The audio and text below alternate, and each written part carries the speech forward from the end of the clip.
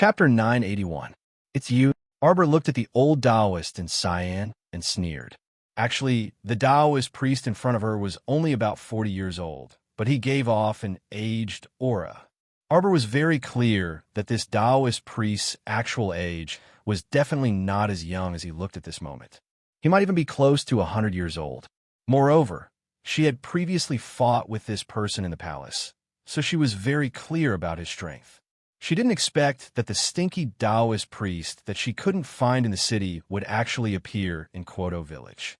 Although Arbor was baffled, she reacted extremely quickly. Without waiting for the old Taoist priest to retreat, she took advantage of him, the ferrule in her hand gliding with an ink-colored light, heading straight for the old Taoist priest's neck. A line of fire suddenly shot toward the old Taoist priest. Qing Wan raised her sword and sent out an icy wind, stabbing over as well. However, it was blocked halfway by an eagle-faced ferocious beast. The eagle-faced ferocious beast was very ugly. It was born with 2 pairs of wings, one long and one short. The short pair of wings were like crippled wings that hadn't fully developed, and they were very ugly when curled up in front of its chest.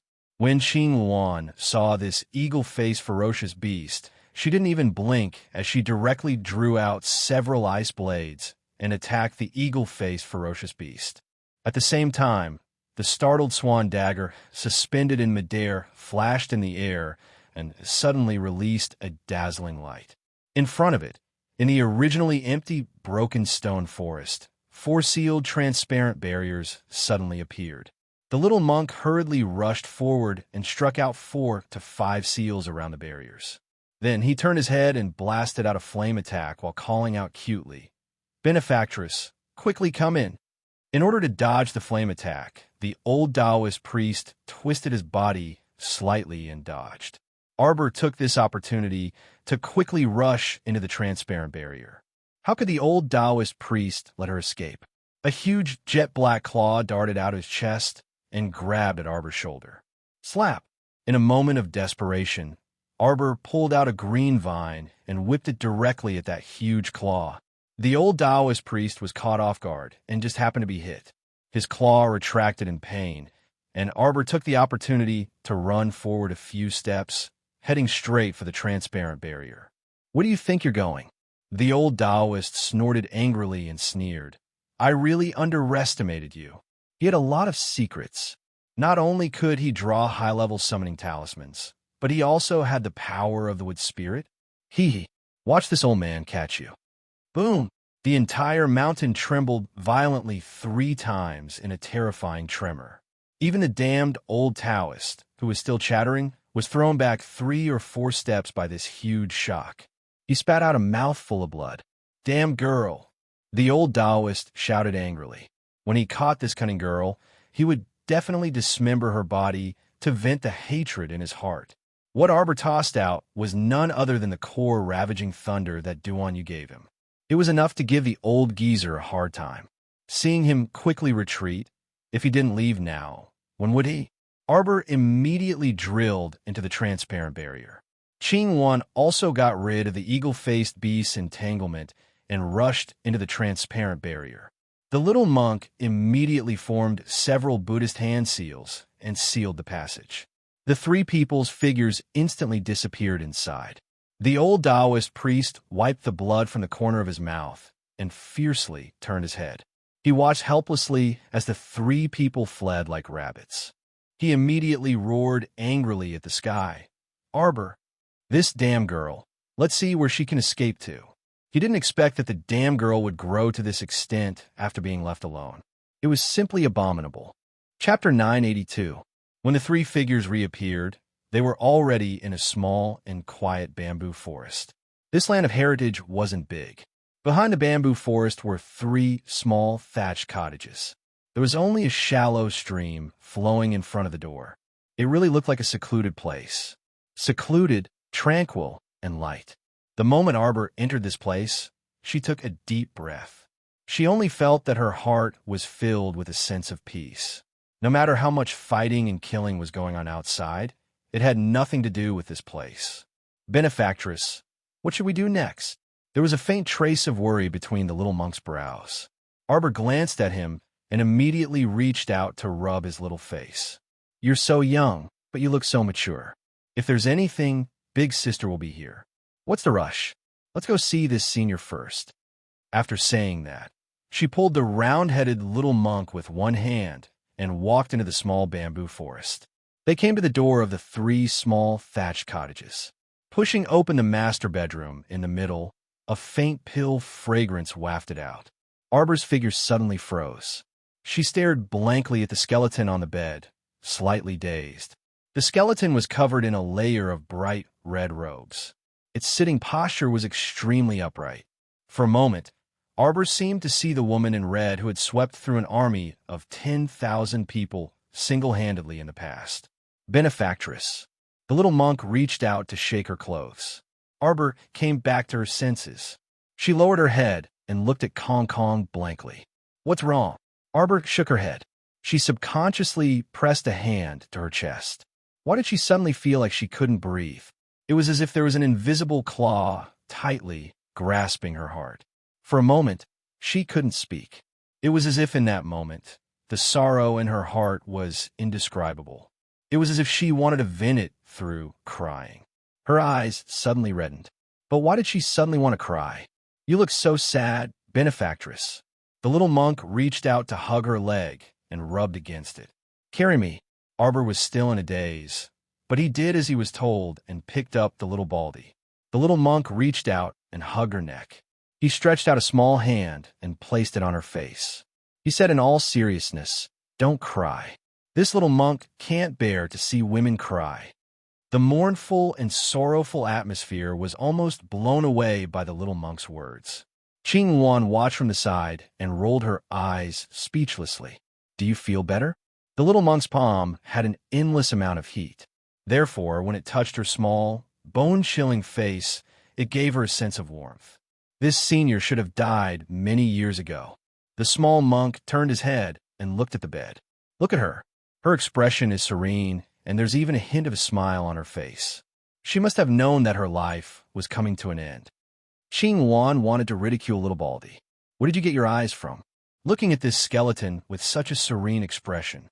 Everyone will reach this step, unless you can jump out of the heaven's will and ignore the heavenly Tao. "Benefactress, don't be sad." The little monk comforted her in a childish voice. "Let's go up and see what kind of good inheritance this senior left for you. Since senior opened the cave and let us in, she must have left something for you." Qing Wan nodded. "Master, don't be sad. Let's go and take a look." Arbor's eyes reddened. Actually, she also couldn't understand herself. It wasn't the first time she faced death. Why would her emotions fluctuate? Chapter 983. Indeed, after so many years, hadn't she already seen too much life and death? Why did she have such a change in her emotions when facing a stranger? She put down the little monk and walked forward. She picked up a yellowed letter placed beside the skeleton and opened it. Arbor read it line by line. "My disciple, Master doesn't know your name, so I'll call you this for now. You being able to step into this secret inheritance realm is a fortuitous opportunity. It's the fate of master and disciple that we have. If you want to inherit my mantle, kneel down and kowtow 3 times to master." Arbor immediately put down the letter and knelt in front of the skeleton. Her eyes reddened slightly as she lowered her head and kowtowed 3 times to this senior extremely respectfully. She then picked up the letter and continued reading. "Master's name is Long Chuyan. I'm an experienced pill refiner. You don't need to know who I am. Take away the space ring on Master's left hand. Inside is the inheritance that Master left for you. In addition, in the pill room on the left, there are pills that Master has refined for many years. In the grass hut on the right, there are medicinal herbs that Master has nurtured for many years. Take all of them. Master doesn't have any more requests for you. Master only hopes that you can treat merfolk well on account of our relationship as master and disciple." The letter stopped here. As expected, Master didn't have any requests for her. Master only hoped that she could treat merfolk well when she encountered them in the future. But this wasn't a request at all. Arbor only felt stuffy. There were too many doubts and things that he wanted to know. For example, why was Master hunted down by Shuntian Prefecture back then? And why did she die in this secret realm? He almost couldn't suppress the sorrow in his heart again. Long Qian didn't insist that the disciple take revenge on behalf of the master like other people did. She didn't mention the name of her enemy at all. She didn't even mention Shuntian Prefecture. When she took off the lustrous white ring on Long Qian's skeleton and held it in her hand, she seemed to be able to feel a faint energy fluctuation. Space rings basically couldn't be seen in the lower star domain. Everyone knew that mystic cultivators had inner worlds, but it was another matter whether they could open one or not. Other than that, if he wanted to store things conveniently, he could only rely on the storage cabinets created by artificers. Storage cabinets were placed in various large cities to facilitate the storage of items. Naturally, a certain amount of profound stones was required as storage fees. Moreover, a small storage space usually required a lot of magnetite. Therefore, people who weren't especially rich wouldn't do something so extravagant. Don't even think about those villages and towns. They don't even have lockers. Therefore, this storage cabinet was expensive and inconvenient to use. As for the storage talismans made by Arbor, they were hard to come by even on the black market. Naturally, he wouldn't even think about it. A spatial ring was something that most people in the lower star domain had never heard of. It could be seen that her teacher's identity was very special. Unfortunately, she didn't say anything, so Arbor could only put away Long Qian's letter in confusion. He got up and walked to the grass hut next to him. Her master had said that he had left something for her in the 2 thatched cottages. Arbor sighed softly, feeling suffocated. Why won't the teacher tell us who her enemy is? Senior Long is a person of great wisdom, the little monk muttered to himself. Xiao Mu blinked, and a dark glint flashed through her eyes. Chapter 984. If teacher asked her to get rid of the people from Shuntian Manor, she would be very happy. Qing Wan nodded. Perhaps this senior doesn't want her disciple, whom she has never met, to be in danger. Arbor got up and walked towards a straw hut on the left. On the other side, Mo Yin went to the Empress Dowager's longevity palace to pay his respects to his grandmother. The Empress Dowager affectionately pulled his hand to sit down and looked at him kindly. My good grandson, let grandmother take a good look at you. Aren't you a little thin? It's all father's fault, throwing a bunch of trivial matters to grandson all day long. Grandson is so busy that I'm thin. Emolian didn't hesitate to dig a hole for his father. The great king, who was originally sitting at the side, almost jumped up from his stool when he heard that. The Empress Dowager couldn't help but chuckle. She turned around and glared at the great king. Great king, the crown prince is busy with his marriage after all. Don't give him too many things to do during this period of time. Biased. Blatant favoritism. He's the crown prince of a country. What's there to be busy with about his marriage? It's just a matter of a word. The great king couldn't help but look at his mother with a slightly sour nose. He didn't dare to refute and nodded his head, son knows. Prince Mo immediately acted obedient to his grandmother. Grandmother, you still love your grandson dearly. The Empress Dowager laughed and turned to look at him. She asked with a smile, where's your little wife? Quickly let grandmother see her. The little girl that my grandson has taken a fancy to must be the best. Speaking of this, Prince Mo felt a little stifled. He coughed lightly and said, In 2 days, grandmother. What's wrong? The Empress Dowager couldn't help but be curious when she saw him hemming and hawing. Then she said, Oh, that's right. I heard that your wife was slightly injured after the competition 2 days ago. Then let her rest for a few more days. Grandmother isn't in a hurry. Prince Mo hesitated for a moment. Maybe my wife won't be able to come to the palace for a while. Empress Zhao, who was holding a teacup, trembled and almost spilled the tea on the floor. She glared at her son with her beautiful eyes. What's wrong? The Empress Dowager hurriedly asked. Could it be that someone has wronged my granddaughter-in-law? That's right. She's really been wronged. Prince Mo hurriedly said, Grandmother, you must support your granddaughter-in-law. Of course. The Empress Dowager hurriedly nodded and said, How can the child that my grandson likes not be good? Don't worry. If you have any grievances, just tell me. Grandma will take care of it for you." The great king bitterly made a sullen expression.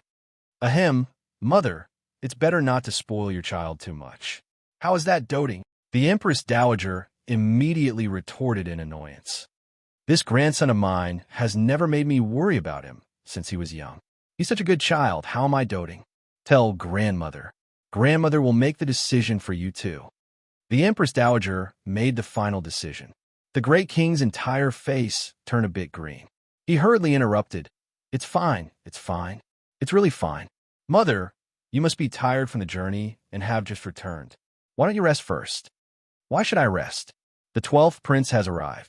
When Empress Zhao heard that her youngest son had arrived, her eyes immediately sharpened. "Greetings to grandmother, father, mother, eldest brother." That brat Mou's voice could be heard even before he arrived.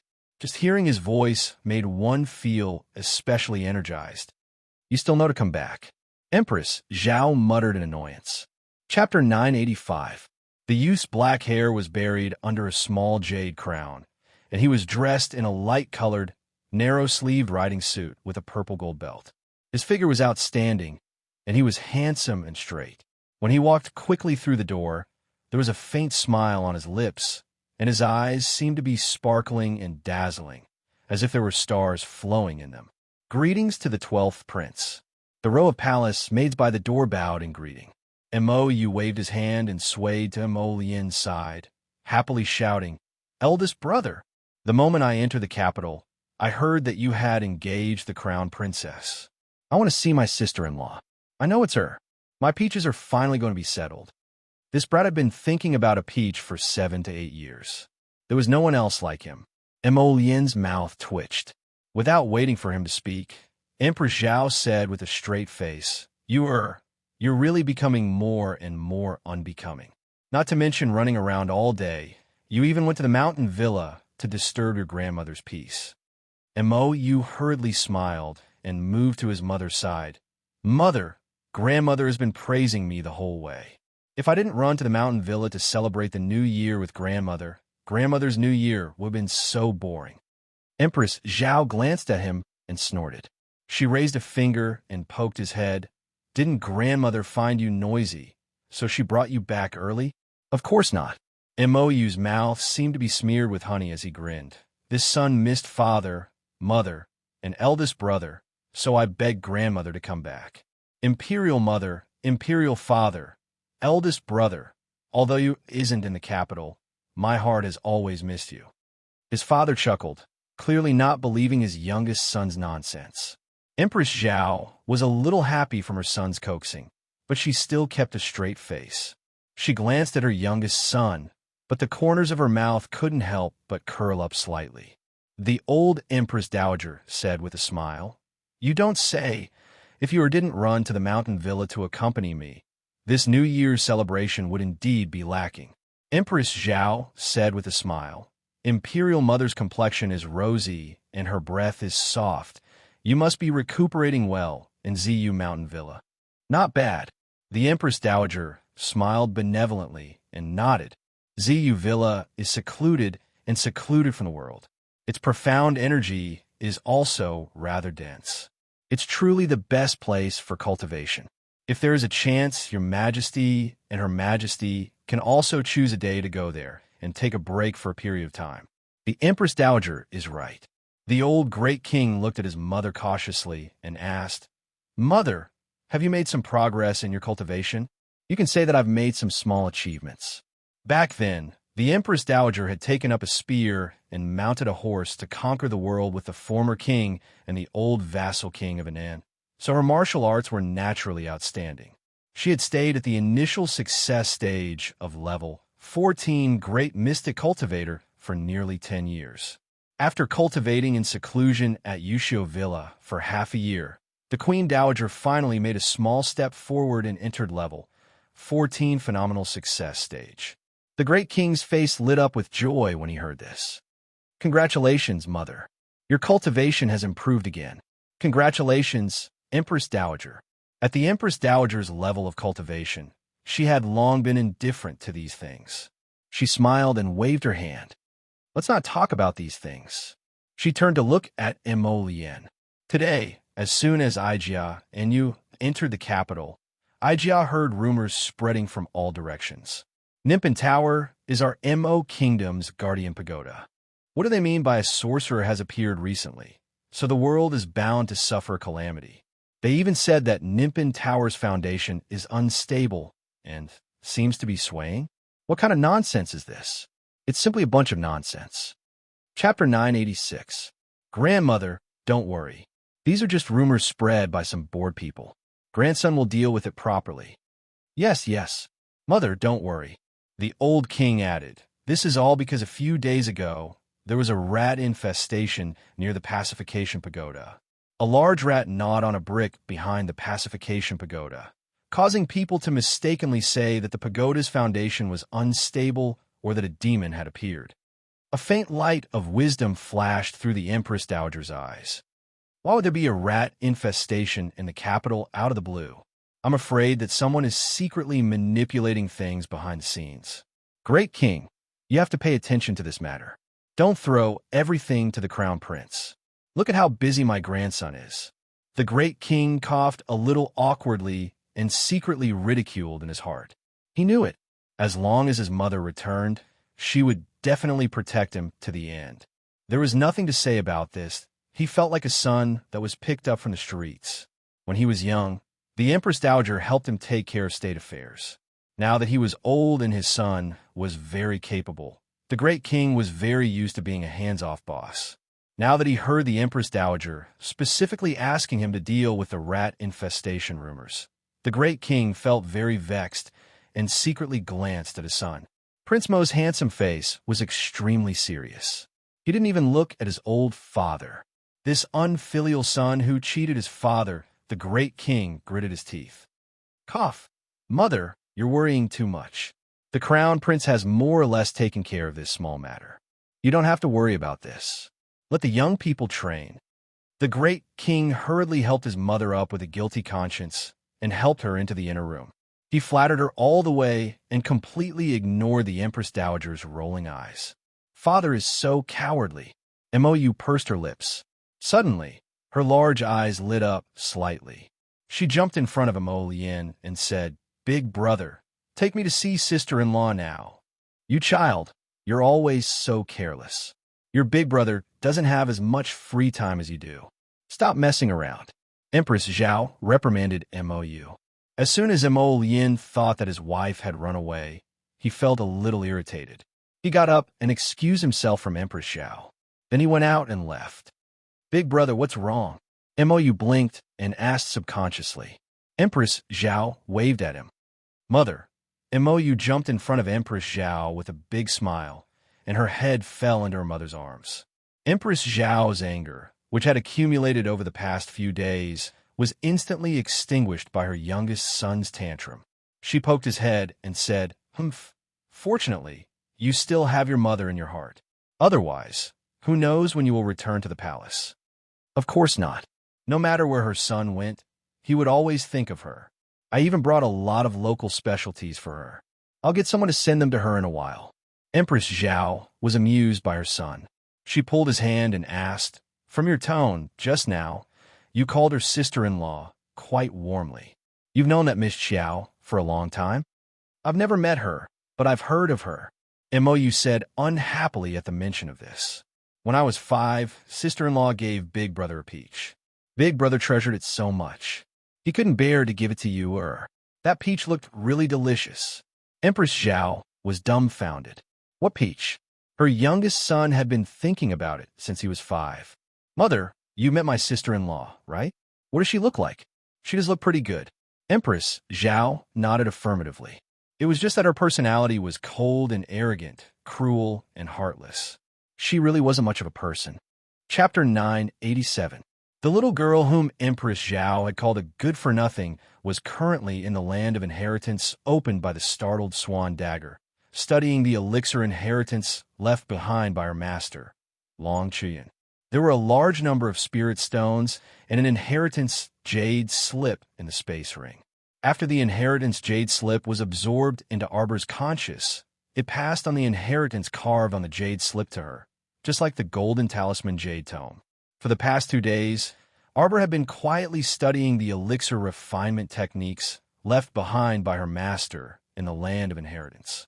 The knowledge about elixirs that Long Chuyun had sorted out was very systematic and comprehensive, starting from the basics to the basics and easy to understand. Xiuqiu had said that she had memorized countless medical classics and the holy scroll of 10,000 poisons, but many of the knowledge points were not connected with the elixir prescriptions in medicine here. For example, the name of the medicinal herbs. She remembered one name in her mind, but in reality, it could be called by another name here. In this way, it was a little confusing. Previously, she was not too sure, but now that she thought about it, the reason why she had such a complex and terrifying foundation in medicine was probably because she had learned from her master when she was in soul form. She had probably learned a lot when she was in soul form. The Golden Talisman Jade Tome might also have something to do with it. Now that she had inherited Master Long Chuyun's elixir inheritance, she could compare the two and make a judgment if she had any questions. It would be convenient for her to cultivate medicinal herbs and make elixirs in the future. Although she could make an accurate judgment based on the characteristics, shape, size, and so on of the medicinal herbs, the names of the herbs here were different. After all, the names of the medicinal herbs here were different for what she had learned in the past. It was indeed a little troublesome to apply them. After Arbor had carefully sorted out Long Chuyun's inheritance and compared 80 to 90% of it, she put it aside for the time being. She had promised Mo Yin that she would return within 3 days. If she returned late, that person would probably be anxious. She went to the elixir room on the left and looked at the rows of elixir bottles on the shelves.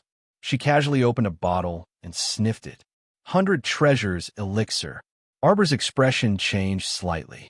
This was a type of elixir that could regulate the body's qi and blood. It was hard to get even with money. Ordinary people could extend their lives if they took it. Life-prolonging elixir. Level 12 Mystic Breakthrough Pill. Arbor muttered to himself as he tidied up the small medicine bottles on the shelf. His intuition told him that this Master Long Chuyun was definitely a nouveau riche.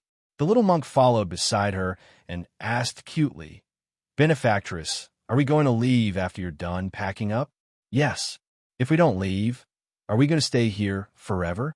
Arbor put all the bottles into the interspatial ring that his teacher had given him and touched the white ring on his finger. "But that old Taoist priest is eyeing you like a tiger watching its prey," the little monk said with a worried expression. "Benefactress, you make people worry too much." Arbor couldn't help but twitch his mouth. He raised his hand and patted little Baldy's head. "You look so old. You're only 4, not 40. After the new year, he's already 5 years old." The little monk immediately corrected her. His face was filled with a solemn expression that said, "I'm no longer a child." Arbor found it funny. After tidying up the elixirs here, she pulled his little hand and walked towards the thatched hut on the right. Pushing open the door of the thatched hut on the right, a burst of medicinal fragrance wafted out. Arbor stood at the door and looked at the large herb garden in front of her. Chapter 988. She took a step back and exited the door to take a look. It was a shabby straw hut. After walking through the door, it was as if she had entered a strange herb garden. Patches of spirit herbs and exotic flowers were in full bloom. This time, Arbor was in a bit of a dilemma. This herb garden was at least 20 mu of land. With her strength alone, how long would it take for her to finish digging up all these spirit flowers and herbs? And the problem was, where should she store them? Some of these herbs had been removed from the soil and could not be stored for long. They would wither after a while. If that was really the case, then wouldn't it be a waste of effort for her to dig them out with no place to store them? If only the little tree was awake. At this moment, Xiao Mu missed Xiuqiu from the bottom of her heart. It was a pity that Xiuqiu was still in seclusion and did not move at all. Arbor heaved a long sigh of relief and sat down cross-legged, attempting to refine the mystic energy in this mystic realm. Since she was going to leave, then she should not waste the mystic energy here. She wondered if she could refine this mystic realm without relying on Xiuqiu. If only she could refine it successfully like she did in the paradise. These herbs could be temporarily kept here. When Xiuqiu woke up, she could transplant them into the herb garden in the paradise. With this thought, Arbor had already sealed off her 5 senses and silently entered the state of refining mystic energy. The little monk and Qing Wan squatted on her left and right and watched her. Big brother Qing Wan, benefactress, can't be thinking of directly refining this mystic realm of inheritance, right? Qing Wan glanced at him and could not help but raise her brows slightly. Little monk, you know quite a lot. Of course, this little monk can be considered someone who is familiar with thousands of sutras. I also know a little about various famous people and anecdotes in the pugilistic world, the little monk said calmly. Qing Wan instantly did not want to talk to him anymore. This child was not cute at all. She felt that he was so intelligent that he could surpass an adult. He was simply too precocious.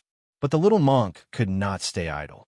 Big brother Qing Wan, do you think benefactress will succeed? Of course. You have so much confidence in her. She's master. Of course, I have full confidence in her. Qing Wan glanced at him angrily, retracted her gaze, and silently guarded Arbor. What about the old Taoist outside? The little monk frowned and said, I can guarantee that he is still outside waiting for us to walk right into his trap. Qing Wan was silent. The little monk cutely said, I've heard Master talk about it before. If you crush a refined secret realm, even a spirit realm great spirit master might not be able to deal with the energy generated. That old Taoist cultivation is probably suppressed to around the 15th level of profound strength. It definitely won't be able to withstand the explosion of the secret realm. Qing Wan stared dumbfoundedly at the cute little monk with red lips and white teeth. Aren't you supposed to be a benevolent monk? What are you talking about now? Are you instigating murder? Why was he able to understand them when they were separated, but when they were pieced together, he couldn't understand anything? The little monk was still as calm as before. He blinked and looked at Qing Wan. Why do you look so surprised? He was just stating the truth. With just the 3 of them, it would be difficult enough to deal with the old Taoist alone. Unfortunately, the old Taoist had an eagle-faced, ferocious beast by his side. As he spoke, the entire secret realm of inheritance trembled slightly. The little monk suddenly stood up. Qing Wan also jumped up. It's going to collapse. Chapter 989. This land of inheritance was not even 1/10 the size of the previous land of Peach Blossom. So the mystic energy it contained was naturally incomparable to that of the land of Peach Blossom. Arbor opened her inner vision and could see the endless mystic energy from all directions pouring into her Dantian star field, where it was ultimately all absorbed by the sapling. Arbor's heart jolted. Perhaps, even if the sapling had entered a deep sleep, it could still instinctively absorb the mystic energy from the outside world and refine the secret realm. As expected, as time went by, 80 to 90% of the mystic energy in the entire land of inheritance fell into the sapling's stomach. In the midst of the tremors, the land of inheritance collapsed bit by bit. Having experienced the refinement of the land of Peach Blossom and the collapse of the secret realm, Arbor was not worried at all. After opening her eyes, she grabbed the little monk with one hand, and the 3 figures instantly disappeared into the slowly collapsing secret realm. A lustrous white bead appeared in Xiao Mu's hand.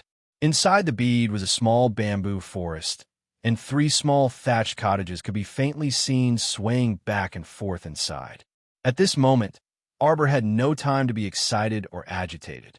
She first put away the heart of the land of inheritance in her hand and directly put it into her inner world. At the same time, she took out a startled swan dagger. With a turn of the dagger, she directly swiped it in a direction in the air. The old Taoist's outer robe was cut open by Arbor's sharp dagger, and he glared at her with sharp eyes. Without another word, Qing Wan immediately spread its wings and swiftly picked up its little master, flinging her and the little monk onto its back. With a shriek, it rushed into the heavens and swiftly fled the scene. The old Taoist simply did not expect that this little fellow Arbor would actually escape on Qing Wan without another word. He was so angry that his nose was crooked. He had circled around this mountain forest for nearly 3 days. In the end, He did not dare to go too far from this place, so he had been waiting at the secret realm where the three of them had disappeared. In the end, he had indeed waited for them to come out, but he did not expect that the three of them would be so wretched. They actually fled without a word the moment they came out. Was this something a great talisman practitioner and great mystic cultivator could do? It was simply outrageous. The old Taoist aggressively stepped on his eagle-faced ferocious beast and commanded it to give chase. Damn, Arbor. Let's see where you can escape to. A fierce glint flashed through the old Taoist's eyes as he berated the eagle-faced ferocious beast to chase the three people in front. Both his hands slightly raised, accumulating mystic energy in his body. His entire body began to swell up like a bloated ball. His entire body was filled with terrifying power. His green Taoist robe fluttered in the fierce wind. Standing on Qingluan's back, Xiaomu naturally saw the old Taoist's menacing pursuit. She unhurriedly opened up an eggshell defensive barrier and coldly looked back at the stinky Taoist who was chasing after her. Waves of ferocious, profound energy rose from his entire body as tiny streams of water flowed out from his palms. Subsequently, they condensed into strings of sparkling ice crystals. In an instant, the ice crystals turned into hexagonal snowflakes, which she abruptly raised her hand and swiftly charged toward the old Taoist. The old Taoist saw that she was very cowardly and ran away the moment she left the secret realm, so he thought that she did not dare to fight him. Who would have expected that she would actually dot attack? Looking at the ferocious snowflakes flying toward him with a whoosh. They directly hit his green Taoist robe. The old Taoist roared. Chapter 990. The muscles under his outer robe bulged, and this old Taoist instantly circulated his level 15 cultivation, releasing his mystic energy outward. It collided with a handful of snowflakes that Arbor darted toward him. After several slashes, the old Taoist's eyes widened in disbelief as he stared at his outer robe that had been cut open. Even his arms under his outer robe were actually sliced open by the snowflakes, and blood flowed down. He was actually injured by a mere level 12 mystic cultivator in a single exchange. Arbor didn't say a word. Her combat habit was that she absolutely wouldn't waste words with you once she started fighting. Her fingers moved slightly as she guided several talismans, and more than a dozen high-level attack talismans flew toward the old Taoist's face as if they didn't cost anything. At the same time, under Arbor's command, Qingluan turned around and flew toward that eagle-faced beast. She spat out an icy wind and snow rain at the eagle-faced beast's head. On the side, the little monk silently formed several Buddhist seals. At this time, Qingluan and Arbor couldn't care less about him. One flew toward the eagle-faced beast to attack. The other instantly left Qingluan's back, activated the defensive barrier, and rushed to the old Taoist with several large strides in the air. The old Taoist was simply flabbergasted. Didn't this damn lass run away just now? He thought she was scared, but what was going on with her turning around and charging here without any regard for her life? How could she know that Arbor didn't want him to see her put away the heart of the inheritance secret realm and cause unnecessary trouble? That was why she wanted to leave this place and return to the capital as soon as she came out. Moreover, she had promised Mo Lien to return to the capital within 3 days. Now that 3 days had passed, if she still didn't return, she would definitely be nagged by her family nonstop. She couldn't be bothered with this damn old Taoist, but in the end, she saw that the old Taoist was following behind her like a fly that she couldn't shake off. Her anger rose as well. What? Could it be that she was afraid of this damn old Taoist? Let's fight then. Let's see who would have the last laugh. She really hadn't been afraid of anyone after being reborn for so long. Did he really think that she couldn't kill him? 7 or 8 years ago, he dared to challenge a group of heroes by himself. How could he be afraid of a mere Taoist now? What a joke. What the little monk said was both right and wrong. The combined cultivation of the three of them was indeed inferior to the old Taoist and the eagle-faced beast. But could it be that this was all she could bring out? Other than her cultivation, she also had all kinds of divine weapons and spiritual treasures. Her actual combat ability really couldn't be judged by her cultivation level. Arbor had already jumped in front of the old Taoist priest. Suddenly, he turned a black ring on his hand. They were very close, and the old Taoist priest saw her movements clearly. For some reason, his eyelids twitched. Arbor let out an almost cold and flat laugh. He suddenly raised his hand and opened the Imperial Thunder Barrier, trapping the old Taoist and the eagle-faced beast. The man and the beast were suddenly enveloped in a translucent light shield, and their expressions were somewhat dumbfounded for a moment. "Spirit weapon." The little monk cheered, and his cute voice hurriedly said, "Benefactress, since you have a spirit weapon in hand, why didn't you take it out earlier?" Master was too lazy to pay attention to him in the first place. Qing Wan snorted and said, "It was he who insisted on coming to court death." The old Taoist priest and the eagle-faced beast, who were being bombarded by bolts of lightning in the Imperial Thunder Barrier, roared angrily. The old Taoist priest's eyes were extremely vicious. He glared at Arbor through the translucent barrier. "You think you've won?" Chapter 991. The defensive Thunder Barrier formed a small spiritual domain of its own, caging the old Taoist and the eagle-faced beast inside. Arbor had no intention of paying any attention to the old Taoist through the translucent defensive Thunder Barrier. After sending a strand of mystic energy inside, the defensive Thunder Barrier was filled with the violent power of lightning, and it directly struck the old Taoist and the eagle-faced beast with a series of crackling sounds. A hint of shock flashed through the old Taoist's vicious eyes. This spiritual weapon is so powerful, but where did it come from? He truly didn't know that this little girl had unwittingly grown to this extent in a few short years. If he had known, he would have directly killed her back then instead of allowing her to grow. That anger flashed through the old Taoist's eyes. It was his fault for being careless. A level 12 mystic cultivator with the ability of an advanced great talisman practitioner, with a divine beast Qingwan, spiritual weapons, and magic treasures, and even possibly comprehended the wood spirit's origin. Was this possible? Although it was very surprising that she successfully triggered her mystic meridians at the age of 7. What future could she have in a small place like the Lower Star Domain and in a lousy village like Kwoto Village that lacked mystic energy? It would already be pretty good if she could become a level 4 or level 5 mystic cultivator at most 10 years later, okay? But in these 7 to 8 years, the damn girl actually grew to become a level 12 mystic cultivator. It had to be said that he was completely surprised. What exactly was the reason? She was merely an ordinary village girl. He wouldn't believe that she didn't have a great opportunity, even if he was beaten to death. The old Taoist's face darkened.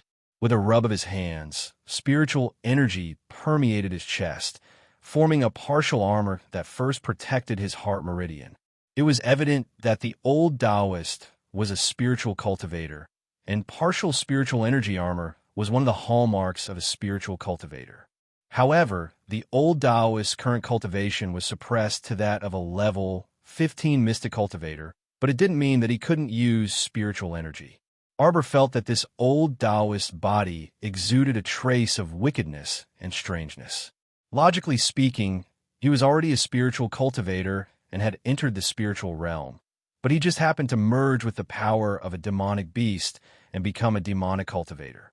Just like how Commandery Princess Huiyin didn't hesitate to merge with the power of a demonic plant and ultimately turned her body into a withered cocoon, the old Taoist in front of him merged with a demonic beast and formed a beast claw on his chest.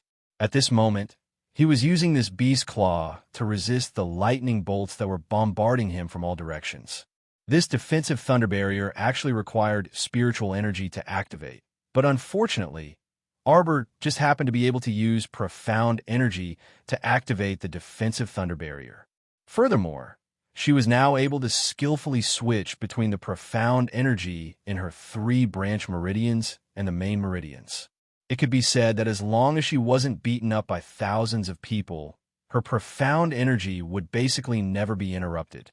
The profound energy that was channeled into the defensive thunder barrier sword, and the lightning inside the small spirit domain was released in a dense, interweaving manner.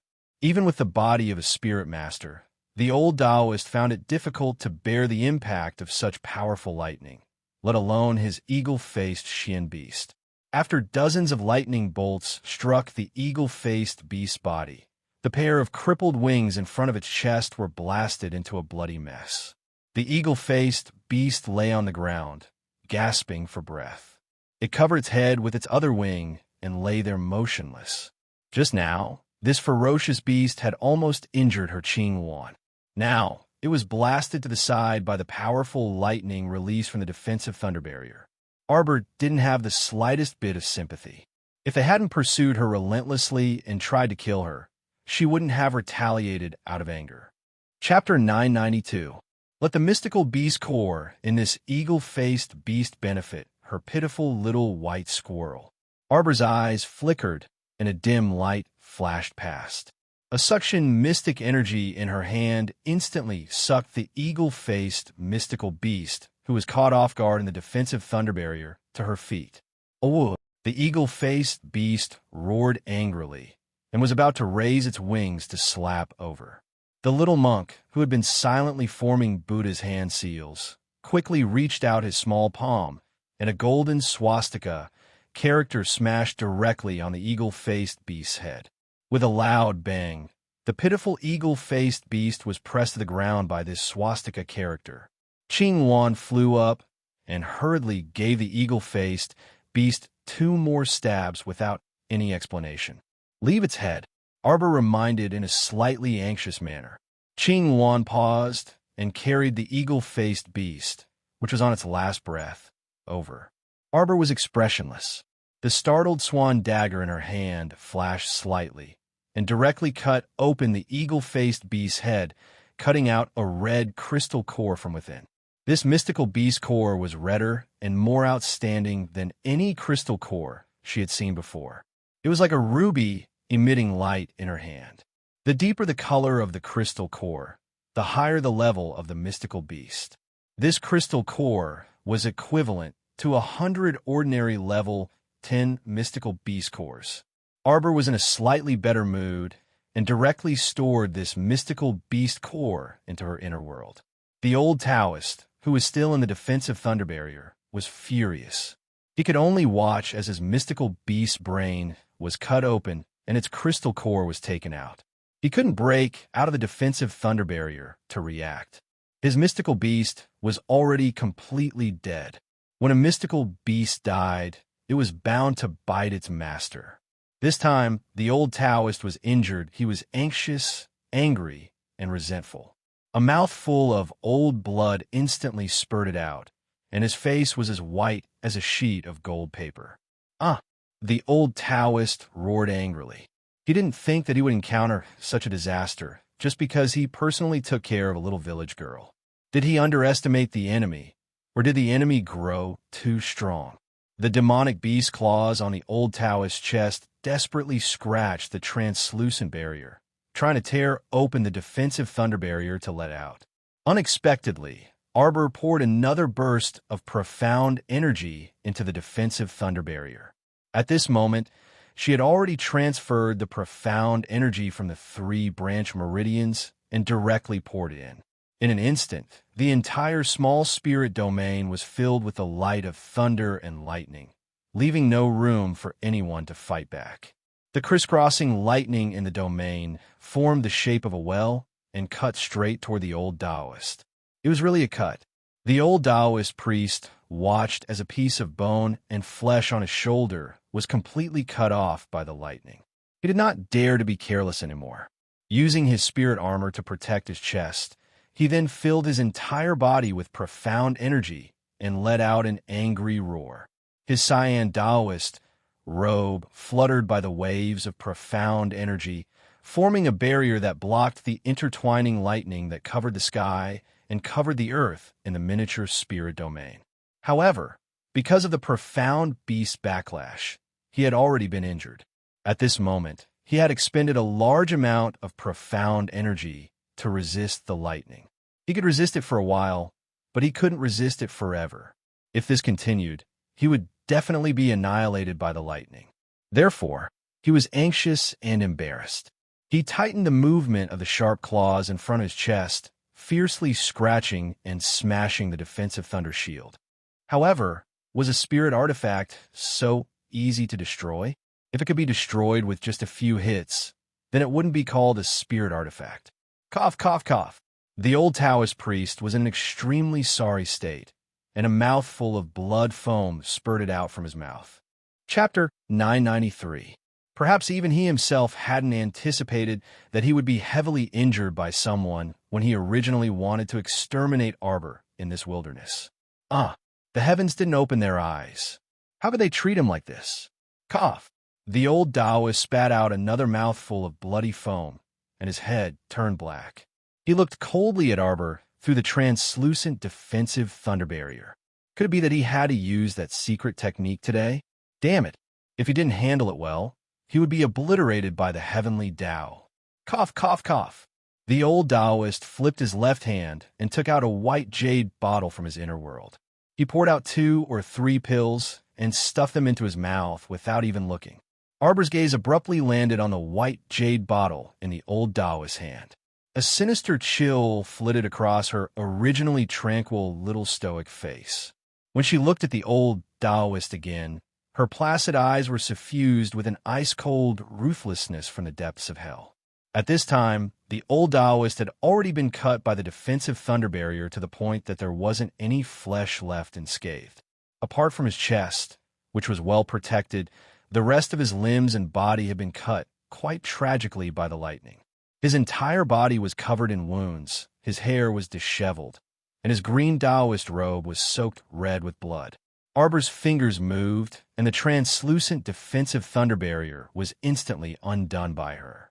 She moved again, and a long green vine appeared between her fingers, which she flung toward the old Taoist with a swish. This time, the old Taoist reckoned that even if he didn't die, he would lose half his life. How would he dare to take it head-on? He directly rolled on the ground and dodged this vine whip attack.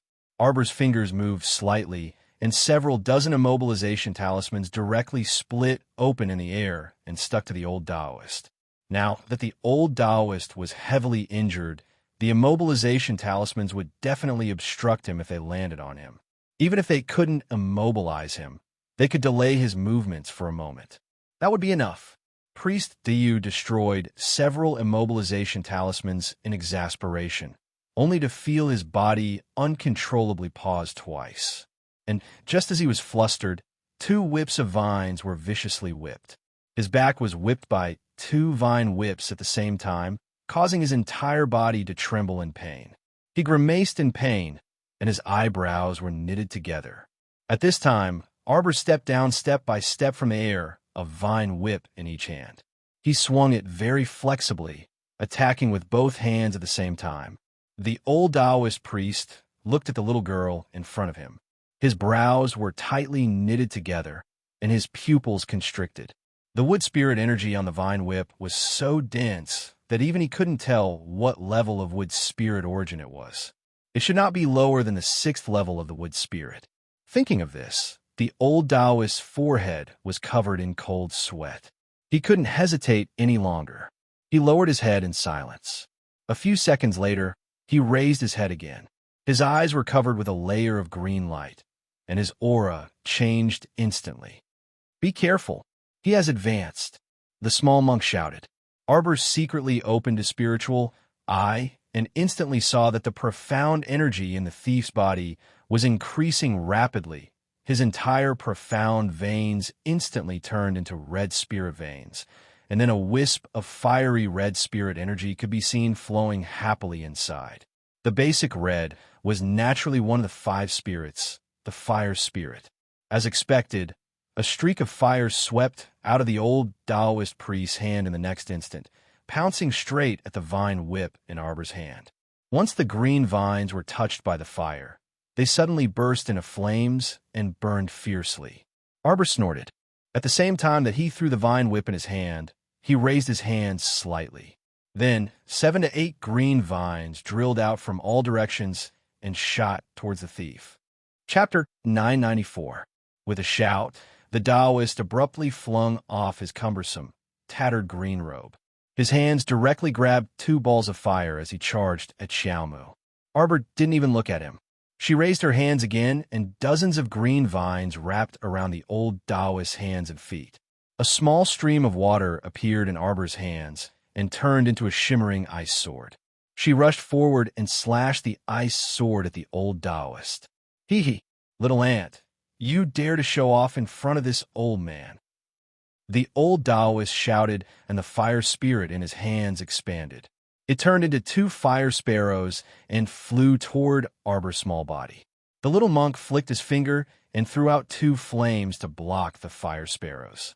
However, the flames were swallowed by the fire sparrows released by the old Taoist. The little monk's cute little face turned pale.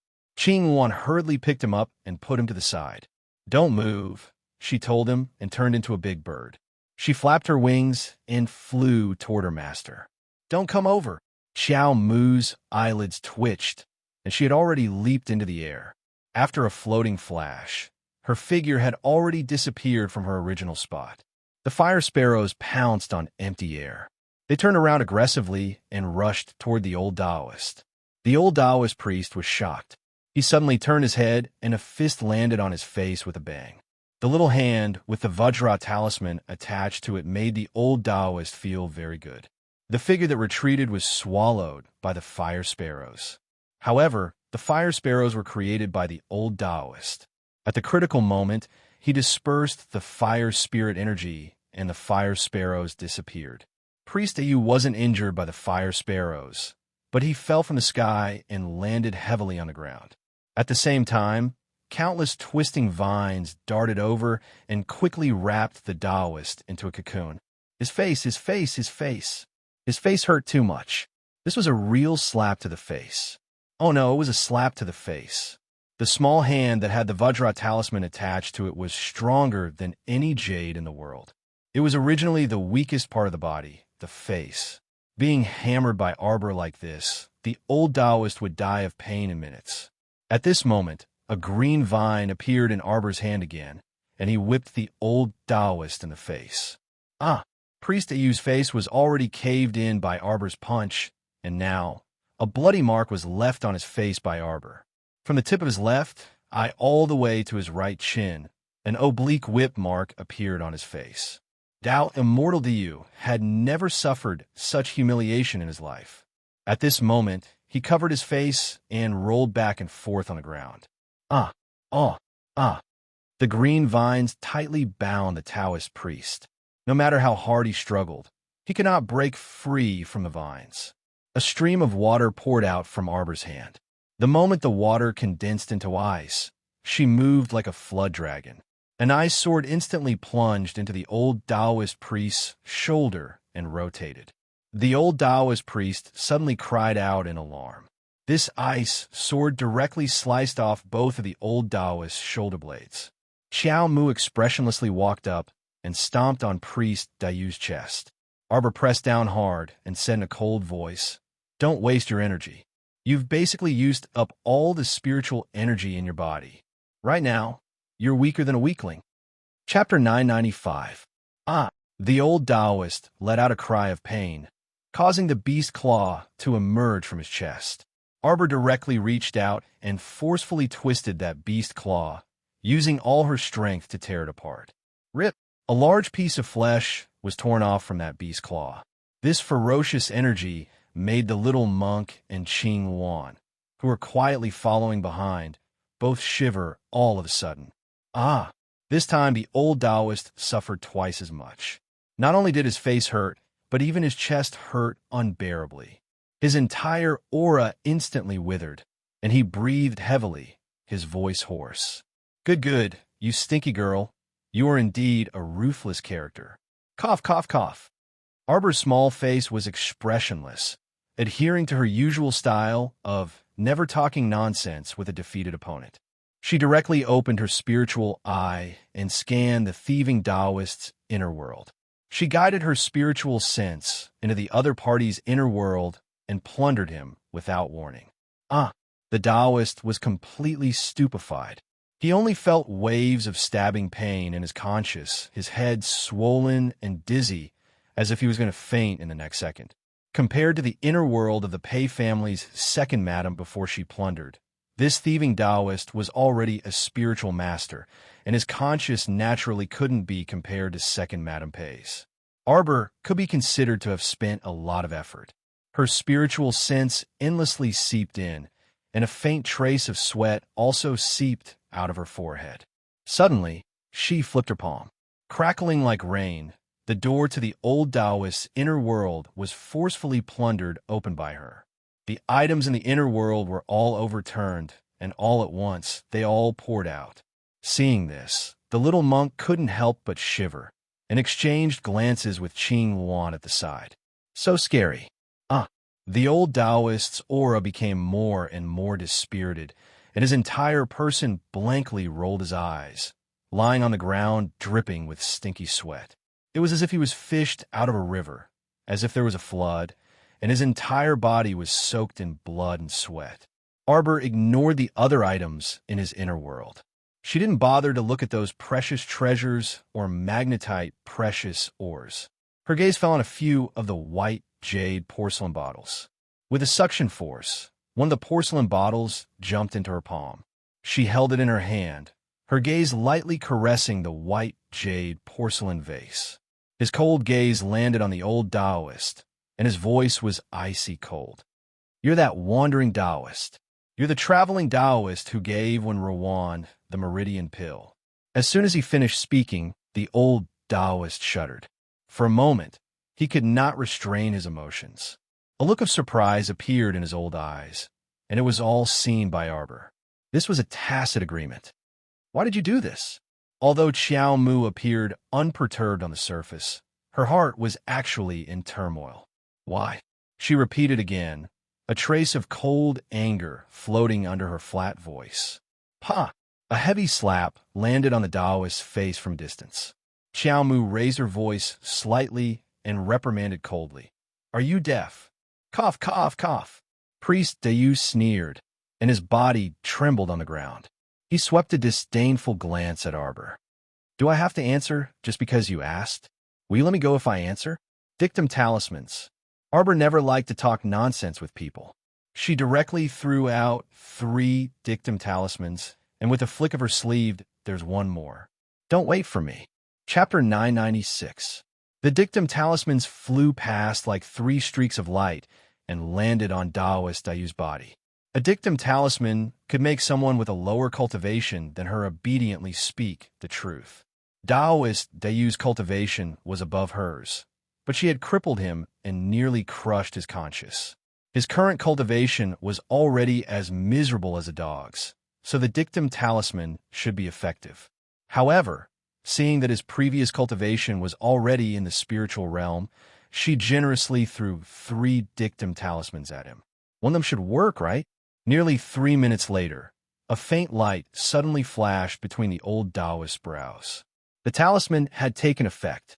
Arbor sighed in relief, but the vine she pulled out didn't relax in the slightest. She had always been a cautious person. Even though she seemed to have the upper hand right now, she definitely wouldn't let her guard down. "Were you the one who gave the meridian pill to Wen Rowan?" "Yes," the old Taoist answered honestly with a slightly dazed gaze. "When did you give it to her?" "When?" 8 years ago." "Why did you do that?" Arbor tightly clenched her fists. Her heart was filled with rage. It was as if something was burning at the bottom of her heart, burning away all her intermittent thoughts that she seemed to have smelled a hint of a terrifying conspiracy. Could it be that when Rowan was instructed by someone to deliberately get close to Father in both her previous and current lives? "Why?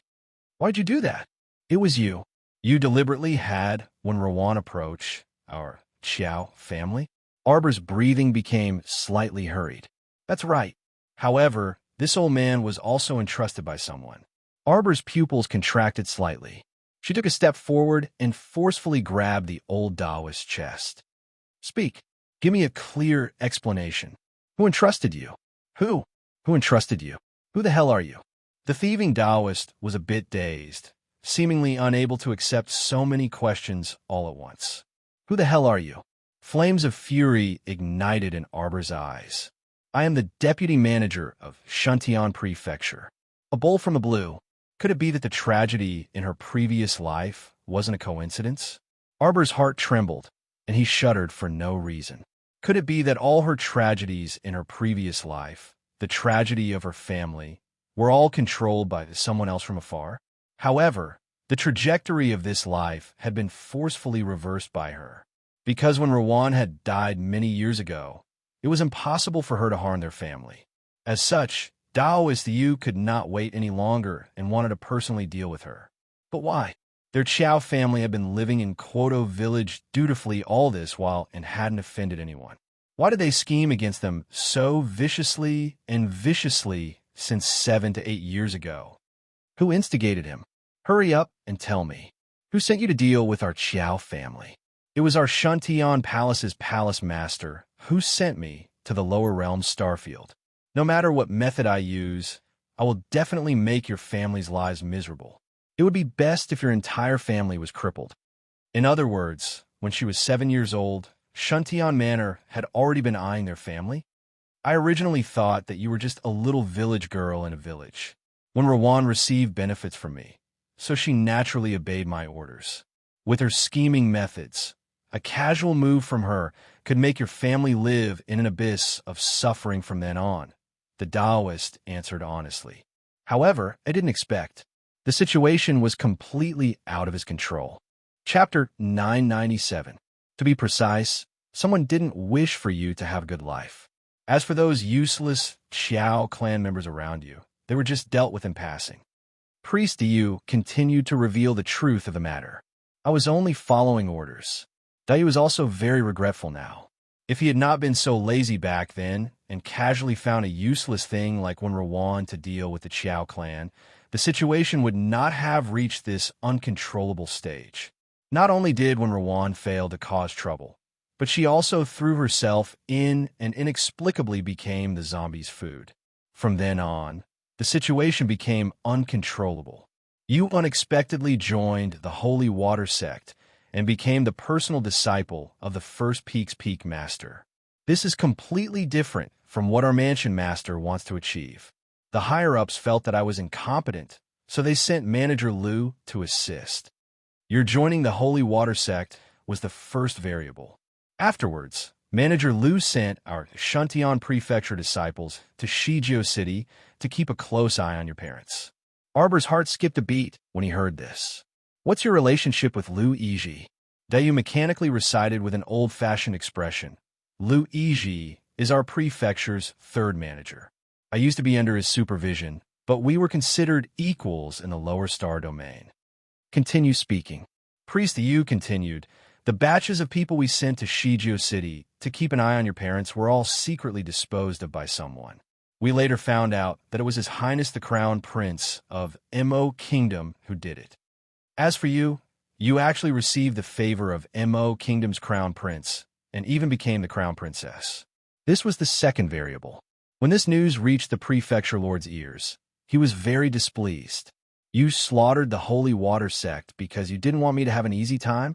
Arbor unconsciously clenched his fists, almost unable to restrain his fury and trembling. Unexpectedly, Priest Dayu shook his head and replied in an old-fashioned tone. That's not it. Liu Yiji accidentally discovered that your Holy Water sect had the existence of sacred water. Liu Yiji wanted to seize the sacred water purely to satisfy his own selfish desires. It was absolutely impossible for him to hand over the sacred water he seized to the prefecture lord. He would even do his best to conceal this matter. Why would he do that? A trace of bewilderment appeared on Arbor's small face. So she was actually a marionette in someone else's hands in her previous life. If others wanted her to live a miserable life, she had to live a miserable life. If others wanted her to live a miserable life, she had to live a miserable life. At this moment, she suddenly realized that her previous life's trajectory was actually carefully planned for her by someone, but her heart was still very confused. Wouldn't that Shantian Prefecture's prefecture lord just directly kill her and be done with it? Why did he have to play such a clumsy game with her? I won't let you have it easy. Moreover, she simply couldn't remember where she had offended this Shantian Prefecture's prefecture lord to the point that he had started scheming against her 7 or 8 years ago.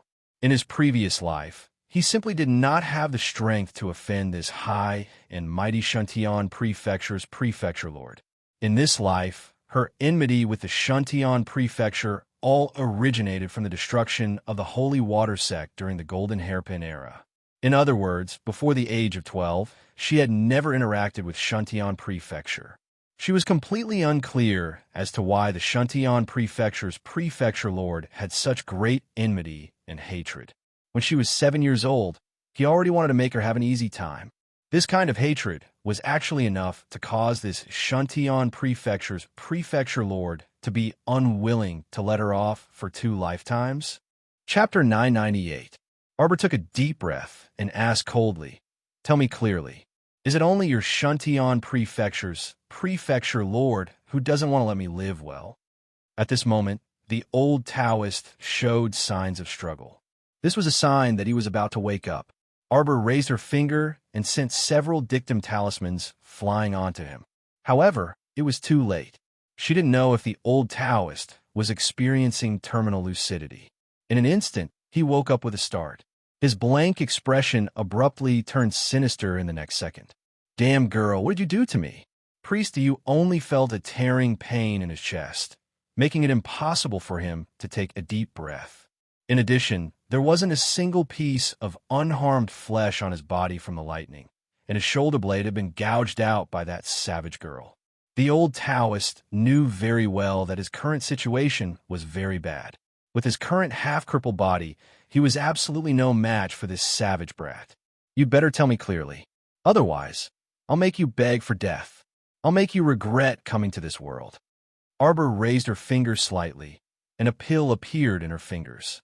This was the latest poison concocted from the 6-yang poisonous flower. Its effect was better than the heat poison in the beautifying pill. After taking it, it could make one's skin blister as if it was scalded. She only needed to use some medicine to keep the old Taoist half alive, and he would experience the feeling of his wounds never healing, of rotting, breaking, and being whole again. Don't worry, she wouldn't let him die so easily. This feeling of dying but not dying, of lingering at death's door, she would let him experience it. The old Taoist's eyes narrowed slightly, and he called out stubbornly, "Didn't you use some tricks just now?" "I've said everything I should say you." A slight ripple suddenly appeared in the air. Arbor was in the state of opening her spiritual eye.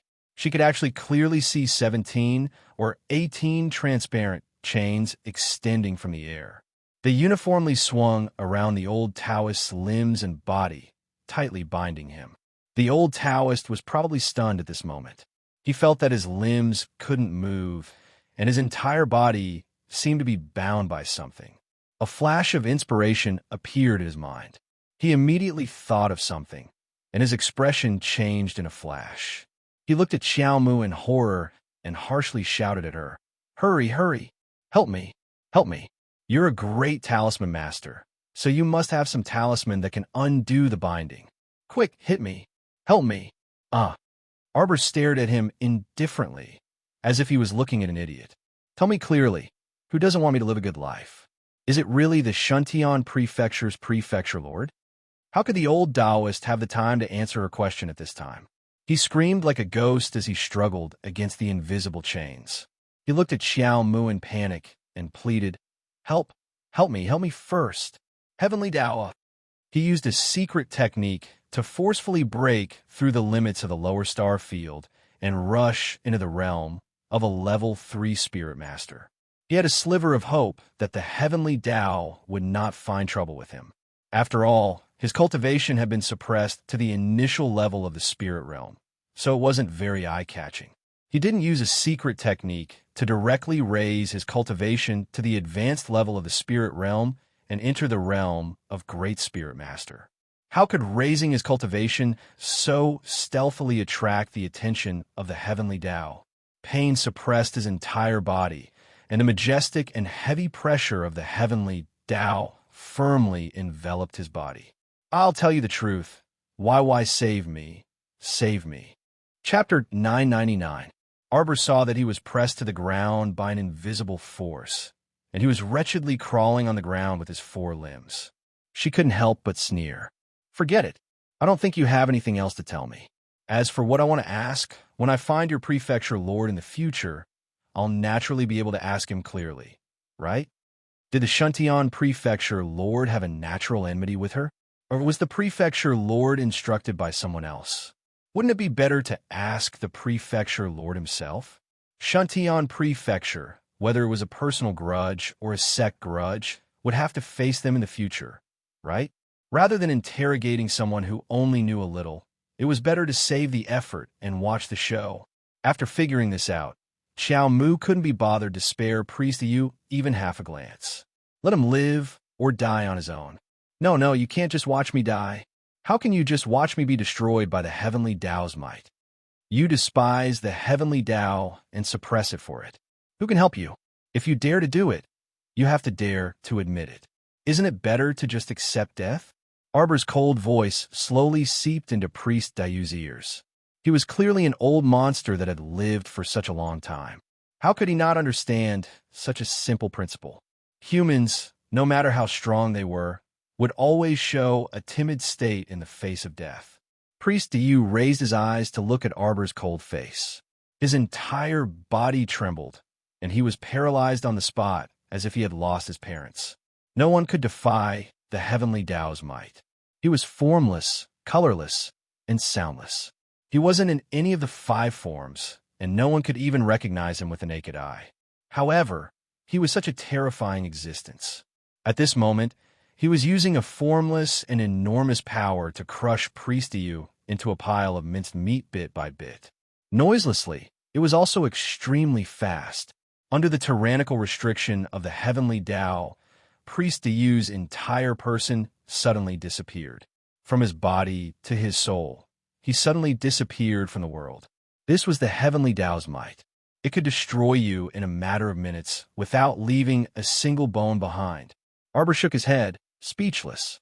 Priest Yu was probably the kind of person who wouldn't seek death if he didn't seek it.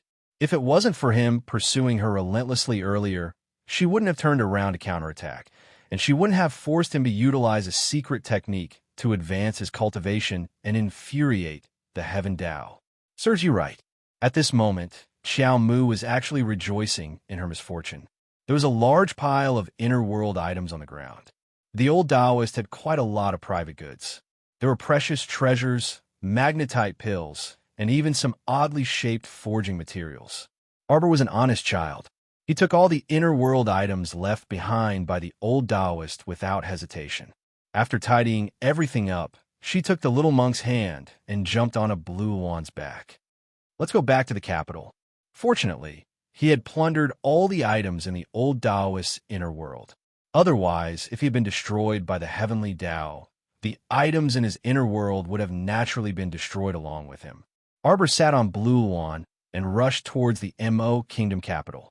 Before he could fly out of the Hulun mountain range, he saw a blazing light from afar, enveloped by an ancient golden dragon, flying toward him at high speed. Presumably, the crown prince couldn't restrain himself after seeing that the 3-day agreement had passed and ran over to find her. Arbor urged Blue Luan to fly over quickly. When green and red converged in the sky, Arbor suddenly jumped up and pounced straight at Mo Lien on the dragon's back. Chapter 1000. Mo Lien reached out and firmly caught her small body that was pouncing over, his figure as immovable as a mountain. The man's light breath drifted over her face. Without waiting for her to speak, he lowered his head and bit her little mouth. Their lips and teeth rubbed against each other as he aggressively pressed down on her repeatedly. It was like he was rushing to be bitten. Arbor was dumbfounded. She instinctively reached out to press against his chest and tilted her little head back slightly. Mo Lien didn't let go of her waist. Instead, he leaned forward with the momentum, practically crushing this little one's waist. This action was actually quite difficult. Moreover, the two of them were in the air and could only hear the whistling of the wind. They didn't even have a protective shield. However, Mo Lien's figure was still standing steadily, not affected in the slightest. Arbor protested in a muffled voice. She used all her strength to finally separate from him and sealed his lips with her little hand. Emolien, listen to me. I'm listening. Emolien pulled down her little hand and looked at her deeply. Arbor was suddenly speechless. What do you think? Cough, cough. Strange. After being interrupted by him just now, she didn't even know what she wanted to say to him. Why aren't you saying anything? Prince Emo reached out and caressed her little face. He looked so gentle, but Arbor inexplicably felt that the person in front of her was unhappy. Why was he unhappy? She had already said goodbye before leaving. All right, I left you a letter. Did you see it? Arbor suddenly reached out and hugged his waist. She buried her face in his chest and rubbed against him. This trip back to Hullen Mountain was actually to find Teacher's mystic realm of inheritance. This trip was quite successful. You've been quite busy these few days, so I thought that I could make a trip alone. Those few words count as a letter for me? Emolien raised his eyebrows and looked at her with a half smile. Arbor rubbed his nose awkwardly. She had only written a letter to explain the situation. Besides, she didn't know how to write a long letter. Emolien held her chin and said, Jojo, you're really good at running away. If I didn't pay attention, I would have let you escape. Arbor blinked. I didn't run. Leaving those 2 or 3 words for me counts as a warning in advance. Emolien looked at her with a grin. The latter shrunk his head and subconsciously leaned back. The man in front of him looked dangerous. That's not just 2 or 3 words. That letter was clearly around 20 words in total, right? Xiaomu muttered softly. Emolien remained silent. She lowered her head and looked at her. Let's go back to the Eastern Palace. When night fell, Xiao Zhongbong and his wife received a message from the Crown Prince. The Crown Princess had been found and would be staying the night in the Eastern Palace. At this moment, the little fellow was sitting in his arms. She grimaced as she held a brush and stared at the dozens of pieces of white paper spread out in front of her. Crown Prince Emo personally grasped her small hand that was holding the brush, teaching her stroke by stroke how to write the so-called leave a letter. First of all, she had to change the way she addressed him. She had to call him husband, or dearest husband, or Lien. She couldn't call him by his full name. Xiaomu felt so bitter. This crown prince, didn't he have a lot of work to do? Why did he have the leisure to hold her and teach her a letter for half a day? Can you write now? The crown prince tilted his head and looked at the little one in his arms with a smile.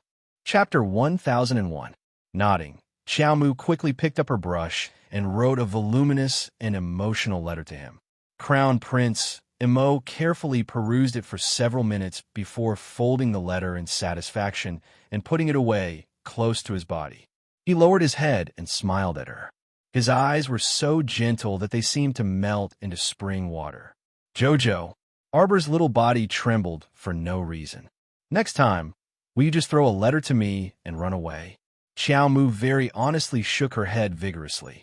I won't. I knew my Jojo was the most obedient. Emolien pinched her little face and carried her to the bed.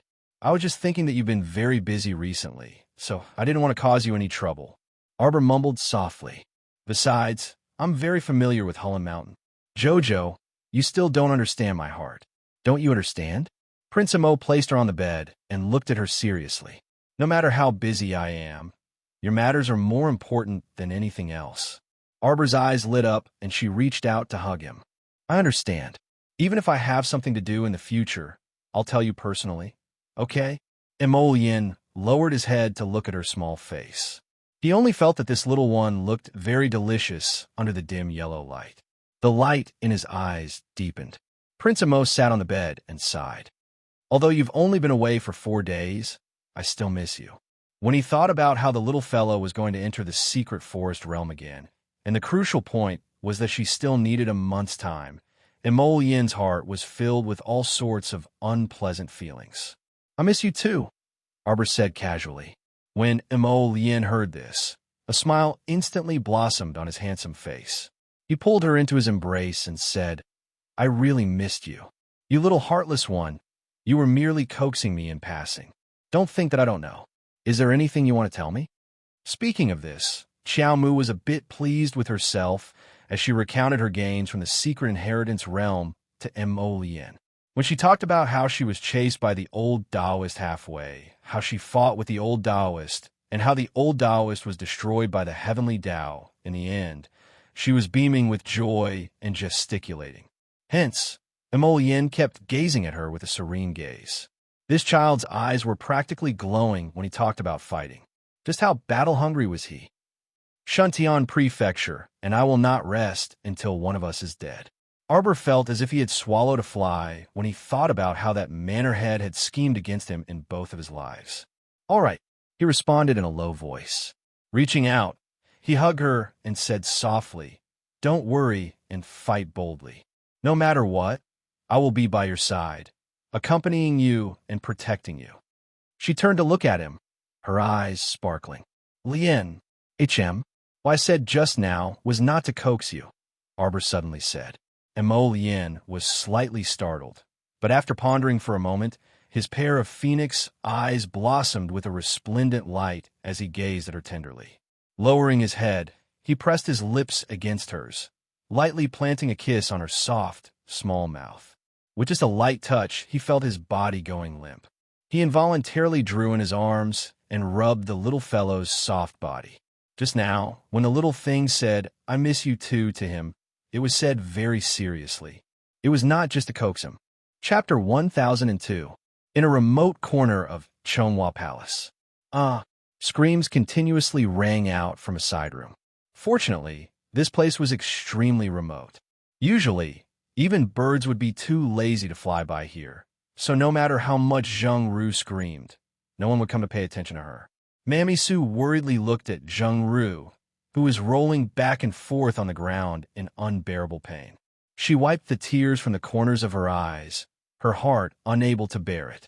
Mama, what's going on? My face, Zheng Ru threw herself in front of the dusty bronze mirror and saw her own rotting and swollen face. She lightly scratched with her fingernails, and a lot of dusty skin flakes fell from her face, as if her entire skin was about to split open. Mama, Zheng Ru shrieked. Didn't Sir He say that my body would completely recover after eating that super resurrection pill? Why did it become like this now? Why did her condition start to relapse when night came? Her beauty no longer existed. Mammy Su secretly glanced at Zheng Ru with pity. Xiaoru, do you still remember Sir He's instructions? I remember. He told me to think of a way to deal with the crown princess within 7 days. I know. It must be Sir He reminding me to deal with her as soon as possible, so he gave me a warning every day. Zheng Ru angrily threw the bronze mirror to the ground. But that slut actually left the capital on her own. Because of this, the queen must be dissatisfied in her heart. At first, the crown prince had planned to conceal it for her and only say that she was recuperating at home. It was she who found out that the wretched girl had already left the capital a few days ago and wasn't at the marquis of Ji Yuan's estate at all. 7 days. 4 out of 7 days had already passed, and there wasn't much time left. That damn brat. If she didn't come back, how was she supposed to deal with it? Mammy Su hesitated before saying, Xiaoru, I heard that the crown princess was brought back to the Eastern Palace by the crown prince this evening. Are you serious? Come back. It's good that you're back. Zheng Ru relaxed a little, but the itching pain on her face was unbearable. She hurriedly said to Mammy Su, Go get some ice cubes for me to apply a cold compress. Her face was so itchy that she wanted to die. It was unbearable. Mammy Su's expression turned ugly. Xiaoru, you're no longer the consort Zheng for back then. It's already not bad to be able to transfer them out of the woodshed. Zheng Ru's expression was ferocious. That's because they know that one day I will regain the divine grace. Mammy Su sighed. Everything has been arranged for tomorrow. You only have one chance, Xiaoru. Seize it. The next morning, after breakfast, Arbor sat obediently in the main hall and waited for Prince Imo to return from morning court. The two of them boarded the carriage to return to the marquis of Ji Yuan's estate. Xiao Zhongbong and his wife had been waiting for them with open doors since early in the morning. Now that they saw that their daughter was safe and sound, they couldn't help but grumble about how risky the child was. As Wei Ziqin held Xiao Mu's small hand, she inadvertently looked down and her gaze landed on the lustrous white ring between Xiao Mu's fair fingers. Her expression changed drastically, and her body trembled involuntarily. She held Arbor's hand and couldn't help but ask, "Jojo, where did you get this ring? Is it this?" Arbor didn't hide it and immediately said, "I inherited it from the elixir teacher." Time to end the nap. Chapter 1003. Teacher. Wei Ziqin stared blankly at her daughter, then excitedly held her little hand and asked, "Jojo, what do you mean? You've inherited the alchemy skills of that master?" Wei Ziqin's eyes lit up almost instantly as she looked at her daughter. Her expression was indescribably happy. Before Arbor could step through the door, her mother stopped her at the door and questioned her repeatedly. "Mother, what's wrong?" Every time she mentioned alchemy, her mother would get excited for no reason. Just like last time, when her mother accidentally found out that she was an alchemy master, her mother actually solemnly ran to tell her father about it. The couple really did open the ancestral hall to pay respects to their ancestors. It was too exaggerated. Wasn't it just becoming an alchemy master? Did her mother have to bring up something like an ancestor's spirit or something like that? On the side, Xiao Zhongbong shook his head in amusement. "Let Xiaoma and our daughter come in first." Okay. Wei Ziqin held Arbor's hand and stepped over the threshold together. Emolian and Father Qiao found a place to sit down and chatted for a while. Wei Ziqin continued to nag her daughter. When she found out that her daughter had gone to that alchemy master's mystic realm of inheritance, Wei Ziqin's eyes flashed and she asked anxiously, That alchemy master, you saw him with your own eyes?" Arbor felt that her mother was acting a little strange and couldn't help but ask curiously, "Mother, do you know him?" Wei Ziqin suddenly felt that her expression was a little exaggerated and hurriedly covered it up with a smile. She waved her hand and said, "Silly child, I'm just an ordinary village woman. How could I know the alchemy master you're talking about?" As she spoke, Wei Ziqin's gaze fell on her face, a faint smile on her face. Xiao Mu pouted her small mouth. "Mom, you look so happy that I thought you found an old friend." Wei Ziqin smiled but didn't reply. Yet Xiao Mu continued to murmur to herself, "Teacher passed away all alone in her secret inheritance realm. I'll have to bury her properly later." Wei Ziqin's eyes suddenly became watery. She quietly turned around and wiped her eyes with the handkerchief in her hand. "Mom, what's wrong?" Arbor leaned over to look at her. "Mom, why are you crying? Where's Mother crying?" Wei Ziqin forced out a smile and tugged at her daughter's small hand. "Mother only feels that you and that alchemy grandmaster are extremely fated. I'm afraid that this is fate predestined by the heavens." Wei Ziqin's voice was slightly choked, and a wave of tears welled up in her eyes. She held it back and said, "Mother just feels very happy." "Mother." Arbor couldn't help but laugh. He reached out to hold her arm and said, "Why does Mother cry when she's happy and sad?" "Stinky girl, you're even making fun of your mother." Wei Ziqin poked his daughter's head and then said seriously, "Your master's burial is a big deal. Why don't you have your father help you with it? This is your master, so she has to be buried in a dignified manner." Arbor pursed his lips. "Mother, I want to bury teacher beside the sect." It was on the slope of the peach blossom garden that her teacher was laid to rest. Wei Ziqin's eyes reddened slightly, and she wrapped her arms around her daughter's shoulders and said softly, "That's good too. If your master knew in the afterlife, she would also feel gratified to be buried next to the holy water sect's deceased masters." Arbor nodded and met Wei Ziqin's eyes with a smile. Chapter 1004. On the other side, when the father-in-law and son-in-law saw that the two women, one big and one small, were actually getting sentimental as they spoke, they promptly changed the topic. "Xiao, you'll be preparing to depart for the mystic beast forest secret realm in 4 days. You have to make ample preparations. It'll take 2 months for a round trip to that place." Arbor turned to glance at her father and nodded. In reality, there wasn't much to prepare.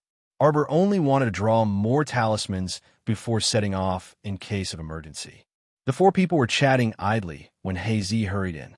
He hastily saluted everyone and then said to Qiao Zhongbong, "Husband, Sun Yang just came to report that."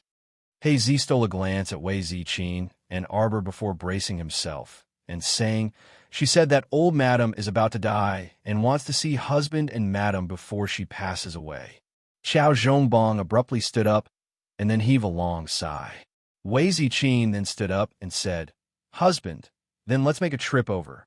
Regardless of how old madam acted, as her son and daughter-in-law, going over to see her before she passed away could be considered fulfilling their filial duty. Arbor actually knew that her father had previously gone to beg the crown prince for his grace, allowing old madam to remain in the Mo kingdom capital. The rest of the Qiao clan, as well as Su Jiao's family of 3, had all been exiled to the northwestern desert. There was probably no possibility of them returning in this lifetime.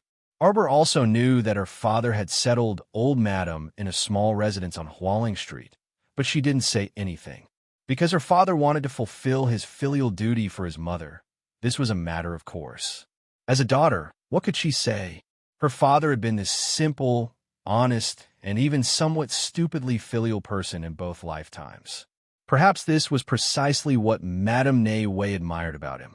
Arbor already didn't want to comment on whether old madam was good or bad. Arbor also didn't want to meddle in her affairs anymore. After sending his parents out, Arbor had nothing to do. When he turned around, Mo Lien grabbed his little hand. Not happy, Mo Lien's eyes moved, and he reached out and gently pinched her little face. "You don't have any expression. When have you ever seen me with an extra expression?"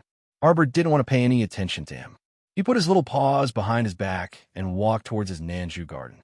"Yeah, Jojo smiles when he's happy.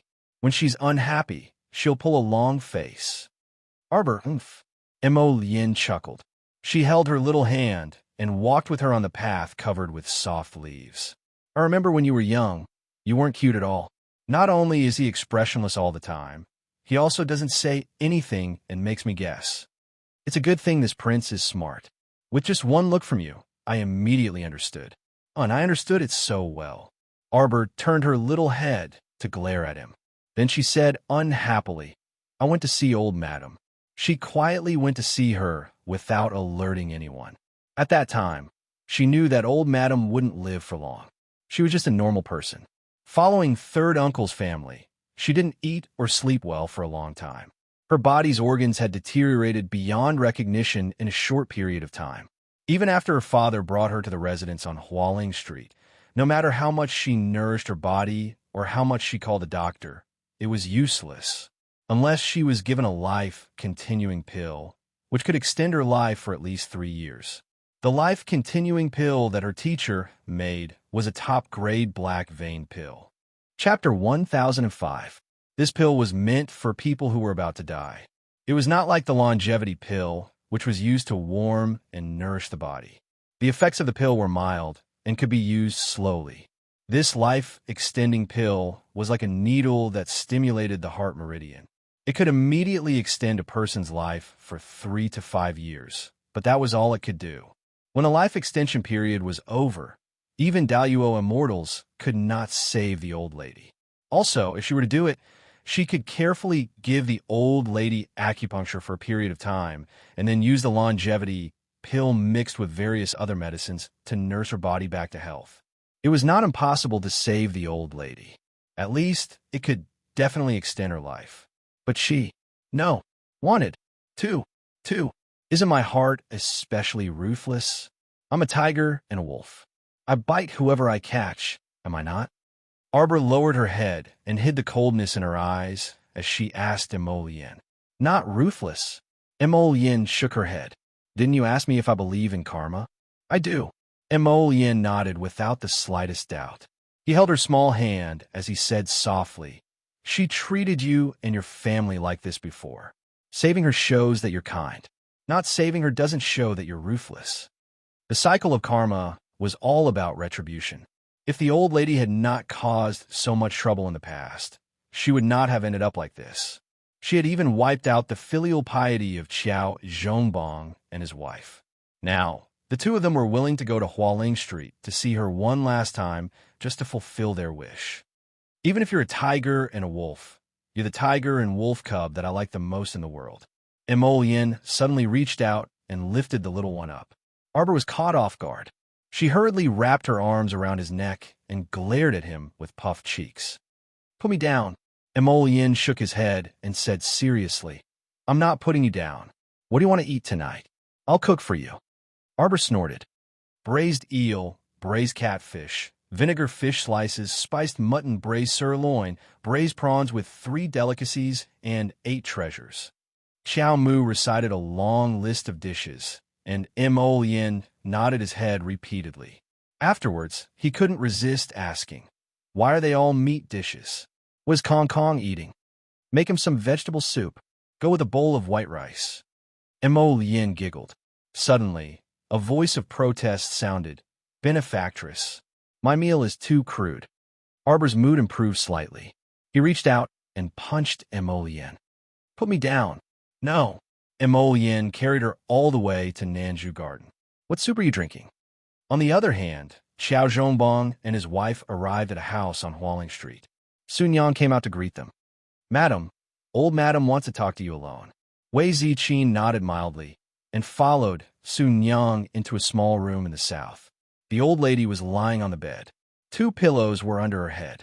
When she saw Gu Ninji walk in, she perked up slightly. "Where's Arbor? Where's that wretched girl, Arbor?" The old lady wailed. "I'm about to die. How can she bear not to see me?" Wei Ziqin held her breath and clenched her fists. Jojo is cultivating in seclusion. "Old madam, if you have anything to say, please speak." Old Madam Fu coughed heavily a few times and pointed at Wei Ziqin. All of you are very good." Things had already come to this, but the old lady still did not like them. Chapter 1006. Since that was the case, why did she say that she wanted to talk with her face to face? Wei Ziqin wanted to throw a tantrum and leave on the spot. However, considering the elderly lady's health, she probably wouldn't be able to say much more, so she forcefully swallowed her anger. She stepped forward and bowed to the old madam before saying indifferently, "Old madam, just say what you want to say. This daughter-in-law still has many things to do at home." You. The elderly lady pointed at Wei Ziqin and said with a furious expression, "Do you really think I don't know? Arbor, she isn't my biological granddaughter at all." Wei Ziqin abruptly raised her head and stared wide-eyed at the thin, elderly lady on the bed. "You're such an unruly woman. I don't know what method you used to bewitch my son. My son originally had a great future. He was recognized by the main family at a young age and even entered the Daybreak sect. If he wasn't assassinated later on, he wouldn't have returned to the village and married a lowly woman like you. You're merely a servant girl who serves others."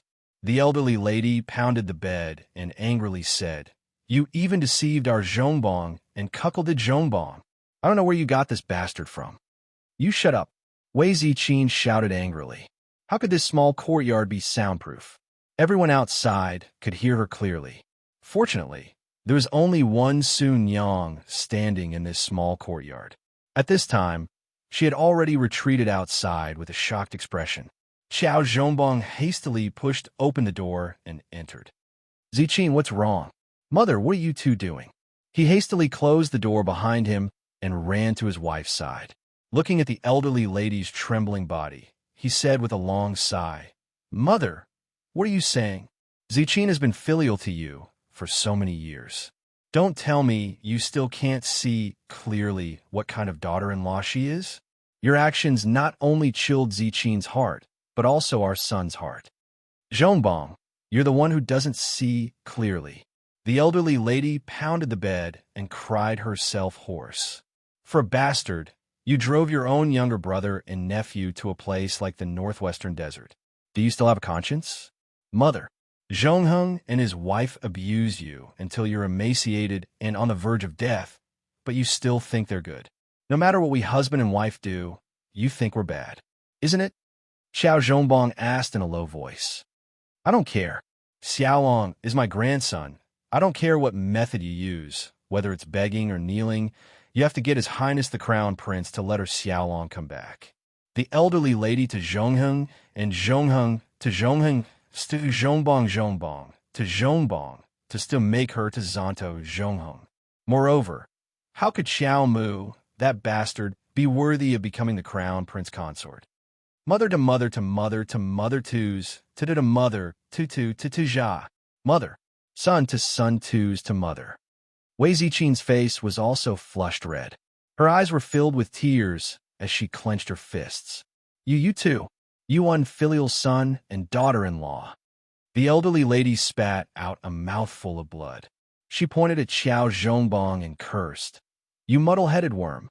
Your wife secretly gave birth to a daughter long ago behind your back. If you don't want people to know, then don't do it in the first place. Arbor isn't your biological daughter at all. I know. Xiao Zhongbong's furious shout instantly silenced all of elderly Lady Qiao's words. The elderly lady's face was filled with disbelief, as if she couldn't understand his actions at all. Chapter 1007. Xiao Zhongbong clearly knew that this daughter wasn't his biological daughter, yet he still feigned ignorance. Was he an idiot? Had he been raising someone else's daughter all this time during such a difficult time? Ziqing was entrusted with an orphan's care. She told me this clearly before she married me in town. Xiao Zhongbong said with a sullen expression. Your son doesn't know when you found out, mother. Could it be because of this that you've always been hostile to them? Madame Qiao sighed in anger and collapsed on the bed. However, she seemed to feel much better after spitting out the congested blood in her chest. However, Xiao Zhongbong and his wife could clearly see the glimmer of light in Madame Qiao's eyes. Mother, you've really misunderstood Ziqing. She definitely didn't do anything out of line. She's a good woman. In your son's eyes, she's the best woman in the world. Wei Ziqing looked back at her husband with tears in her eyes. It's only in recent years that our lives have quietly improved. Before that, during the most difficult, tiring, and darkest days, your son was always accompanied by Ziqing. Mother, it's because I rejected the marriage you arranged for your son and brought Ziqing and her mother back to the village. All these years, you've always felt uncomfortable in your heart, haven't you? Xiao Zhongbong looked at Madame Qiao as he spoke. Unfilial son. Madame Qiao collapsed on the bed angrily, but she hammered the bed with her arms. Fine. This old one was meddling in other people's business. If you like to raise someone else's daughter, then so be it. But Xiaolong, you must bring her back. You raised Arbor for so many years for nothing, and all you did was ask her to do a trifling matter. It's nothing. Wei Ziqing sneered. Madam, don't worry. Xiao Zhongheng's family of 3. Don't even think about coming back in this lifetime. A cold light shot out of Wei Ziqing's eyes as she coldly shouted, Your grandson, Xiaolong, is destined to die in the northwest desert. His body will be buried in the wilderness, dried up and shattered by the wind, and not even his bones will remain. After saying that, he turned around and left, not looking at the old lady again. The old madam pounded the bed angrily. Her eyes rolled and her lips trembled as she shouted, Wei Ziqing, come back here. Wei Ziqing, I want to see Arbor. I want to tell her. She's not a member of the Qiao family. What right does she have to send my grandson to the northwest desert? She was just an adopted daughter. What right did she have to let the Qiao family's direct descendant wander outside? How could a little bastard like her be so capable? Xiao Zhongbong's eyes were red. He clenched his fists and roared. Shut up. Can you stop messing around? Arbor is my daughter. Don't call him a little bastard. You unfilial son. You unfilial son. The old madam couldn't catch her breath. She opened her mouth and let out a shrill cry. Her old eyes stared fixedly at the curtains on the bed. Gradually, her voice quieted down, and her breathing also stopped. Xiao Zhongbong walked out of the door dejectedly. Suddenly, he seemed to have lost all his strength. He hugged his wife, and the two of them burst into tears. Ziqing, your husband has really failed as a person in this life. I didn't expect that my mother would still criticize me and call me an unfilial son on her deathbed. Husband. Wei Ziqing shook her head and placed it in his embrace. She cried as she said, It's okay. It'll all pass. It's okay. Xiao Zhongbong glanced at the side room with disappointment. He softly said to the servants outside the courtyard, Start the funeral. Chapter 1008. Father and second uncle had personally taken care of the matriarch's cremation and funeral. Arbor didn't pay much attention to it, and Xiao Zhongbong and his wife had also ordered that the matter of what had happened in the courtyard on Hualing Street that day be sealed. Thus, Arbor didn't know that the matriarch had caused a ruckus before she passed away. She was only following etiquette and fulfilling the filial piety of an eldest granddaughter for outsiders to see. To put it bluntly, the matriarch's funeral wasn't that big of a deal. Everything was proceeding in an orderly manner. Arbor had been drawing talismans for the past few days when she was free. Today was the day of the matriarch's funeral. Arbor and his siblings, along with their parents and second uncle, had been busy until now. They had just eaten a small meal when someone hurriedly came to report that someone from the palace had come. Arbor didn't even lift her eyelids. She still leaned against the small couch and rested with her eyes closed. "I'm tired. Go and reply to her. Just say that I'm in mourning for my grandmother's death. I'm afraid that I'll disturb the nobles if I enter the palace and bring bad luck to them." "Yes."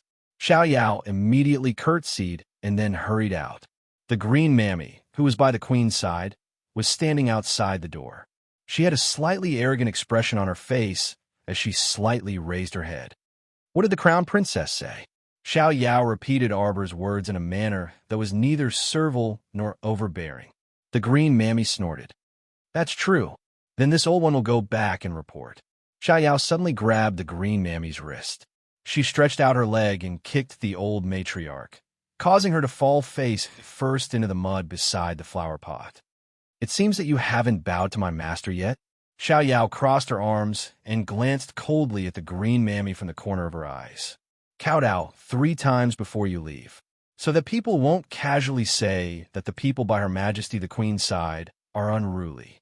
They don't even know the slightest bit of etiquette when they see the crown princess. It would be a disgrace to Her Highness's name."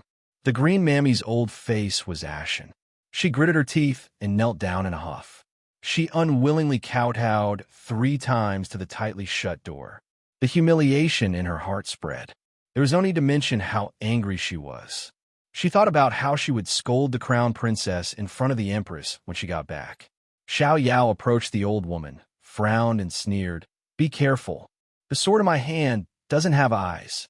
Be careful not to slit your throat." Green Mammy was so scared that she couldn't help but take a step back. "If I find out that you dare to talk nonsense in front of the queen, I won't just make you kowtow and apologize next time." Xiao Yao pulled out the shiny, flexible sword from her waist and directly brandished it in front of the Green Mammy to intimidate her. The Green Mammy hurriedly shrank back and smiled apologetically. "Of course not. Miss Xiao Yao, you really know how to joke. Whether I'm joking or not, you know clearly in your heart. My master isn't someone that an old hag like you who likes to cause trouble can afford to offend." Xiao Yao kicked her butt. The old woman opened her mouth to exhale, but she felt a pain in her mouth. A pill slid down her throat. Cough, cough. The old woman's face turned green with anger. She covered her throat with both hands and turned back to ask in horror, What did you make me eat?" Xiao Yao chuckled and opened her mouth. "Poison. Don't worry.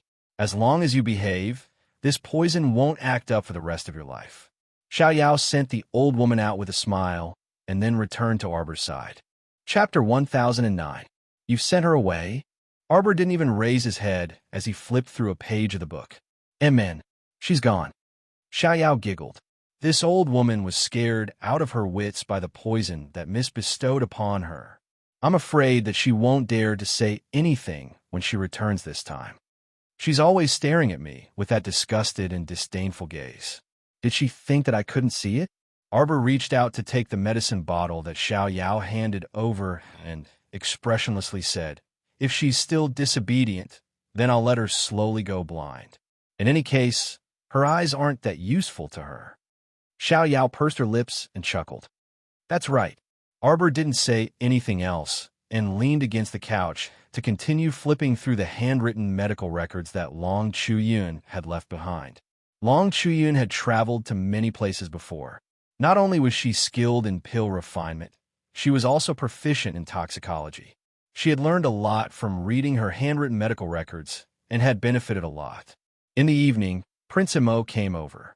The moment he walked into Arbor's Nanju Garden's small courtyard, He huffed angrily as he lifted his robes and sat down beside her couch.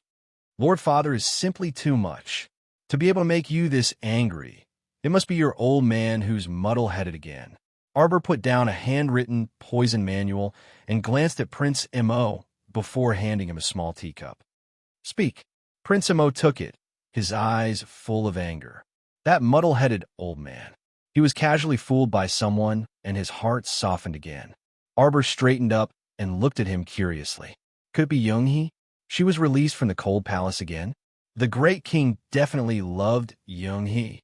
With how much the Great King had doted on Young-hee over the years, if the Crown Prince told her that the Great King had released Young-hee again, she wouldn't be too surprised. Not really. Emolien held Arbor's little hand and squeezed it gently, but it's not far off. It turned out that for some unknown reason, the Great King had coincidentally passed by the back door of Chonghua Palace and happened to see Young-hee dressed in plain white sitting under a withered old tree. She held a brush and was scribbling something with a pious expression. It was said that the Great King was mesmerized by the scene. Young-hee was mesmerized by it. She wanted to show off her filial piety.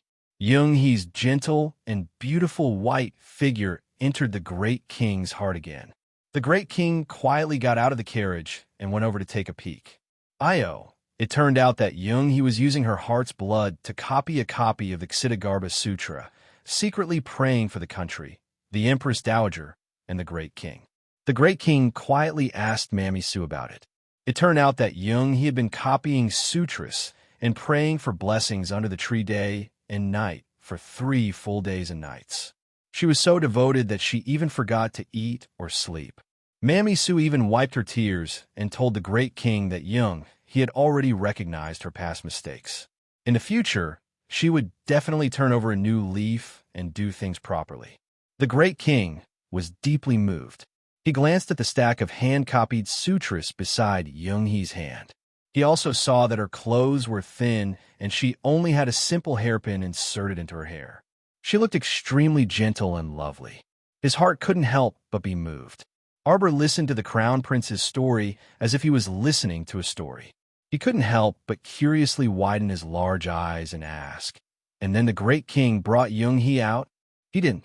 Emolien said irritably. He wanted to take it. Want to take it? That would depend on whether he had the face to do so.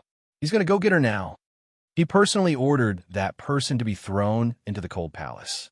How long had it been, and he wanted to bring her out? Wasn't that a slap in the face? Did he still want his old face? Chapter 10:10. The little fellow gazed at him with sparkling eyes, and she reached out to touch his displeased, handsome face. The Crown Prince was startled, and then he laughed heartily as he plucked this little fellow on his lap and rubbed her in passing, returning the favor. Xiao Yao happened to be stepping into the room at this moment, and she couldn't help but purse her lips in amusement when she saw this scene. She immediately tactfully turned around and retreated out the door. All right, there's no need to stand here. Go to your own things. Xiao Yao waved her hand at the rows of junior royal maids standing outside the door, and everyone naturally dispersed. Emolien hugged the little person in her arms and reached out to peel pine nuts for her to feed. Has there been any movement from that Xiang Yuan in your court recently? Someone came to find her the night before and gave her a small brocade box containing pills. Arbor propped up his small chin with one hand as he ate intermittently. I took a look. It should be a slow-acting poison pill. But Xiang Yuan buried this wooden box under the roots of a tree in her backyard. Emolien snorted. She has a bit of a brain. She definitely knew that you would definitely send someone to keep an eye on her. Her doing this is nothing more than pledging allegiance to you. Do you believe that? Arbor shook his head slightly. Previously, she also said that Omega Kitoku sent a group of people especially to kidnap you on the day of the competition. It caused him to nervously make defensive arrangements early on that day. The people from Omega Kitoku didn't come, but that wretched Mu Qianqian came, and it almost disgusted him to death.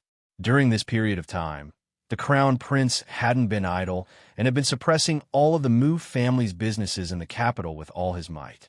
Since they made him suffer, then he had to make the Mu family suffer as well. Sigh. Arbor sighed. Forget it. I won't think about it.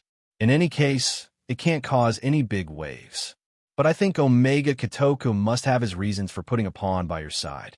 And Mo Yin stuffed a few pine nuts in her mouth. Why don't we just kick him out?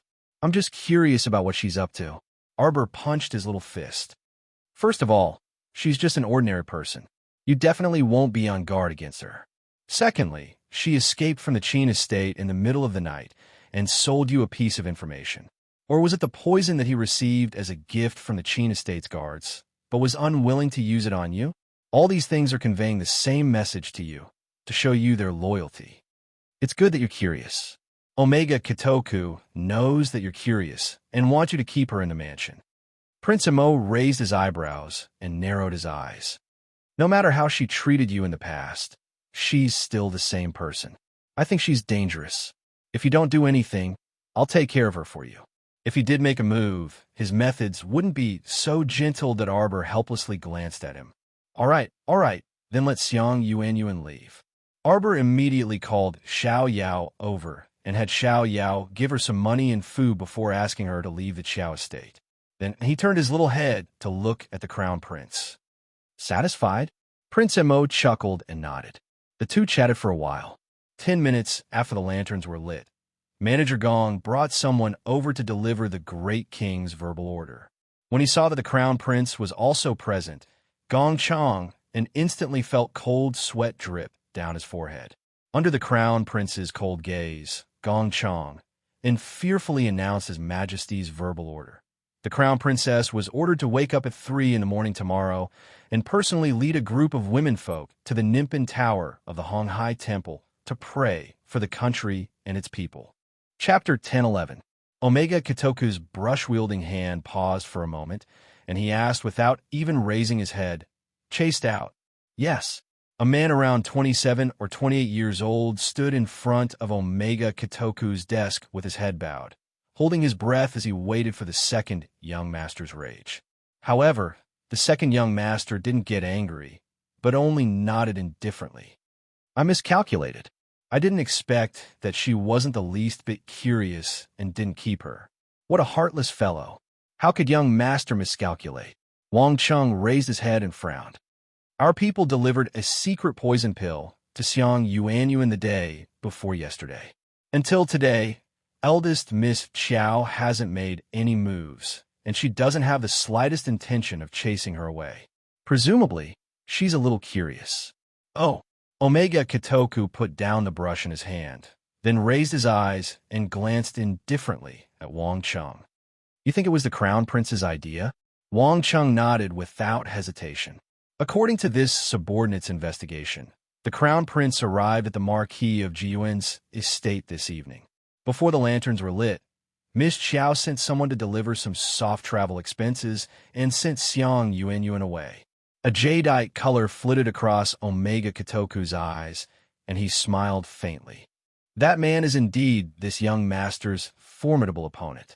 Thinking about it carefully, even Shuntian Prefecture's people suffered a crushing defeat at his hands. I'm afraid that no one in the lower star domain can take care of him. Wang Chung asked rather anxiously. "Young master, should this subordinate make a move and send that Xiang Yuanyuan?" He made a throat-slitting gesture, and a murderous look flashed across his eyes. Omega Kitoku waved his hand indifferently. "If she's gone, then she's gone. Let her leave the capital in peace." Wang Chung was startled. "Then do we need to find Great Master Yi to remove the puppet curse on Xiang Yuanyuan's body?" "Okay, pluck it." Omega Kitoku nodded slightly, which made Wang Chung even more surprised. However, he didn't dare to look at his young master for too long. After a glance, he quickly lowered his head again. His heart was filled with bewilderment. Usually, second young master would send people to clean up such useless chess pieces. But today, that second young master actually let that girl Xiang Yuanyuan go. He even planned to remove the puppet spell on Xiang Yuanyuan's body and let her go. Was this for Miss Qiao's sake? Second young master Qin waved his hand with a weary expression, dismissing this subordinate of his to leave as he sighed inwardly. Since he couldn't stay by her side, this little chess piece was useless. He couldn't control where he went. Second young master's heart softened.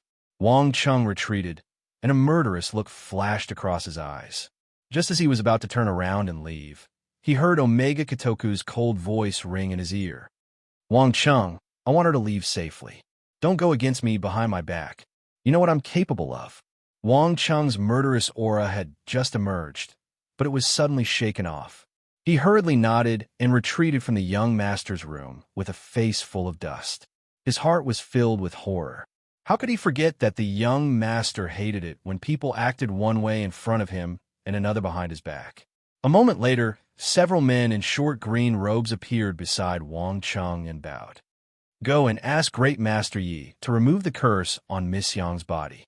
You guys escort Miss Yang out of the capital. Don't make any mistakes." "Yes." The subordinates immediately dispersed and left to carry out their orders. Chapter 10:12. Meanwhile, in the central palace, Palace Maid Hushyang entered the beaded curtains and bowed in accordance with the rules. Empress Zhao gently set down the teacup she was holding. She didn't say anything. The crown princess didn't say anything. The crown prince was also present at the time, and his expression was very displeased. Empress Zhao sighed. She didn't know what to say about her son's protectiveness. Old Nanny Huaxian said softly, "But that's true. The crown princess will depart for the mystic beast forest secret realm the day after tomorrow. It's a bit rushed for her to head to the Honghai Temple to pray for blessings. Moreover, the crown princess is currently in mourning." Empress Zhao faintly glanced at the old nanny. As the crown princess, she naturally has to prioritize the safety of the Mo kingdom. Huaxian lowered her head and answered, "Yes." Huxiang bowed and helped Empress Zhao get up to walk behind the curtains. "This consort doesn't want to get involved. Let's just watch. I reckon there's still a big show to be played out." Empress Zhao's lips tugged into a mocking smile. Today, she had received definite news that the great king had relented and added Jung, his name, to his entourage. On the day of praying, Arbor woke up early and washed her face. Everything was done in an orderly manner. She was in mourning, so she naturally wore a mourning dress. Since the great king and the queen didn't dislike her mourning dress and specially ordered her to pray for blessings, she naturally didn't care about these mundane matters. The people participating in the praying today included the imperial concubines, princesses and commandery princesses, as well as the womenfolk of third-rank officials and above. The majestic group of people gathered at the Dongshan Gate before the hour. They quietly waited for the crown princess's carriage to arrive before heading to the Honghai Temple together. Nimpin Tower was said to be the guardian pagoda of the kingdom because a monk once saved the late king's life. From then on, the many monks of the Honghai Temple had a meteoric rise. Not only did the Honghai Temple become the Mo Kingdom's national temple, the Nimpin Tower within it was also given the title of National Pagoda. It was said that it could protect the safety of the country. If one went to the Nimpin Tower to burn incense, they would get whatever they prayed for. The rumors were quite realistic. The entire pagoda had 9 floors, and it stood high above the Fu Mountain near the northern city gate. There was a saying that the Fu Mountain was 10,000 zhang tall, and the mountain range was stacked with emerald green. Arbor got off the carriage and saw from afar that the abbot of the Honghai Temple was leading a group of people to greet them at the entrance. "Greetings, Crown Princess."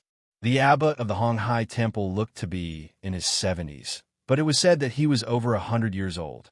Arbor nodded. "Grandmaster, you don't have to be so courteous. If you're ready, let's start." Praying for blessings was just a process. After leading a group of women to pray and burn incense, she had to sweep the Nimpin Tower to show her sincerity. Of course, she didn't have to sweep from top to bottom. She just had to go in and show her sincerity. If this process went smoothly, they would probably be able to eat and rest by noon. By evening, they would be able to go home. But if it didn't go smoothly, that a cold light flashed through Arbor's eyes. She didn't mind spilling blood on the spot. Apart from the crown princess, Consort Chung, Liu Fei, and Imperial Concubine Lin were the most respected people in this group. More than half of the women were ordinary people, and half of them were old. They were used to living like princes, so it was a bit unbearable for them to kneel and offer incense under the gradually rising sun. Arbor didn't look sideways. She only glanced at her mother and sister. Chapter 10:13. Wei Ziqin and Xiaolin were both very spirited.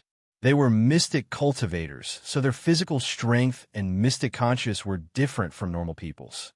This bit of torment was simply nothing to them. Arbor then retracted her gaze and went through the blessing ceremony according to the procedure. She even purposely followed the most tedious and strict procedure, putting in the effort to save face. In any case, she wasn't tired. Since she had to come here early in the morning to offer incense, she would go through the most tedious and formal ceremony and make those orioles and swallows behind her suffer greatly. With the incense mist surrounding her, this bunch of royal concubines, princesses, and madams couldn't bite her out of anger. The master abbot couldn't help but exclaim in admiration as he looked at her young age, yet she was willing to endure hardships and pray for the kingdom and its people. Sure enough, it was already 10 o'clock in the afternoon by the end of this procedure. Everyone's stomachs were rumbling with hunger because of her, especially the elderly concubines and madams like Consort Chung, who didn't move much all day. Their faces were all pale, and their heads were dizzy from the sun's rays as they complained incessantly in their hearts. Those young princesses, commandery princesses, and young misses were also lamenting that they couldn't take it anymore. They had set out from their homes before 3 in the morning, but they had only freaking eaten a bit of breakfast and pastries. Some of them had even courted disaster by coming on an empty stomach. This time, they had already been tormented until noon, yet they hadn't even had a sip of water. This crown princess deliberately wanted to kill them all in this temple. At this moment, they were all extremely envious and jealous that commandery princess, who was attending to the queen dowager, didn't come along. The fourth princess, Mo Shuang, had also been grounded at home by the old great king due to her well-known indiscretions, so she couldn't come.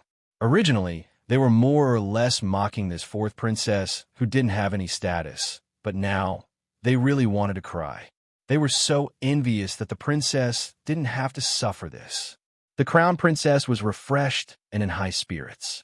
She wasn't out of breath at all after going through this tedious prayer process. Honghai Temple's abbot, Venerable Master Konghui, clasped his hands together in admiration and said, "The crown princess is so young, yet she is not afraid of hardship and worries about the kingdom and its people. Her qualities are especially commendable." His string of praises made Consort Chung and company so angry that they were seeing stars. "Your Highness!" Suddenly, a cry of alarm was heard. A palace maid accompanying her hurriedly used her body to support Lu Fei's falling body. It turned out that Lu Fei was tired and hungry. Her body couldn't bear it, and she fainted first. The crown princess walked forward expressionlessly and glanced at Lu Fei. Suddenly, she raised her hand and said, "Someone bring a basin of ice water and splash it." Lu Fei, who had fainted, suddenly stood up and waved her hands. "No need, no need." This consort only fainted for a moment. "I feel much better now." At the end of her speech, Lu Fei looked at the strange gazes of the monks around her. She was so embarrassed that she felt embarrassed. After pretending to faint for less than a second, the crown princess caught him red-handed. Was there anything more cruel and merciless than this? The corners of everyone's mouths twitched, but in their hearts, they wanted to cry but had no tears. If pretending to faint was useful, they all wanted to faint. Eighth princess, Mo, you had been holding it in for a long time. At this time, she finally couldn't hold it in anymore and burst into laughter. She could tell that today, this stoic-faced sister-in-law was harboring the idea of torturing these consorts and madams to death and was openly tormenting them. The crown princess looked at them solemnly and said, "This crown princess is going to sweep the Nimpin Tower." Chapter 10:14. Everyone let out a sigh of relief, thinking to themselves, "Oh my, it's finally over. Thank the heavens, they can finally return to their rooms to rest, drink water, and eat." Unexpectedly, the crown prince consort's face tightened as she said in an especially cold and merciless tone, "Before that, all of you must kneel here and face my great Mo Kingdom's guardian pagoda." pray to the heavens in unison, and wait for this crown prince consort to finish sweeping the pagoda and come out. Consort Cheng's body trembled as she fell onto the body of the palace made behind her. The group of concubines were about to cry. Why are you all looking at this crown princess with such bitter faces? Could it be that you didn't come here with sincerity to pray for our Mo kingdom citizens? The crown princess coldly scolded. You can't even endure a little bit of suffering after praying for a day? Then why don't I see you all complaining about your daily lives of luxury and being provided for by the Mo kingdom citizens? You have to take responsibility for the treatment you enjoy. When we return to the palace, I will definitely report this matter to the great king and the queen in detail. This crown princess has seen and remembered every single one of your actions. I definitely won't slander any of you. The crown princess spoke with conviction, angering the group of concubines and madams into speechlessness. Wei Ziqing speechlessly looked at her daughter. At first, she also thought that her daughter was going to complete this blessing ceremony with an especially serious and devout attitude. But halfway through, she felt that something was wrong, that this was blatantly punishing those imperial concubines in broad daylight. She didn't mind kneeling for a while. She had been tossing and turning since early morning and had only secretly drunk a bit of holy water, but now she didn't feel tired at all. Shaolin didn't have to worry about her at all. Her small face was rosy, and only a few drops of sweat seeped out of the tip of her nose. Her eyes were shining as she looked at her older sister. On the other hand, those pitiful concubines and madams, when had they ever suffered so much? At this moment, all the concubines had silently made a very important decision. Next time, if the great king had the idea of having the crown princess lead a team for some activity, they would definitely raise both hands and feet to oppose it to the end. They strongly requested Her Majesty the Queen to lead the team. The Queen should be the one to come to this prayer event. She had just thrown in the towel and quit, and in the end, this fiend had come and killed them all. Everyone unanimously decided that they would not allow the black-hearted crown princess to participate in any large-scale activities in the future. At this time, darling Xiao didn't know that by making an example out of her, she had saved her from a lot of trouble in the future. The monks in the temple began to call out their names. The last word, kneel, made Consort Chung and the others groan in their hearts. They forced themselves to kneel down miserably. Kneeling down was not the end. He still had to accompany the monks in the temple to pray to God until the crown princess came back from sweeping the pagoda. Everyone secretly cried out in their hearts, "Crown princess, we beg you, don't sweep the pagoda. Let's go back." The crown princess figure disappeared from everyone's despairing eyes. Oh, this silly crown princess. She wouldn't really sweep the pagoda floor by floor, right? Then would they be able to drink some water before evening and go home? Once the pagoda door closed, Arbor's expression turned completely cold. His figure flashed, and he arrived at the top of the 9-story pagoda at the fastest speed. His gaze coldly looked at the man and woman tied up in the middle of the pagoda.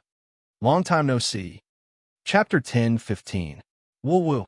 The woman who was tied up in the middle of the group of men began to mutter incoherently. While setting up a soundproof defensive boundary, Xiao Mu nodded her small chin in that direction. Stay up late took out a rag stuffed in Young He's mouth. That's right. The woman tied up in the middle of the 9-story tower was Young He, who had once been favored but was now buried deep in the mud. The dwarf tied up beside Young He was Black Cat, who had been captured by the crown prince. This Lord Black Cat, at this moment, looked as if there was not a single piece of good flesh on its body. It had been tormented to the point that it was already on the verge of death. Are you surprised? Are you surprised? Arbor walked over to Young He with small steps, a cold smile on his face. What are you doing? Little witch. Zheng Ru's entire body trembled, and her eyes were filled with terror. The way he looked at Xiao Mu was like he was looking at a devil that had walked out from hell. You still don't understand? Xiao Mu swept her a disdainful glance before gently tucking the strands of hair that had fallen in front of her eyes behind her head. She said lightly, I want you to die. Stay up late lowered his head and tried his best to pretend that he didn't see anything. He was like an old monk sitting in meditation. I thought that you would stop after entering the cold palace. Who knew that you would be so stupid? Xiao Mu sighed and glanced at Aoe, who was beside her. You tell her. It was tiring to talk to such an idiot. Stay up late's mouth twitched. He cleared his throat and said, You hired some beggars on the streets and alleys to spread rumors about the appearance of a demon and disaster. At first, we didn't know who set this trap. But the crown princess could sense that this was directed at her. Aoe truly admired their young crown prince consort. She was able to sniff out something unusual from such a brainless incident. The crown princess knew that the mastermind wouldn't let this go. She left the capital for a few days to give us time to investigate. Most importantly, the crown prince managed to pry open the dwarf's mouth and found out many things. For example, he gave you a strong revival pill and lied to you that you had recovered. He wanted you to deal with the crown princess.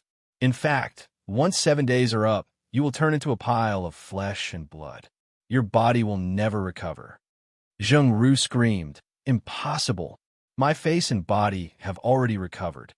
Don't deceive yourself and others anymore. Xiao Mu scoffed. Your face starts rotting at night, right? The Yixingzi I put in the beautifying pill is a heat poison. Not everyone can cure it. It's you. It's you. Courtesan Zheng shrieked in horror as she glared at Xiao Mu, her eyes about to split open. Beautifying pill? What beautifying pill? Could it be that? The beautifying pill that her brother had tried so hard to obtain had been tampered with by the little crown princess? Thinking of this, Zheng Ru's chest was filled with depression, and she almost immediately screamed crazily. I want to see the great king. I want to see the great king. Let me out. The great king. I want to see the great king. Didn't you plan a play for me? Xiao Mu gazed disdainfully at courtesan Zheng before saying coldly, I'll rearrange this play for you to make it even more exciting. Broken Dreams. Chapter 10:16. Young-hee trembled as she looked at Arbor, not knowing what to do. What are you doing? You witch. What are you trying to do? I want to see the great king. The great king, the great king. Witch? Xiao Mu muttered these two words in amusement. With a slight movement of her slender fingers, she took out 2 talismans glowing with blue light from her inner world and tossed one of them to Aoe, who was standing beside her. Then, as you wish. The 2 figures disappeared before Young-hee's eyes as fast as lightning. Her eyes widened in disbelief. Why? They disappeared before her eyes in the blink of an eye? What kind of talisman did that witch use? What Young-hee felt at the last second was perhaps endless fear, or perhaps endless regret and despair. She knew very well that the bottom of Nimpin Tower had already been hollowed out by Mamie Su and the people from Shantian Prefecture. They had filled it with a powerful weapon. Once the time was up, they would not hesitate to set the tower on fire. Originally, the one to enjoy all this pain and fear would be that little bitch, the crown princess. But now, it was her turn to wait here in panic. No matter how much she screamed, her voice was blocked by the defensive enchantment. Until death, no one appeared before her. Boom! The people worshipping in front of the pacification pagoda were the first to feel the ground tremble slightly. Then, their expressions changed drastically as they stood up. Xiao Yao grabbed Wei Zichin's wrist and whispered in her ear, Madam, don't worry. The crown princess sent a message to Xiao Yao. She has safely left Nimpin Tower. Madam and young miss, just wait and see what happens next. Wei Zichin's anxious heart finally calmed down, and she slowly heaved a sigh of relief. Wei Zichin pulled her daughter and retreated to the side of the crowd with Xiao Yao. Wei Zichin looked coldly at the chaotic scene in front of her. At this moment, the entire Nimpin Tower was affected by the explosion and was leaning to the left. Bricks and dust mixed with the glass ceiling fragments fell down one after another. For a moment, the monks in the temple wailed and prostrated themselves on the ground. The group of concubines and madams were also extremely surprised. They all covered their heads and temporarily lay on the ground without moving. Some of the bolder ones raised their eyes and stared blankly as Nimpin Tower collapsed and disappeared inch by inch in front of them. After this fiery explosion was repeated 3 times, more than half of the Nimpen Tower had collapsed, leaving behind only a small portion of the tower's wreckage. The group of concubines looked at the dilapidated ruins with fear. They were supported by their respective palace maids in a daze and barely managed to stand up. Although Consort Chung was also surprised, she was the first to recover her wits. Her eyes flashed as she said, "Someone come quickly. This is bad. The crown princess is still in Nimpen Tower and hasn't come out yet." Lu Fei couldn't help but sneer when she heard this. The crown princess is really funny. She just stepped in a Nimpen Tower and the entire tower exploded. Just how much does this pacification pagoda dislike the crown prince consort? The vassal king consort of Anan also sneered. If you want to condemn someone, you can always find a pretext. Princess Consort's words are too hurtful. If you don't have concrete evidence, it's better not to speak carelessly. Otherwise, you will inevitably have a bad reputation for being disrespectful to the Eastern Palace consort. A thin and weak voice suddenly sounded with slight ridicule. "Noble Lady Ying, you." Princess Anam's expression abruptly changed. A small noble lady dared to mock her, Princess Anam. How hateful. Chapter 10:17. This concubine was only giving advice out of goodwill. Noble Lady Ying spoke softly with a delicate and bashful appearance, causing the vassal king consort of Anan to feel extremely disgusted. Preposterous. This princess consort still needs you to give advice. I was also worried about the crown princess's safety. That's why. You don't need to worry about this crown princess's safety. An icy voice broke the current clamor. It silenced all the voices in the room. The vassal king consort of Anan is truly imposing. Arbor was dressed in a white robe and only used a simple white jade hairpin to tie her hair into a young girl's bun. She walked over with a calm and composed expression. Consort Chung gaped in shock, but she immediately lowered her eyes submissively. "Crown Princess," everyone called out in unison. Arbor used an icy and judgmental gaze to observe this Princess Anam, who had an unsightly expression and pursed her small lips in ridicule. The descendants who fought alongside the late king are indeed extraordinary. You can even look down on the great king's beloved concubine. Then, presumably, the great king doesn't hold much significance in your hearts. Crown Princess, don't speak nonsense. Princess Anam nervously tightened the embroidered handkerchief in her hand. How serious were these words? What did she mean by the great king doesn't hold much significance in their hearts? Did she mean that their vassal king of Anan's estate could look down on even the great king? Looking down on the great king, confiscating their property, and exterminating their entire family was considered a light punishment. This damned little bitch, every word of hers struck at the heart. Her mouth was truly deadly vicious. If it weren't for the fact that there were so many people surrounding them, she really wanted to slap this stoic face in front of her. She was truly too hateful. Just a few words were enough to stab at her heart. Princess Anam pretended to cover her chest with her hands, pretending that her heart was in pain from being provoked by the crown princess. Arbor sneered, "The vassal king of Anan's consort. I advise you not to challenge my bottom line again and again. I'm not what you think I am, a flower in a greenhouse. Have you heard of the Snow Domain divine flower? This is an extremely miraculous divine herb that only blooms in the coldest and coldest places." The little stoic walked towards Princess Anam step by step, causing her body to subconsciously lean backwards. Usually when someone gets close to it and touches it once or twice, it won't have any reaction. The third time, when it gets angry, it will suddenly open all of its petals. Arbor waved his sleeve slightly. It was just a subtle and casual movement. However, Wu Homa was pierced by her cold eyes. Her heart trembled slightly, and she involuntarily took a big step back. The beautiful divine flower of the Snow Domain has sharp icicles within its petals. TSK, it swallowed that person alive. Not even a trace of bone remains. Arbor stared at her with a chilly gaze. That scene was truly very beautiful. I'm afraid none of you can imagine it. Everyone simultaneously sucked in a cold breath. Princess Anam, How do you think this crown princess compares to the divine flower of the snow domain divine flower? Are we similar? Wu Hongma actually couldn't say a word, and cold sweat slowly slid down her forehead. Arbor's expression was still as he coldly ordered, "Someone, thoroughly investigate everyone present and find out who isn't present right now. Tell me your name right now."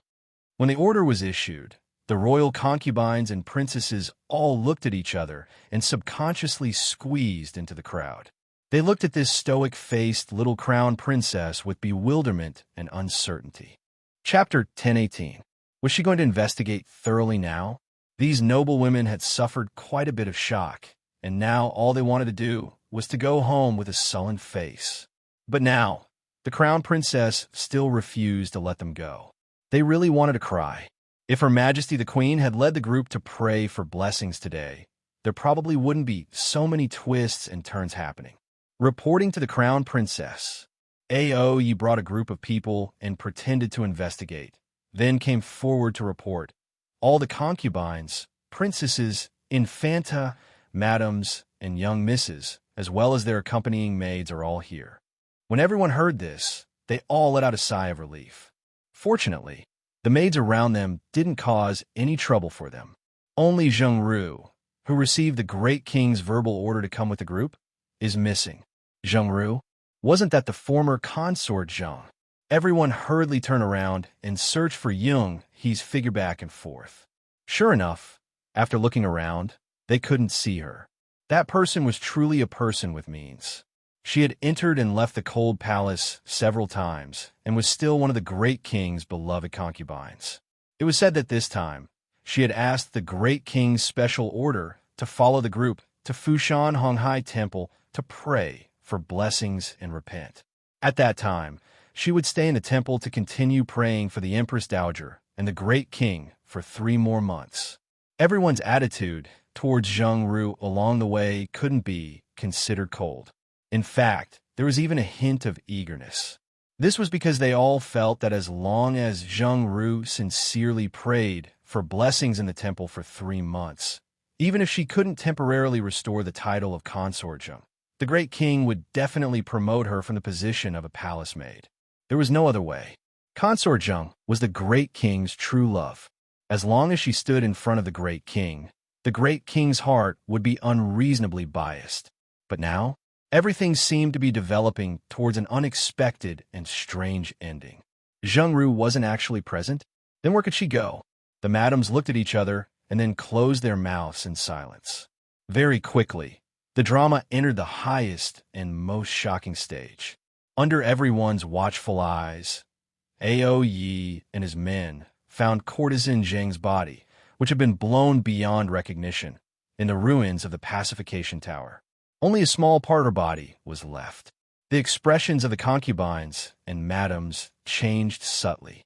Consort Zheng even glanced at the crown princess's cold, expressionless face more than once. The crown princess stood there expressionlessly with her hands folded in front of her and her back straight. Glancing at courtesan Zheng, who had been carried over, the crown prince consort flew into a rage. Preposterous! Master Konghui had made it clear that only the great king, the crown prince, and the crown princess were allowed to enter the pagoda. Why was the little Yunhee inside? What identity did she use to go in? There was complete silence. No wonder she attracted the wrath of the 9 heavens and caused the pagoda to explode. This demoness who brought disaster to the country deserves to die. What a pity that the pagoda was implicated by her. The corners of Stay Up Late's mouth twitched. Venerable Master Kong Hui also wept sorrowfully, and he led the monastery's monks to kneel down before Qiaomu. He wailed miserably, "I implore the Crown Prince Consort to uphold justice for the entire Great Sea Monastery. Punish this demoness who brought disaster to the country. Give our Honghai Temple justice." The old nanny beside Consort Chung tugged at Consort Chung.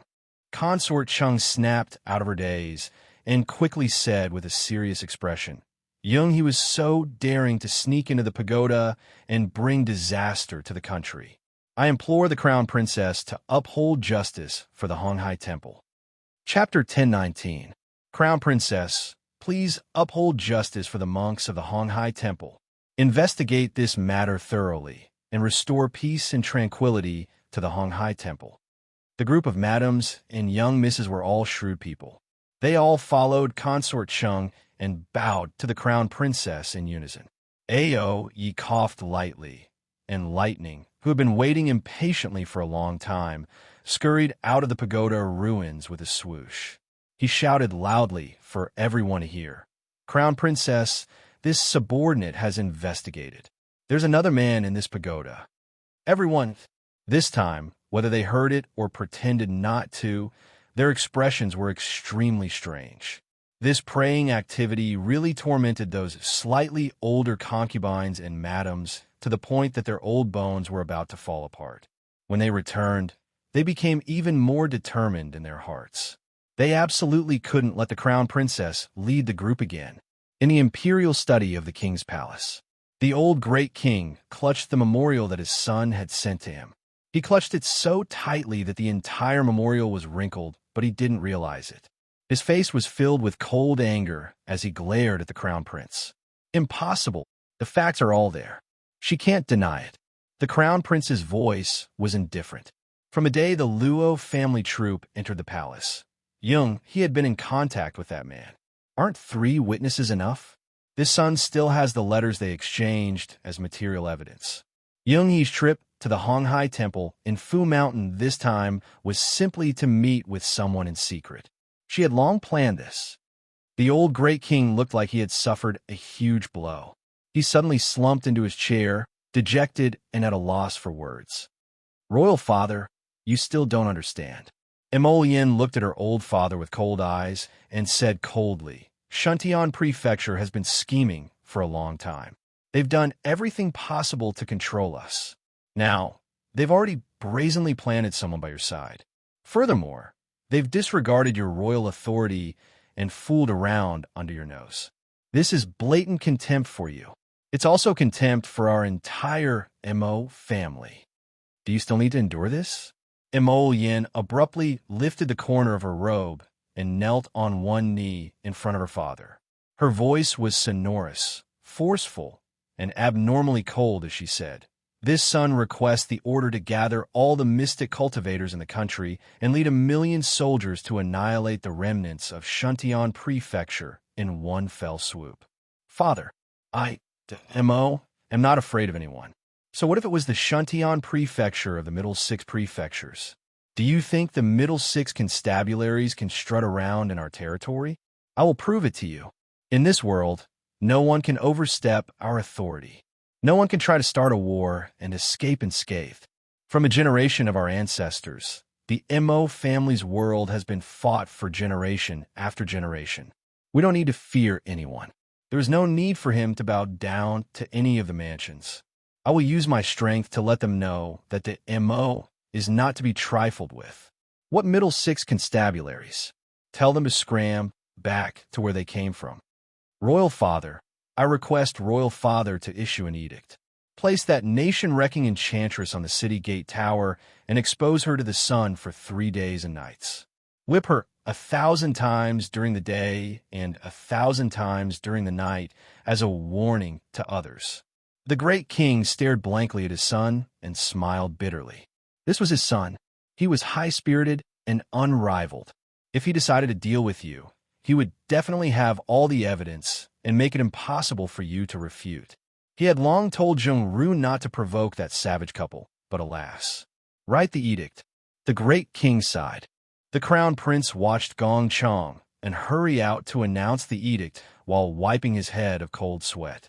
He then slowly walked out of the royal study. Chapter 10:20. As he gazed icily at the distant horizon, Yin's lips curled up in a mocking smile. "Young-hee, I want you to die, but not enter the royal mausoleum." She meant what she said. Now, she had to bear the title of a country-destroying enchantress and be reviled for generations to come. Speaking of which, didn't you ask for this yourself? The next day, big news, big news. Honghai Temple's Nimpin Tower really collapsed. All of the citizens of the capital rushed to spread the news, and everyone knew about this. They also knew that the great king had decreed that the country-destroying enchantress who caused Nimpin Tower's collapse was to be whipped for 3 days and nights. State Uncle Zheng had been demoted to a commoner, and the Zheng family's mansion had been taken back by the king. All of their assets had been confiscated. The great king had issued a self-condemning edict and locked himself in the king's palace. The citizens all rushed to the city gate tower and spat at Young He's body in disdain, cursing this country-destroying enchantress. But all of this had nothing to do with Arbor. She prepared everything early in the morning. After bidding farewell to her family, she sat in the crown prince's carriage and went with him to the northern city gate. Qin Estates, Qin Su, Duan family's Duan Siren, Dou family's Dou Fengxi, Fan family's Fan Xiaoming, and Hong family's Hong Bai had all been waiting at the city gate for a long time. Other than Qin Su, the others all had impatience on their faces. Can we set off now? Dou third Miss Dou Fengxi asked unhappily. She was ridiculing them in her heart. It really was the crown princess. She had to be escorted by His Highness the Crown Prince the entire way. She was so delicate sitting in the carriage. Did she think she was going on a scenic tour? If she was so delicate, she should stay at home and not come out, so as to not implicate her teammates. Wait! Xiao Mu tossed down the curtain and threw them a single word, not intending to explain at all. Dou Fengxi was so angry that her pretty face changed color. Qin Su shrugged indifferently. She walked to a tea stall at the city gate with her sword in her arms and sat down. She ordered half a pot of tea. At this moment, a portion of the agitated crowd ran to State Uncle Zheng's house and threw stones and mud, blocking the Zheng family members at the back door. They threw stones whenever they saw someone coming out. The scene was extremely chaotic. Third Miss Zheng, fifth young Master Zheng, and the others secretly smuggled out some mystic currency and food, but they were confiscated by the imperial court soldiers who chased after them. Those pampered young ladies and young masters were all so anxious that their eyes turned red. They looked like they were fighting with their lives on the line, wanting to take back the private goods they had hidden. It was at this time that Wu Xiaoyan rushed over with his brothers. With a glance, he spotted the silent sixth young Master Zheng in the crowd. He promptly berated those agitated passers-by and shoved them to the side, squeezing in front of sixth young Master Zheng. Sixth young Master, are you all right? Little sixth Zheng shook his head, his expression somewhat perplexed. When he woke up early in the morning to practice his swordsmanship, he was informed that the great king had sent people to raid the Zheng family's mansion. As a mystic cultivator, all of his important items were placed in his inner world, so the soldiers naturally couldn't come to raid his inner world. However, those half-sisters and half-brothers who shared the same father but had different mothers suffered a calamity. From early in the morning until now, the entire courtyard had been in an uproar. Wu Xiaoyan said anxiously, "Sixth young master, don't worry. I bought a small courtyard for myself in the Mo kingdom capital. If you don't have a place to stay, you can go there first." "No need." Sixth Zheng shook his head and said, "I'm leaving the city now. I'm afraid I won't be back until a month later." Chapter 10:21. That's fine. A hint of a smile appeared on Wu Xiaoyan's chubby face. "You can contact me after you return. Sixth young master, don't regard me as an outsider." "Old Sixth, what are you saying?" Suddenly, a shriek was heard. Third Miss Zheng couldn't win against several soldiers and could only helplessly watch as her sole bag of mystic currency was snatched away. She scrambled up from the ground in a sorry state and hastily rushed to Sixth Zheng's side. "You don't need to stay, but we need to." Sixth Zheng dodged to the side. Without even looking at Third Miss Zheng, he directly patted Wu Xiaoyan's shoulder. "Let's go." "Fine, then I'll send you off." Wu Xiaoyan was also a shrewd person. Upon hearing this, he knew that sixth young master didn't like his siblings at home at all. Thus, he didn't waste time with him and directly pulled sixth young Master Zheng into his carriage. On the other side, at the northern city gate, Dou Fengxi was impatient to the extreme. She suddenly swept a glance at the Duan family's seventh miss, Duan Siren. "Seventh Duan, say something. How long are we going to wait like this?" Seventh Miss Duan was a 16-year-old girl with a pair of bright, moist eyes on her round, apple-like face. Upon hearing Do Fengqi's words, she laughed and said, "Sister Fengqi, if you're impatient from waiting, then go ask the crown princess. When exactly can we set off?" Do Fengqi relented. How could Arbor, who was sitting inside the carriage, not know of the various impatience of the people outside? However, she couldn't be bothered to pay attention to them. She turned to look at Mo Lien, who was staring at her unblinkingly. "Lien, do you know why those people from Shuntian Prefecture went to such great lengths to set up this great drama of nation-wrecking witches? Wanting to plant on my head?" Mo Lien's heart jolted. "Speak." "Because their prefecture lord, that lofty Shuntian prefecture lord, isn't willing for me to lead an easy life."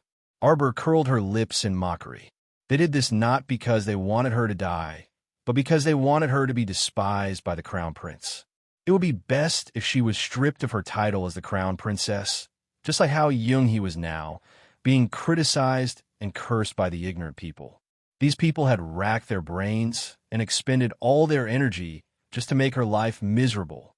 If this life was the same as her previous one, and she was still a weakling, then wouldn't she have to go along with her wishes? A trace of ruthlessness flitted through Mo Lien's eyes, and he abruptly reached out to pull her into his embrace. He pressed his head against her small head and said in a muffled voice, "This time, I won't accompany you to the mystic beast forest. I already know where Lu Yiji is hiding from the Black Cat. I want to clean them up before you came back. Jojo, I want to give you a lifetime of peace. I want to protect you. You won't let those rats, insects, snakes, and scorpions of Shuntian Prefecture crawl around you anymore. Okay."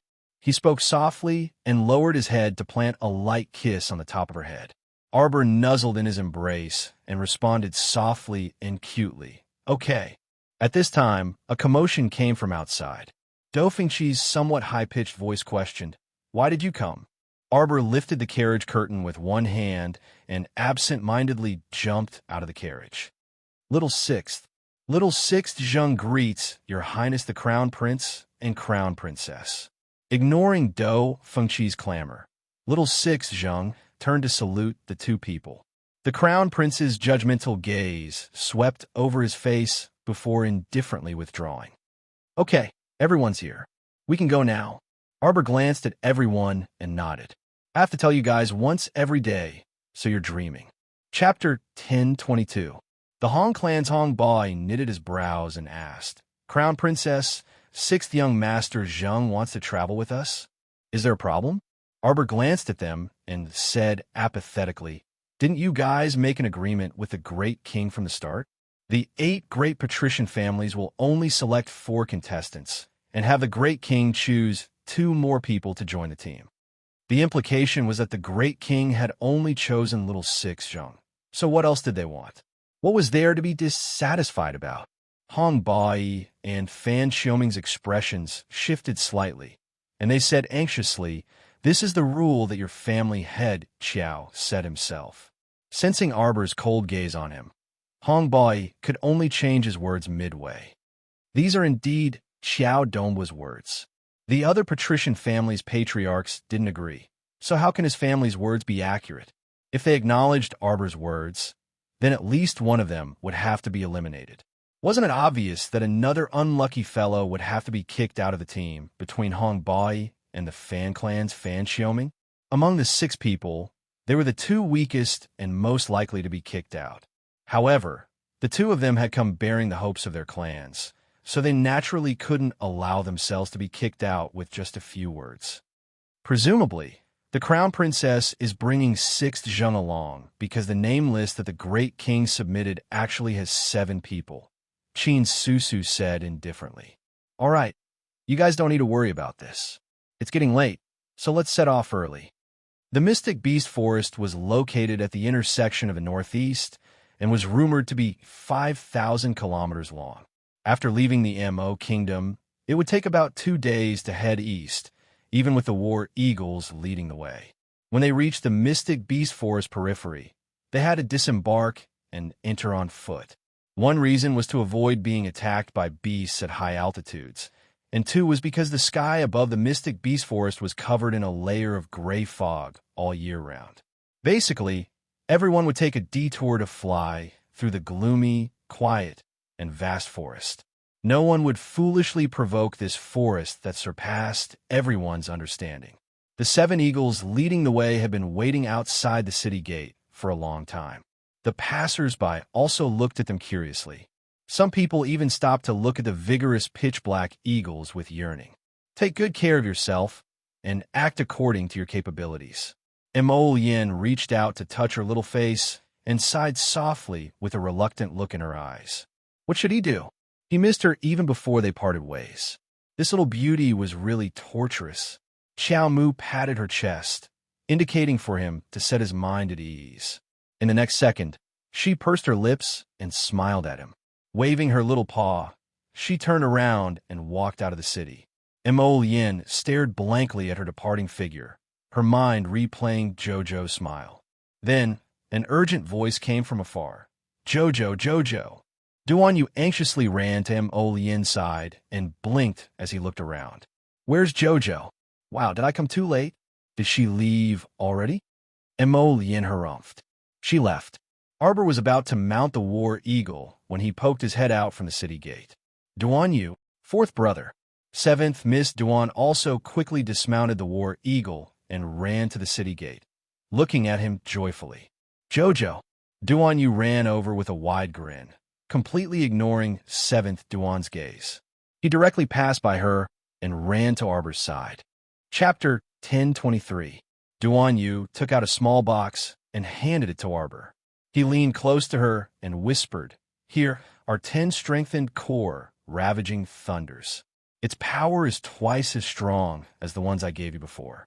Don't waste so much energy when you're outside. If you encounter those pestering you endlessly all day long, just blast them to death and save yourself the trouble of cleaning up a mess. After he finished speaking, he winked at Arbor darkly. Arbor nodded and very smoothly put away the box in her inner world. Then I'm leaving. Be good at home and don't fight.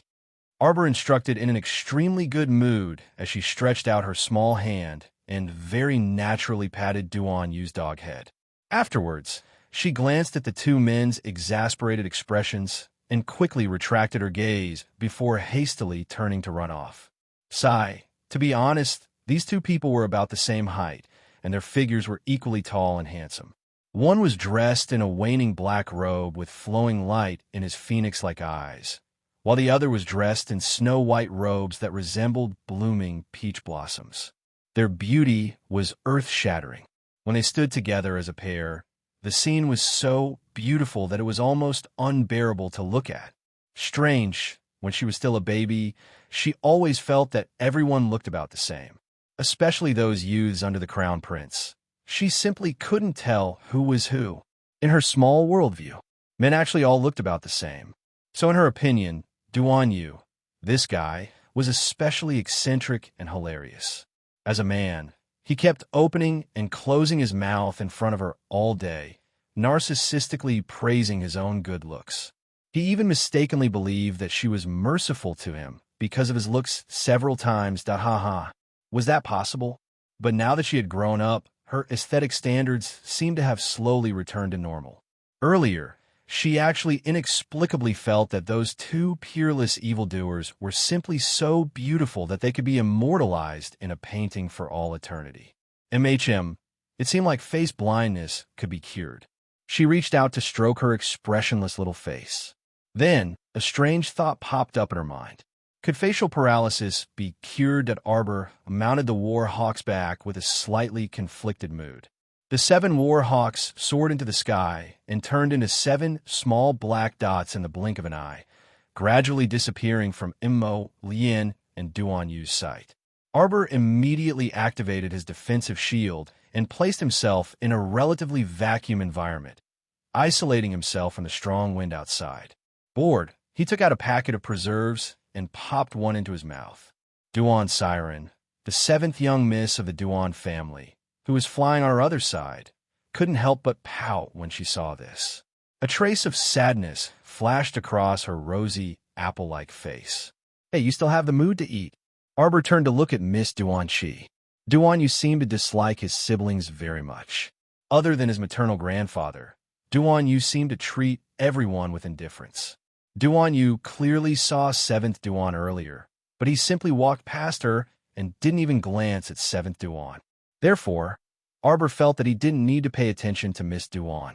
When Duan's siren saw that she didn't speak, she couldn't help but ask after a while, "Crown Princess, you have a good relationship with 4th brother, right?"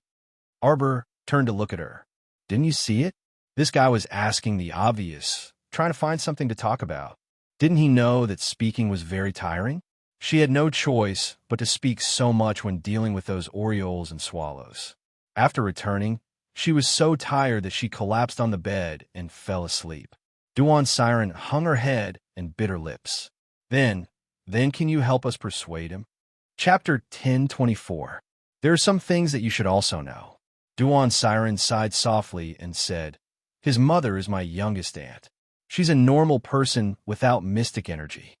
Ever since youngest aunt and someone," Duan's siren said vaguely, "gave birth to 4th brother, the two of them have always been despised by the clansmen. Thankfully, Grandpa has always doted on the two of them.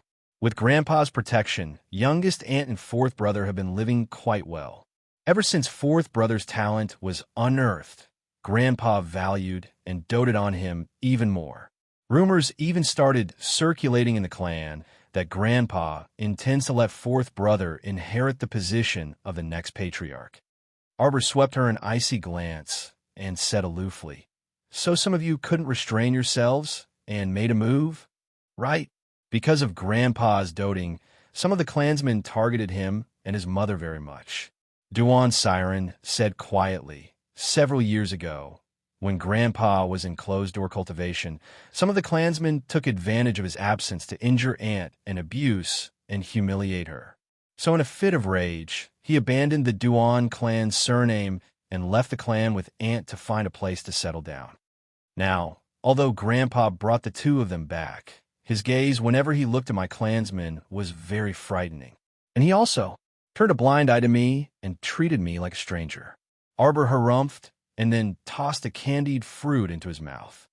"You're telling me all this because you want me to persuade him to reconcile with you?" At that time, some of the clansmen were young and impetuous and didn't know how to control their temper, so what a joke. If someone insulted, abused, and beat up my mother, I would have long turned them into ashes and ceased to exist. Now, Duan, you spared your wretched lives out of consideration for Patriarch Duan. Not only are you not deeply grateful, you even dare to complain?" Arbor grumbled. "Shameless." After saying that, he was no longer willing to waste words with Duan's siren and directly patted the warhawk's head, urging it to quickly fly forward and leaving Duan's siren behind. 7th Miss Duan stared blankly at the girl who left her behind and ran off without saying a word and pinched her fingers in displeasure. "Idiot," Arbor muttered under his breath. Seeing him grinning all day long and looking like a carefree fool, and not saying anything, she knew nothing about these things at all.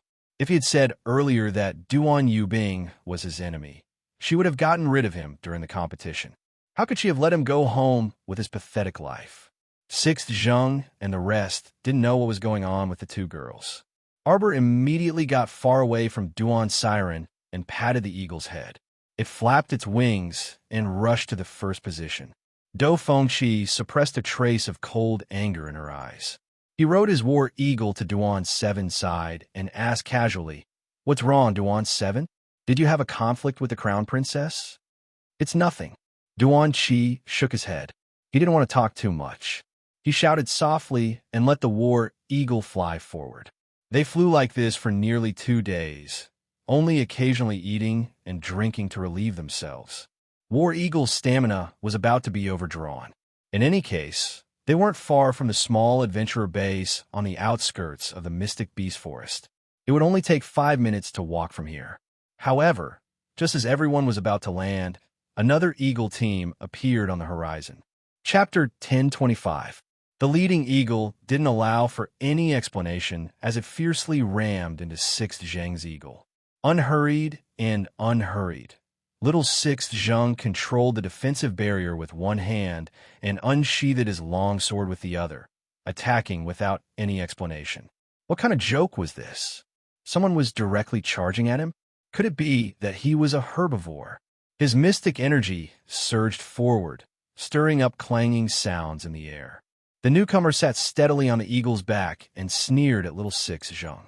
With a wave of his hand, the 4 or 5 eagles behind him screeched and pounced at little Six Zheng with lightning speed, wanting to tear him apart. Where did this fool come from, provoking without saying a word? Arbor was enraged, and he directly stood up from the eagle's back, shouting angrily, "Are you all fools? You're not moving even when you're being bullied? Are you waiting to get rid of your teammates before it's your turn?"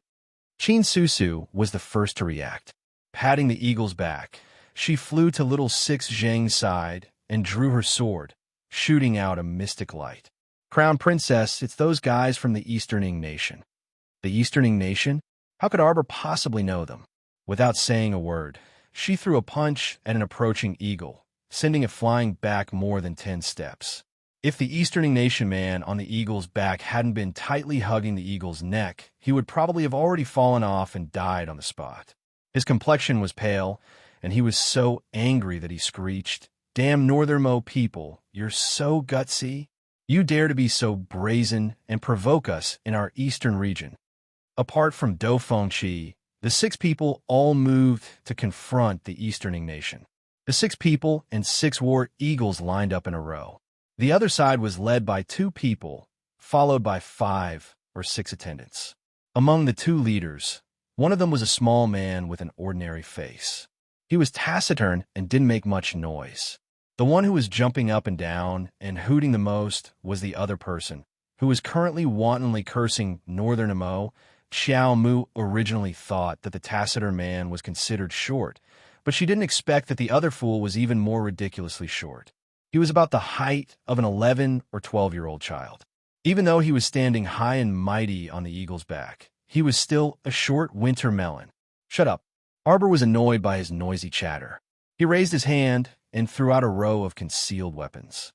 5 or 6 attendants heard the sound of something breaking through the air and couldn't help but be shocked.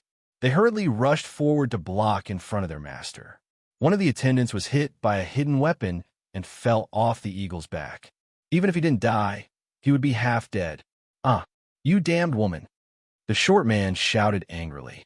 Standing on the eagle's back, he waved his hands and feet as if he was doing an awkward dance. At this time, the short wintermelon's subordinate lowered his voice and said a few words to the man. The short wintermelon immediately looked at Arbor with bright eyes. There was a trace of indescribable excitement in his pair of dim yellow eyes. "Your Northern Prince Mo's consort? Who I am has nothing to do with you." Arbor bluntly stabbed him. "Are you qualified to ask?" "You." The short wintermelon was so angry that his face turned ashen. Standing on the eagle's back, he crossed his arms and said in a lofty tone, "Seeing that you're still a young woman, I won't bicker with you. Come on my side immediately. Now, Northern Prince Mo's consort, I am Easterning Nation's crown prince.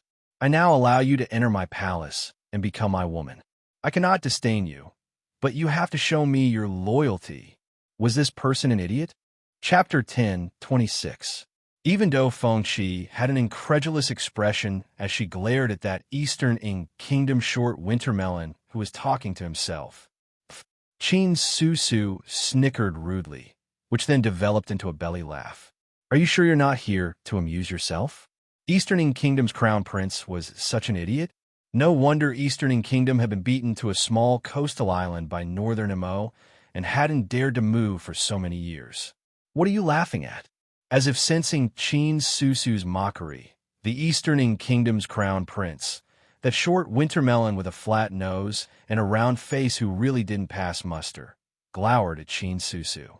"Don't refuse a toast only to be forced to drink a forfeit. Let me tell you, even if I can't deal with all of you now, once we enter the mystic realm, humph, kill him." Arbor berated impatiently. Where did this idiot come from? He wasn't even willing to waste words with him. Several ghostly figures abruptly appeared in midair. Lightning and several other hidden guards directly attacked without a word, grabbing at the short wintermelon's neck. "Ah!" The short wintermelon cried out in shock as if unable to react to the fact that the crown princess actually had so many hidden guards by her side. He angrily shrieked, "You're breaking the rules. How can you bring so many people? Your northern MO kingdom only has 6 quotas to enter the mystic realm at most." Everyone stared at him like they were looking at an idiot. "You idiot! Why do you view the world so differently? Are we in the mystic realm right now? We haven't even entered the mystic beast forest yet. Didn't you also bring a group of attendants? Why can't the Grand Northern Prince MO, Consort, bring people?" Even though Fonchi couldn't resist bursting into laughter. "Oh my, do all Eastern Kingdoms people have this kind of IQ? Then don't embarrass yourselves by entering the mystic realm, because it's useless even if you enter. With this kind of IQ of a 3.5-year-old, I'm afraid you'll be courting death if you enter." "Stop." The Eastern Kingdom's leader, who had been silent all this time, finally spoke up. Third brother, save me. Third brother." The crown prince was so scared that he pissed his pants. He patted the eagle under his butt and ran to that person. The silent third prince, Ing Fa, frowned coldly. He dodged Arbor's pouncing body and rode the Black Hawk to Arbor and the others. He cupped his hands in greeting and said in a polite manner, "Ever since the crown prince was overly frightened a few years ago, he would occasionally become delirious. Please forgive him." Chin Susu and the others couldn't help but burst out laughing again. "Looks like his brain isn't working well." Little Sixth Zheng shook his head solemnly, and he turned to say to Arbor, "Miss Qiao, since the other party has a mental problem, then let's not bicker with him, okay?" Xiao Mu nodded nonchalantly on the surface, but she spat out icily, "Slap her." "Pah!" Lightning, who was closest to the crown prince, slapped the crown prince's face without saying a word. Caught off guard, the crown prince staggered and fell down from the Blackhawk's back. The third prince, Ing Fa, hastily turned the Blackhawk's head and rushed up to catch the crown prince. Just as he turned his head and was about to angrily reprimand him, he saw a black streak of light shoot straight at the person in his hands. Cold sweat immediately broke out all over his body, and the third prince, Ing Fa, hastily wanted to throw the crown prince behind him. But no sooner said than done. Arbor's figure flitted across the sky like a ghost, arriving beside the 2 Eastern Kingdoms princes in the blink of an eye. Chapter 10:27. The Vajra talismans in her hands were as sturdy as iron, and she directly grabbed the heads of the 2 black eagles and snapped them. Eldest crown prince, third crown prince. The 2 crown princes of the Eastern Kingdom also fell to the ground along with the eagle heads. Arbor patted her 2 small hands that were as white as jade and swept a cold glance over the fallen Eastern people. "Such karma is due for shooting off your mouth." Little Sixth Zheng's mouth silently twitched. That's right. With the crown princess's vengeful personality, that Eastern Kingdom's eldest crown prince naturally had to be half dead for teasing her with such filthy words. It said that the Eastern Kingdom previously had 3 crown princes. The second crown prince's mother is the queen and has the strongest backing. However, he was secretly poisoned in a battle a year ago, Duan Siren said. Arbor pursed her small lips noncommittally. She wasn't interested in knowing this. She pressed the Warhawk to land on her own, and Arbor looked around. Her mood improved slightly when she didn't see that group of Eastern Kingdom people disgust her. "Let's go." Little Sixth Zheng and the others followed her to her side. After resting here for a while, the Warhawks would naturally return to Northern MO in a well-trained manner, so they didn't need to worry about this. The place they were currently at was one of the only 2 adventurer bases in the entire Mystic Beast Forest within a radius of 5,000 kilometers. The other adventure base had to cross the Mystic Beast Forest tens of thousands of kilometers and was located near the western region. They definitely couldn't go there at the moment. Arbor's group walked to the entrance of the adventure base and could see a row of people vigilantly patrolling back and forth at the entrance from afar. There were also 4 to 5 base guards keeping watch in the battle towers on both sides. Just as Arbor's group reached the entrance, they were politely stopped. "Guests from afar, if you wish to enter our adventure base, you must first register and pay a certain fee." Arbor's group nodded in understanding. When in Rome, Do as the Romans do. There was nothing much to say about this, so they naturally sent someone to register and pay the fee. Fan Xiaoming had the air of a scholar, so everyone sent him to register and negotiate. Not long after, Fan Xiaoming ran over with a troubled expression. He rubbed his hands and said, "Everyone has to pay a dough of food to register. A duel. Fuck, what kind of lousy adventurer's base is this? They're asking for too much."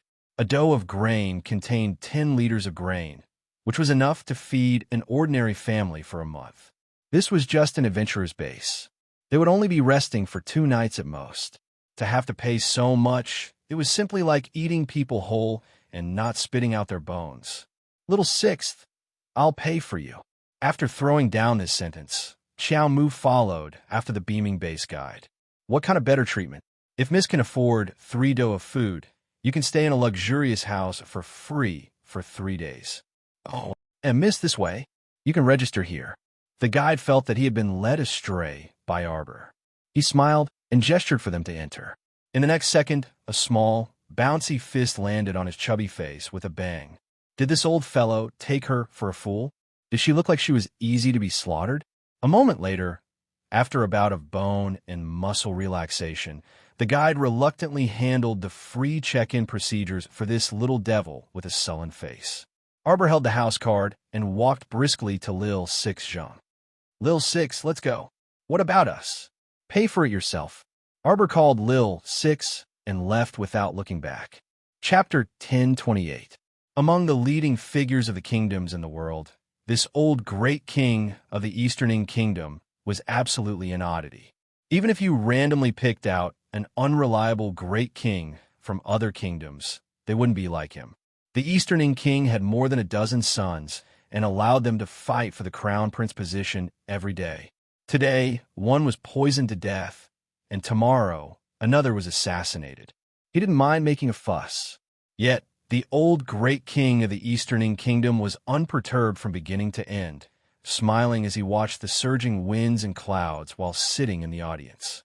This battle for the crown prince position lasted as long as 7 to 8 years. During this time, the old king of the Eastern Kingdom was pincered by Northern Imo, Northern Wei, and Southern Bailey and was forced to settle down on an island. This wasn't the end of it. His sons simply didn't think of going out to expand their territory or recover their lost territory.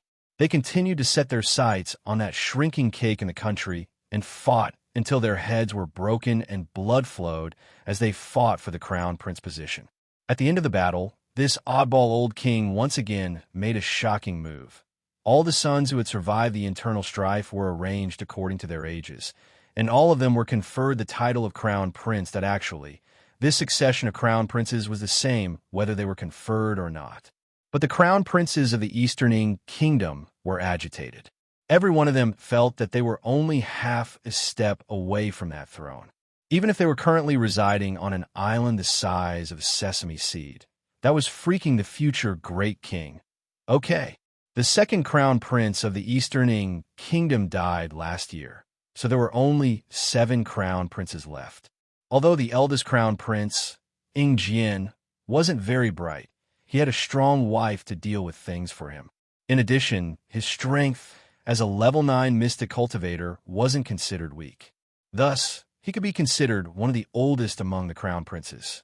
The third crown prince, Ing Fa, was a taciturn and reticent person with a level 7 cultivation.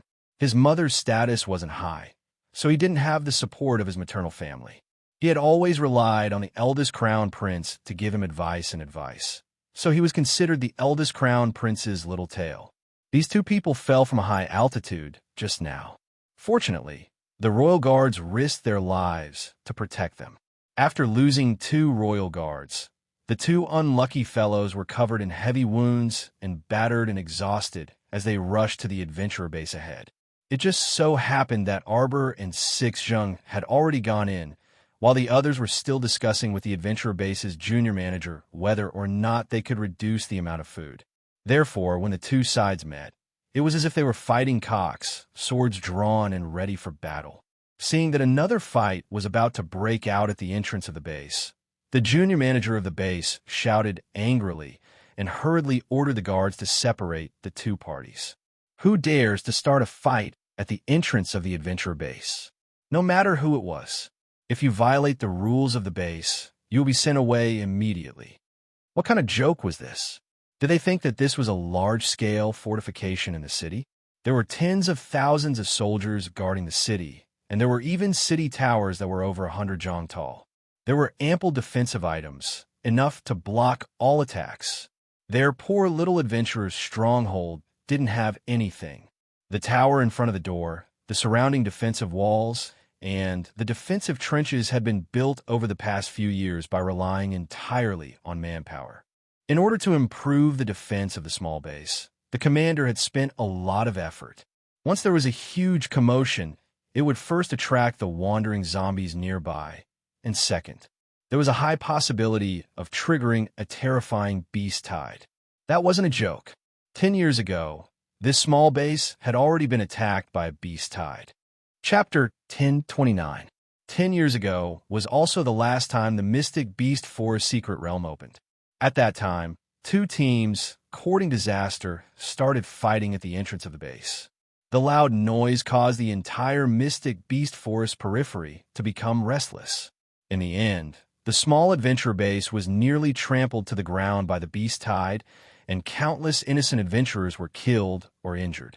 Many young people from various countries who came to participate in the competition also lost their lives in this beast tide.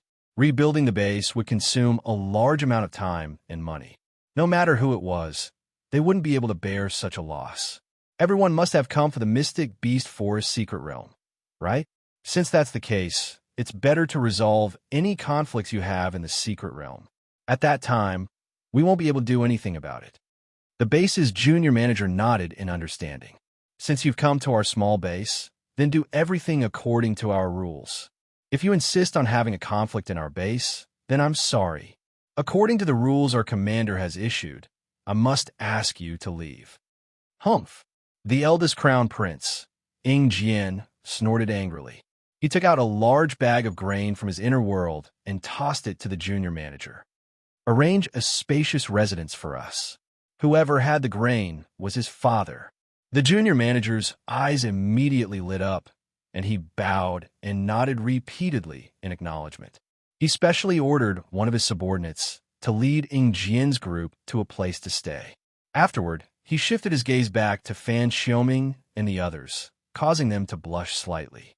The junior manager's wolf-like gaze clearly seemed to be looking at a few paupers who couldn't afford to pay out. To put it bluntly, it wasn't that they couldn't afford to pay this bit of grain. They just felt like they were losing out. They were just resting in this small base for a day or two, but they had to hand over enough grain to feed their entire family for a month. This was simply unacceptable. Qin Susu's mouth twitched. She took out her share from her inner world and tossed it to the junior manager. All right, pay it all. Have a manager arrange a place for us to stay together. They had rushed here covered in dust. In any case, they had to get a good night's sleep first and adjust their states before entering the forest in high spirits. After the base manager received the fee, he immediately put on an amiable expression and ordered people to take them to find Arbor and Sixsheng. Duan Siren's footsteps paused as she stared at the steward's slightly swollen eyes and asked, "Just now, one of us took you there. Did she pay the fee?" The steward's expression changed slightly. He nodded hurriedly and said impatiently, "Why are you asking so much? Of course, you can only enter after paying the fee. All right, hurry up and go in." However, only he knew that at this moment, his heart was silently dripping tears of blood and flowing like a river. Not only did the girl give him a good thrashing, but she also forced a poison pill on him. If it wasn't for the poison that had completely controlled him, he would have already called the base's guards over and captured that savage girl. Duan Siren frowned and walked into the base with the others. After a while, she said, "I think the crown princess must not have paid." "I think so too." Everyone nodded in agreement. "Look at that fatty's bare appearance. He bullies the weak and fears the strong. His eyes are still swollen. He must have been beaten up by the crown princess." Do Fengshi couldn't help but get angry. "We're all on the same team. Since she took care of the base's damn fatty and successfully waived her and little Six Zhang's fee, why didn't she just waive the fee for us as well?" Chapter 10:30. Chin Susu snickered. Turning back to sweep a glance at Do Fengqi, she curled her thin lips mockingly and said with a smile, Miss Do really is quite amusing. Don't say something about being in the same team, being so high and mighty. Of the people who can enter the mystic realm now, who doesn't have the goal of going there to reap benefits?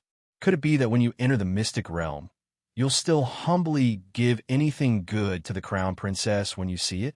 After saying this, she walked forward without even looking back, coldly saying, I advise you all to behave yourselves and not look for trouble when there's nothing to do. Our team is only formed temporarily, and we can go our separate ways anytime and anywhere for our own benefits. Teammates, huh? What was the point of saying it so nicely? How could she not be aware of the goal this team was formed for? A bunch of fools and idiots? It wasn't like they hadn't experienced the crown princess's methods before. Didn't they all see it on the day of the competition?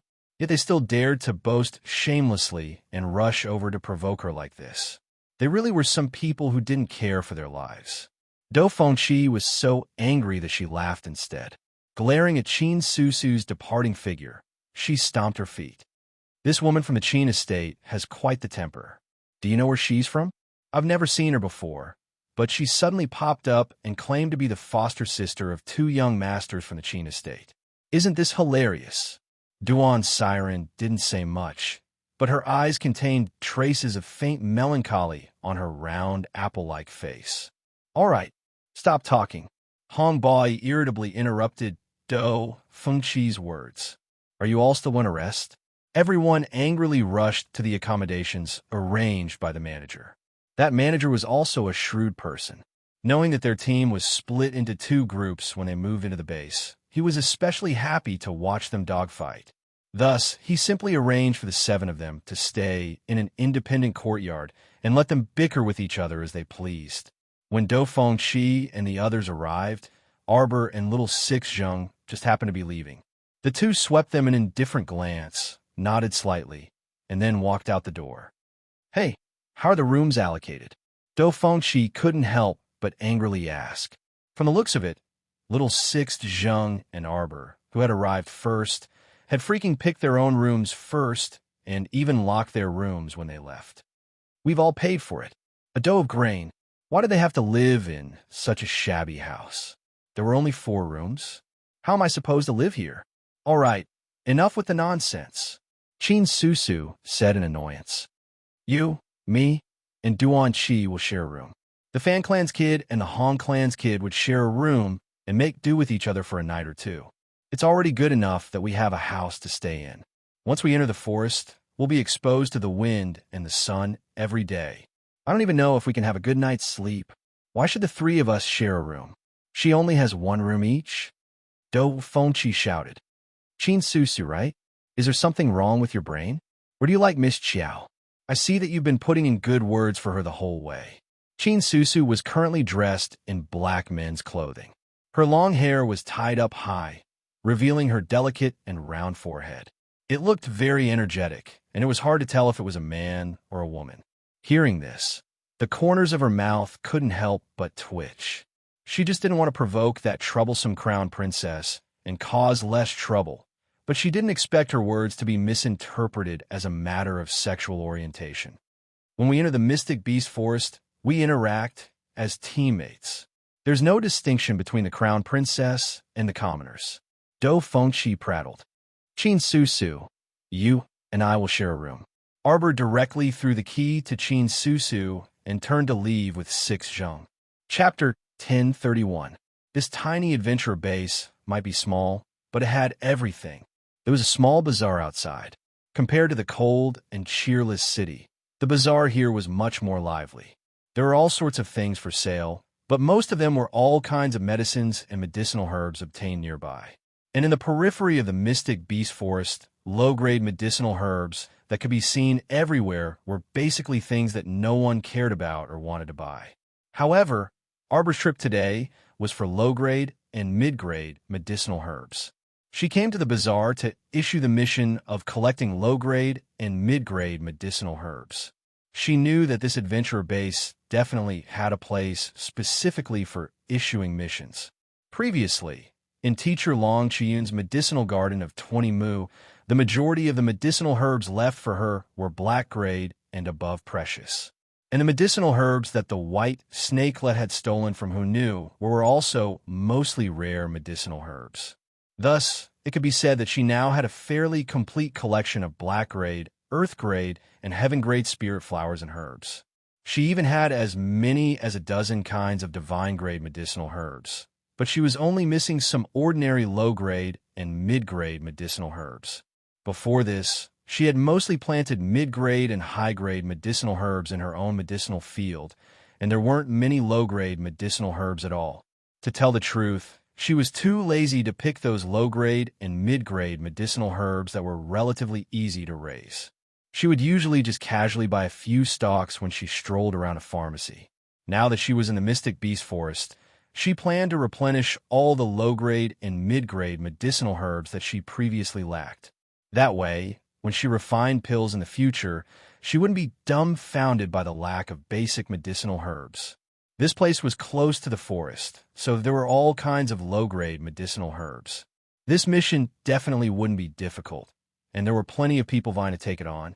Burly mercenaries carrying axes, hammers, and large sabers, walking seductively, and prostitutes throwing flirtatious glances everywhere could be seen practically everywhere in the bazaar. It was extremely rare to see a handsome young master like Six Zheng and an icy and peerlessly beautiful little stoic like Arbor in the bazaar. Thus, when the two appeared, they attracted a lot of attention. The two casually found a stall owner to inquire about the location of the Mission Issuance Center. That stall owner immediately enthusiastically pointed ahead for them. There is. Walk 50 meters forward. Look, that stall with the red sail is right there. Arbor's mouth twitched as he glanced at the shabby stall. Sure enough, there were more people crowding around that stall than anywhere else. It was really a mission distribution center. The stall owner seemed to have noticed her disdain and hurriedly laughed. We'll keep everything simple, little girl. If you want to issue a mission, you could just go there. After thanking him, Xiao Mu and little Six Zheng arrived at the Mission Issuance Center one after another. Just as he approached the shabby stall, he heard a familiar roar. Do you know the rules? This is the mission that we revealed first. Okay? What right do you have to interfere? You're just a small team of outsiders. TSK. You only have 8 or 9 useless people. You want to take on a level 3 mission? Are you tired of living? I'm doing this for the sake of your lives. That's why I'm helping you. What are you roaring for? Haven't you heard of our Proud Hawk squad? Then hurry up and ask around in this base. Who doesn't know that our Proud Hawk squad has already been gloriously promoted to a level 3 special operations team? Arbor's eyes lit up, and she rushed up to the tall fatty whose face was flushed red and called out crisply, "Hello, Captain." Chapter 1032. Everyone turned to look at her, dumbfounded. However, Xiao Mu's gaze only landed on the faces of Huge Bear Squad's Gao Sheng and company. She simply didn't notice that the person who was arguing with Gao Sheng was looking at her with glowing eyes, his saliva about to overflow uncontrollably. "Hey, aren't you that one? The little girl who saved us at the north gate of Guanlon City." Vice Captain Hua Gu had a good memory and recognized Arbor at a glance. The main reason was that their encounter that day had been a little frightening and left a deep impression on them. When a group of zombies was crushing their Huge Bear Squad from behind, the little girl suddenly appeared and threw out 2 firearms as if she had the help of the gods, killing the zombies on the spot.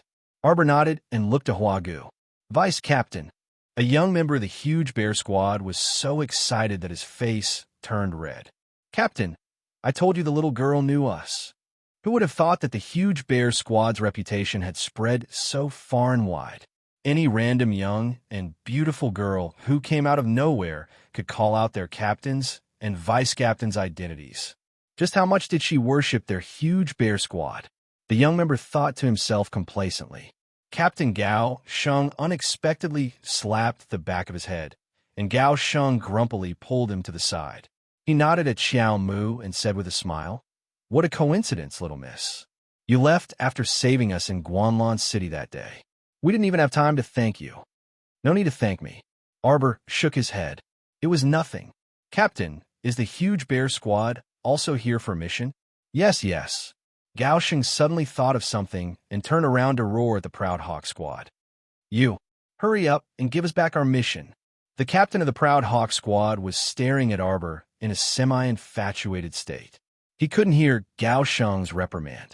His old, weather-beaten face revealed a lustful expression as he stared at Arbor with shining eyes. After a while, he gulped and said, "Little girl, are you for Gao Sheng's squad? Oh my, what's the point of staying in such a lousy squad with less than 10 people? Why don't you join our Proud Hawk squad?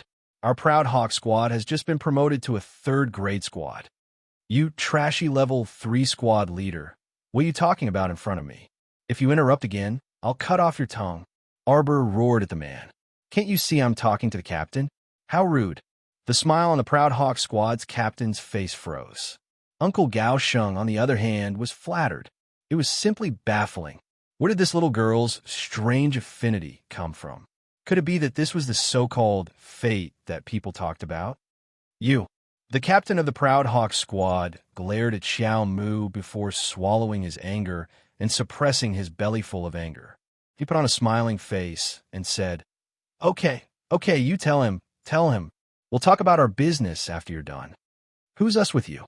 6th Zheng snapped at the captain of the Proud Hawk squad. One ignorant man scrammed to wherever it was cool. "Captain, I have a mission to issue. Will our huge bear squad accept it?" Arbor's eyes twinkled as he looked at the tall, fat uncle and asked expectantly. How could the tall, fat uncle have the heart to refuse? He inexplicably nodded and agreed.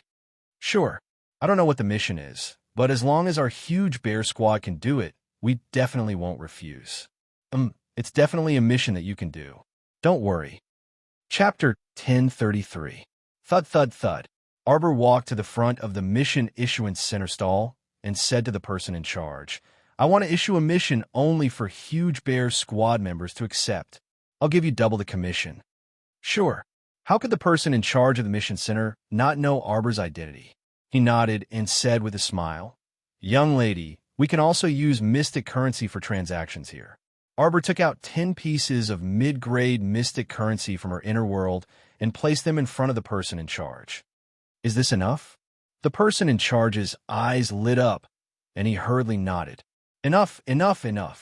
Normally, even if it was a level 5 mission, they only needed to pay 5 mid-grade mystic currency as commission. Now that Arbor gave 10 pieces, it was simply more than enough. "The mission I want to issue is to help me find all kinds of mid-grade and low-grade medicinal herbs within a month. I want 100 stocks of each type. The more varieties, the better. As long as the rhizome is more or less complete, I'll pay 1 low-grade mystic currency for each stock. There's no upper limit." What? Everyone present, including the huge bear squad members, looked dumbfoundedly at this heroic little sister in front of them. They simply couldn't use words to express their current feelings. Okay? How many medicinal herbs could the huge bear squad dig up in the vast and boundless mystic beast forest periphery in a month? Even 10,000 stocks of medicinal herbs was a small number.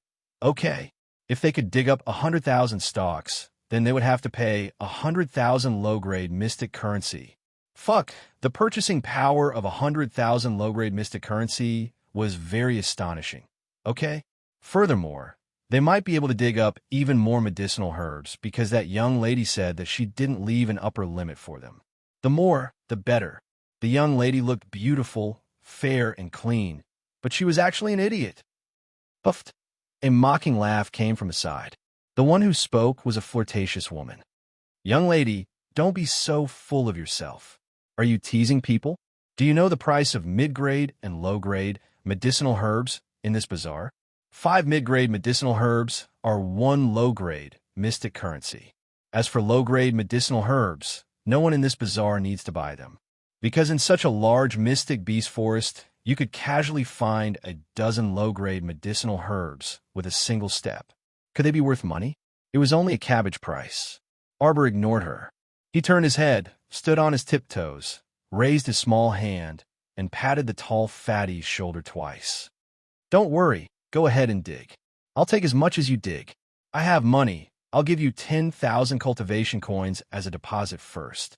As he spoke, he took out a money pouch containing 10,000 low-grade, profound coins from his inner world and placed it in the hands of the dumbfounded Captain Gao. She didn't plan to grow those low-end, medicinal herbs on Paradise Planet at all. Therefore, it didn't matter how many he collected. When the time came, it would not go bad even if it was thrown into the inner world. When it was needed, it could be used at any time. It would save the trouble of asking Little Tree to plant and harvest it.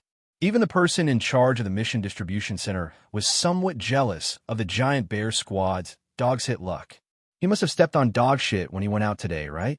Could this little girl be Gao Sheng's relative? Everyone looked at the dumbfounded Captain Gao with a look that said, "Gao Sheng, are you crazy? Brat, you have such a rich relative, yet you still come out all day to snatch business from them. Don't you have any shame? No, little girl. Are you sure you want to take as much as you can?" Gao Sheng felt that his throat was dry, and his voice was trembling. Fragmented Sleep. Chapter 1034. Arbor nodded vigorously. Amen. Captain Gao held the 10,000 mystic coins in his hand and felt that they were scalding hot. He said embarrassedly, "Actually, you don't have to pay a deposit. Moreover, young lady, the purchase price you offered is really too high." A low-grade medicinal herb was actually given a low-grade profound coin. Just how rich was this person? "It's fine. You guys go ahead and harvest. We'll meet here in a month, and I'll give you the remaining mystic coins." "All right." Captain Gao nodded vigorously and said with a smile, "Young lady, then we'll go back and prepare the tools for harvesting the herbs. We'll take our leave now." Arbor nodded slightly. Without waiting for them to take 2 steps, her eyes flashed, and she called out to them again. "Captain." The little fellow called out to Captain Gao crisply and ran to Captain Gao's side with small steps. She looked up at him and said, "Don't casually give your captain's position to others in the future, especially Fan Xiuhe, a wild wolf in human skin. If she gave the captain's position to Fan Xiuhe, he would only lead everyone step by step into the abyss of death." Perhaps this was Fan Xiuhe's ultimate goal. In her previous life, when she joined the huge bear squad, she was only a little over 16 years old. She had been with the huge bear squad for a full 3 years and watched the 19 members of the huge bear squad perish one by one. In the end, only she and Fan Xiuhe were left. Now that she thought about it, she suddenly realized that this was probably not only caused by the vile environment, but also by Fan Xiuhe's deliberate indulgence. Arbor subconsciously clenched her fists tightly. Fan Xiuhe, this scum. Once she returned to the capital, she would definitely find some time to meet him. When Captain Gao heard the young lady's brainless words, he was slightly startled. Then, he smiled foolishly and rubbed the back of his head. "All right, I old Gao have nothing but hot blood. My teammates are my family, and I will definitely lead them well." "Captain." Everyone in the huge bear squad also cheered and shouted. "Hey!" Arbor pursed her lips and waved at a 16 or 17-year-old girl in the squad. "Sister Gu, come quickly. I have something good for you." How did this young lady, who was as pretty as a fairy in a painting, know that her name was Sister Gu? Could it be, as Gong said, that this girl was a super fan of their bear squad? The huge bear squad was actually so famous in the entire Seacone planet. The little girl called Sister Gu walked to Arbor's side with a confused expression. Arbor held her rough little hand and placed a heavy cloth bag in her hands. "Sister Gu, eating sweet potatoes every day is actually pretty good. It's just that you get sick of it after eating too much. Take it and eat it. I'll give you guys a deposit so that the captain can buy you some things you need. Don't treat yourselves too badly." "All right." Arbor didn't care about the girl's stunned look. He directly took out 2 boxes of ointment from his pocket and stuffed them into her hands. He whispered to her, "These 2 boxes of beauty ointment were made by me personally. It's most suitable for people like us who run around outside all day, exposed to the elements. It can improve the quality of your skin very well. Remember to apply it once every night. In less than 10 days, your skin will be like mine." "Really?" Sister Gu widened her eyes in shock, and she subconsciously reached out to touch her dry skin. MHM. You don't have to apply too much. A small spoonful every day is enough. Chapter 1035. These 2 boxes of ointment can be used for 2 months. I'll give you more after you finish using them. Sister G's big eyes shone with joy. Heavens, could this girl really be a little fairy that fell from the sky?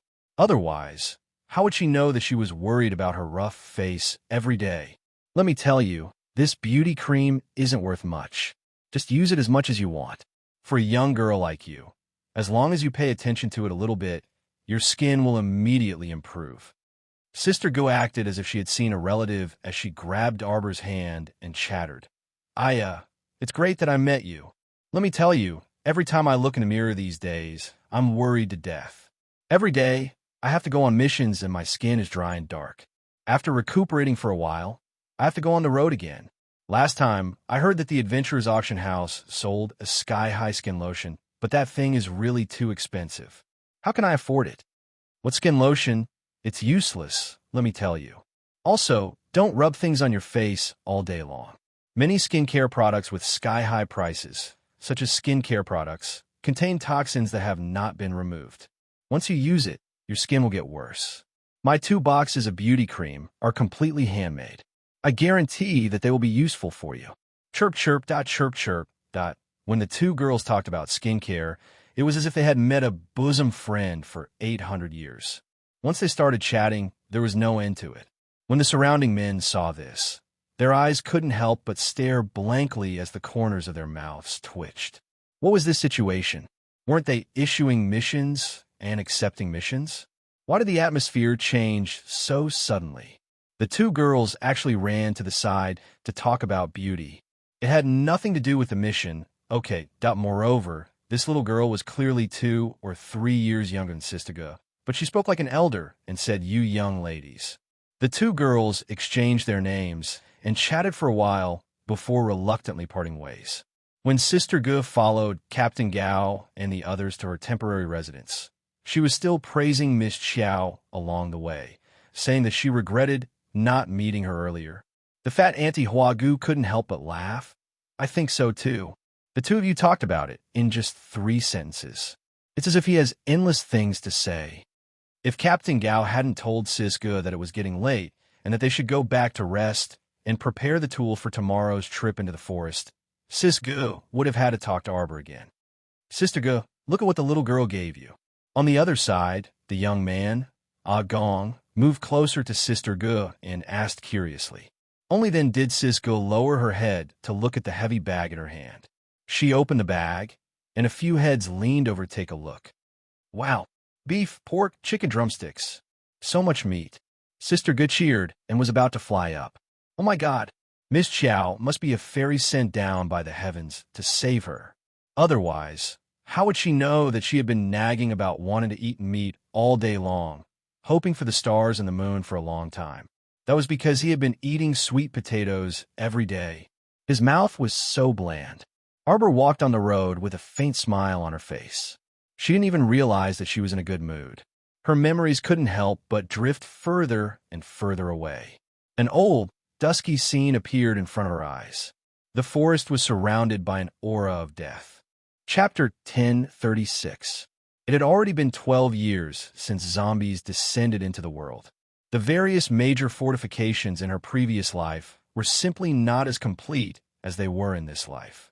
In today's major fortifications, one could see unmutated flowers, plants, and trees, as well as a trace of human vitality. However, in her previous life, there was a deathly aura everywhere, and not a trace of green life could be seen. All 4 seasons fell into midwinter, and the air was filled with a dusky fog.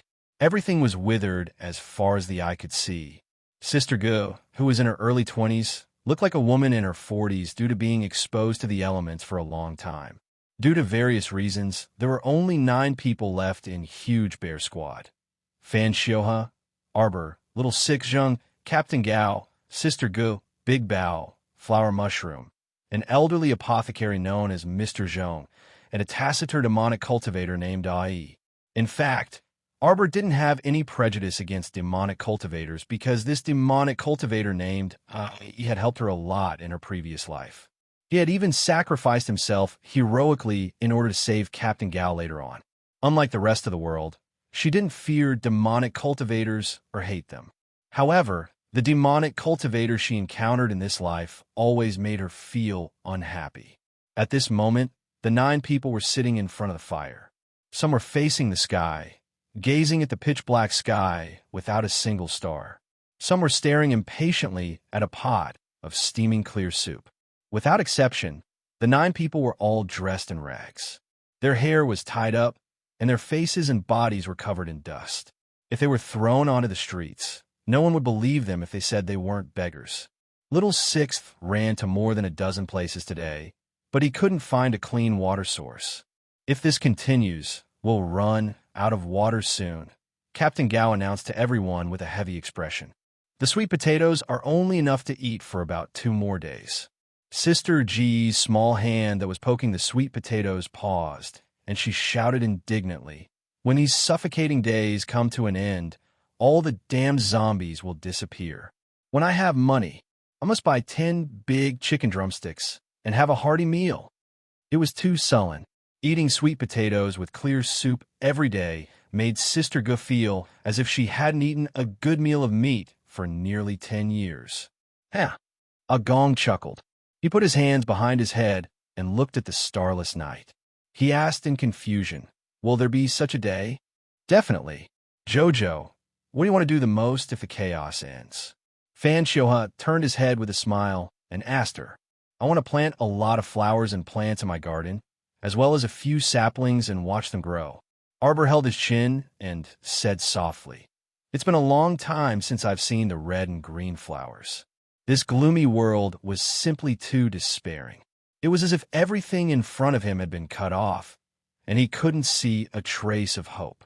The world was like a mottled scroll, losing all its colors. If this kind of life could end, "Miss Chow, what are you thinking about?" Little Six Zheng turned to look at the silent little lady, slightly curious. This little girl, who always did things unexpectedly, was always able to catch his attention with her every move.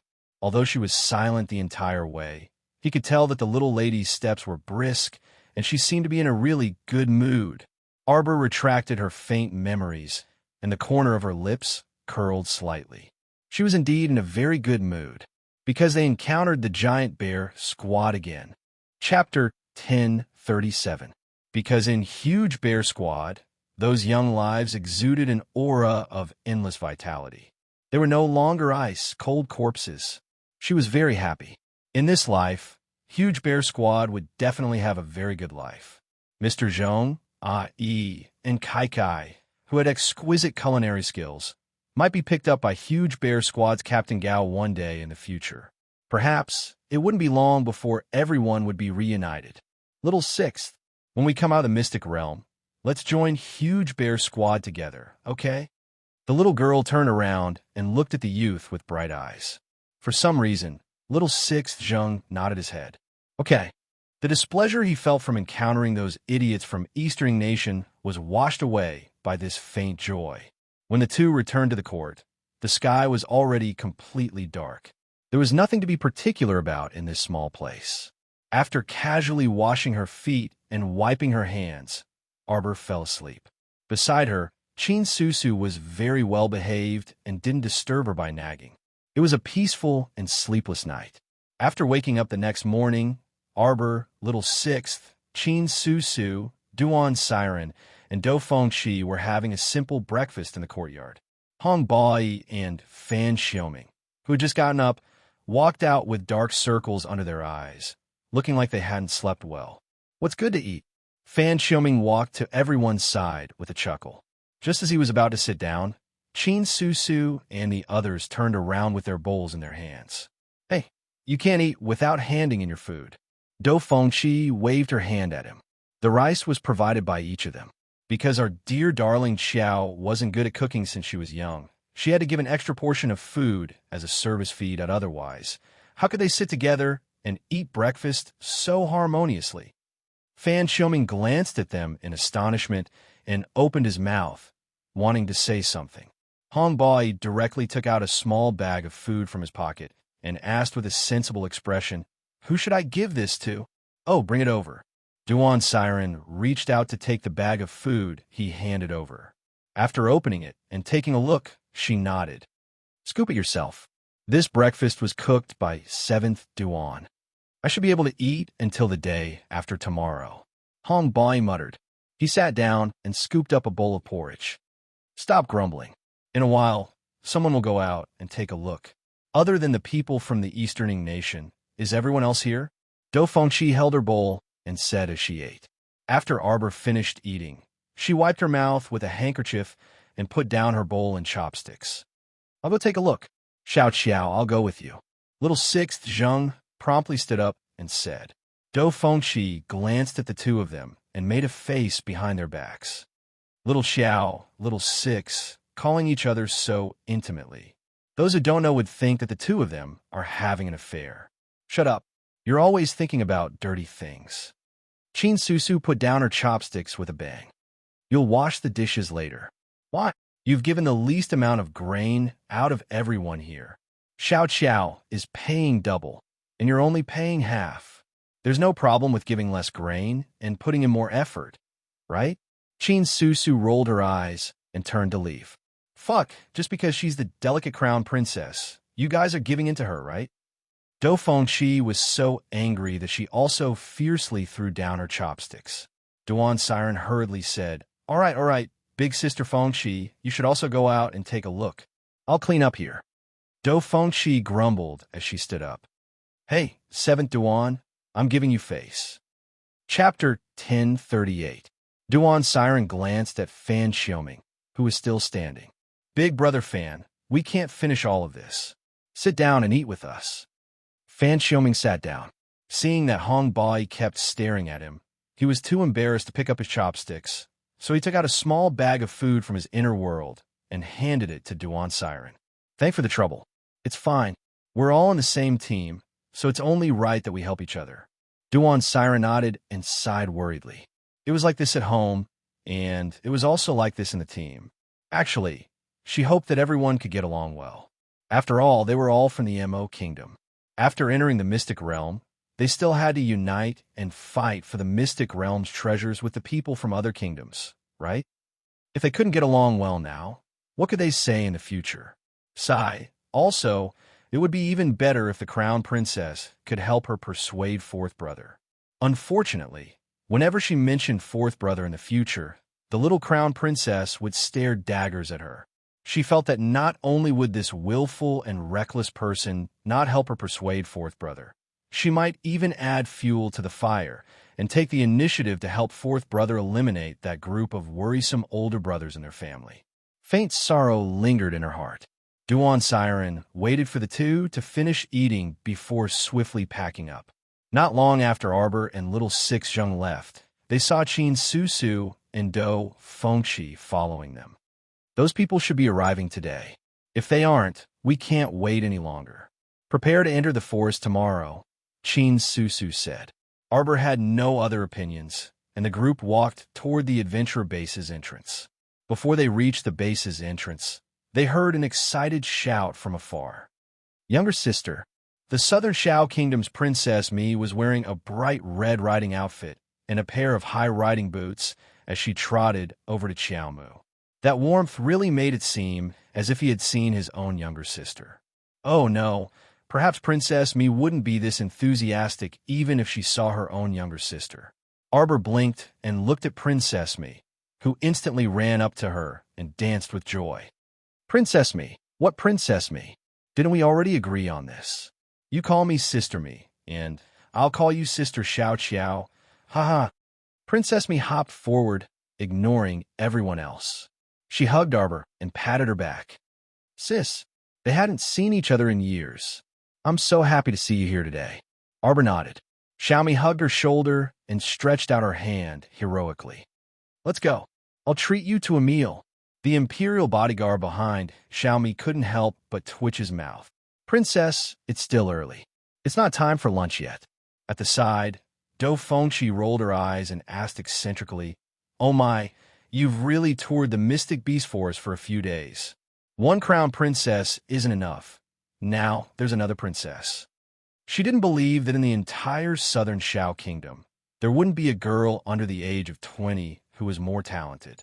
Wasn't it the selfishness of those in power who insisted on stuffing their sons and daughters into this trip to the mystic realm so that their children could benefit while tempering themselves? Their Mo kingdom's old great king also wanted to stuff his children into this trip, but unfortunately, the 12th prince was a playful person. How could he be happy to be locked in the mystic realm for a month without leaving? As for the princesses, either their mother was worried about accidents and didn't allow them to go, or their talents were too poor and they couldn't go at all. If not for this, the 8 great patrician families would have to give up at least 2 spots. Chapter 1039. Who is this person? Xiaomi hugged Arbor's shoulder and turned her head to glance at Dou Fengqi. I'm not familiar with her, Xiaomu replied dryly. Xiaomi laughed loudly. Not familiar is good. Not familiar is good. Let's go, us sisters haven't seen each other for a long time. Let's find a place to chat. Dou Fengqi's nose was crooked from anger. Just as she was about to interject, she heard a series of chaotic screams coming from the base's entrance. The woman's screams were accompanied by the base's junior manager's stomping footsteps. An enchanting and charming woman was directly kicked from the base's entrance to this side, almost smashing into Dou Fengqi. Dou Fengqi's entire body shifted to the side. That woman fell to the ground with a bang, her clothes barely covering her body, revealing 2 snow-white thighs with blood-colored whip marks. She was battered and exhausted, and there were very obvious marks of being strangled on her chest and neck. She struggled for a long time, but was unable to crawl up from the ground. Arbor glanced to the side and saw that it was the prostitute who had mocked her at the Mission Distribution Center yesterday. Xiaomi pulled her little sister and retreated a few steps, leaving an empty space in front of them. A dirty slut dares to come over and rub against this lord's body. She's simply courting death. Dig out her pair of dog eyes for me. She still dares to look? Stepping on pitch-black riding boots, the youth's head full of small braids swayed on the top of his head. In his hand was a black hard whip with barbed dark hooks. The youth's grave and stern face was full of ridicule. A pair of pitch-black wolf cub eyes coldly swept over everyone present. Xiaomi curled her lips and muttered to Arbor in a low voice, "What kind of person is this?" Acting as if he's some big shot. What she hated the most was seeing people bully the weak. After so many years, her sense of justice was still bursting. Seeing the youth tormenting a woman with such vigor, she immediately looked down on him. "Huh, big brother Ollie, why bother so much with a dog?" Disdainful mocking laughter rang out. An 18-year-old girl with half of her arms bare walked over to the young man. She was wearing a brightly colored skirt that only reached her knees. She had a strong foreign aura about her. She walked with light and slow steps like a bird as she cheerfully came to the young man's side. She smiled brightly and looked at the young man with eyes so bright that they almost sparkled like stars. She reached out to grab the young man's arm and leaned her soft body against him, looking like a little bird that was dependent on its master. The young man stood there with his slender legs spread apart like a pine tree, his figure tall and straight.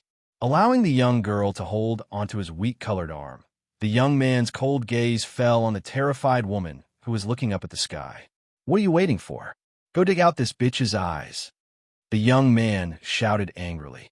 Immediately, 2 burly men wrapped in cloth walked forward, scaring the prostitute to the point that her whole body trembled, and her face instantly turned pale. "Hey!" Princess Mi rushed forward like an arrow and stretched out her hands to block the woman. She roared with red eyebrows and green eyes. "Are you a man or not? Bullying a weak girl like this? Do you still have any shame?" Princess Mi's bodyguard, Gongsun Lai, walked forward speechlessly. He made a sword-drawing posture as if he was facing a great enemy and looked at the young man with wolf-like eyes. "Shit, we haven't even entered the secret realm, and the princess is causing trouble again. It's a pity that he was forced by his brother Gongsun Yang to swear an oath to protect the princess with his life that otherwise he really wanted to throw the princess away and get lost." Chapter 1040. Hadn't the princess's sense of justice been fully displayed along the way? Daring to provoke just anyone, the youth in front of him was clearly not to be trifled with. However, Gong Sun Lai quickly realized that the wolf-eyed youth's line of sight wasn't on his princess, but rather. Gong Sun Lai turned his head to look at Arbor, who was standing behind the princess. Arbor naturally also noticed that the youth with a ponytail swaying back and forth, his eyes emitting a wolf-like glint, was fiercely glaring at her with a face full of rage. Darling Xiao was at a loss. It seemed like she hadn't made a sound from the beginning to the end. It was clearly Princess Mi who jumped up to save her, and it was also Princess Mi who was angrily arguing with this youth. What kind of gaze was this youth having? Why was he staring at her at this moment?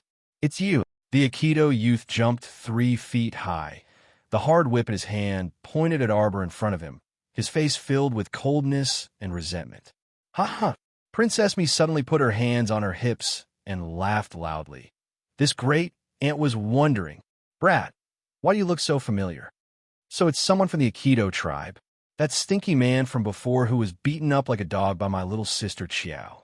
Wasn't he as arrogant as you before, but in the end, wasn't he still beaten up by our little sister Qiao? Ha ha ha ha. Princess Mi almost couldn't control her unrestrained laughter. Darling Xiao was expressionless. Who? Princess Mi's loud laughter suddenly stopped, as she turned to look at her younger sister with a speechless expression. Seeing her face full of confusion, he then realized, what the hell, this little fellow doesn't remember the Aikido tribe's youth. ACI. Pitiful youth. What could be more tragic than being mercilessly forgotten by others? Which it's you. The Aikido girl on the side also screamed. Letting go of the youth Ali's arm, this girl didn't say anything else and pulled out the dagger tied to her leg, running towards Arbor. Stinky Witch, prepare to die. The base manager shouted with a face full of anger. All of you stop. Fuck, can these people stop for a bit? Only one day had passed, and the dogs were biting each other again. Didn't we agree to go to your secret realm to fight each other? What are you guys doing here in this small base? Boom. Arbor's figure hurriedly dashed forward and kicked out with his small foot, ruthlessly landing on the Aikido girl's abdomen. The girl rolled from one end to the other and fell to the ground with a bang. She struggled to get up for a long time. The dagger in the girl's hand naturally fell into Arbor's hands. She mercilessly snapped it in half and mercilessly threw it to the ground. You're the demon girl. Your whole family are demon girls. The corners of Princess Mi's mouth twitched, and she couldn't help but burst into laughter. He didn't know why, but he had originally thought that the little fellow was particularly ferocious. Now that he saw her saying such words with a straight face, he instantly felt that she was strangely adorable. Ollie didn't even look at Jackdaw. Instead, he stared coldly at Arbor. You witch, you're the one who put the goo in my brother. Now you still dare to be so arrogant. Do you really think that no one can deal with you? You're crazy. Arbor turned around and left. Why are there always people who I don't know coming to find trouble with me? What does it have to do with me that my brother was put in a goo? Stop her. The Aikido youth was so angry that he spat out a mouthful of blood. Chapter 1041. Several able-bodied men from the Aikido tribe rushed over and surrounded Arbor. They fiercely pulled out the scimitars at their waists and pointed them at Arbor. Are you looking for death? Xiaomi shouted and pulled out a short blade from her waist. Just as she was about to move, she saw a dozen black-clothed youths appear beside Arbor. Without saying a word, they attacked the able-bodied men from the Aikido tribe. The battle between the two sides was on the verge of breaking out. The entrance of the adventurers' base was instantly filled with the sounds of swords clashing. The junior manager of the base was so angry that he stomped his feet. He gave a few people beside him a look, telling them to quickly invite the leader out. This base was currently managed by the Wind Wolf mercenary group. Their leader, Wind Wolf, was only in his early 30s. However, because of his outstanding ability and high cultivation, he was widely respected. The junior manager of the base sent someone to invite Wind Wolf over while he hurriedly called over a dozen soldiers. He wanted to go forward and separate the group of people who were fighting. However, once the battle started, how could a dozen soldiers from the base be allowed to interfere? The manager was so angry that he stomped his feet and roared. You guys stop right now. If you make a loud noise and cause a beast tide, I'll tell you. You guys are all dead. Not only that, you'll also harm the innocent people in the base. A bunch of little bastards only know how to stir up trouble all day long. The people who were fighting were already so anxious that their eyes turned red. How could they still listen to the manager's nagging? The people from the Aikido tribe were no match for Lightning's group. After being suppressed for a while, the dozen or so able-bodied men from the Aikido tribe were all taken down by Lightning's group. Kneel! Lightning kicked the back of one of the able-bodied men's knee. That man was forced to bend his leg, and his knee heavily hit the ground. He glared hatefully, but didn't make a sound. The manager's expression became very ugly. He turned to look at the expressionless Arbor, who was standing to the side. "Miss, are you still not going to ask them to stop?" "Why should I stop? Are you blind? Didn't you see that they were the ones who attacked me first?" Arbor glanced at him coldly. "If someone slapped your left cheek, would you shamelessly stretch out your right cheek and let them continue?" "You." The steward was rendered speechless by her sharp tongue. "Kill him."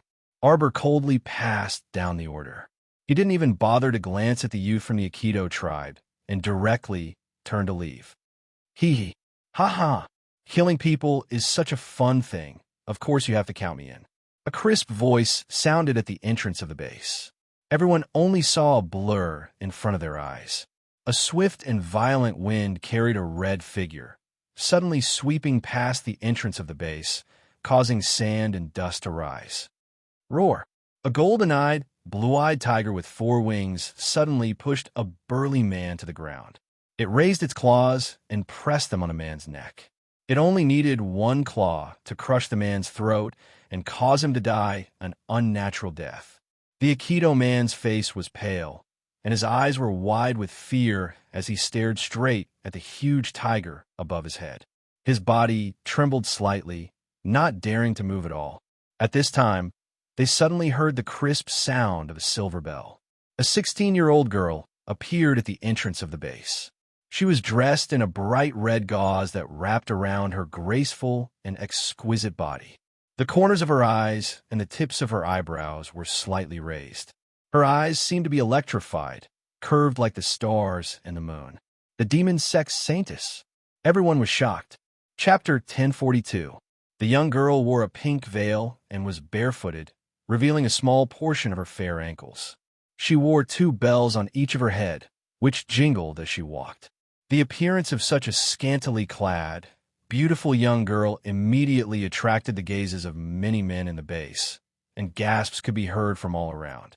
Behind her were 2 rows of more than a dozen young girls carrying small flower baskets. Their gauze fluttered in the wind, and all of them wore veils, revealing only a pair of watery eyes. The crowd didn't all have infatuated gazes. Many of them had a hint of surprise in their eyes. Sure enough, it was incredible up close. It really was the demonic sex holy maiden on a trip. However, Arbor didn't recognize the girl in front of her at all. Lightning led the group back to Arbor's side vigilantly. She took a step forward and whispered to her, "Crown Princess, judging from this person's attire, she should be the demonic sex holy maiden Seekong Fulling that has been widely rumored in the streets." "Oh," Arbor responded expressionlessly. "She also wants to enter the secret realm?" Arbor then asked with a frown. "A member of the demonic sect, coincidentally bringing people here at this time. She must be aiming for the mystic beast forest secret realm," Lightning whispered. "Ha ha! Everyone has come from afar. Why must you attack as soon as you meet?" At this time, a sonorous voice approached from afar. The commander of the Wind Wolf mercenary group quickly rushed over with a group of people. He cupped his hands toward Arbor, Seekong Fulling, and the Aikido youth and laughed heartily. Everyone is young men and women who are going to enter the mystic beast forest to participate in the secret realm's trials. There will be plenty of time to fight in the future. Our small base can't bear everyone's anger. Haha, please don't make things difficult for us and quickly stop. Arbor frowned slightly, and her gaze swept coldly toward Commander Windwolf. When I want to teach someone a lesson, I don't like anyone interfering. You can't be an exception. After she finished speaking, a water spirit emerged from her hand and instantly transformed into an ice spike. She raised her hand, ready to strike. Commander Windwolf's eyelids twitched fiercely as he looked at the little girl beside him in shock. This little girl looked cold and aloof, no more than 14 or 15 years old. However, at this time, she had revealed one of the 5 spirits, the water spirit. "What are you trying to do?" The Aikido youth stepped forward angrily. "I ordered them to attack you. If you have any anger, you can direct it at me." Arbor glanced at him coldly and aimed the icicle in his hand at the Aikido youth. "Looks like a man." The corners of everyone's mouths twitched. In the next instant, he saw the little girl leap into the air.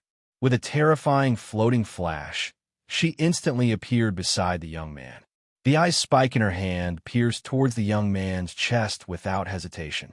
Terrifying. The Aikido girl, Akir, covered her mouth and screamed. She hurriedly shouted at the strong men of the Aikido tribe. "Quick! What are you standing there for? Quickly go and help young Master Ali." Ali's chest was pressed against by the ice spike.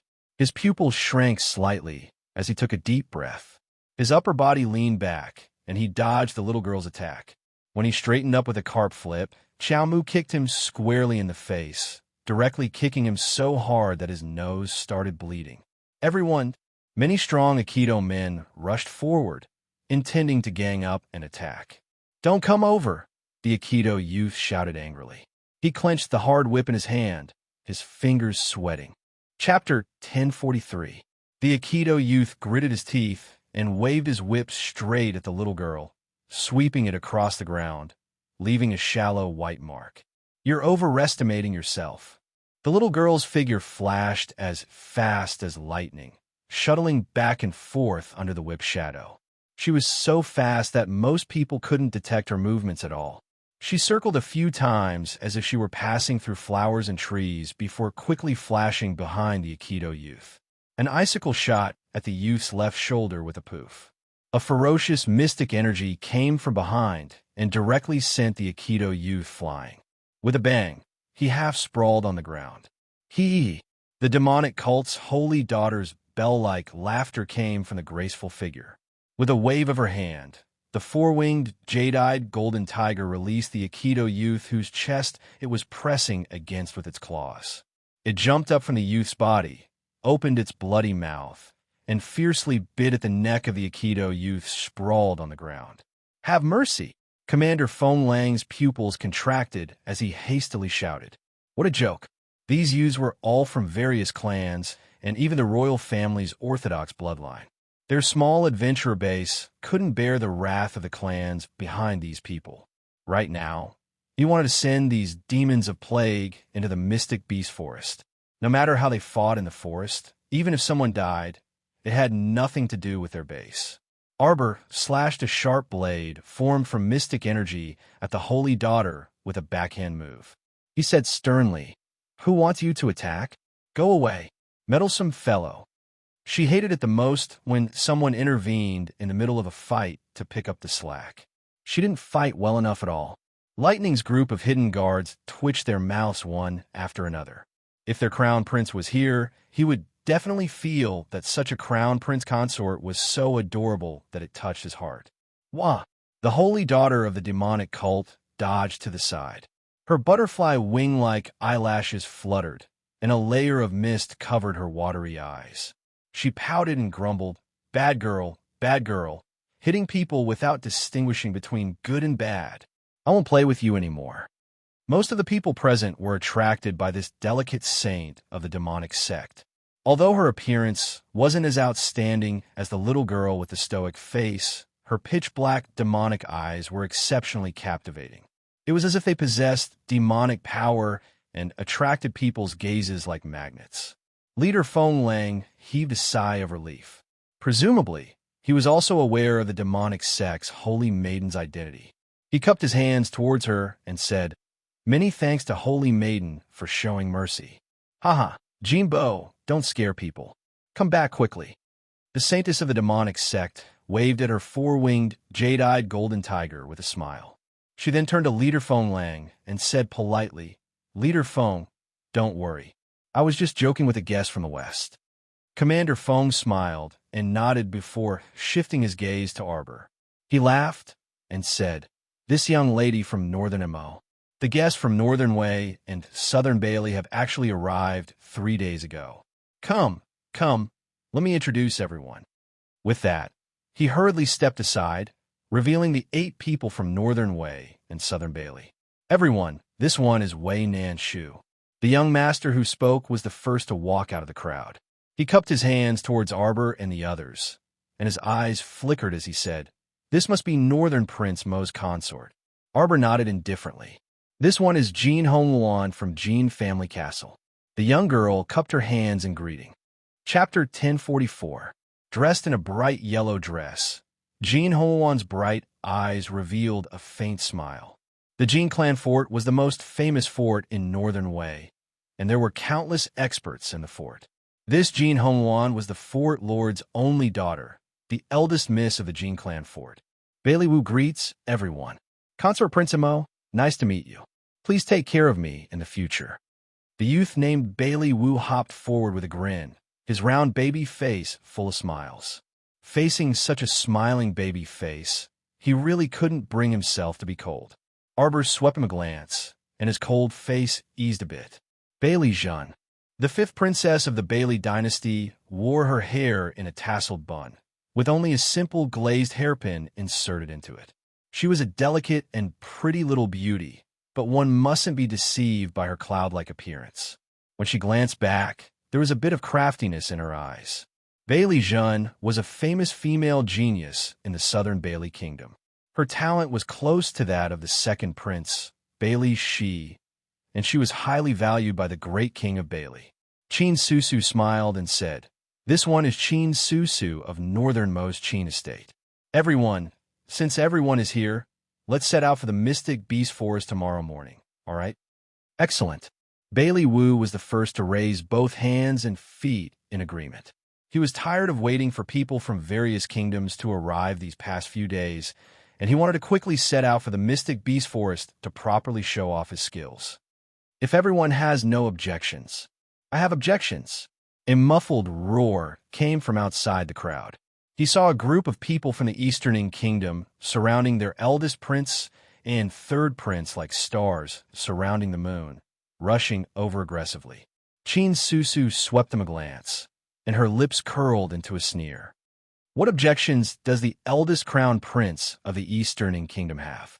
Old 3rd and I were beaten up by your Northern Prince Mo before we even entered the base," the eldest crown prince shouted angrily.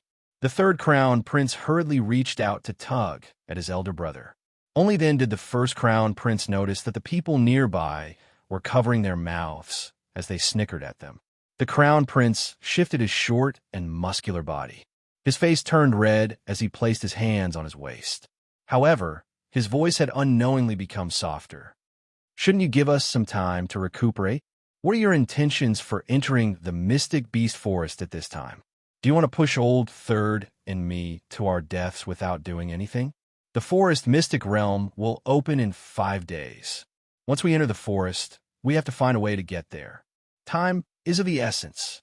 If this drags on, everyone can forget about entering the mystic realm." Little 6th Zheng said coldly. "Yes, we can't drag everyone down because of your personal reasons." Do Fengqi also agreed. "If you have any objections, you can stay in this base and continue to recuperate. No one will stop you." The people of Northern Mo still dare to be long-winded. If it wasn't for you guys this time, why are we brothers in such a sorry state? The crown prince was furious. Every injustice has its perpetrator, and every debt has its debtor. Go find whoever beat you guys up. Do Fengqi called out eccentrically and casually tidied her hair. "I think you guys should treat yourselves properly first. If you force your way into the forest, who knows if you'll implicate others." The crown prince swept her a sinister glance before turning to Arbor. "Consort Prince Mo, what do you say? I do have a question." Chapter 1045. Are the 2 of you sure you want to follow them into the Mystic Beast Forest secret realm? Arbor swept a glance at the Eastern Kingdom's crown prince and 3rd crown prince. "I heard that if someone who has reached the age of 20 tries to force their way into the Mystic Beast Forest secret realm, they will be obliterated at the entrance." The eldest crown prince's face darkened. "Everyone knows what you just said. What kind of question is this?" Arbor looked curiously at the two crown princes of the Eastern Kingdom. You two are already in your 40s, yet you still want to follow a group of youths into the mystic beast forest secret realm. Do you want to court death? You're the one in your 40s. The Eastern Kingdom's eldest crown prince stomped his feet in anger and reprimanded. Consort Prince Mo, you're truly too rude. This crown prince is 19 this year and has yet to reach 20. My name is Jian of the Eastern Kingdom. The instant the young crown princess spoke, Lightning and the others couldn't resist sniggering behind them. As expected, after the conversation between the crown princess and the Eastern Kingdom's eldest crown prince, everyone present couldn't help but laugh. Indeed, the two crown princes of the Eastern Kingdom appeared rather old. Because the people of the Eastern Kingdom had always lived on an island, the environment was closed and vile, and the food they ate was very monotonous. It was said that the average height of the men of the Eastern Kingdom was about the same as that of the women of Northern Mo. The young crown princess words pricked their hearts, causing the faces of the two crown princes of the Eastern Kingdom to darken. They wished for nothing more than to send this young crown princess flying with a single slap. Oh, then I was worrying too much. The young crown princess admitted her mistake and nodded sincerely.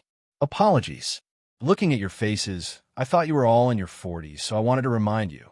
Enough. The Eastern Kingdom's eldest crown prince roared at her. Consort Prince Mo, don't randomly change the topic. Oh, then since no one has any objections, let's meet tomorrow at dawn. Tomorrow morning, we will gather here and head to the mystic beast forest. Arbor nodded to himself, turned around, and trotted away. Everyone was speechless. What the Eastern Kingdom's crown prince said before, the little crown princess didn't listen at all. She directly hammered down the plan and even fixed the time. What else was there to say? No wonder the two crown princes of the Eastern Kingdom were so angry that their faces darkened. All right, I'll see you tomorrow. I'll go back and prepare more medicine in case you need it. Bailey Wu laughed heartily. The crowd dispersed one after another, leaving only the crown prince of the Eastern nation standing at the entrance of the empty base with his hands on his waist, cursing loudly. Northern Mo's capital. Old master, there's a young master surnamed Mu. He's here to visit you. Surnamed Mu? Xiao Zhongbong stared blankly and exchanged glances with his wife. I'll go out to meet him. I wonder if he's a young master from a talisman aristocratic family. Wei Ziqin hurriedly stood up, unable to hide the anxiety on her face. Master, I will go with you. What's wrong? Seeing his wife's strange expression, Xiao Zhongbong couldn't help but step forward to support her. Don't worry, they won't come knocking on our door. The Mu family doesn't have that much guts.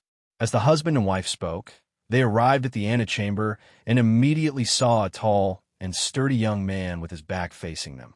You are a young master from the Mu family? What business do you have? Xiao Zhongbong looked at this unfamiliar figure in surprise, a faint trace of doubt surfacing in his eyes. That person turned around, and half of a jade pendant with a red string slid out of his hand. Wei Ziqin's pupils contracted, and she abruptly fell backward. Chapter 1046.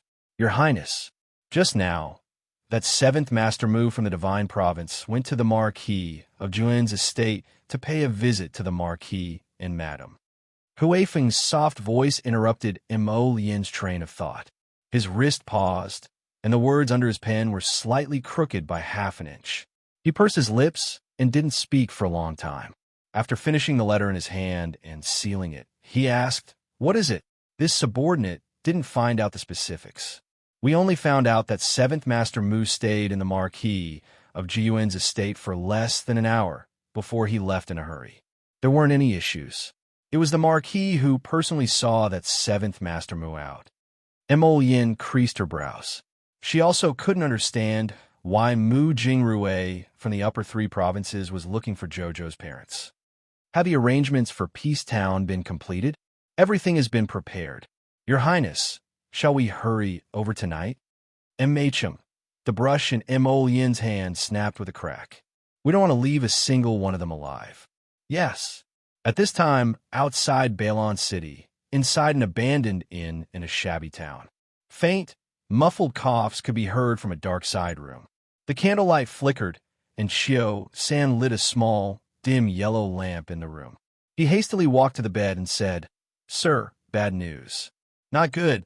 Black Cat and Lady Zheng both died in the pacification pagoda."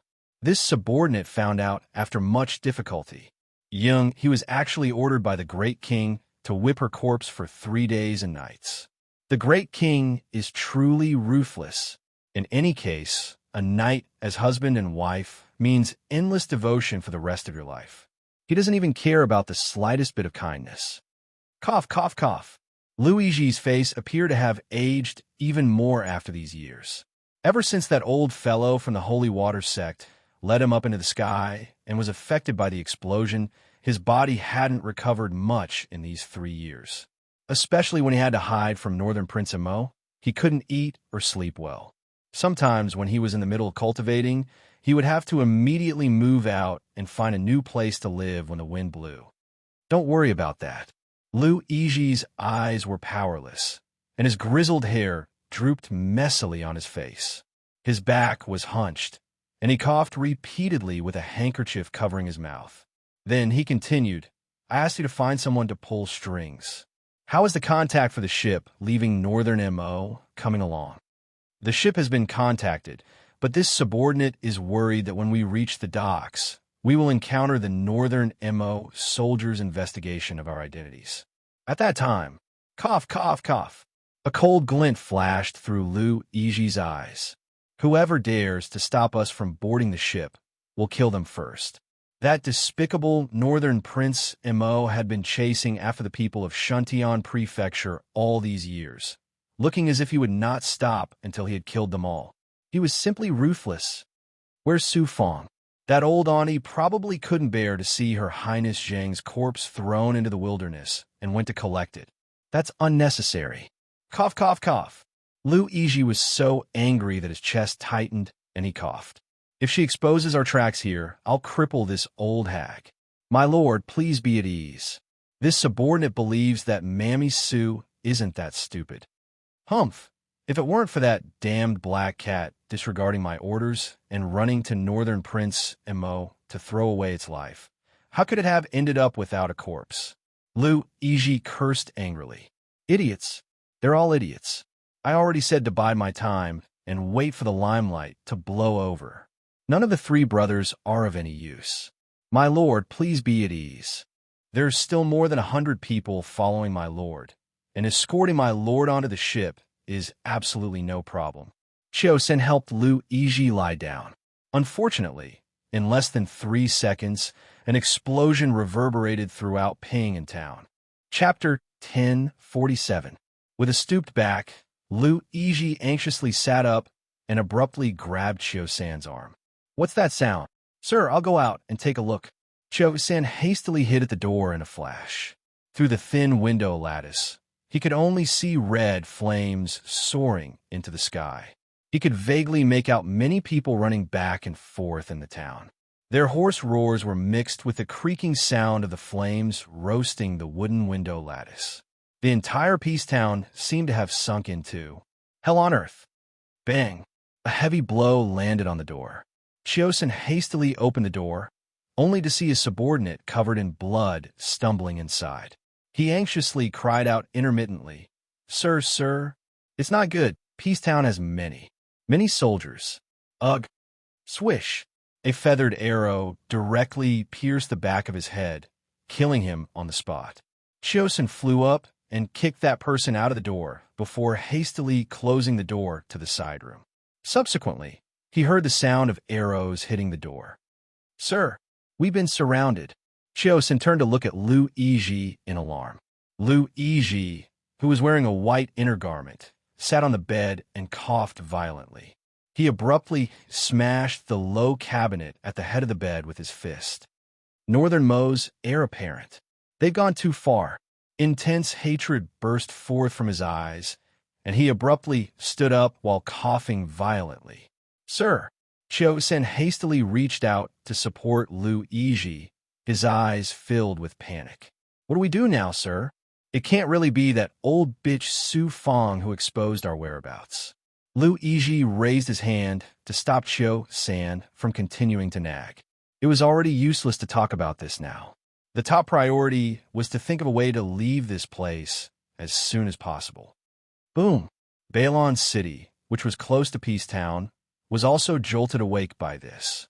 Everyone pushed open their windows and looked at the distant horizon in fright, only to see a stretch of scarlet-red flames illuminating the horizon, burning furiously. City Lord Lin Yongyi's voice quickly rang out in the sky above Bailon City. All citizens need not be nervous. The city has already taken adequate safety measures. Even if some scattered corpse puppets are attracted here, they won't be able to break through our defenses. Only then did the commoners calm down and shrink back into their houses. However, they couldn't fall asleep no matter what. Lin Yongyi stood by the window and looked up in the direction of Peacetown. He shook his head slightly and muttered to himself. His Highness led 3,000 mystic cultivators and several tens of thousands of elite soldiers this time and surrounded the entire Peacetown overnight. This time, I'm afraid that the remnants of Shuntian Prefecture will find it hard to escape even if they grow wings. The fire in Peacetown burned for most of the night. The wobbling zombies that had been attracted by the fire and sound were swiftly dealt with by the mystic cultivators guarding the perimeter before they could approach Peacetown. Lu Yizhi and Qiu San each put on a pitch-black cloak and originally wanted to slip away from the back of the town. Unfortunately, the entire Ping and town was surrounded, and there was no way to escape. The two of them fought while waiting for an opportunity to break free. As they fought, they felt the surrounding atmosphere slowly calm down, and a burst of terror floated to Lu Yizhi's heart. It caused him to turn around in shock. A ray of light that resembled a snowy line emitted light in the dark night. With a slender, jet-black sword in hand, Raven Moon went straight for Lu Yizhi's neck. The fingers holding the sword were slender and powerful, and the blade emitted a black light. Chapter 1048. Lu Yizhi's outer robe was instantly torn apart by the sword chi. With a ripping sound, a thin white undergarment was revealed, fluttering loudly in the boundless night. Cough, cough, cough. Lu Yizhi's breathing was rather disorderly as he coughed several times, and his old eyes shot a venomous glint at the Crown Prince. Northern Prince Imo, you're a good one. You dare to exterminate our Shuntian Prefecture's people. Aren't you afraid of bringing an undeserved calamity to your northern moi? What answered him was Prince Mo's sword light, which abruptly struck his shoulder. However, Lu Yizhi was already on guard, and the tip of this sword only struck the defensive barrier. Yet this seemingly indifferent strike abruptly shattered the defensive barrier on Lu Yizhi's body. A trace of panic finally surfaced in Lu Yizhi's eyes as he dazedly stared at the defensive ring in his hand. Due to the damage from the sword chi, it fell to the ground with a clang like a piece of scrap metal. Prince Imo glanced at him with a sneer. Lu Yizhi, bring out your greatest fighting strength and courage to fight with this crown prince. Today, we won't rely on anyone else. Imo Yin raised his hand and gently swiped it, immediately withdrawing the Raven Moon sword into his conscience. When Lu Yizhi saw him looking down on him, he was so angry that his chest heaved up and down. Cough, cough. He coughed violently. Good. Let this old man personally experience Northern Mo's Crown Prince's brilliant moves. After saying that, a giant black dog abruptly crawled on the ground and was about to charge forward. Purple flames suddenly fell around that giant dog, building a high burning wall around it. With a whoosh, the fire rose with the wind and ignited its fur. Bastard! Seeing this, Lu Yizhi abruptly swung a tiger-headed walking stick at the Crown Prince. The Crown Prince raised his cold eyebrows and lightly leaped in front of Lu Yizhi. Instead of retreating, he advanced and slammed his elbow into Lu Yizhi's chest. Midway, he changed his move and reached out to lock Lu Yizhi's arm. With a tug, the Crown Prince tore off half of Lu Yizhi's white inner garment, revealing his dark, old back. Ha ha! Mocking laughter rang out from all around. Lu Yizhi's old face flushed red, and a trace of irritable fury flitted across his eyes. Just as San was about to move, he saw a blur in front of his eyes. An expressionless boy of about 14 or 15 years old suddenly blocked his path. The golden-red demon eyes flashed with a cold light. San was slightly shocked and subconsciously took a step back. "Your Highness! Your Highness!" At this moment, the soldiers who had formed a large circle around the area began to shout excitedly. If San wanted to retreat further, he would retreat into the defensive barriers set up by several mystic cultivators. He could only brace himself and face the young man who was trying to bully him. On the other side, Luigi was barely able to fend off a few blows. However, when the crutch in his hand blocked Emolien's punch head-on, it was directly smashed into two with a crack. Holding the two broken crutches, Luigi staggered back a few steps. With a whoosh, he struck out several mystic force palms and created a small passage in the circle of purple flames that had trapped his mystic beast. The giant black dog dashed out of that small passage with its tail between its legs and whimpered a few times while panting for breath. Before one person and one dog could meet, Emolien flashed and kicked the black dog's large head with a flying kick. Then, a cracking sound was heard. Luigi abruptly widened his eyes and roared sternly, "No!" Chapter 1049. He was completely unable to comprehend how a level 12 mystic beast like him could die from Prince Mo's kick just like that. How easy was it to kill him? Unable to react in time, Luigi spat out a mouthful of blood in a split second.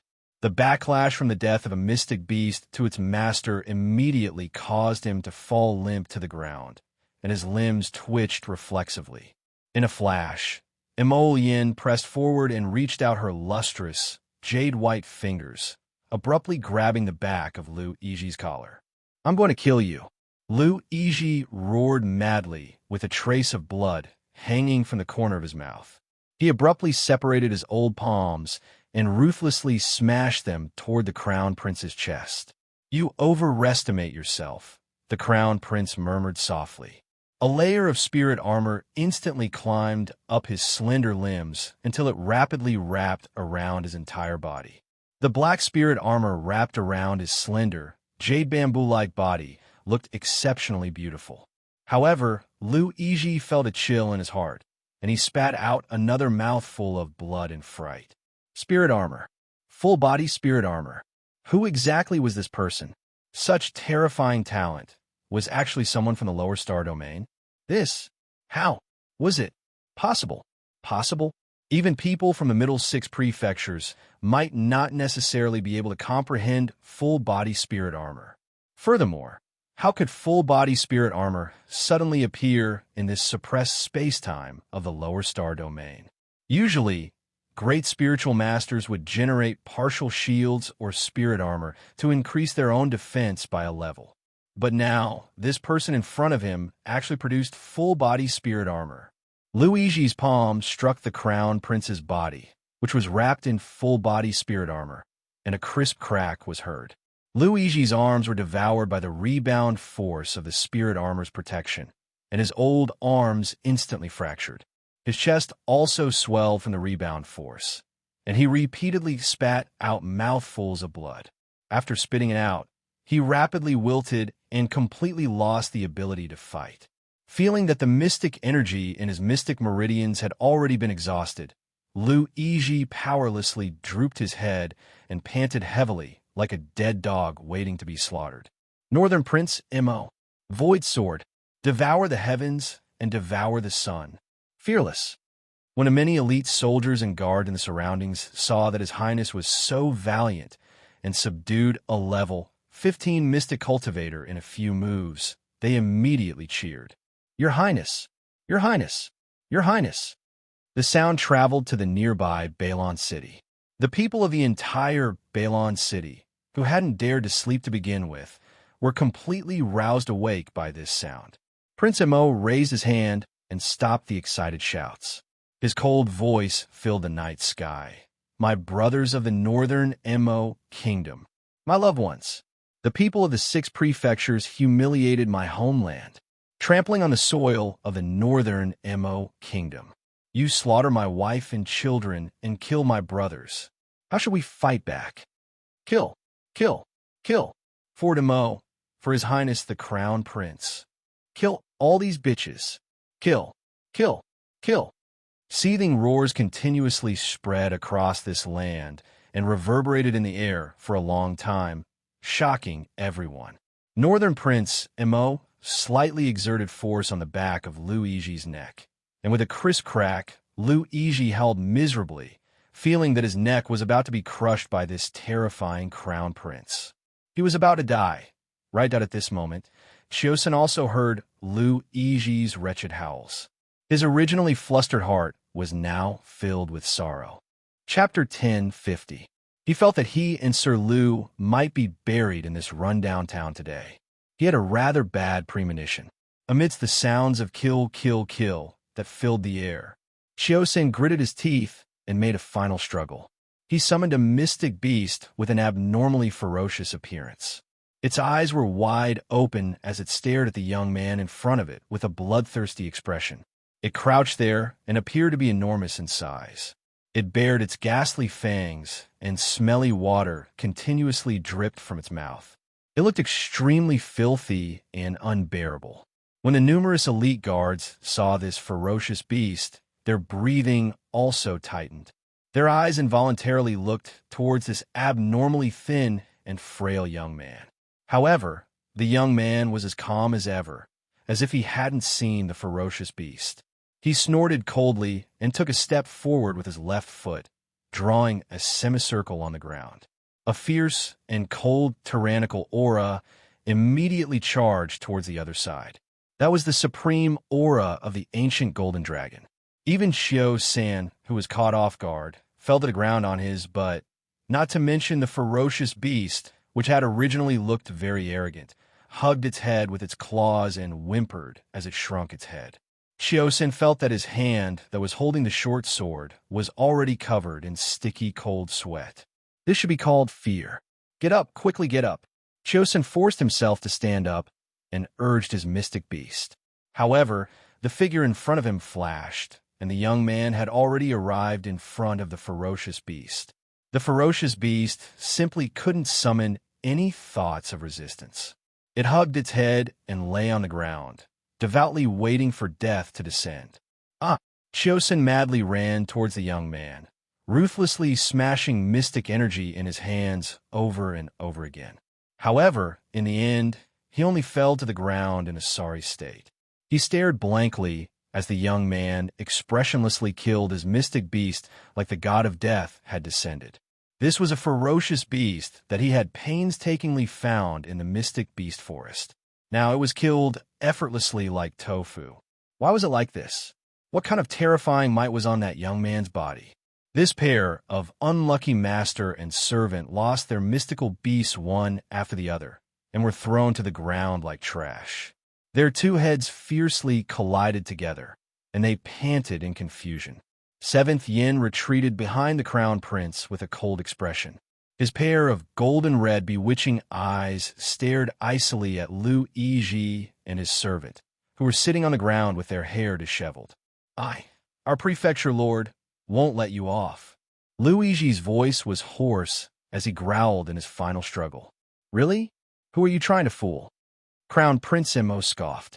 The passage between the 6 prefectures and the lower star system opens once every 10 years to welcome those who have comprehended the power of the 5 spirits and are about to break through to the spirit realm.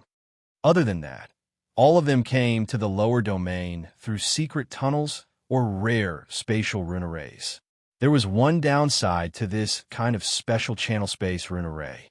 It was not stable enough, and it was not recognized by the heavenly axiom.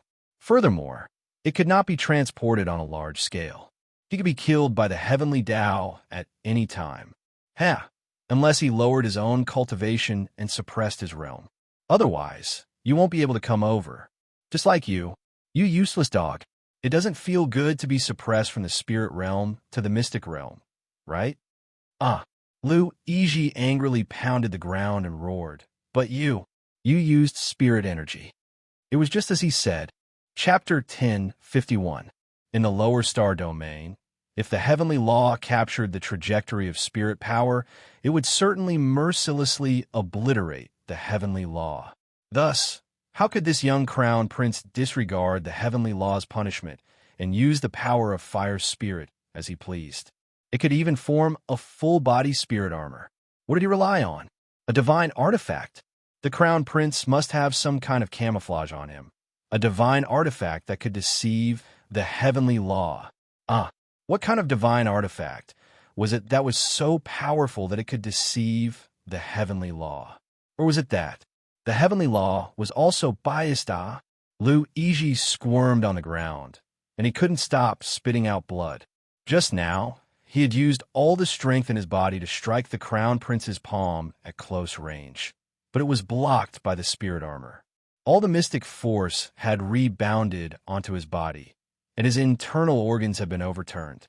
At this moment, Luigi's entire body was in pain. Cough, cough, cough. As he coughed heavily, the blood at the corner of Luigi's mouth kept spreading. However, the crown prince looked at him with an indifferent expression. Suddenly, he opened his palm, and a suction force directly sucked Luigi into his hand. Cough, cough, cough. What do you want to do? The crown prince curled his lips disdainfully and coldly spat out 3 words. Search your soul. Luigi's pupils directly contracted countless times. Search his soul? No, that was impossible. How could the young northern prince possibly use this kind of method that the God Realm experts of the upper 3 provinces would use? Searching one soul was definitely a method invented by God Realm experts to quickly understand the enemy's entire life. Of course, it was also possible that the enemy's divine sense would backfire when using it. Thus, ordinary God Realm experts used it cautiously and wouldn't use this kind of bloody method unless it was absolutely necessary. A person whose soul had been searched would naturally become an idiot who only had brute force and lost consciousness. No, you can't do that to me. Your Highness the Crown Prince, I am Shuntian Prefecture's 3rd manager. I am a mere servant who speaks nonsense and has no sense of shame. This crown prince is also somewhat curious. Will the Shuntian Prefecture's prefecture lord wantonly mobilize troops and provoke my northern moi for the sake of you old dogs? Crown Prince harumphed coldly, his tone icy and resolute. Kill however many come. Luigi felt a sudden pain in his head as a terrifying and tyrannical aura instantly penetrated his conscience. Like an invisible hand, it directly grabbed his head and wantonly searched through all his memories. The crown prince's lips were tightly pursed into a straight line. Following the interpretation of the memory fragments extracted from Luigi's soul remembrance, his eyes abruptly turned even colder. Lower star domain. Find this little girl. I must make sure that she doesn't have everything going her way. She must live like a piece of trash, struggling at death's door like a dog, forever unable to see the end and hope. We can't let her have the chance to go to the divine land. Once any talent appears, there's no need to wait for her to grow up miserably. Just kill her on the spot. Yes, Luigi accepts the order. Luigi screamed with his mouth agape. Like a fish out of water, he stiffly collapsed to the ground. Emolien swiped through the air and took out a brush and paper. She casually drew half of a jade pendant holding a string and carefully examined it. Seeing that it was exactly the same as in Luigi's memory, she put away the brush and paper and looked at Luigi as though she was looking at a dead man.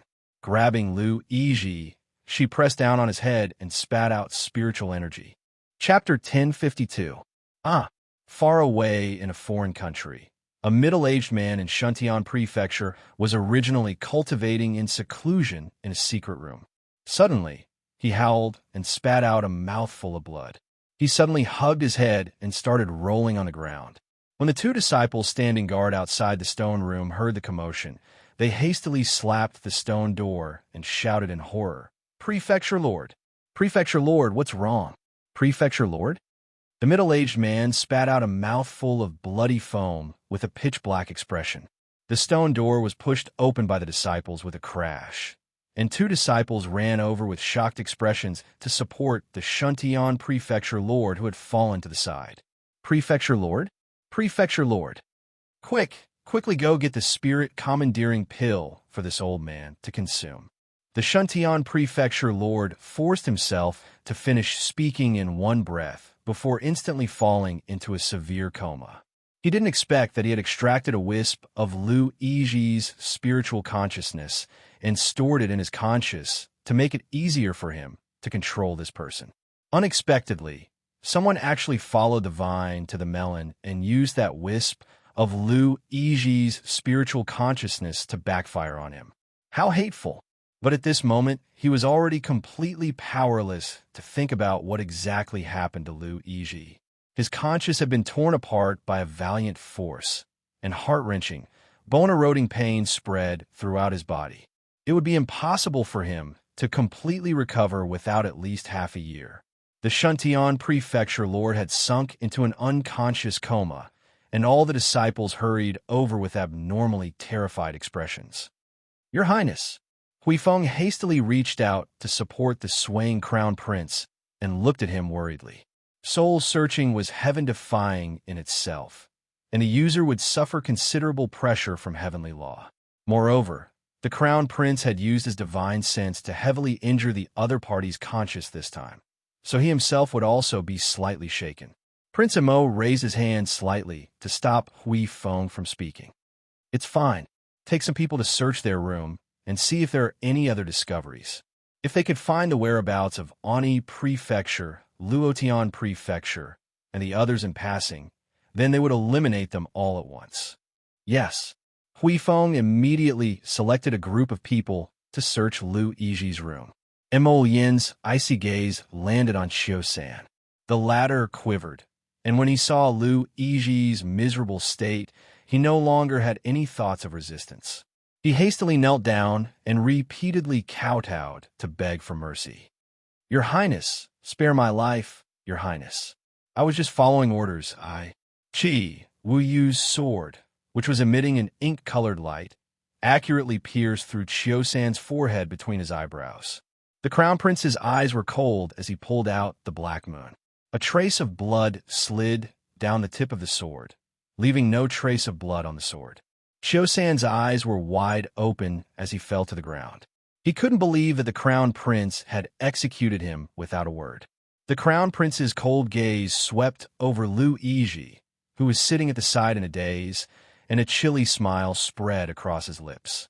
"Lu Yiji, when you accepted this mission and came to the lower star domain in high spirits, I'm afraid you didn't expect this. To think that there would be a day when he would become a puppet in the hands of others, losing his soul and consciousness. He would be a slave for the rest of his life, serving others for the rest of his life, that a cluster of flames directly swept Lu Yiji up, roasting and refining his flesh and soul before throwing it into a small bronze cauldron that suddenly flew out. Boom! The lid of the cauldron was tightly shut, blocking out all sounds. A trace of coldness flitted across the crown prince's lips. After we obtain Shuntian Prefecture, you'll be next. Shuntian Prefecture's Prefecture Lord, Geng. Peng. Chung. Chapter 1053. The sky was beginning to brighten, and a faint glow from the morning sun shone on the windows of the small courtyard. Arbor, who had wrapped herself into a small cocoon, covered her head and curled up under the blankets. She tossed and turned restlessly, and beads of sweat appeared on her forehead. The nightmare was like a giant beast that wantonly wanted to tear her apart and swallow her whole. She had been having all kinds of messy dreams the whole night. She suddenly opened her eyes, and she breathed a sigh of relief with her forehead covered in sweat. When she struggled to get up, she suddenly realized that her limbs seemed to be crippled, and she could not move them at all. How could this be? She moved her body in shock. Something was wrong. She could not feel her limbs at all. She lay there stiffly, and she stared at the canopy above her head, racking her brains to figure out what was going on. Suddenly, she heard light footsteps, and a pale and slender figure turned in front of her. His dark eyes contained a wisp of dark green light as he sized her up. The cold sweat on Xiao Mu's forehead trickled down with a whoosh. Why was Qin Xin here? Why was Qin Xin here? The second young master reached out to take the blue and white porcelain bowl from the maidservant and sat down beside her. He looked at her with a smile and said, "This young master's little slave girl has been hungry for the past few days. Have you thought it through?" Arbor calmed down in an instant. Dream on. She was dreaming. She had not escaped from the dream yet. In this life, she was no longer the little slave girl that he could knead and flatten over and over again. Why did the dream that she had not recalled for a long time appear so clearly in front of her eyes? She did not want to think about it. Why aren't you speaking?" The young master Omega Kotoku's voice was obviously lower. After being raised by him for 2 years, she was very clear that this was the sign of the young master's anger. Clang! The sound of a porcelain spoon hitting a porcelain bowl suddenly rang out. This peerlessly handsome young master suddenly bent down, stretched out 2 fingers, and tightly pinched her thin and weak chin. "You're really quite stubborn, aren't you? You really think that I don't dare to kill you? Kill me then." Bang! The porcelain bowl was smashed to the ground by the young master and shattered into pieces. The green in his eyes deepened, and the words that came out of his mouth were cold and merciless. "You don't know what's good for you. I'll let you experience what it's like to die of hunger." He stood up and left with a flick of his sleeves. She could only see his cold and emotionless back disappearing from her sight. Arbor was dumbfounded. He felt a chill in his head. What was going on? Why was her mind so clear? Yet, it was as if she had been possessed in her previous life. The hoarse voice coming out of her mouth was different from her own. She was dreaming. She was dreaming. Don't panic. Don't panic. She must try her best to wake up. But why did she feel a little creepy and fearful? Could it be that he would never wake up? Would she have to go through the horrors of her previous life again? Arbor's little face scrunched up, and he shifted uneasily on the bed. "Emolien. Emolien, where are you? Sob, sob, sob. Emolien." Emolien, the black feral in his conscious, abruptly leaped out on its own.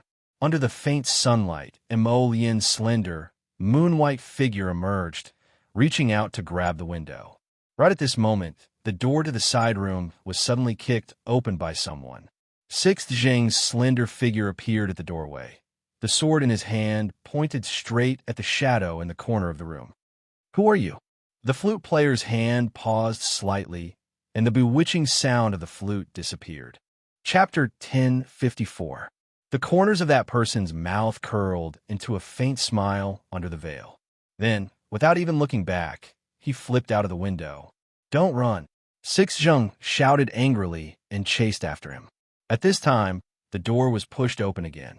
Qin Susu stared blankly as Emolien's faint figure slowly faded away. The black feral returned to Arbor's conscious. At the same time, Arbor abruptly opened her eyes. She forcefully lifted the bedding on her body and sat up straight.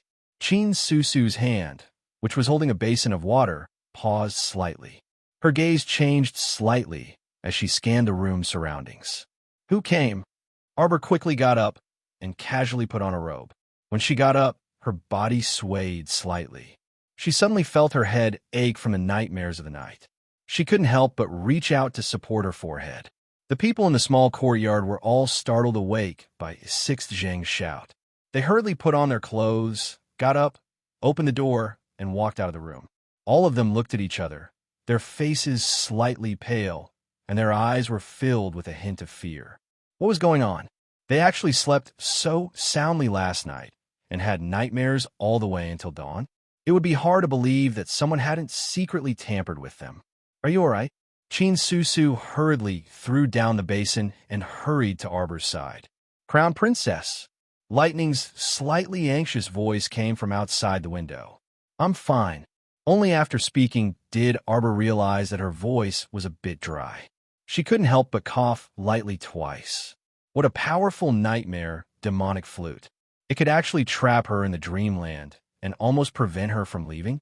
Arbor pressed her hands on her knees. She only felt waves of dizziness.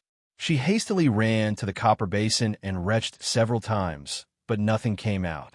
"Miss Qiao." Qin Susu anxiously followed over. "What's going on?" Do Fengqi ran in noisily.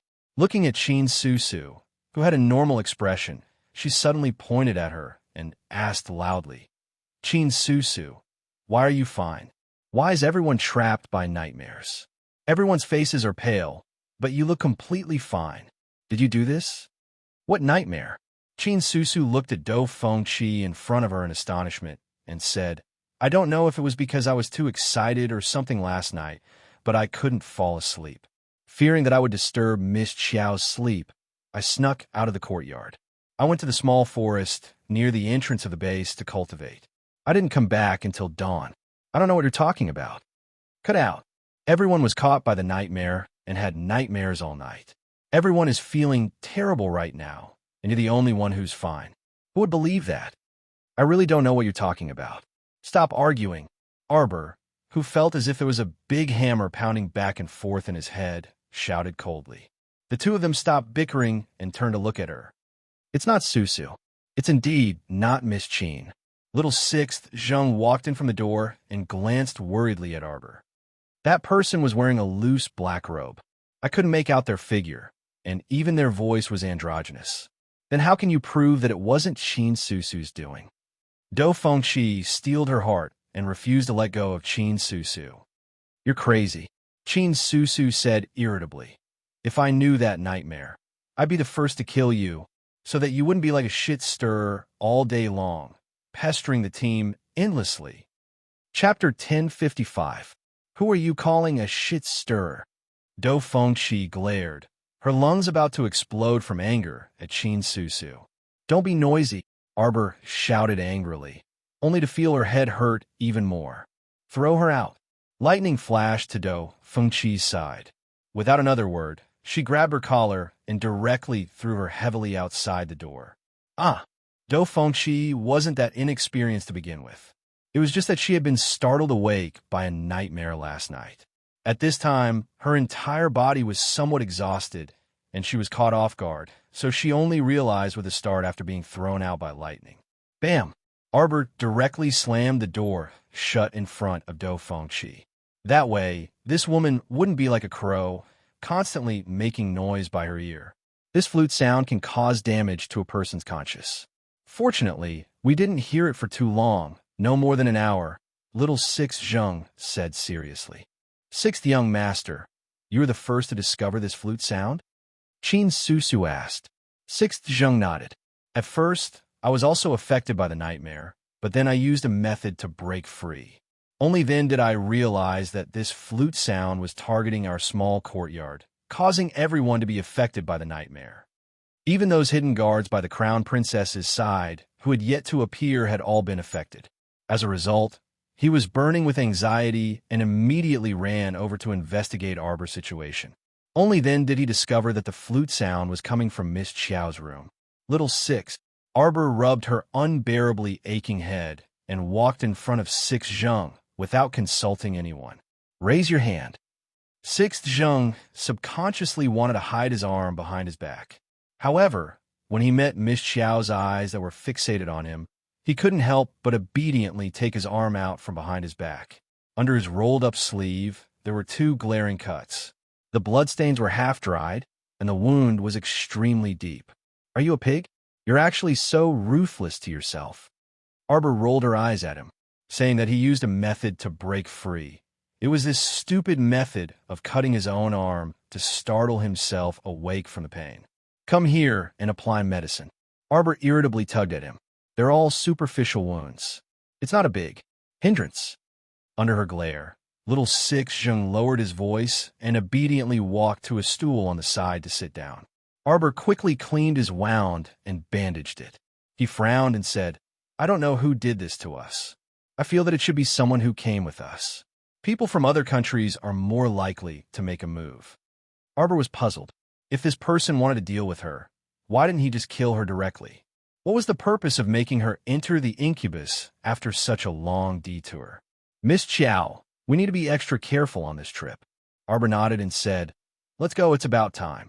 After the three of them pushed open the door, Do Fengqi, Duan Siren, Hong Bai, and Fan Xiuming also finished their preparations. However, her gaze was somewhat complicated as she looked at Chin Susu. Presumably, Do Fengqi had already gossiped in front of them just now. Qin Susu shrugged nonchalantly.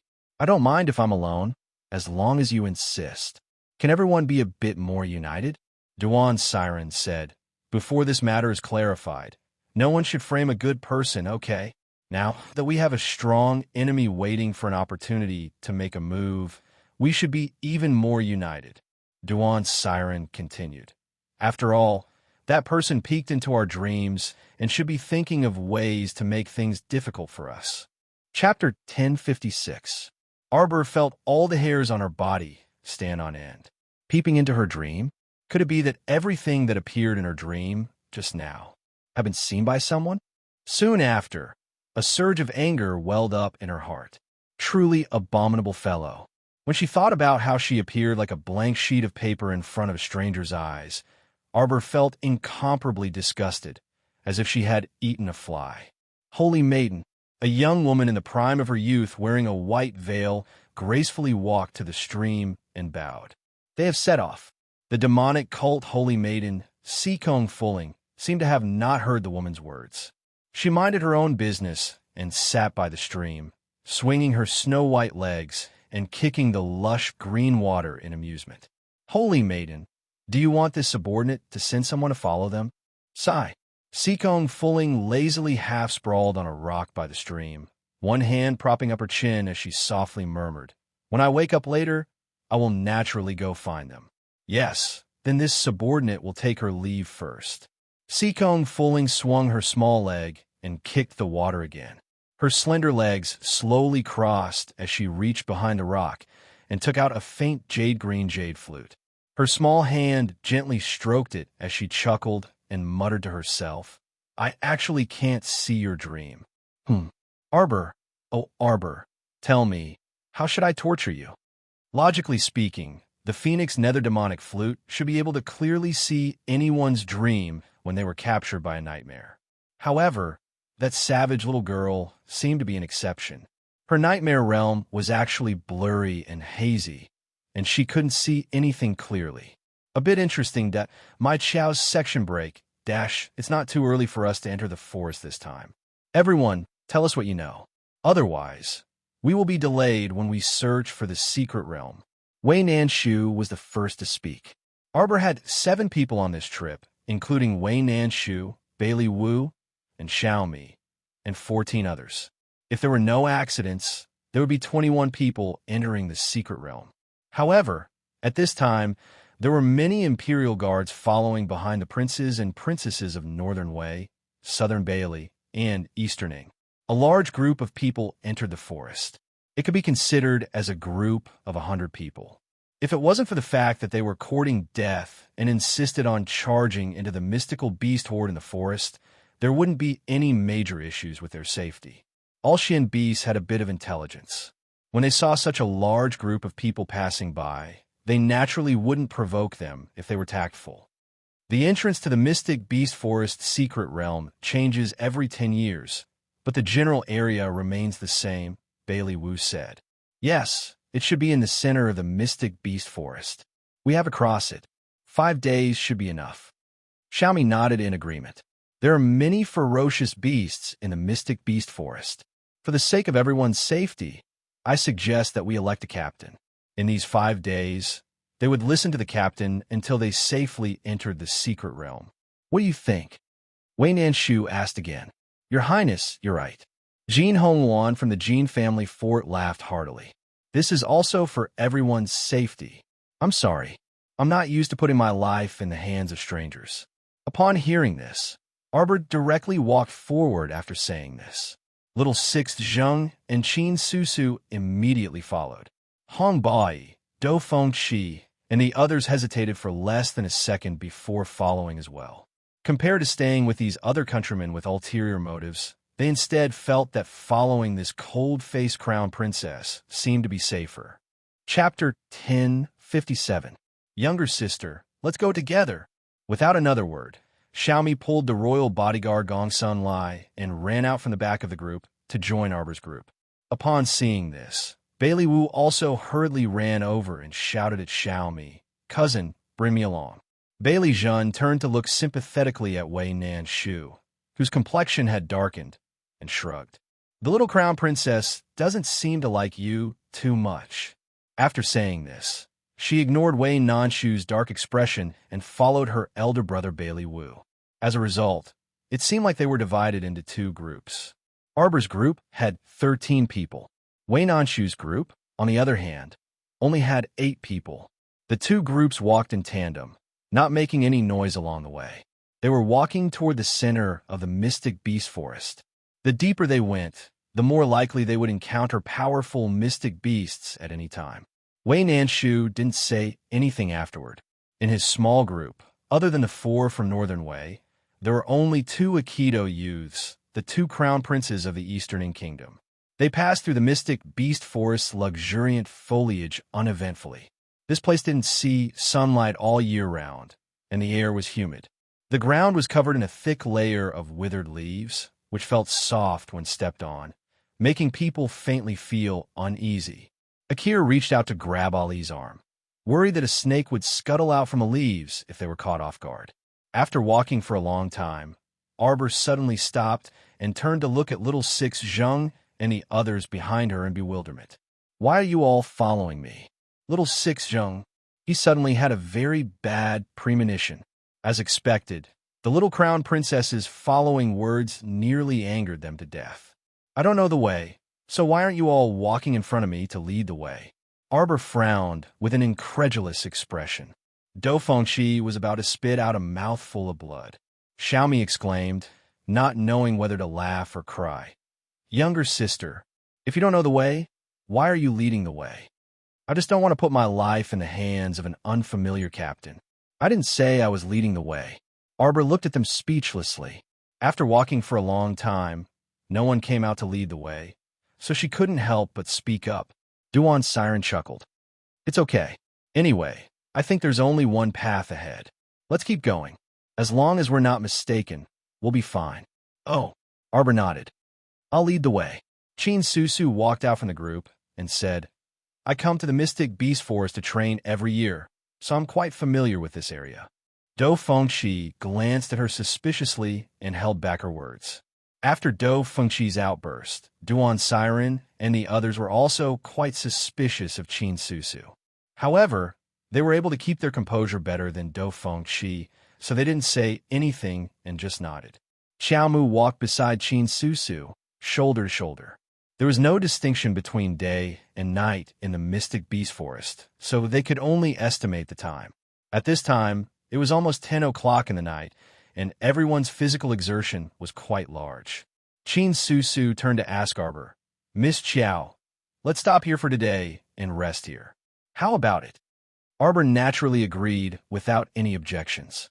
Wei Nanshu and company, who were following behind their group, also stopped and started to set up simple and crude tents. Chapter 1058. Starting a fire might attract beasts, so everyone was chewing on dry rations for dinner. To avoid attracting attention, Arbor also ate dry pastries. After casually stuffing her little belly with 2 mouthfuls, she leaned against a tree and closed her eyes to rest. Last night's nightmare made her extremely uncomfortable, so it was also good to seize the time to make up for lost sleep. "You all go to sleep. I'll keep watch," little Six Zheng said to the others. "Thank you for your trouble, Sixth Young Master." Hong Bai said politely and didn't decline. He hurriedly found a slightly drier place to rest. In the middle of the night, Arbor abruptly opened her eyes. Little Sixth Zheng immediately sensed her movements and turned to look at her. "Were you awakened by a nightingale's cry?" Arbor shook her head.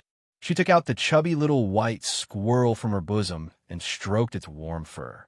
Just now, she seemed to have felt the little fella's hooves move. Could it be her misconception? Because everyone had things on their minds, they woke up one after another after resting for 4 to 6 hours.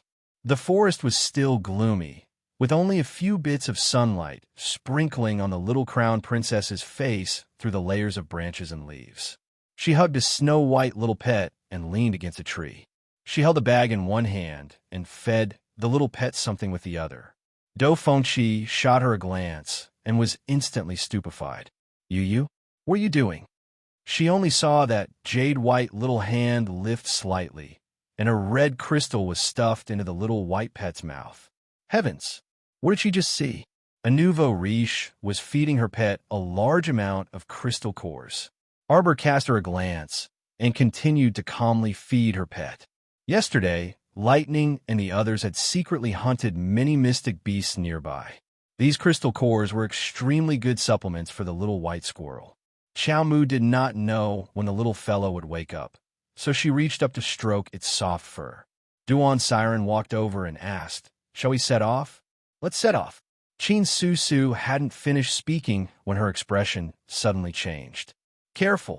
A small emerald green snake suddenly poked its head out from between the leaves. It spat out its tongue and bit Arbor's wrist. Arbor took out a silver needle from his fingertips. Just as he was about to stab the snake to death, he suddenly saw the fluffy white tail in his arms move. With a paw sound, it accurately pressed the snake under the tail. Arbor was slightly delighted. The little white squirrel is awake. She lowered her head and saw that the little fellow was still lying on her lap.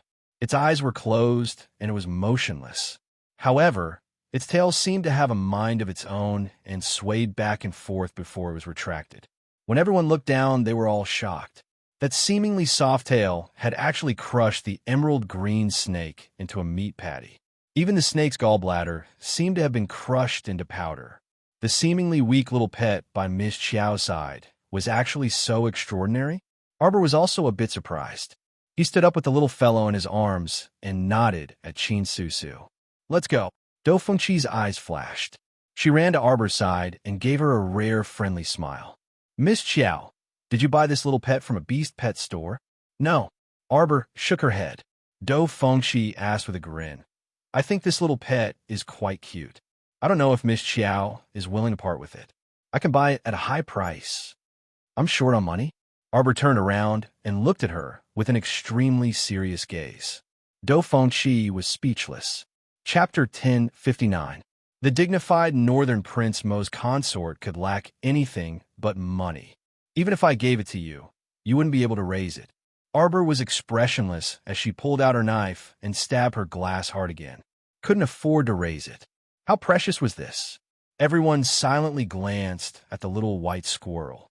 "I've already fed it over 8,000 crystal cores." Our dear Xiao Mu wouldn't stop until she shocked everyone to death.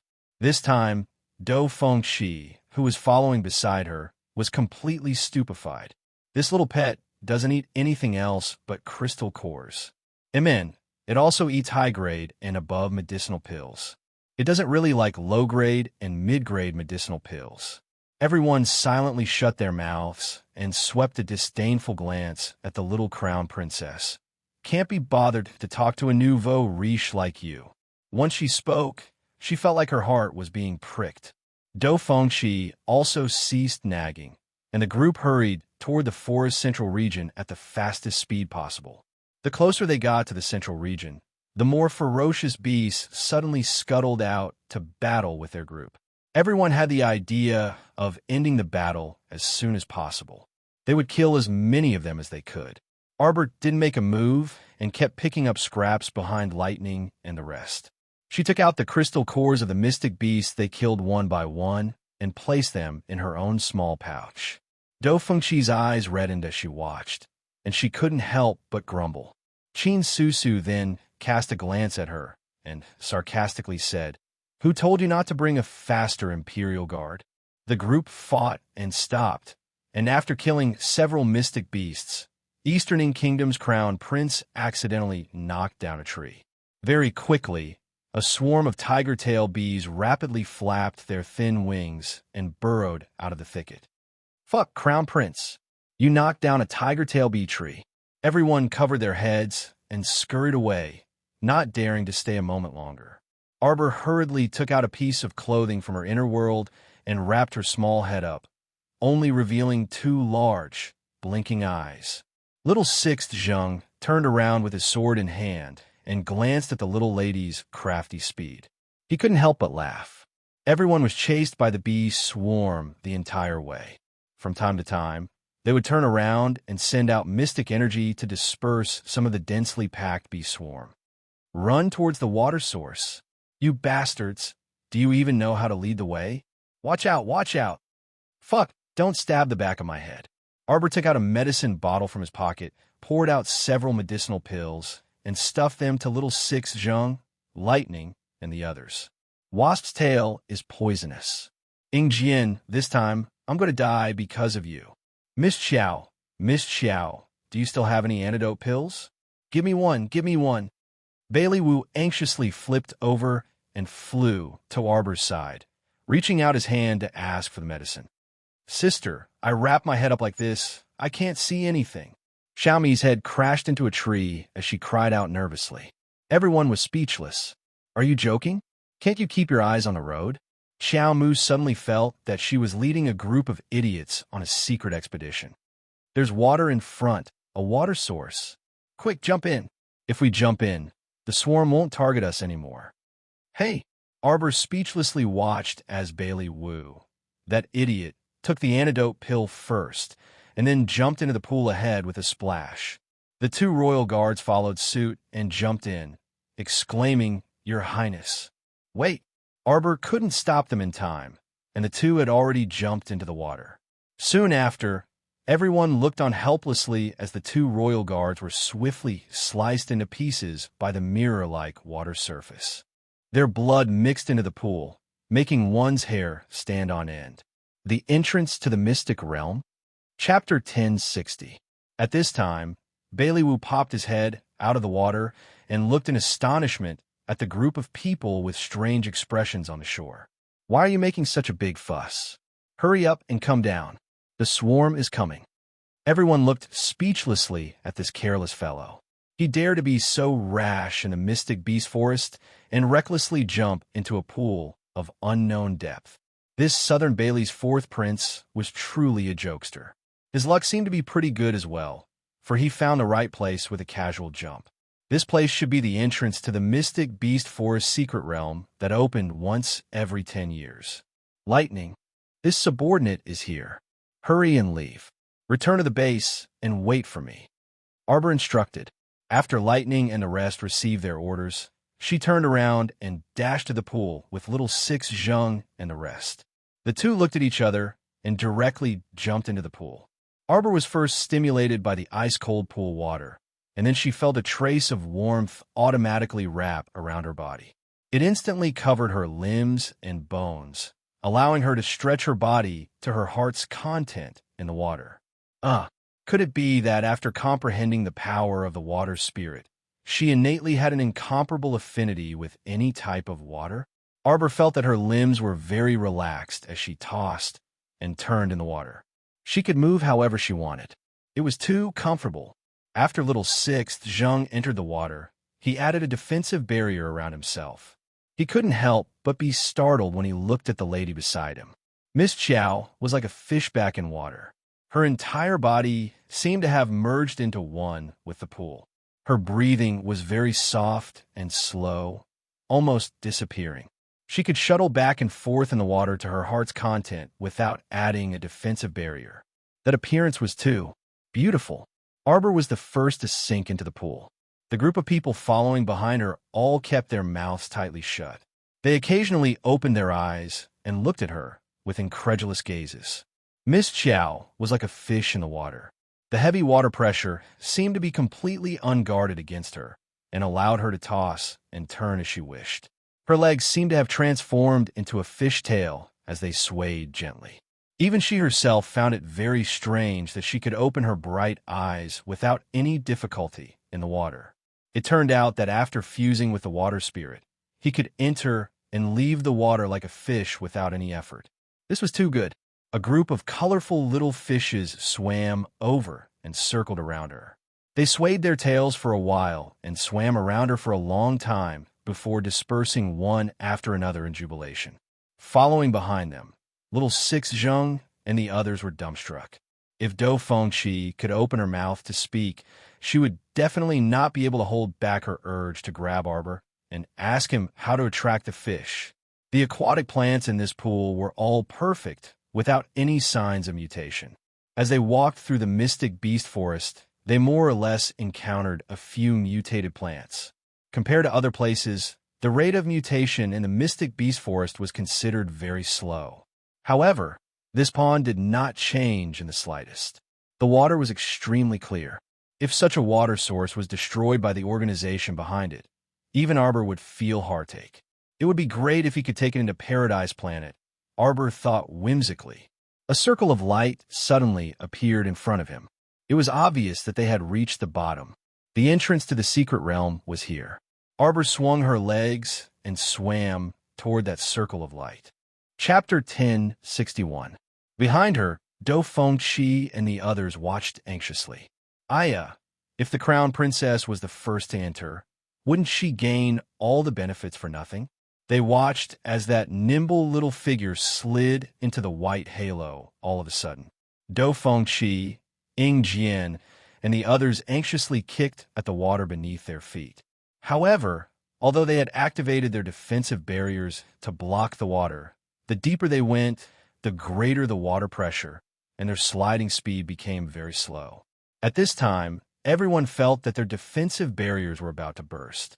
Little Sixth Zheng and Bailey Wu were the first to reach the halo. Their hearts relaxed slightly, and they slid toward the light. Once they entered the light, a feeling of weightlessness instantly came from beneath their feet. Their entire bodies were pulled down by gravity, and they plummeted downwards with a whoosh. Little Sixth Zheng and Bailey Wu were alarmed at the same time, and they circulated mystic energy to protect their bodies, doing their utmost to stabilize their falling speed. Bam! Bailey Wu propped himself on the ground with a fist, and his half-squatted figure slightly relaxed. Little Sixth Zheng's situation was slightly better than his. It was just that when he landed, his body swayed left and right a few times before he steadied himself. Looking up, they saw an inverted gourd valley's entrance, and the lush greenery couldn't be concealed from their eyes. They saw a giant gray ape sitting at the entrance like a small hill, blocking that gourd valley's entrance. Ding-ling, dang-lang. The fine sound of a bell was accompanied by light footsteps. Sikong Fulling's slender figure appeared beside that pool, and she looked around with a grin. The entrance is here. Yes, Holy Maiden. A masked woman slightly cupped her hands and bowed to her. Does Holy Maiden want to go in now? I hate water the most. It makes my clothes wet every time. Sikong Fulling faintly complained. Her figure swayed slightly, and she entered the water. At this time, Do Fengqi, Qin Su Su, Hong Bai, Ying Jian, Wei Nan Shu, and the others also stepped into the halo and entered this secluded valley overflowing with lush greenery. Naturally, they also saw the giant gray ape blocking the entrance of the valley. Do Fengqi almost immediately shifted her gaze to Arbor. Logically speaking, the crown princess was the first to enter the valley, but what was she doing? She was sitting leisurely on a big rock, gnawing on a corn cob in her hand that half of the corn on the cob was already eaten. It was obvious that they had already started eating before they arrived. Bailey Jin blinked and covered her mouth as she giggled. Miss Chow, why aren't you thinking of a way to go in? Instead, you're eating nonstop here? Arbor glanced at her nonchalantly. I'm a little hungry. It was true. Just now, he had passed through the pool without any hindrance. As soon as he entered this mystic realm, he felt so hungry that his stomach was growling. Perhaps it was due to the fact that he had to expend a lot of water spirit energy to assimilate into the water, but unknowingly, he had expended a little too much of it. This was only her own conjecture, so she couldn't be sure. She didn't know the exact reason. Since he was hungry, he would just eat. After finishing the corn on the cob, Arbor took out a banana from her inner world. She had just peeled off a bit of skin when she heard rustling sounds coming from the front. That giant ape actually moved its butt to the side, revealing a small path that only one person could pass through. Arbor's small hand that was peeling the banana paused in midair just like that, and he looked at that giant ape in astonishment. Chapter 1062. They saw that little crown princess holding a banana in one hand as she scampered in front of the giant ape. She suddenly stuffed the banana into the crook of the giant ape's arm that was dangling on the ground, and her figure flashed into the valley like a wisp of smoke. Everyone was stupefied and instantly felt disheveled. Fuck! A single banana was the entry pass? This was too outlandish. Do Fengqi wanted to keep up with Arbor's pace, so she hurriedly ran over as well. It was just that the giant ape had already blocked the passage that was only wide enough for one person. The giant ape's small black eyes stared vigilantly at Do Fengqi in front of it, as if saying, "If you dare to take one step closer, I'll immediately tear you apart." The eyes of the two Aikido youths lit up slightly, and they hurriedly walked forward. Each of them took out a banana from their inner worlds. This was a personal item that they had hidden for a very long time. Ever since this world mutated, ordinary fruits like bananas were practically hard to come by. However, it was still quite worth it to use a banana to exchange for a secret realm entry pass. This pair of youths took out bananas and happily handed them over, fully thinking that the giant ape would definitely happily make way for them. Unexpectedly, woo-woo, roar, roar. This giant ape was actually very angry, and it slapped away the two bananas in front of it. Its two gray, furry arms forcefully pounded the ground, instantly sending sand and pebbles flying. Despicable human disciple, you actually dared to use a banana to swindle this ape. Everyone looked at it dumbfoundedly. The corner of little Sixth Zheng's mouth couldn't help but twitch. This difference was too big. The crown princess could pass through this valley entrance with a single banana, but if it was someone else, the giant ape actually disdained them. Little Sixth Zheng walked forward and bowed to this giant ape senior. Then, he took out two mid-grade spirit stones from his inner world. These were spirit stones that he had obtained by chance during one of his experiential training. Although they weren't very good, they were the most precious items he currently had. The giant ape swept a glance over them, and then reluctantly extended its long arms to sweep up the two spirit stones. It then opened up a path to the side for little Sixth Zheng to pass through. Seeing this, everyone took out all kinds of treasures from their inner worlds and handed them to the giant ape sincerely. The giant ape accepted some and rejected some. When it came to Do Fengqi, she handed over a high-grade pill. In the end, the giant ape didn't even look at it. With a slap, it sent the pill flying. Do Fengqi cried out in alarm and ran to pick up her pills. After she finished picking them up, her teammates had all entered the valley, leaving her alone outside and not allowed to enter. She couldn't help but become anxious and shrieked, "What the hell do you want?" She wanted to rush into the valley. However, the huge ape was not courteous at all and directly slapped down with its palm.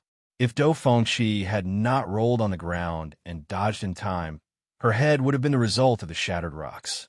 Do Fengqi's face was ashen as she glared at the giant ape in front of her.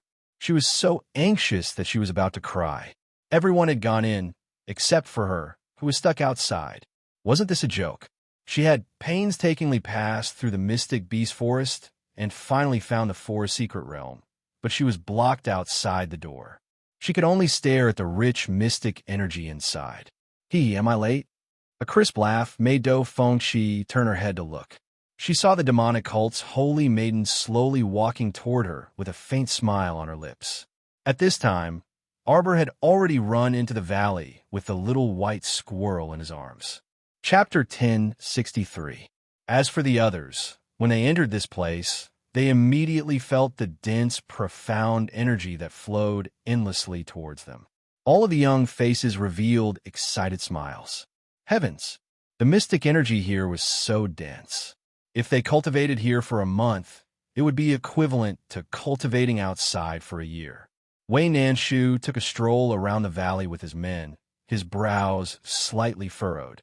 "Brother Nanshu," Jean Hongwan softly called out, "we've already smoothly entered. Why do you still look unhappy?" Wei Nanshu was displeased when he thought of the heavy loss they had suffered when they entered the valley. The difference between the giant ape's attitude towards them and towards Prince Mo's consort was too big. Anyone could see it. This little crown princess was too strange. She was the only one who used a banana to exchange for an entrance ticket. As for the others, they were just like them, using the most valuable items on their bodies to exchange for admission tickets. For example, he used a short blade spirit weapon to exchange for an entrance ticket. Roar, roar, roar, roar. The giant ape's roar filled the valley, as if it was angrily roaring. Immediately after, A graceful figure wrapped in a thin red robe chuckled and glided through the air. "Senior Giant Ape, I've already paid the entrance fee. Please let me pass." Wei Nanshu looked up, and a faint trace of amazement flashed through his eyes. It was the incomparably gorgeous demonic sect saintess. Back then, at the entrance of the base, he only caught a glimpse of her. This woman's blurred and deep eyes were like thorns that fiercely pierced into the depths of his heart. She was truly a graceful stunner. TSK, TSK. Wei Nanshu clenched his fists and slightly lowered his head. He was very clear about the most important mission of this trip. As a restrained and aloof prince, he naturally wouldn't make such a low-level mistake. "Brother Nanshu?" Jin Hongluan suspiciously glanced at him. "It's nothing. Let's walk around the valley again." Actually, this valley wasn't big. Wei Nanshu had already walked around earlier. The valley's entrance was slender, and the valley's interior was wide like a gourd. The valley was shrouded in mystic energy all year round and was covered in white mist. There were craggy rocks and fragrant grass everywhere. In the distance, there was a crude stone pavilion, and there was nothing inside. Other than that, there was only a small house buried in the depths of a sea of flowers. However, once they got close, they would be pushed far away by a powerful force. They could only watch from afar and could not get close at all. This small house was the ultimate goal of his trip. Wei Nanshu's breathing tightened as he clenched his fists. If I'm not mistaken, there must be that thing in the house. The 10,000-year Xuanji core. Bang, bang, bang. The heavy footsteps of the giant ape approached from afar. After everyone gathered in the valley, they couldn't help but look at each other. They saw that Do Fengqi's clothes were torn and her hairpins were scattered. She cut a very sorry figure. When the giant ape swept its gaze over Do Fengqi with contempt, it was filled with ridicule. This giant ape was too human-like. Everyone muttered in their hearts. They did not know what Do Fengqi had handed over to make this giant ape senior look down on her. The giant ape didn't pay any attention to them. Instead, it carried a thick and heavy stone tablet as it walked over. The sound it made was earth-shattering. Boom! A huge stone tablet was placed on the ground by the giant ape's long arms. Everyone hastily gathered around to take a look. They saw a line of eye-catching small words carved on the stone tablet. Chapter 1064. If the juniors who entered this mystic realm could raise their cultivation by 1 level within 10 days, they would be the first to enter the small hut, meet esteemed Xuanji, and choose a peerless secret treasure. Everyone's eyes lit up when they saw this, especially Wei Nanshu. Even his breathing started to tighten. This was a rare opportunity. No, it should be said that this was their only chance to approach the small hut. They reckoned that even if Senior Xuanji's 10,000-year-old Xuanji core did not exist, there would still be other treasures in the small hut. While everyone was excited, the giant ape's gray, fluffy arm knocked on the stone tablet again. Everyone looked down and realized that there were a few rows of small words carved at the bottom of the stone tablet. They were too excited previously and did not see those small words at all. They saw the words carved on the tablet. This mystic realm will separate you and send you into a sealed training space. Mystic beast phantoms will be automatically generated according to your cultivation. Once you are killed by the mystic beast phantoms in battle, your original body will die. Remember this. Once the training begins, you cannot leave the sealed space before the time limit is up. Those who wish to participate in the training can press their fingerprints on the stone tablet, which will immediately activate and enter the numbering and scoring mode. Those who do not participate in the training will be forcibly transported out at the end of the 5-day period. In addition, those who are still unable to break through their current cultivation realm within 20 days will be forcibly terminated and transported out of the mystic realm. Those who enter my Mystic Beast Forest mystic realm and participate in the training will be regarded as outer sect disciples of my Xuanji school. Those who can persist in the mystic realm for 15 days will be rewarded with a Xuanji pill that increases cultivation and expands mystic consciousness. Work hard, work hard, work harder. This seat will wait for you in the small hut. Spirit artifacts and secret treasures are all available. What are you waiting for? Everyone looked at each other, speechless for a while. Why did they feel that this was so unreliable? This senior Xuanji's last few sentences seemed to be his slogan that Sikong fully giggled. He, Evans, this senior Xuanji is actually such an interesting person. This is too surprising. The Xuanji school seems to have perished 300 years ago. Then may I ask what benefits there were to becoming an outer sect disciple of the Xuanji school? You don't admit that you are ignorant and inexperienced. The pills that Senior Xuanji can produce must be extraordinary. That's a mighty senior from 100 years ago. Bailey Wu was the first to run forward. He pressed his large palm on the stone tablet and said, "I'm the first to sign up for the training." As soon as he finished speaking, a white light fell on his body. After the number 1 was quickly generated, Bailey Wu immediately disappeared in front of everyone's eyes. "Your Highness!" The 2 Southern Bailey youths couldn't help but exclaim. "Ha! Fourth brother has really made our Southern Bailey proud. His courage was commendable. This princess will also give you a thumbprint." Bai Lijun rolled her eyes and smiled slyly. She placed her small hand on the stone tablet, and in the next second, she was sent away. The remaining 2 youths from Southern Bailey also hurriedly pressed down their handprints, but they forgot that they could not follow the footsteps of His Highness and the princess. Instead, they were directly isolated in a sealed training space. When Xiao Mu returned with the little white squirrel in her arms, she realized that there was no one left in the valley. Where did the crowd go? Arbor wasn't in a hurry either. In any case, the mountain valley scenery was rather beautiful, and the profound energy aura was dense, so he could cultivate wherever he sat. Chapter 1065. After strolling for so long, she was also hungry, so she found a small mound to sit down. She took out a bowl of rice and 2 side dishes, a combination of meat and vegetables, as well as a bowl of soup from the food box. After eating her fill, she hugged her little white squirrel and slept. She slept for a good several hours. After waking up, she immediately felt refreshed. She raised her hand to stretch, but when she turned her small face, her small hand suddenly froze in midair. Wasn't this the Eastern Kingdom's crown prince, Ying Jian? Why was he standing behind her so sneakily? Arbor took a closer look and couldn't help but be amused.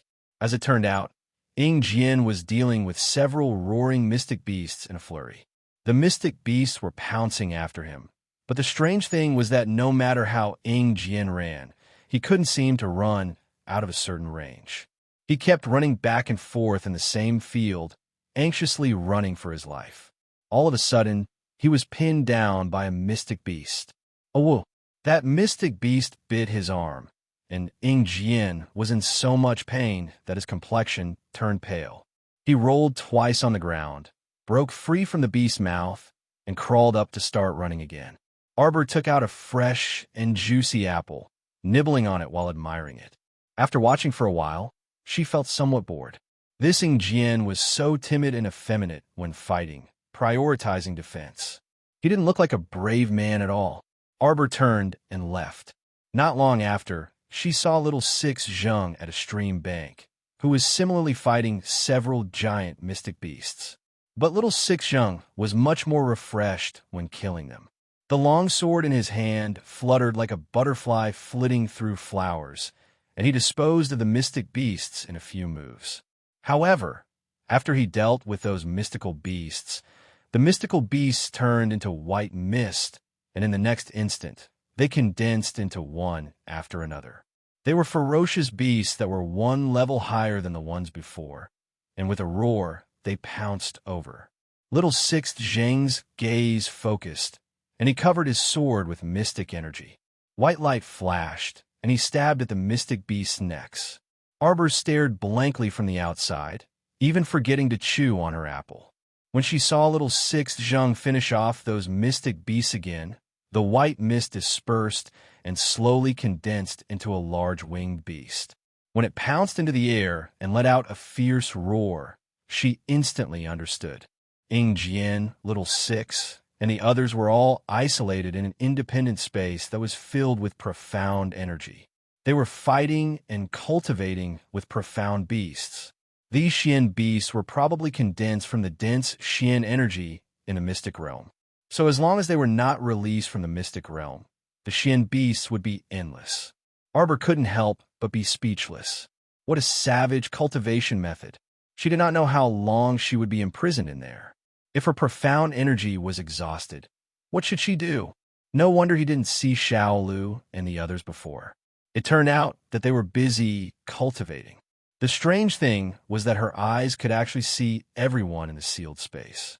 Along the way, he stopped and watched everyone's training. When he saw Do Fengxi, that girl, shrieking in terror and despair, pounding on the realm wall that couldn't be seen clearly with the naked eye in an attempt to escape from the savage, independent space, Arbor couldn't help but stop and admire it. Thump, thump, thump, until a series of heavy footsteps sounded beside her. Arbor turned around to look, and the corner of her mouth couldn't help but twitch. This giant ape was actually looking at her with a resentful expression, as though she was very naughty and mischievous. Roar, roar, roar. The giant ape roared at her a few times, as though it was reprimanding a disobedient child. Its long, hairy gray arm abruptly reached over and picked her up. What did it want to do? Arbor instantly had a bad premonition. Chapter 1066. After a round of dizziness, Arbor immediately felt that the surrounding mystic energy had become much more concentrated. Damn, she had been directly thrown into a sealed training space by Senior Giant Ape, who hated Iron for not living up to its expectations and was forced to undergo training. Narrowing her eyes, Arbor vigilantly reached out to summon the feral in her consciousness. In the next moment, the floating mystic energy around her quickly condensed and suddenly turned into a giant snake covered in steel thorns, opening its mouth to bite her. Wow, it was such a huge snake that it almost filled up the entire sealed space. As it moved, the row of steel thorns on its body was almost about to pierce her small body. What a large, ugly snake. It slithered on the ground, its skin rolling, making Xiao Mu feel nauseous. Raising her hand, a line of fire flew out from the feral, instantly attacking the snake's back. Only a light chi sound was heard, but it only burned off a dozen of its steel thorns, even charring a lump of coarse snake skin. Level 12 Mystic Beast, or maybe level 13. It was clearly condensed from mystic energy, but it was like a substantial snake. Arbor took a deep breath, ignoring the aura concealing talisman on her body. This sealed space gave her a mystic beast of the same cultivation level. Arbor slightly raised her hand, and a circle of lustrous and floating ebony talismans instantly suspended in the air, quietly revolving around her body. Activate the mystic energy guiding talisman array. Within 2 hours, the mystic energy between heaven and earth would be endlessly absorbed into one's body to replenish one's rapidly depleted mystic energy.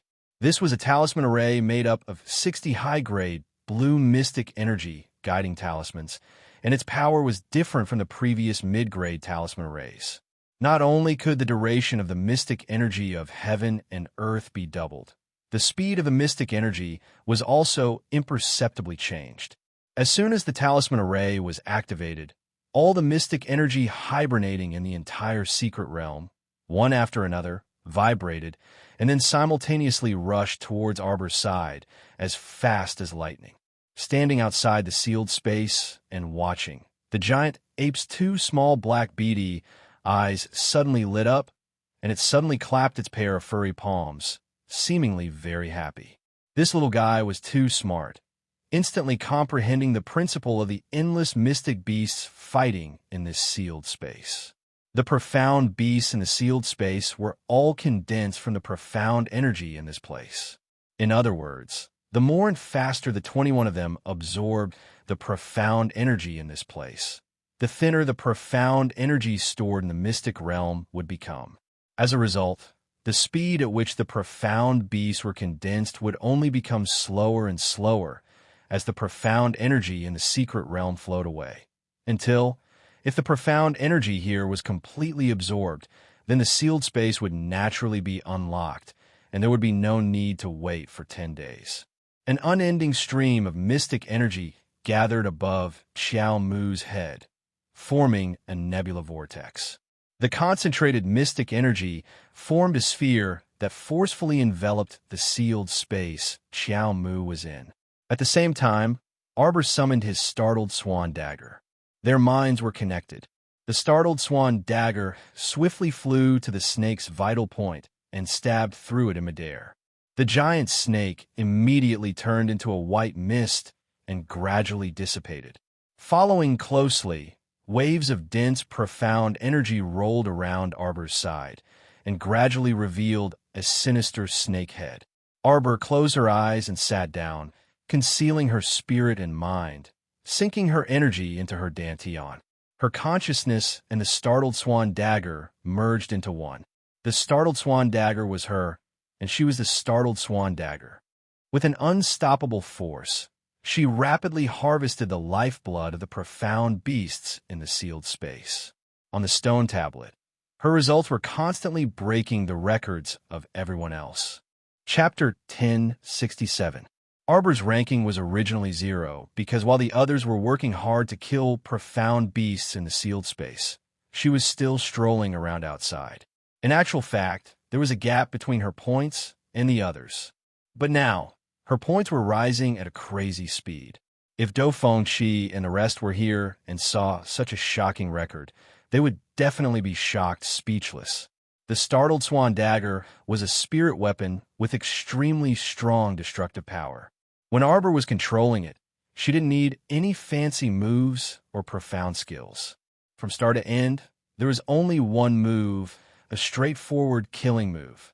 The profound beasts that appeared in the sealed space were all slaughtered by the startled swan dagger. As time passed, Arbor was fighting while absorbing the profound energy in the mystic realm. With her, as the center, the speed of profound beasts condensing had indeed slowed down. Arbor's consciousness wantonly controlled this startled swan dagger, becoming more and more proficient as her mind and heart were connected. 2 days and 1 night later, Dou Fengqi was awoken by the piercing pain in her arm as she blankly opened her eyes. Suddenly, she saw a ferocious, profound beast tearing at her arm with its big mouth. That wave of pain was as though it was heart-piercing and bone-eroding, causing her to quiver and her mind to clear up a little. Earlier, she was too tired. After 2 to 3 days of continuous fighting, her limbs were so sore that she couldn't even lift them up. So much so that in the process of fighting with the profound beast, she actually fainted. Luckily, the profound beast didn't bite her head, otherwise she would have long been dead.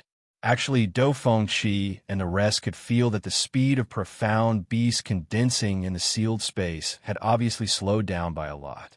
Previously, after killing a batch of profound beasts, another batch would condense within minutes, and there wasn't even time to take medicine. But now it was different.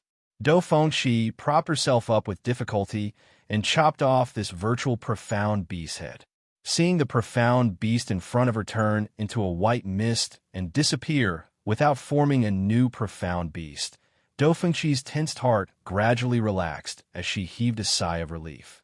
She hurriedly took out the few remaining medicinal pills from her inner world and consumed one. This kind of medicinal pill was a low-grade profound recovering pill that she bought from the pill house. Its effect was very ordinary, but the price was extremely expensive. After eating it, she could only recover 10% of her profound energy in a short period of time. She was still lying on the ground like a dead dog, panting slightly. Dou Fengqi even felt that 10 years had passed in the sealed space. If she could, she really didn't want to move a single finger right now. However, in reality, it had only been 3 days. Furthermore, other than the first day, when the Xian Bee surged forward in extremely fast speed from the second day onwards, they would at least have some time to rest after killing a batch of Xian beasts. Little Sixth Zheng also discovered that his condition had clearly improved a lot. After he finished killing this batch of mystic beasts, he panted heavily, and the long sword in his hand drooped slightly. He focused his mind and seized the time to adjust the mystic energy in his body to recover. According to his estimation, only 3 days had passed. Next, They would have to stay in the sealed space for about 7 days before they could leave. He was very tired, but he couldn't slack off. The crown prince of the Eastern Kingdom lay on his back on the ground, panting heavily. His eyes were wide open as he stared at the clear blue sky. He didn't expect that the sky in this mystic realm would be so blue, but now he felt like he was in hell. If he could choose again, he would rather die than go to this hell. Chapter 1068. Jade Color Parlor. The most famous brothel on Guanlan City's East Street usually entertained high officials, nobles, and wealthy merchants. No matter how difficult the world was, there were plenty of wealthy people who would throw away a fortune for Jade Color Parlor's top hostess, Miss Rand. At this time, in a private room on the 3rd floor, people were toasting each other. Cult Master, come. Let this humble one toast you first. The person who raised the cup had hazy, drunken eyes, and he seemed a bit groggy. This person was in his 40s and had the typical round, earthy appearance. He had a pair of especially small eyes, and if one didn't look carefully, they probably wouldn't be able to find those 2 slits. The man he addressed as Cult Master was merely in his early 20s. Dressed in a gorgeous purple robe, he rested his chin on one hand and leaned against the wooden armchair. His eyes narrowed as he smiled faintly, exuding a seductive aura. That's right, seductive. He was a man with feminine features and bright eyes. Those eyes were very seductive, as if they were born with a trace of affection, causing one's heart to thump like a little deer. Regardless of gender, old or young, he was captivating. It could be said that this cult master's appearance was several times more exquisite and outstanding than all the women present. It also caused the hearts of all the ladies to sway wildly, and their gazes were very hazy. It was truly a case of intoxicating oneself rather than wine, and bewitching oneself rather than lust. Today, this humble one is fortunate enough to invite Cult Master. It is truly this humble one's honor. Zheng Chao piled a smile on his face and bowed to that man. He turned to look at second manager Qi, who was a bit drunk, and shouted, "Idiot Qi, why aren't you refilling Lord Cult Master's wine? Why are you the only one drinking?" "Ah, yes. Second manager Qi hurriedly stood up with a face full of smiles, and his small eyes narrowed even further. The young man addressed as Cult Master casually raised his cup and drained it in one gulp. Pushing aside the female attendants on both sides, Lord Cult Master seemed to be somewhat impatient with these women who were eagerly sticking to him. Zheng Chao chuckled. It seems that Cult Master is dissatisfied with these vulgar women. That's right. How could Cult Master take fancy to these sluts who have been toyed with countless times? Clap, clap. Zheng Chao clapped his hands lightly. Not long after the applause ended, a middle-aged procuress wearing brightly colored makeup, Sun Yang, walked in, twisting her slender waist, and bowed with a smile. "Honorable guests, what can I do for you? Go, find a few more decent goods. Remember, they must be clean. Our sect master hates those dirty things the most." Yes. The cult master sat there with a faint smile on his face. He narrowed his eyes and glanced at the fat officials in front of him. At this time, after 3 rounds of wine, these old fogies no longer cared about etiquette. Each of them held a beautiful woman and kept touching her up and down. His fingertips tapped lightly under the table, as if he was already used to this kind of banquet that was filled with the smell of corruption. In fact, if State Uncle Zheng hadn't informed him of a big deal today, he wouldn't have come to discuss it in person. Although it was quite boring, he couldn't help but feel slightly excited at the thought of that big deal. Oh, it wasn't State Uncle Zheng, but the former State Uncle Zheng. The cult master curled his lips mockingly. It was true that even a broken boat had a 3-inch nail. Although this former State Uncle Zheng's property had been confiscated, it could be seen that he was still hiding some personal goods from the rewards he provided. This is the former Minister of Works. Chapter 1069. The cult master curled his lips in an indescribably flirtatious smile. "I already know your identities. Let's get straight to the point. Weren't these old fellows just a motley crew who had suffered under the Crown Prince's hands and had been pulled down one after another?" To put it bluntly, the cult master actually didn't really want to pay attention to them. He only came here for the sake of the few treasures he received. Moreover, he really wanted to meet that man again. As if thinking of something, he subconsciously raised his hand to support his chin, and a dark glint flashed through his eyes. Cough, cough. State Uncle Zheng naturally wouldn't be so foolish as to directly discuss that big deal with the cult master in front of these pretty girls. Instead, he took out a letter and pushed it in front of the cult master. Cult master, you'll know once you see the letter. Today, we'll only talk about the wind and moon. Don't talk about anything else. State Uncle Zheng laughed heartily after he finished speaking, but a sinister glint flashed through his eyes. Their Zheng family had been forced to such a state by Prince Mo. If they didn't wait for an opportunity to counterattack, then they really wouldn't have a chance to make a comeback. The cult master smiled faintly, and a trace of coldness flashed through his black eyes. He nodded and said, "Fine, then let's just talk about the wind and moon." Ha ha ha. Cult master is truly a wonderful person. Zheng Chao guffawed.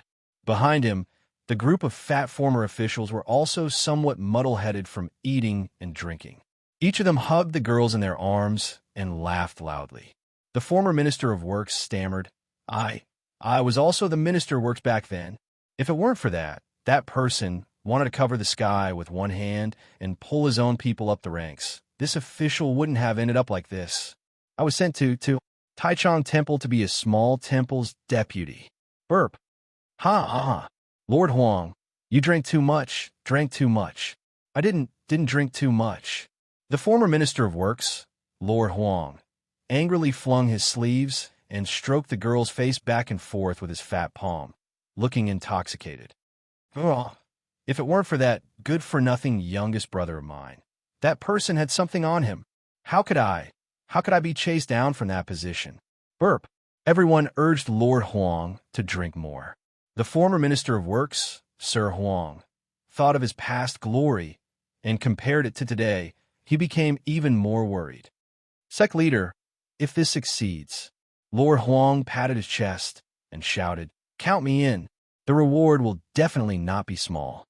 Oh my, dear esteemed guests, our Jade Hue House's top hostess, Miss Ran, has come to meet everyone.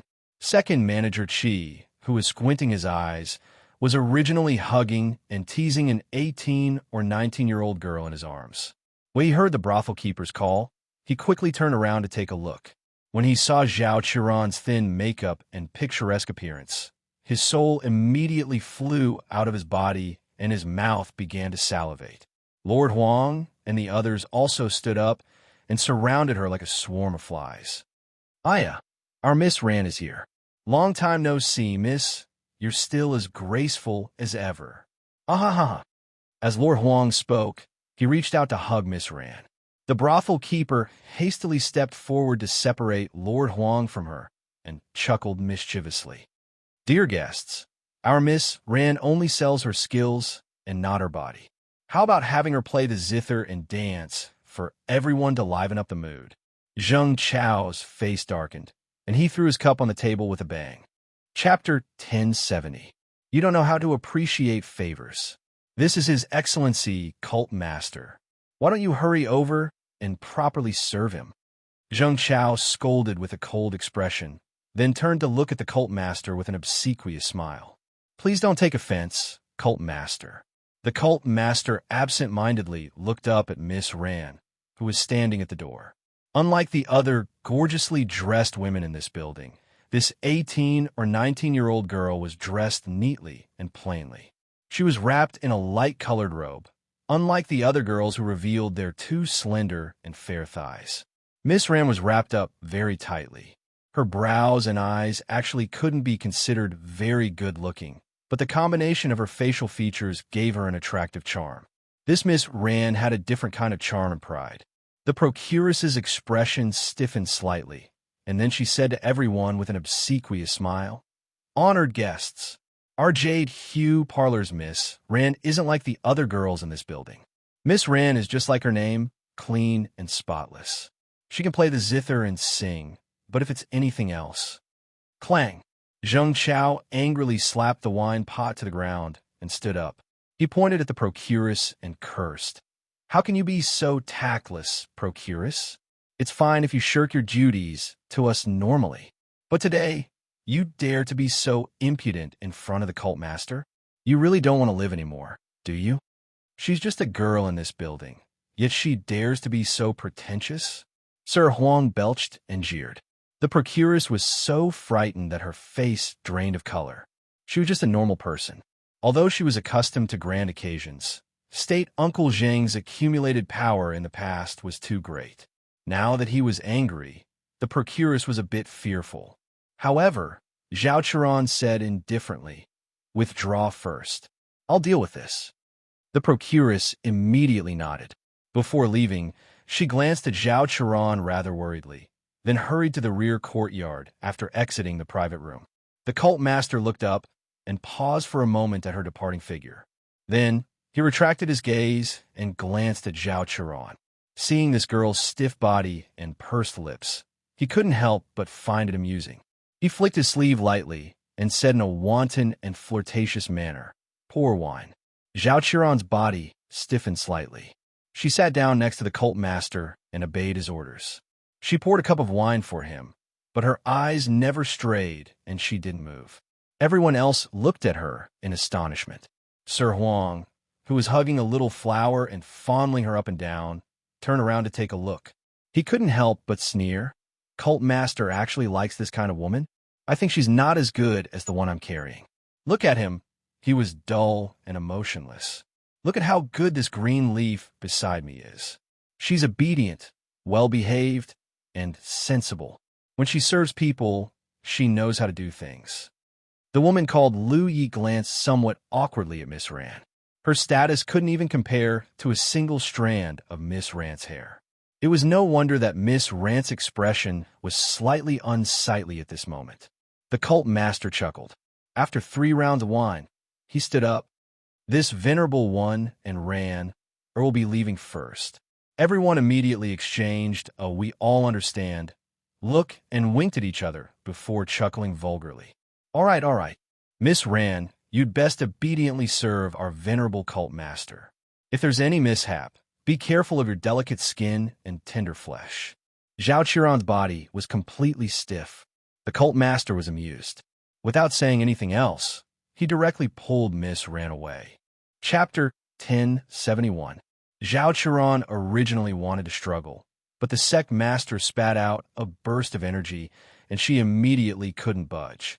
She stiffly allowed the sect master to pull her away, unable to conceal the shock in her eyes. It was for no other reason than the sect master softly whispering in her ear, "This venerable one knows that you're a member of the Rakshasa ghost sect." Seeing Miss Ran stiffen, the sect master wickedly curled his lips and dragged the girl into the room, slamming the door with a bang. That door heavily slammed into Miss Ran's heart, causing her to be so shocked that she almost couldn't breathe. The man in front of her had an extremely shocking aura, causing her mind to waver for a moment. "Sit down and drink another cup with this venerable one. I believe that your sect master will arrive very soon." The sect master pressed the girl to sit down and unsealed her acupoint with one finger. He swirled the wine cup in his hand, his tone not allowing her to refuse. Don't worry. As long as you cooperate well, this venerable one won't make things difficult for you." The sect master's lips curled slightly, and he indifferently drank a cup before leisurely saying, "Hey, put away that dagger in your sleeve. Be careful not to stupidly cut yourself. If this venerable one wanted you, do you think you could do anything to this venerable one with that lousy dagger in your hand?" The sect master glanced at her with a spurious smile. Zhao Qiran blinked and looked at him in astonishment. He knew. He actually knew everything? Then what do you want to do? The sect master suddenly reached out, and a suction force pulled her into his embrace, causing her to sit on his lap. "I heard that you, the top hostess of Jade Hue Parlor, have all the men in the capital scrambling after you like a flock of ducks." His thin and soft sleeve brushed past her small face, and a faint smile tugged at his lips. "You've seen so many men, so you're the most qualified to speak. This venerable one asks you, do you think this venerable one stinks?" Zhao Qiran. Why was she suddenly speechless? This esteemed sect master What kind of damn question was this? Sigh. The sect master's beautiful eyes narrowed in melancholy, and his thin lips pursed as he looked at Miss Zhao and asked, I'll ask you again. When this venerable one hugs you, do you feel any discomfort? Miss Zhao looked at him with a dumbfounded expression. Why is it that this sect master, who looks so elegant and talented, seems to have some problems with his brain? Why didn't you answer when I asked you a question? The hierarch's face turned cold, and the smile on his face turned cold in an instant. Zhao Qiran was flabbergasted by his quick change in attitude. It's not without a sense of comfort, Zhao Qiran stammered in reply. The sect leader was furious. With a flick of his sleeve, he threw her to the ground and stood up abruptly. Liar, Zhao Qiran, if you still don't speak the truth, this seat will tear down your jade color house. Zhao Qiran, what should I say? Isn't this sect leader a bit too temperamental? Indeed, it's not very comfortable. Zhao Qiran could only agree with him. The cult master's brows relaxed, and he immediately smiled. He stretched out his long arms and happily picked Miss ran up from the ground. Once again, he held her in his arms like a baby. He stroked the back of her head and asked, Is this comfortable? Zhao Qiran's body stiffened. Her head woodened as she shook her head. This cult master seemed to be a sick person. You women always like to call stinky men stinky men. Could it be that this venerable one really stinks? Chapter 1072. Zhao Qiran. What should she say? If she denied it, perhaps this esteemed cult master would turn his back on her like a madman. Thus, Zhao Qiran nodded reluctantly. The cult master immediately sighed. No wonder she doesn't like me. Tell me, this cult master baths twice a day, and even my clothes have incense on them. How can I still stink? Forgive me for not answering this question of yours. Miss Ran tightly pursed her lips and simply didn't say a word. In reality, she only smelled a faint fragrance on this cult master's body and didn't have any unpleasant odor. Moreover, when this cult master hugged her, to be honest, she actually didn't feel any revulsion. His hug was natural like water and didn't seem vulgar at all. It really couldn't be said to be uncomfortable. How do you women like to be hugged? Horizontally or vertically? The cult master humbly asked for advice. Zhao Qiran, Princess, why haven't you come to rescue this subordinate? Knock, knock. Two soft sounds came from the window, and a low voice softly said, Cult master, the Raksha princess is still several kilometers away from here. She'll probably arrive in less than 3 minutes. Upon hearing this, the cult master immediately pushed Zhao Qiran away from his lap and turned back to give him a charming smile. This cult master will seek your advice next time. I'll take my leave first today. With that, he nimbly flipped out of the window. Like a wisp of flowing cloud, his figure instantly vanished without a trace. Bam! The door to the room was forcefully kicked open by a beautiful woman. A pair of beautiful eyes darted back and forth, and the Raksha princess sweetly called out with her innate baby voice, Ding Lang. Then, she looked dumbfoundedly at Zhao Qiran, who sat paralyzed on the ground and couldn't move at all. Why is it only you? Where did Ding Lang go? As she spoke, mystic chi shot out from her fingertip and suddenly hit Zhao Qiran's sealed acupoint.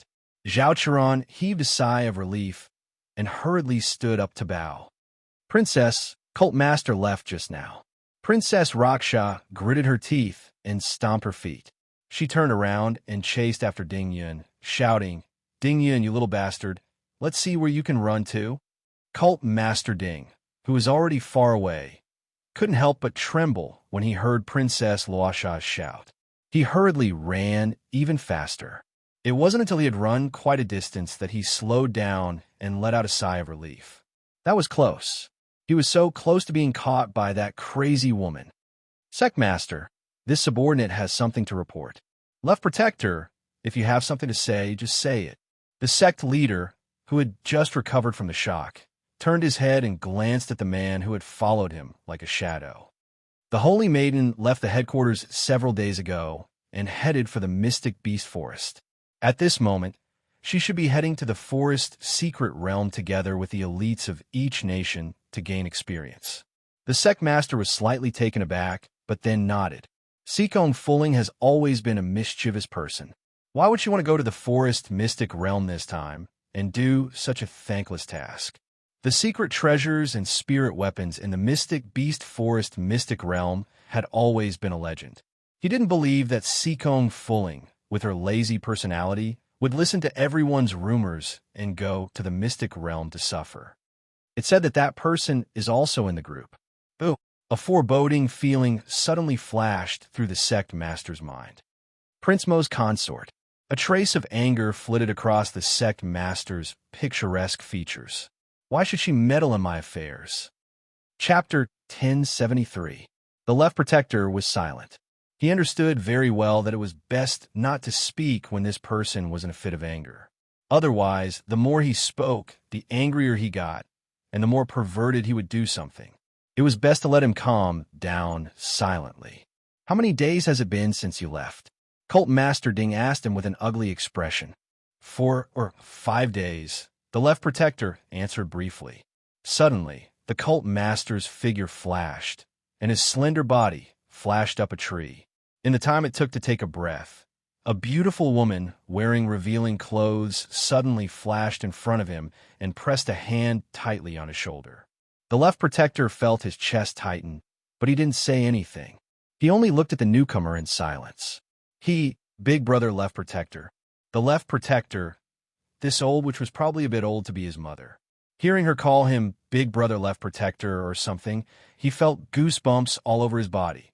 Okay? Where's your esteemed cult master? The Raksha princess pouted her bright red lips and looked at the left protector with misty eyes. Her soft hands seemed to be kneading and squeezing his shoulders. The left protector suddenly felt that at this moment, he was like a pig waiting to be sold at a high price. The owner was testing whether or not this pig was fat enough to be sold.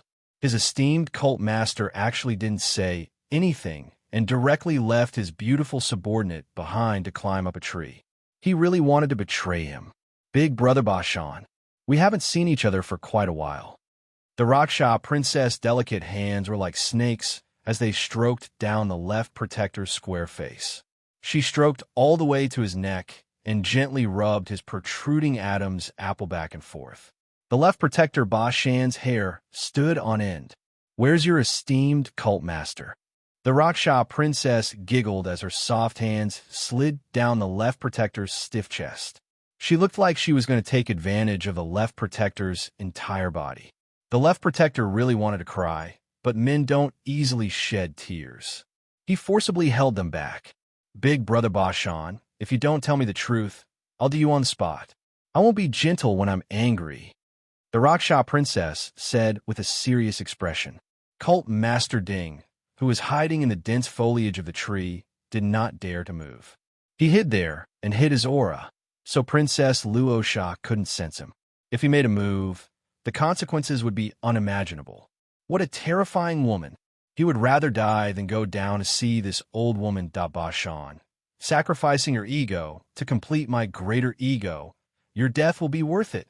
Left Guardian Bashan's eyes were filled with tears, and his heart was bleeding. He watched as the Luosha princess pushed him to the ground. His clothes were ripped apart with a light swipe of the Luosha princess finger. The chastity that he had reserved for the right protector was about to be lost. Sob, sob, sob.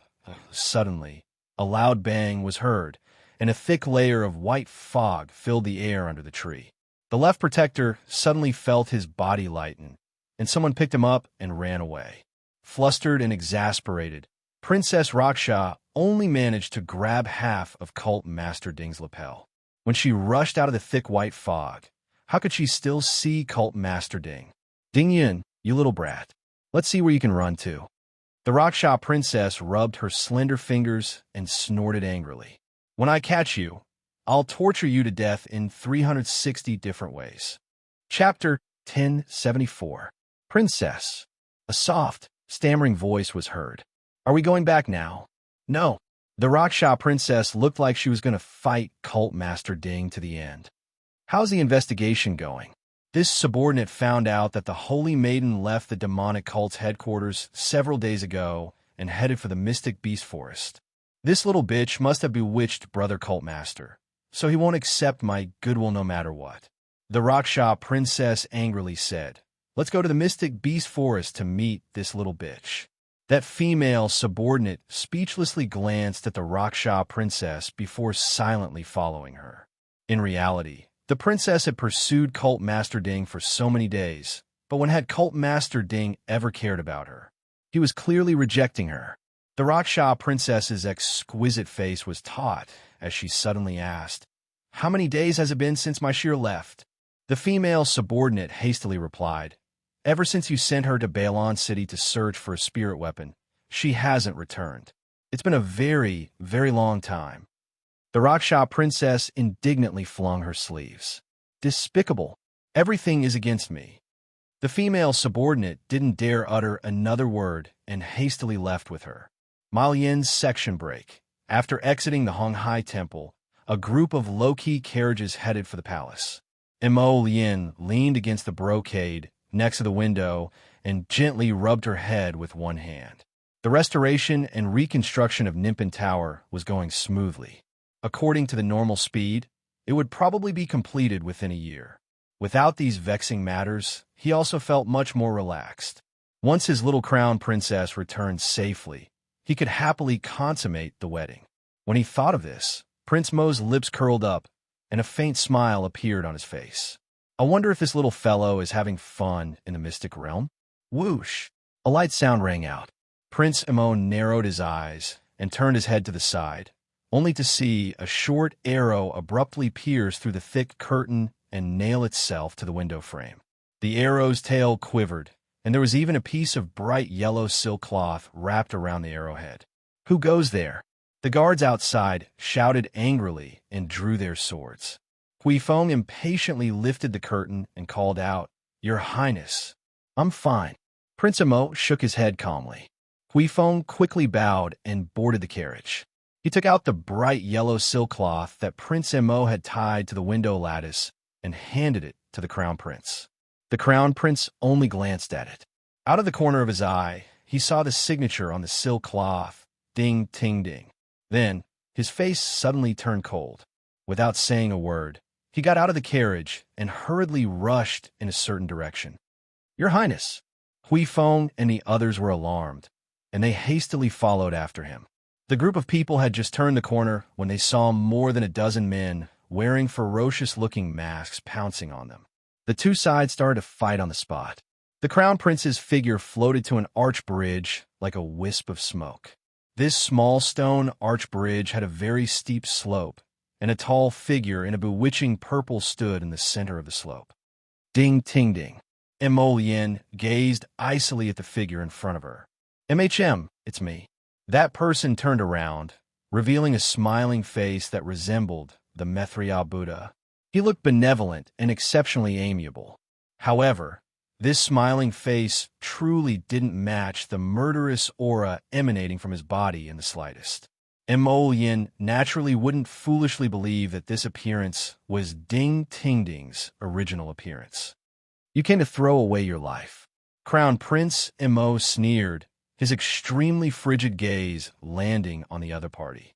Chapter 1075. He hadn't even had the time to find trouble with this person, and this person had delivered himself to his doorstep. If this wasn't seeking death, then what was? It's not certain who will die yet. Ding Ting Ding extended a slender, white finger and shook it forcefully in the air. His gaze circled back and forth on his body. "Tsk, tisk." He lightly laughed. A trace of cold mockery slid across the man's lips, slowly but clearly enunciating each word. "Prince Mo, this lord has received a valuable gift from others, so this lord will naturally keep his promise. This lord will take your precious life." Mo Yin couldn't help but sneer, 5 clusters of flames dancing between her raised fingers. Ding Ting Ding's laughter was low and deep, and he suddenly flung out a wriggling little snake with a wave of his hand. Unfortunately, before it could fly in front of Mo Yin, it was burned to ashes by a cluster of flames. "If I beat you, how about you give me this beautiful skin on your body?" Ding Ting Ding blinked, with a humble and pleading appearance, If I use your skin to make a beauty drum and give it to the little girl, she'll definitely be very happy. Mo Lien couldn't be bothered to pay attention to this person. Such a despicable move. Did he think that a few threatening words would be able to shake her heart that was as hard as iron? Too laughable. You should first think about whether you'll have another chance to live if you lose to me. A streak of fire suddenly descended, and the two people flew forward. The slender, jet-black Raven Moon's sword clashed with a sparkling green longsword. That sword was actually made of vines, but it was abnormally sturdy. A great spirit master who comprehended the wood spirit?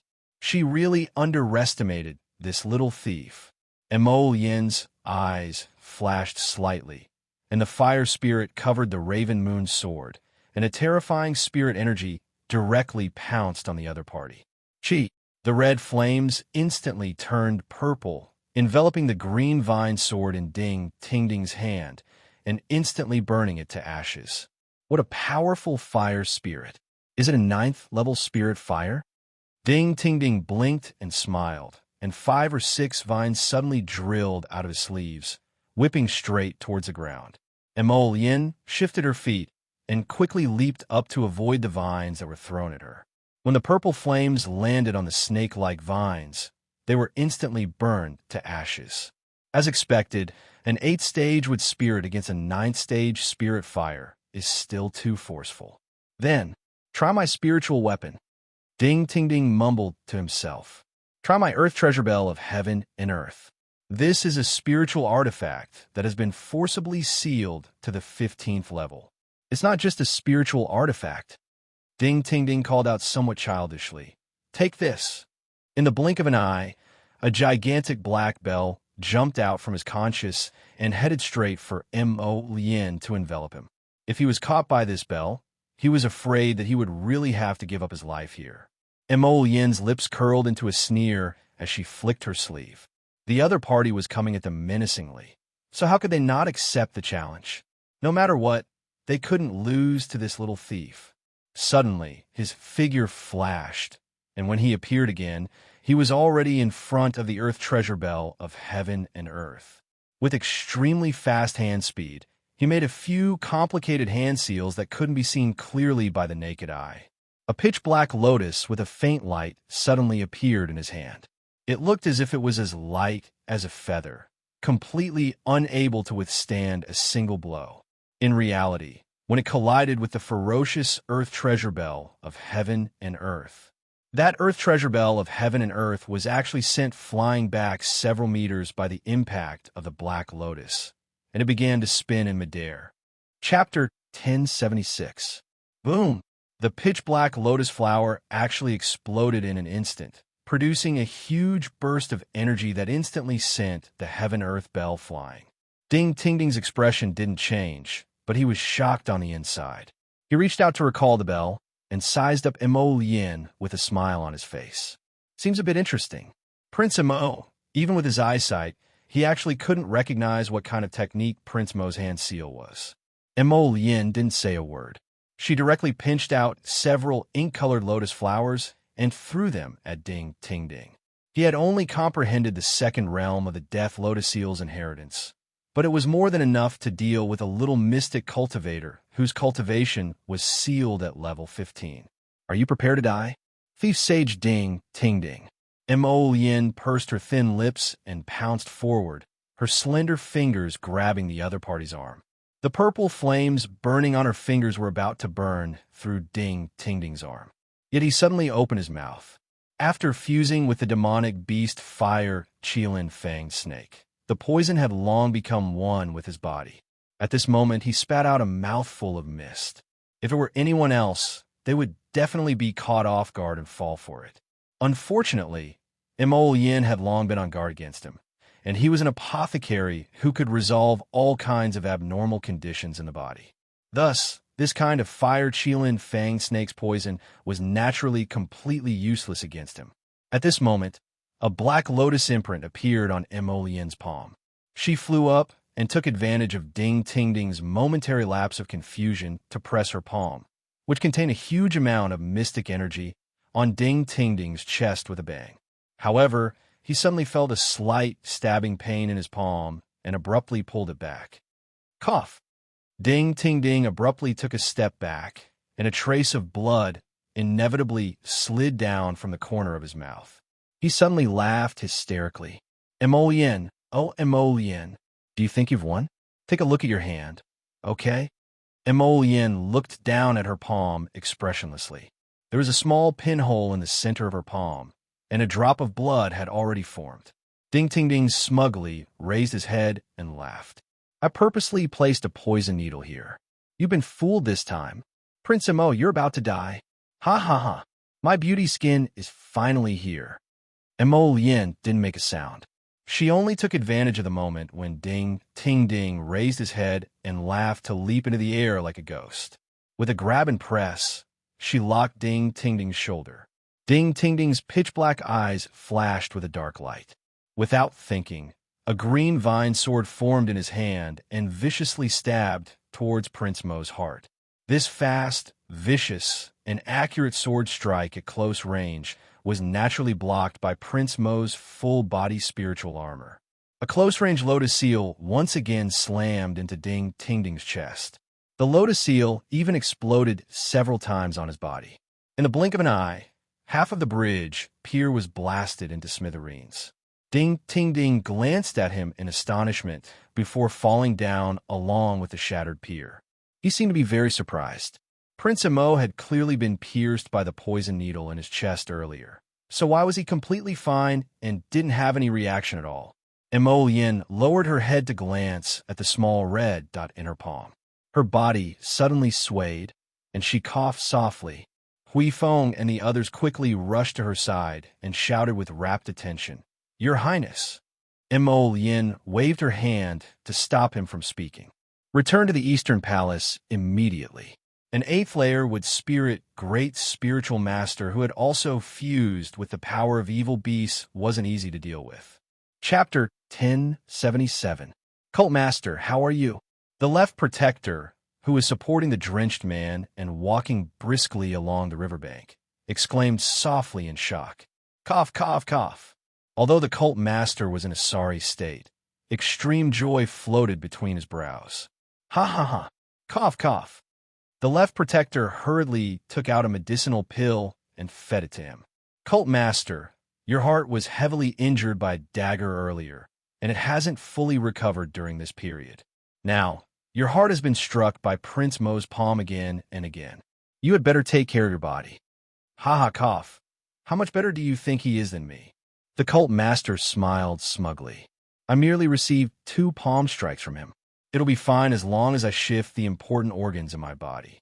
He said indifferently, it's not like I'll die. He's different. He was poisoned by the devil grass, and no one in the world can cure him. Ha ha ha. Cough, cough, he's dead for sure. Right now, he still doesn't know that he'll soon become a corpse. Ha ha ha ha. After saying this, the Cult Master laughed crazily again until he spat out a mouthful of blood before stopping. Cult Master? The left protector turned pale with fright as he supported his worrisome master, somewhat blaming him for not cherishing his body. The Cult Master's playfulness was his second nature, and his emotions were hard to discern. When had he ever seen someone injure him to this extent? How could he still laugh?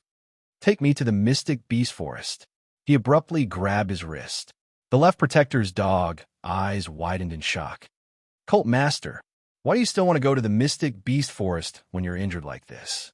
Shouldn't he immediately return to the headquarters to treat his injuries? Less nonsense. Take me there. The Cult Master coughed up blood, and his body involuntarily pressed down on the left protector. The left protector looked down and saw that his master had fainted just like that. He couldn't help but be anxious and angry, but he didn't dare to go against his master's wishes. He could only find a place to treat his master's injuries before taking him to the mystic beast forest. He thought, how'd I end up with a master like you? Idiot Ding Ting Ding. After 7 days and 6 nights of killing profound beasts, he was endlessly absorbing the boundless profound energy in this place.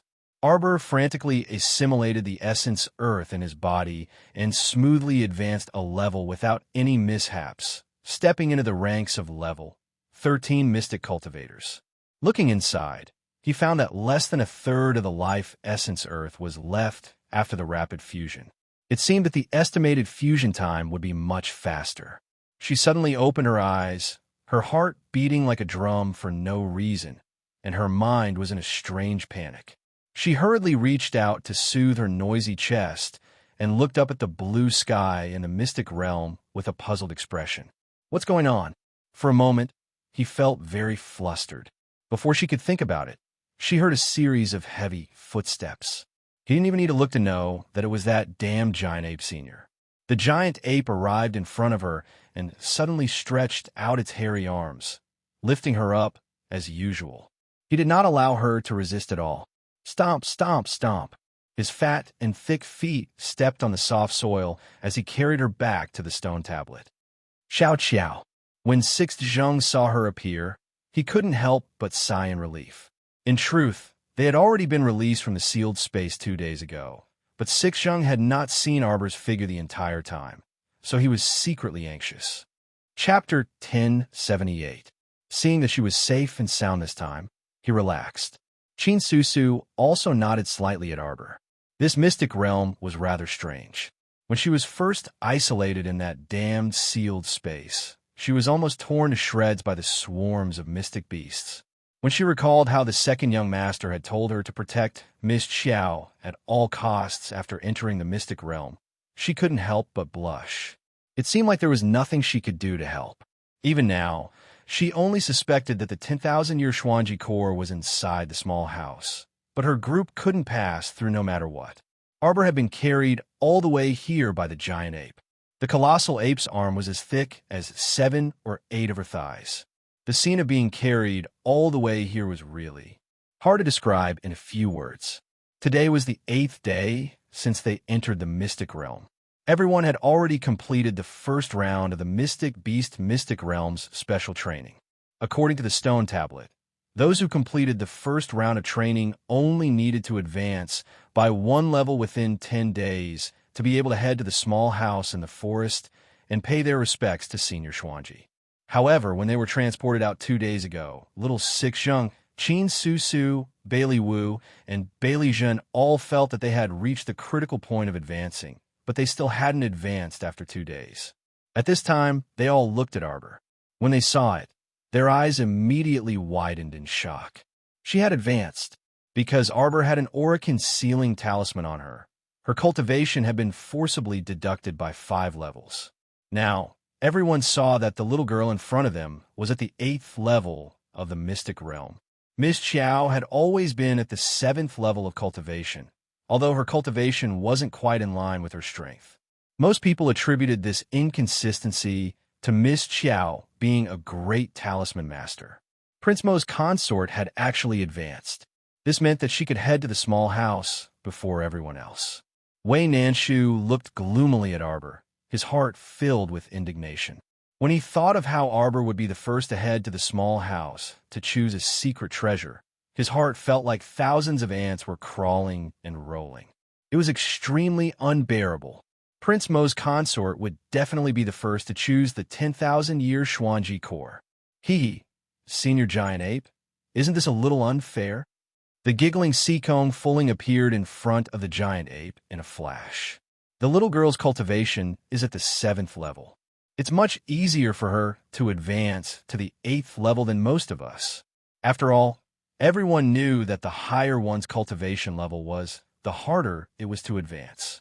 The amount of profound energy needed to advance from the 7th level to the 8th level, and the amount of profound energy needed to advance from the 12th level to the 13th level could be said to be the difference between heaven and earth. The difference between a canal and the sea. When everyone heard this, their pupils constricted slightly. A level 12 mystic cultivator. The demonic cult's holy maiden was already a level 12 mystic cultivator at such a young age. Her talent was simply terrifying to the extreme.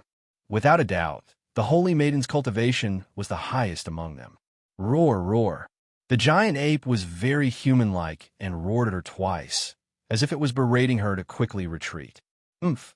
The saintess of the demonic cult, Seekong Fulling, instantly turned hostile. She reached out and grabbed in Arbor's direction. If this young lady slaughters this little girl right now, doesn't that mean that all the rankings will have to be redone?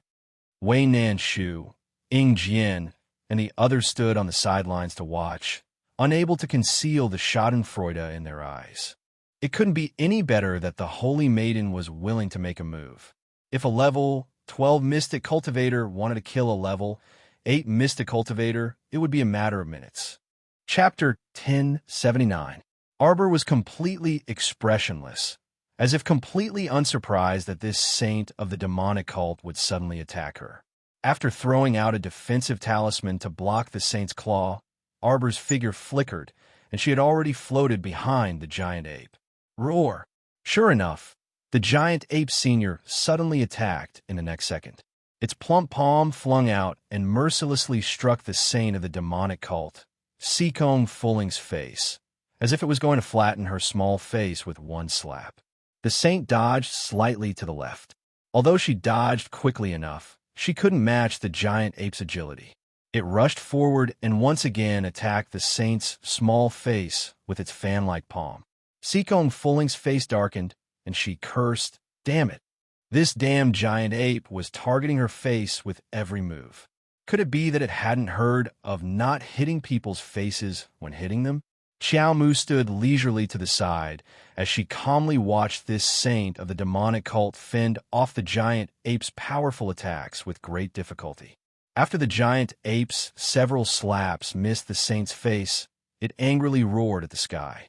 Eastern Kingdom's eldest crown prince, Ying Jian, who was originally standing on the side to watch the show, was caught off guard by this sound and inexplicably spat out a mouthful of blood. What a powerful sound wave technique. This giant ape could actually use its roar to injure people, so its strength was clearly extraordinary. At this time, the giant ape had already been provoked by the saint of the demonic cult, Sikong Fulling, who was as slippery as a loach. It stayed in this mystic energy-dense mystic realm all year round, so its martial strength was comparable to a peak level 15 mystic cultivator. The more they exchanged blows, the more apprehensive Sikong Fulling became. At the same time, she was well aware that the reason she was able to smoothly enter the mystic realm in the beginning was that this giant ape had not used its full strength. Taking a deep breath, Sikong Fulling suddenly summoned her mystic beast, four-winged, jade-eyed tiger. The moment that mystic beast landed, it roared and fearlessly pounced at the giant ape to bite it. The giant ape roared angrily a few times and stomped on the ground. Its body jumped up and down, nimbly dodging the four-winged, jade-eyed tiger's attack. It then slapped the four-winged, jade-eyed tiger's face. The four-winged, jade-eyed tiger wasn't as lucky as its master. This slap just happened to land on its head, causing it to stagger and shake its head dizzily.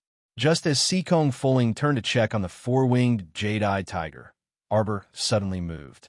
Her agile figure swayed, and dozens of icicles flashing with a cold white light suddenly shot towards Sikong Fulling's back. Whoosh, whoosh, whoosh, whoosh. Sikong Fulling immediately sensed the approaching danger and rolled on the ground as she dodged several icicles. However, in the next second, he was shocked by Arbor, who suddenly appeared in front of him. The startled swan dagger brushed past the demonic saintess' left cheek. If she hadn't rolled away to avoid it, the startled swan dagger would have slit her throat. The little girl was too ruthless and didn't leave any leeway. The demonic saintess broke out in a cold sweat, but when she turned to look at Arbor, she laughed coquettishly. What a fast dagger! Without a word, Arbor lightly tapped the ground with the tip of its foot and flew into the air. With another flash, the hundreds of icicles in its hand rapidly streaked across the deathly still air. TSK, TSK, TSK, TSK. The saintess dodged several times in a row, anger flashing through her still eyes as she activated her defensive weapon to block. What a fellow! A little level 8 Mystic Cultivator forced a level 12 Mystic Cultivator to retreat without using a talisman. Chapter 1080. With several sizzling sounds, the icicles rained down and continuously struck Seacombe Fulling's defensive barrier. The defensive artifact could still block a dozen or so fierce attacks, but which defensive artifact could withstand 100 or so fierce attacks? Seacombe Fulling's expression darkened. She slightly relaxed her mystic energy, and the entire defensive barrier was broken open by the icicles with a bam. Bam, bam, bam. Everyone speechlessly turned their heads to look, only to see Senior Giant Ape grinning widely and happily clapping his large, furry palms. His heart was probably biased to God knows where. They originally found it very strange that Senior Giant Ape's enthusiasm for Miss Chow was completely different from theirs. Could this be a natural affinity for each other? Cough, cough, cough. After the defensive barrier was broken, Seacombe Fulling dodged a row of icicles with lightning-like speed. But she was still unavoidably hit in the thigh and elbow by several icicles. Streaks of red abrasions appeared especially conspicuous on her fair skin. Seacombe Fulling's gaze had already turned completely cold, and she looked up at Arbor. I originally thought that you were a pretty good girl, but who knew that you also know how to sneak attack from behind?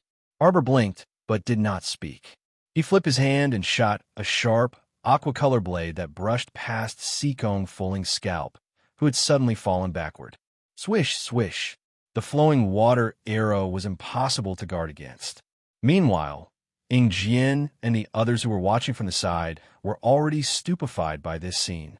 How could a little level 8 Mystic Cultivator now beat up a level 12 Mystic Cultivator? Could it be that Miss Chow secretly used a talisman without their knowledge? This was too shocking. A fervent glint flashed through Wei Nanshu's eyes. No wonder everyone said that great talisman masters had exceedingly formidable means. It looked like this was indeed the case. You probably used some magic treasure to conceal your cultivation realm. At this time, the Holy Maiden finally understood. She wasn't stupid.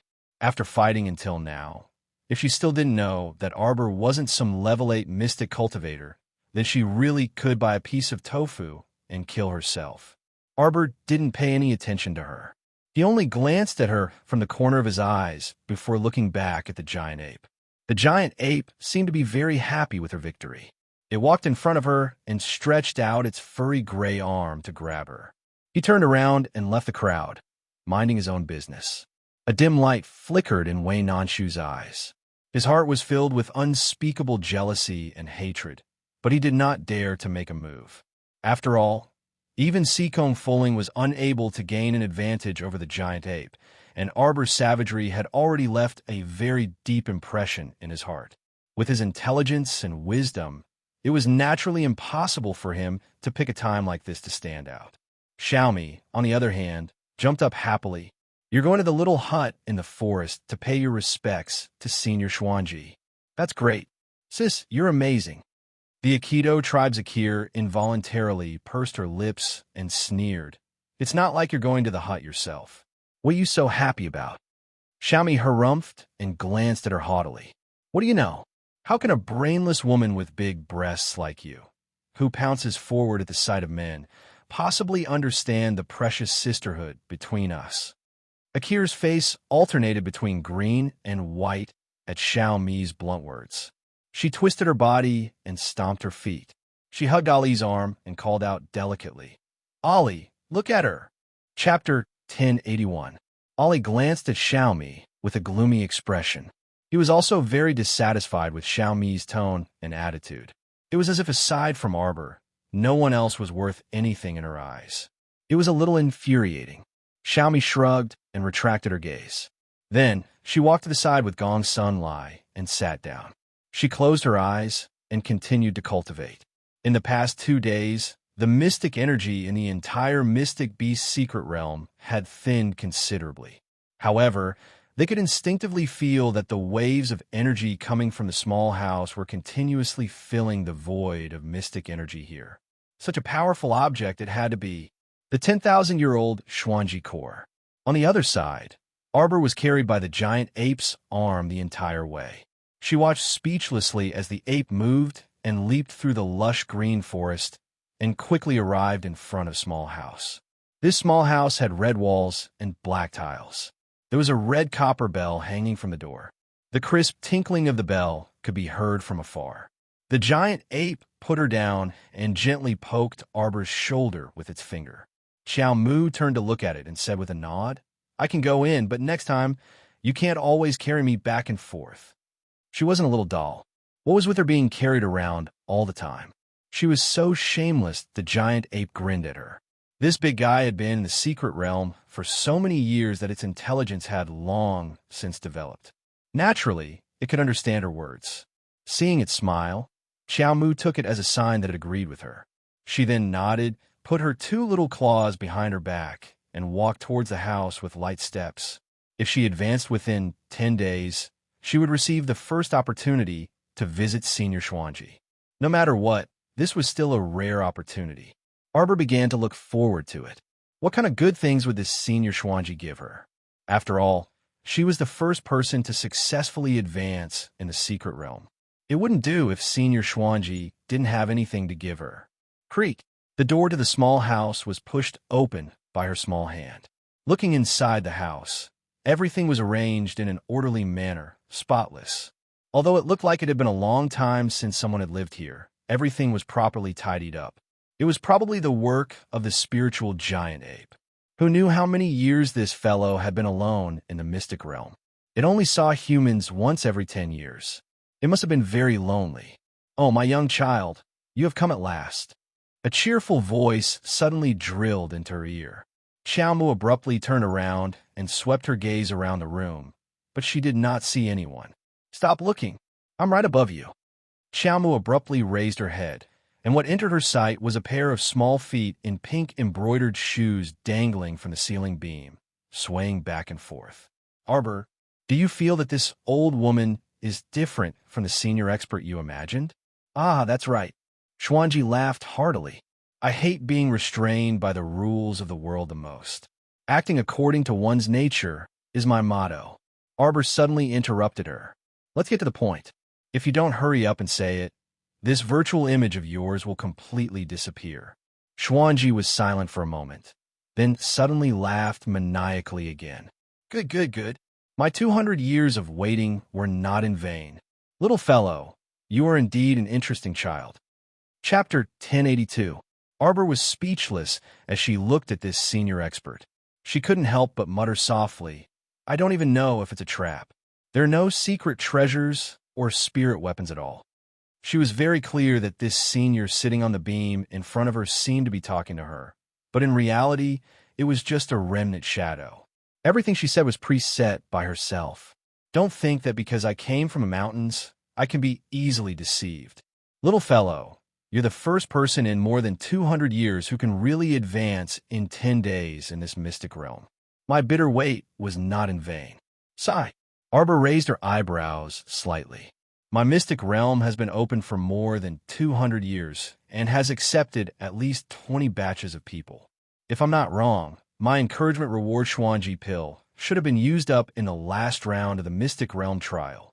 Arbor's mouth twitched. If Wei Nan Shu and the others heard this, they would probably vomit blood on the spot.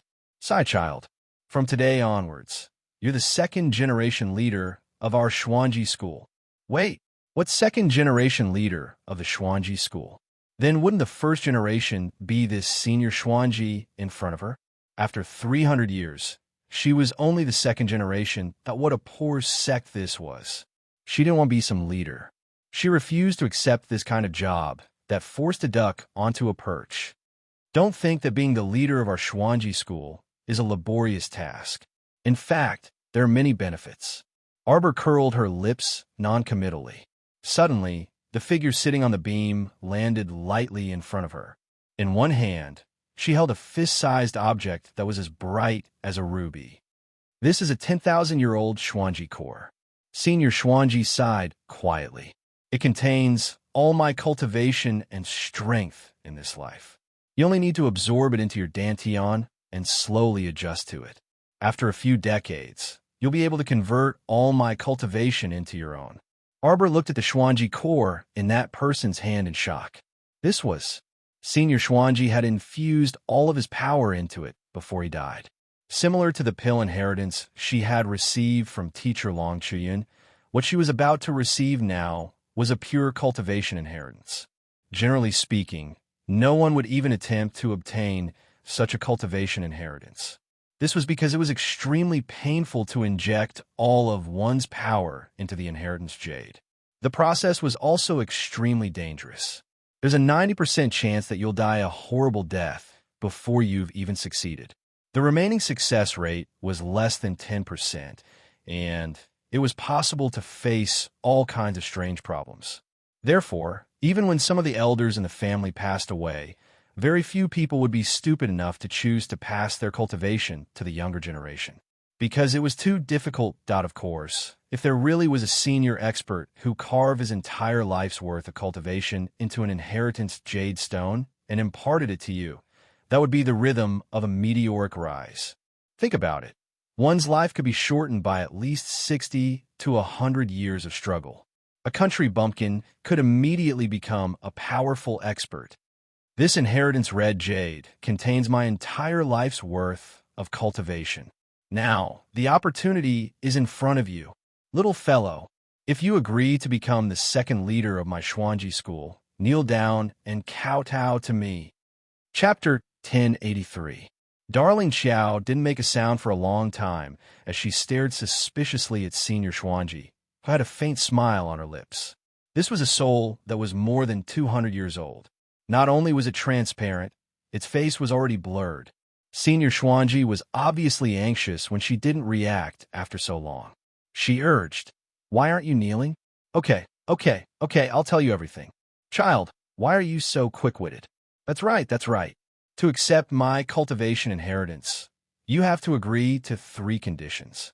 As I said just now, becoming the second sect master of my Xuanji school is the first condition. This deceitful senior had probably set up this language trap 100 years ago so that the juniors who came would immediately be mesmerized by the Xuanji core and kneel down to accept her conditions. Then, she would tell others that that was actually only the first condition and that there were still 2 conditions waiting for them. Arbor rolled her eyes and silently moved her feet to retreat. Senior Xuanji sighed and said, "The second condition is actually quite simple.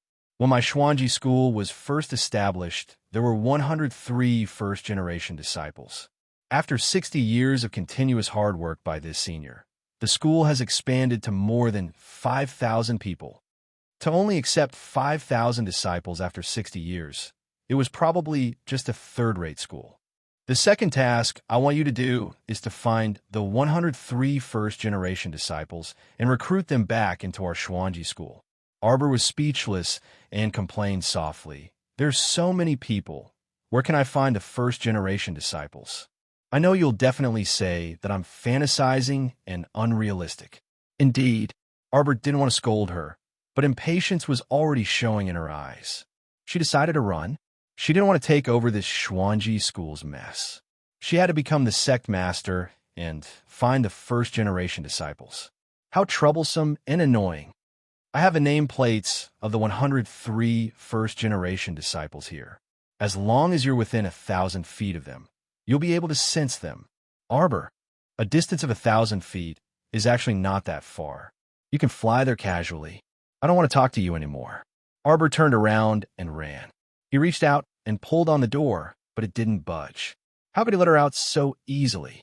Arbor rolled up his sleeves, intending to give this senior Xuanji a good beating before asking her to let him out. Unexpectedly, when she turned around, she saw the senior looking at her with tears in her eyes. Although her face was blurred, she could tell that she was heartbroken. "Please don't despise our Xuanji sect. How am I asking for too much? I've given you my entire life's cultivation, and the 103 disciples of our Xuanji school will be your strongest backing in the future. The third condition is even simpler. I want you to find that old bastard Tian Jeezy's direct disciple and crush him with your strength. Just give him a slap in the face for me. I can even wake up laughing in the underworld." The more Xiao Mu listened to this bizarre condition, the stranger it became. Xiao Mu turned around and slammed on the door. Open the door! Giant ape, I know you're outside. Hurry up and open the door." Otherwise, she would tear down this lousy place. Just agree to my request, little fellow. Other than the Xuanji core, I can also give you all the entrance fees I've collected from the 20 batches of people who enter the mystic realm. Arbor, I'm actually speechless. Chapter 1084. So this person had cheated so many people of their spirit weapons and Dharma treasures so that they could be offered to her as a tribute that she really had to thank her entire family.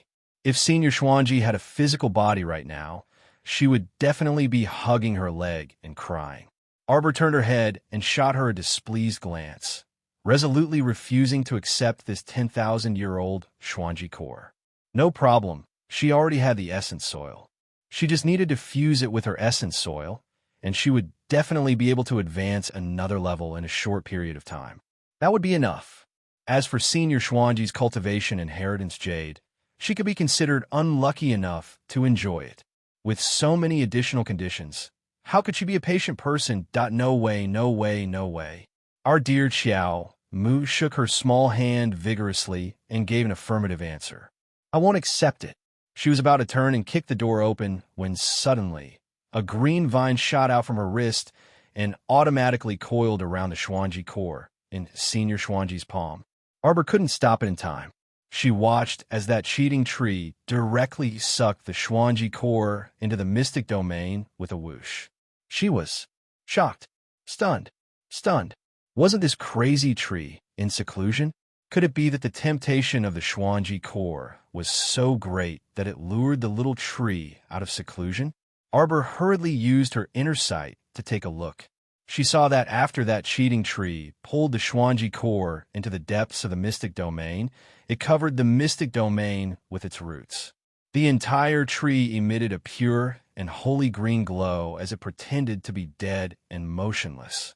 It looked like it hadn't come out of seclusion at all. If the little treant was in front of her right now, she would definitely go up and beat it up without a second word. This darn fellow, how many times had it cheated her all these years? It was practically no trick of count. Arbor nagged, but Senior Xuanji was overjoyed. She danced and shouted, Xuanji School's second-generation sect master. You're the second generation. Your whole family is second generation. Arbor turned around angrily and glared at this Senior Xuanji, whose face was blurred out. Second sect leader, I'll leave the 3 missions to you. Do them well. I know you can do it. Senior Xuanji laughed and said, Oh right, if you meet the descendants of the merfolk race when you travel the pugilistic world in the future, help them if you can. This is already the 4th matter. Xiao Mu grumpily shouted at her.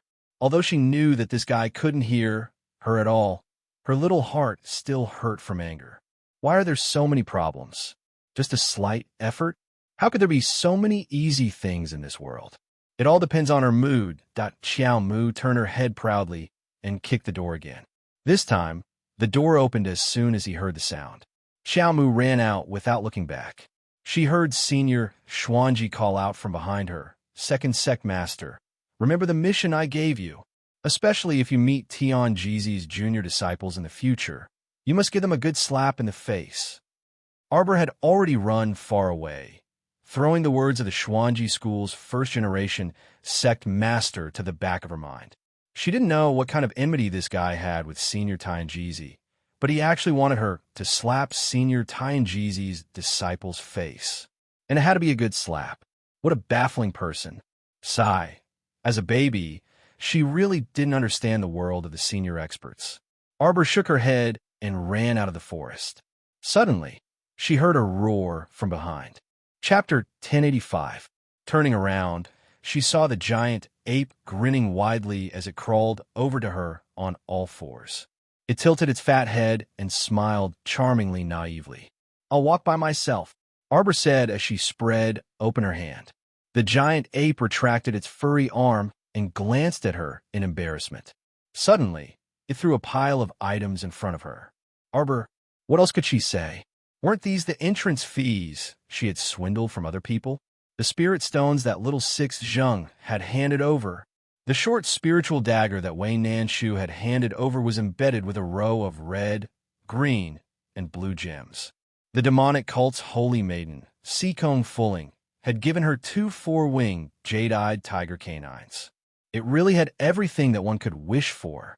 Xiao Mu rummaged through that trash pile and took out Wei Nanshu's short spiritual blade and another high-level mystic weapon bow and arrow. She placed them in her hands to cushion them. She hung the short dagger on her waist and carried the bow and arrow on her back. As for the rest of the pile, Arbor didn't refuse anything and put them all into her inner world. Sigh. She really had to reluctantly accept a pile of scrap metal. The giant ape tilted its head and grinned happily as it watched her skillfully put away the items. It then turned around and led her through the valley, returning to the place where everyone was gathered in a short while. Seeing her return, Xiaomi happily went up to her. "Younger sister, did you get your reward?" Arbor showed her the bow, an arrow on her back, and the short dagger on her waist. Xiaomi was delighted to see them. "Not bad, not bad. A mystic weapon and a spiritual weapon. This senior Xuanji is really quite generous." Arbor inwardly disdained her. That person didn't give the reward for nothing. There were still 1, 2, 3 for lousy conditions. However, her expression didn't change, and she still wore a stoic expression as she nodded reluctantly in agreement.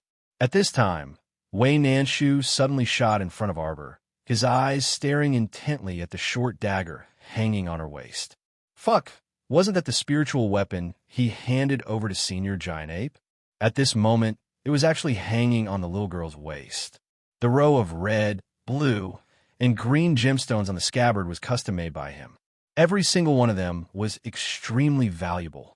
Naturally, he could recognize it at a glance. Wei Nanshu was fuming with anger. He pointed at the dagger hanging on Arbor's waist and angrily asked, "Why do you have this? What are you doing?" Red eyebrows and green eyes staring at my sister. "Are you tired of living?" Without another word, Xiaomi stepped forward and defended him. A grown man yelling at a little girl. "Isn't it very interesting? You, get out of the way," Wei Nanshu said angrily. "I gave this dagger to Senior Giant Ape 8 days ago. Why are you here now?" "A reward."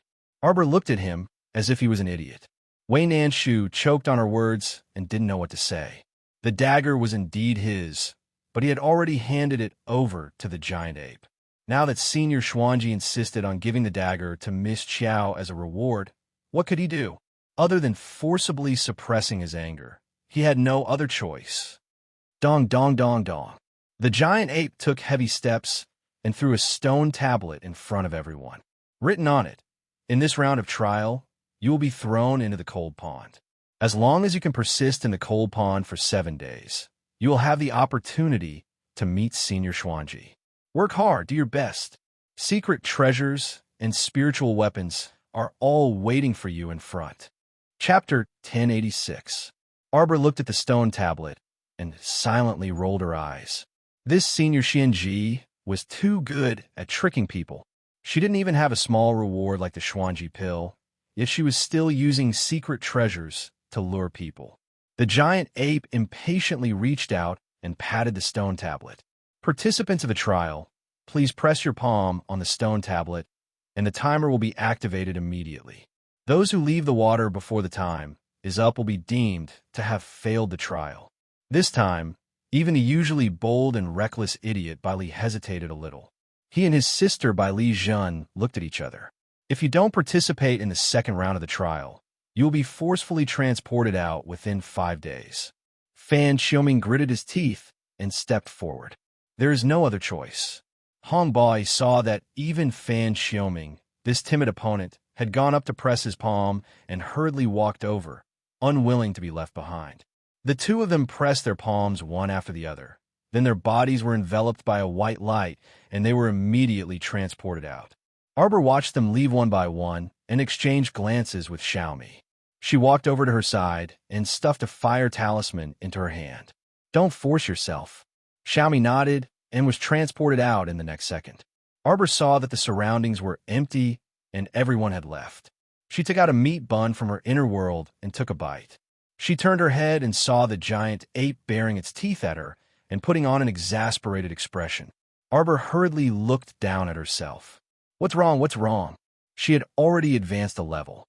Compared to most of the people here, She was already hard-working enough. All right. Why was he still looking at her with that expression? Suddenly, the giant ape grabbed her small hand and pressed it directly on the stone tablet. Arbor widened her eyes. The next second, she felt her body lighten, and she was also transported out. The most despicable thing was that the ape even snatched the meat bun that she had only taken a small bite out of. The bone-chilling cold water enveloped Arbor, causing her to tremble slightly. Then, just like when she came, a warm current flowed out from her chest and flowed around her body, causing her to unconsciously stretch out her arms and legs and paddle in the pool. This feeling of being surrounded by water and being completely enveloped by the power of water was really not bad. This cold pool was the one connected to the entrance. It was just that the water here was colder than the one at the entrance. However, this was not a big deal. Arbor swam around in this pool as if she was having fun. When she focused her gaze, she saw that not far away, the Ing brothers had covered themselves in a defensive barrier and were shivering in the water, their faces ashen. These two people looked rather pitiful. Xiao Mu swam over cheerfully while swinging her little legs. She then circled around the duo's defensive barrier twice. Ing Jian was standing inside the defensive barrier. Through the transparent barrier, he was trembling with fear as he looked at the little girl who was circling around them. "What are you trying to do?" Ing Jian's eyes were about to fall out of their sockets. Arbor swam around 3 times and stopped in front of them. She muttered to herself, "I wonder how powerful my Vajra little jade hands will be in the cold pool water."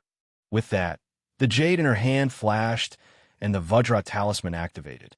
Arbor's small hand was like a steel claw, directly grabbing at the defensive barrier in front of Ing Jian. Thud! The first claw was blocked by the defensive barrier. Chapter 1087. Arbor's eyes lit up. Unwilling to give up, it stretched out its claws again. A second claw, a third claw, that upon seeing this, the third prince, Ing Fa, had already quietly retreated into the depths of the water.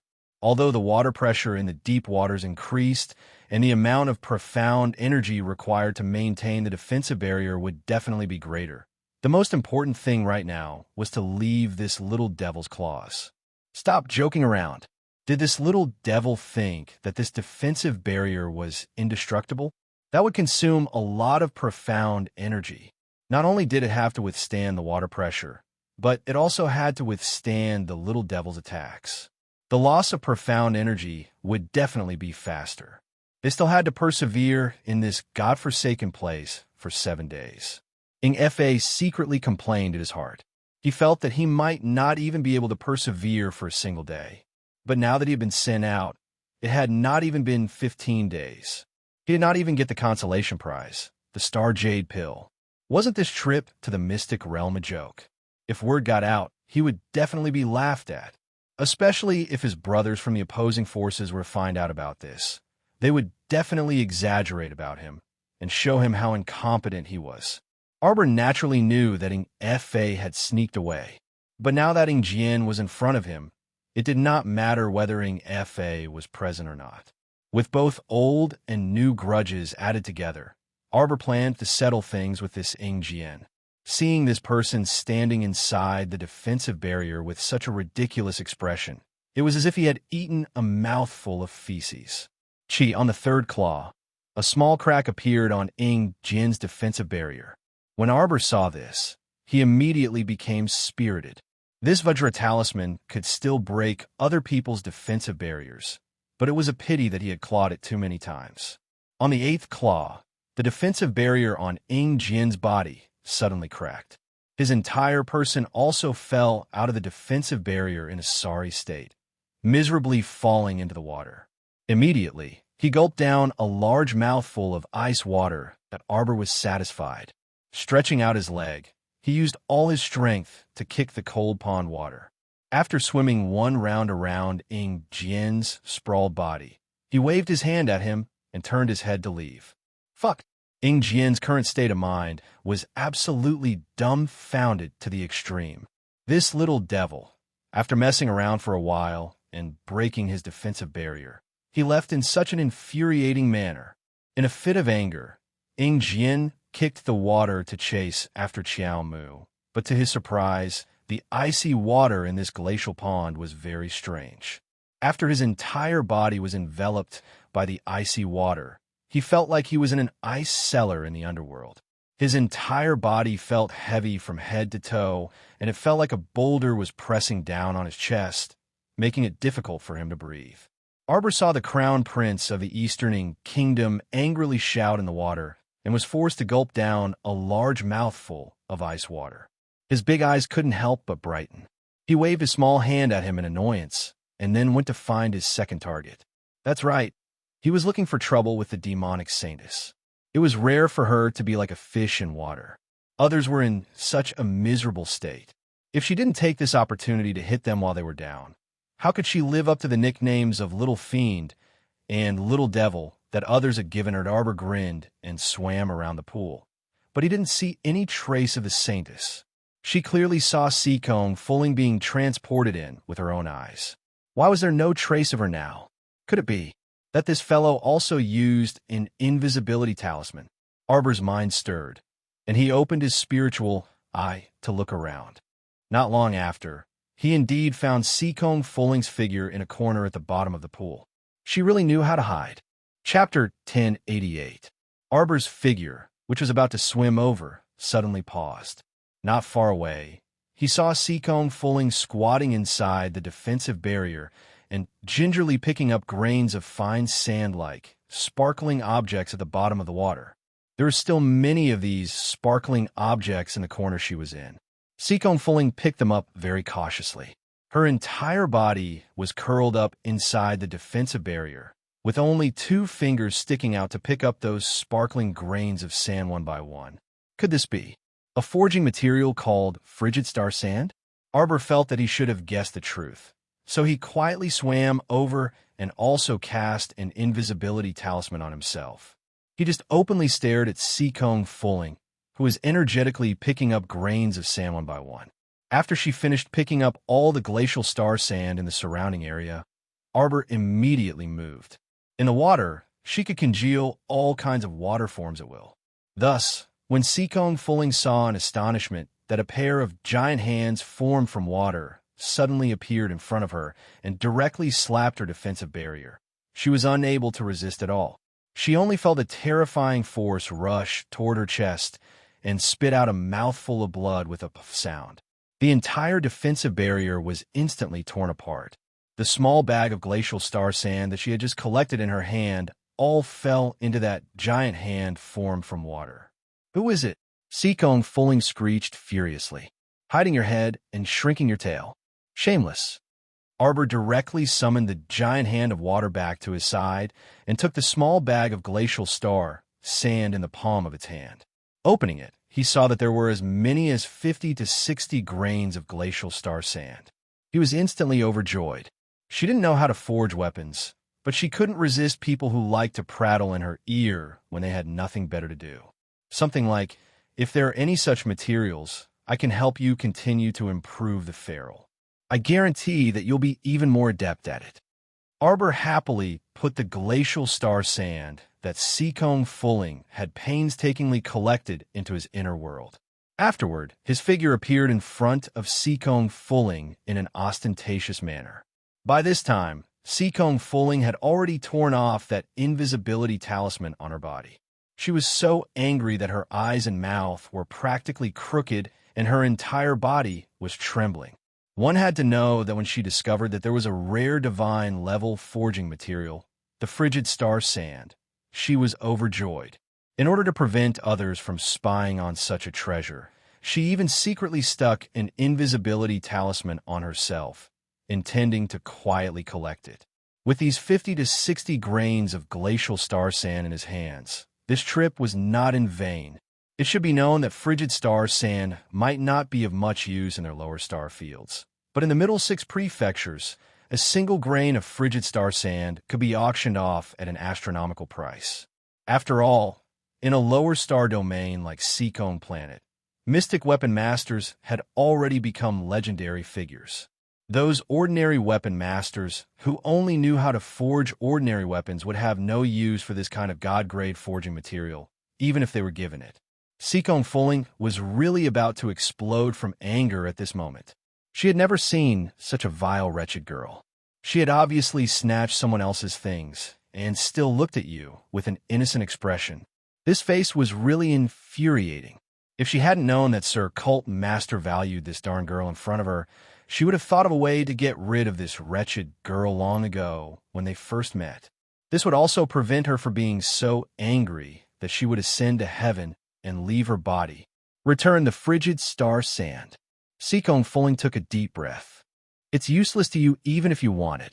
Arbor blinked and shook his head very resolutely.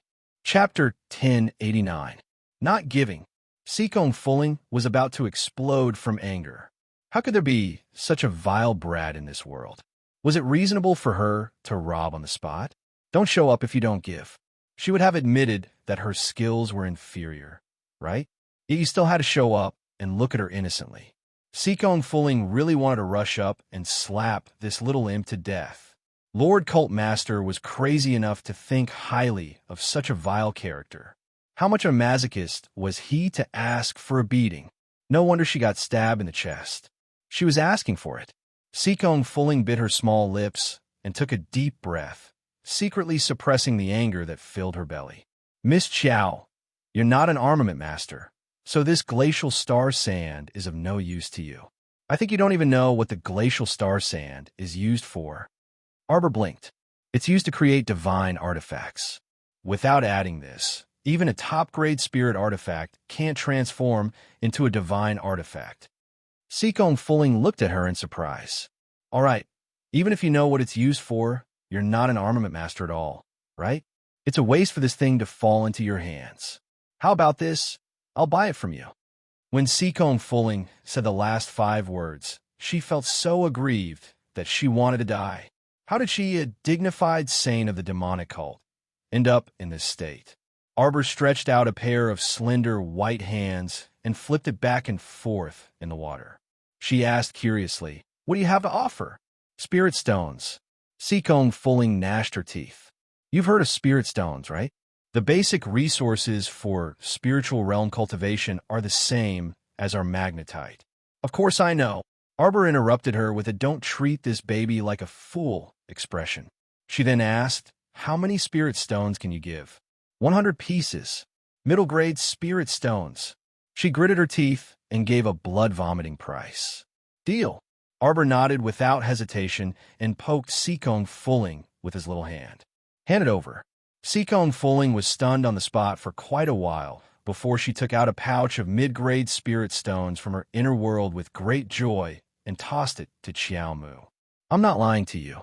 This pouch of mid-grade spirit stones is good stuff that can support you for a period of time, even if you travel to the middle 6 prefectures. Arbor nodded and then took out a brocade pouch embroidered with black Dachira flowers from his inner world. Upon seeing this, Seacombe Fulling gnashed her teeth in anger. This damned fellow, even the brocade pouch was taken away by her. So shameless. However, seeing that she was able to return the glacial star sand brocade pouch to her, Seacombe Fulling's complexion also became a little better. At least she was tactful. Otherwise, she wouldn't be able to leave the frigid pool's range with this bag of frigid star sand. Arbor opened the brocade pouch and looked through it for a long time, causing Seacombe Fulling's brows to jump as a bad premonition suddenly slid past her heart. Here for you. The little fellow picked out the tiniest grain of glacial star sand. With a slight wave of his little hand, he wrapped this grain of glacial star sand in a stream of water and threw it in front of the Holy Maiden. The Holy Maiden was stunned for a long time without any reaction. Then, the entire frigid pool was stirred up like boiling water and exploded with a boom. The demonic cult Holy Maiden let out a flustered and exasperated wail. I said 100 mid-grade spirit stones for a bag of glacial star sand. This fellow was really shameless. He actually had the nerve to pick out the tiniest grain of glacial star sand from the pouch for her. I'm going to kill you. Chapter 1090. Why didn't she ascend to the heavens? 100 mid-grade spirit stones actually gave her a speck of glacial star sand that was comparable to a speck of dust. She She really didn't want to pay for infuriating people to death, right? Seacombe Fulling was so angry that her chest heaved up and down as she panted heavily within the defensive barrier. She abruptly struck her palm into the water, and a huge wave crashed toward Arbor. Arbor escaped more nimbly than a fish. Kicking her 2 small feet in the water, she turned around and swam toward the surface of the glacial pond. How could Seacombe Fulling allow her to escape after taking the benefits? With a furious roar, she unleashed her greatest underwater potential.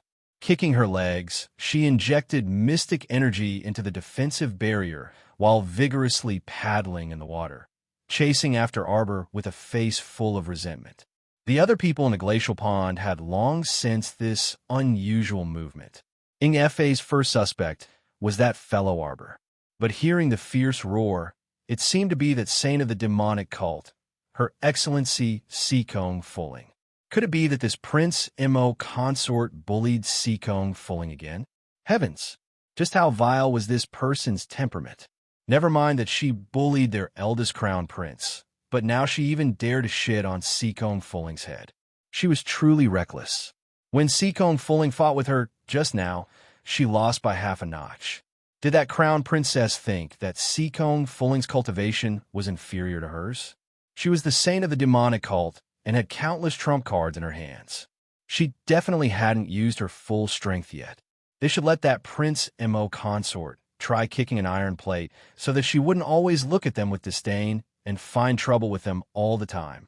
A huge wave rushed toward Arbor's back, as if she had a pair of eyes on the back of her head.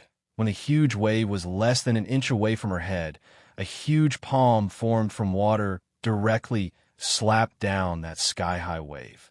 Arbor kicked the water and swam freely while turning her head to glance at that fellow Seacombe Fulling from time to time.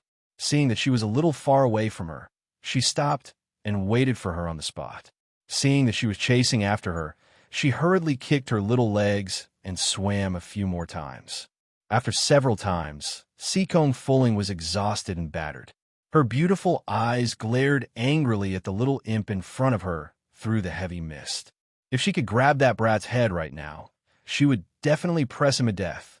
This damn brat was truly infuriating, but she couldn't do anything to him. This was what made Seacombe Fulling most depressed. Suddenly, a huge black shadow appeared in the mist. Its bell-like eyes stared straight at him. If not for Seacombe Fulling's audacity, she would have been frightened to death by it. The giant ape stretched out its drenched arm and picked up Chow Mu, who was causing trouble everywhere. It was as if it was glaring at a disobedient child, and the anger in its eyes was too tangible for its own good.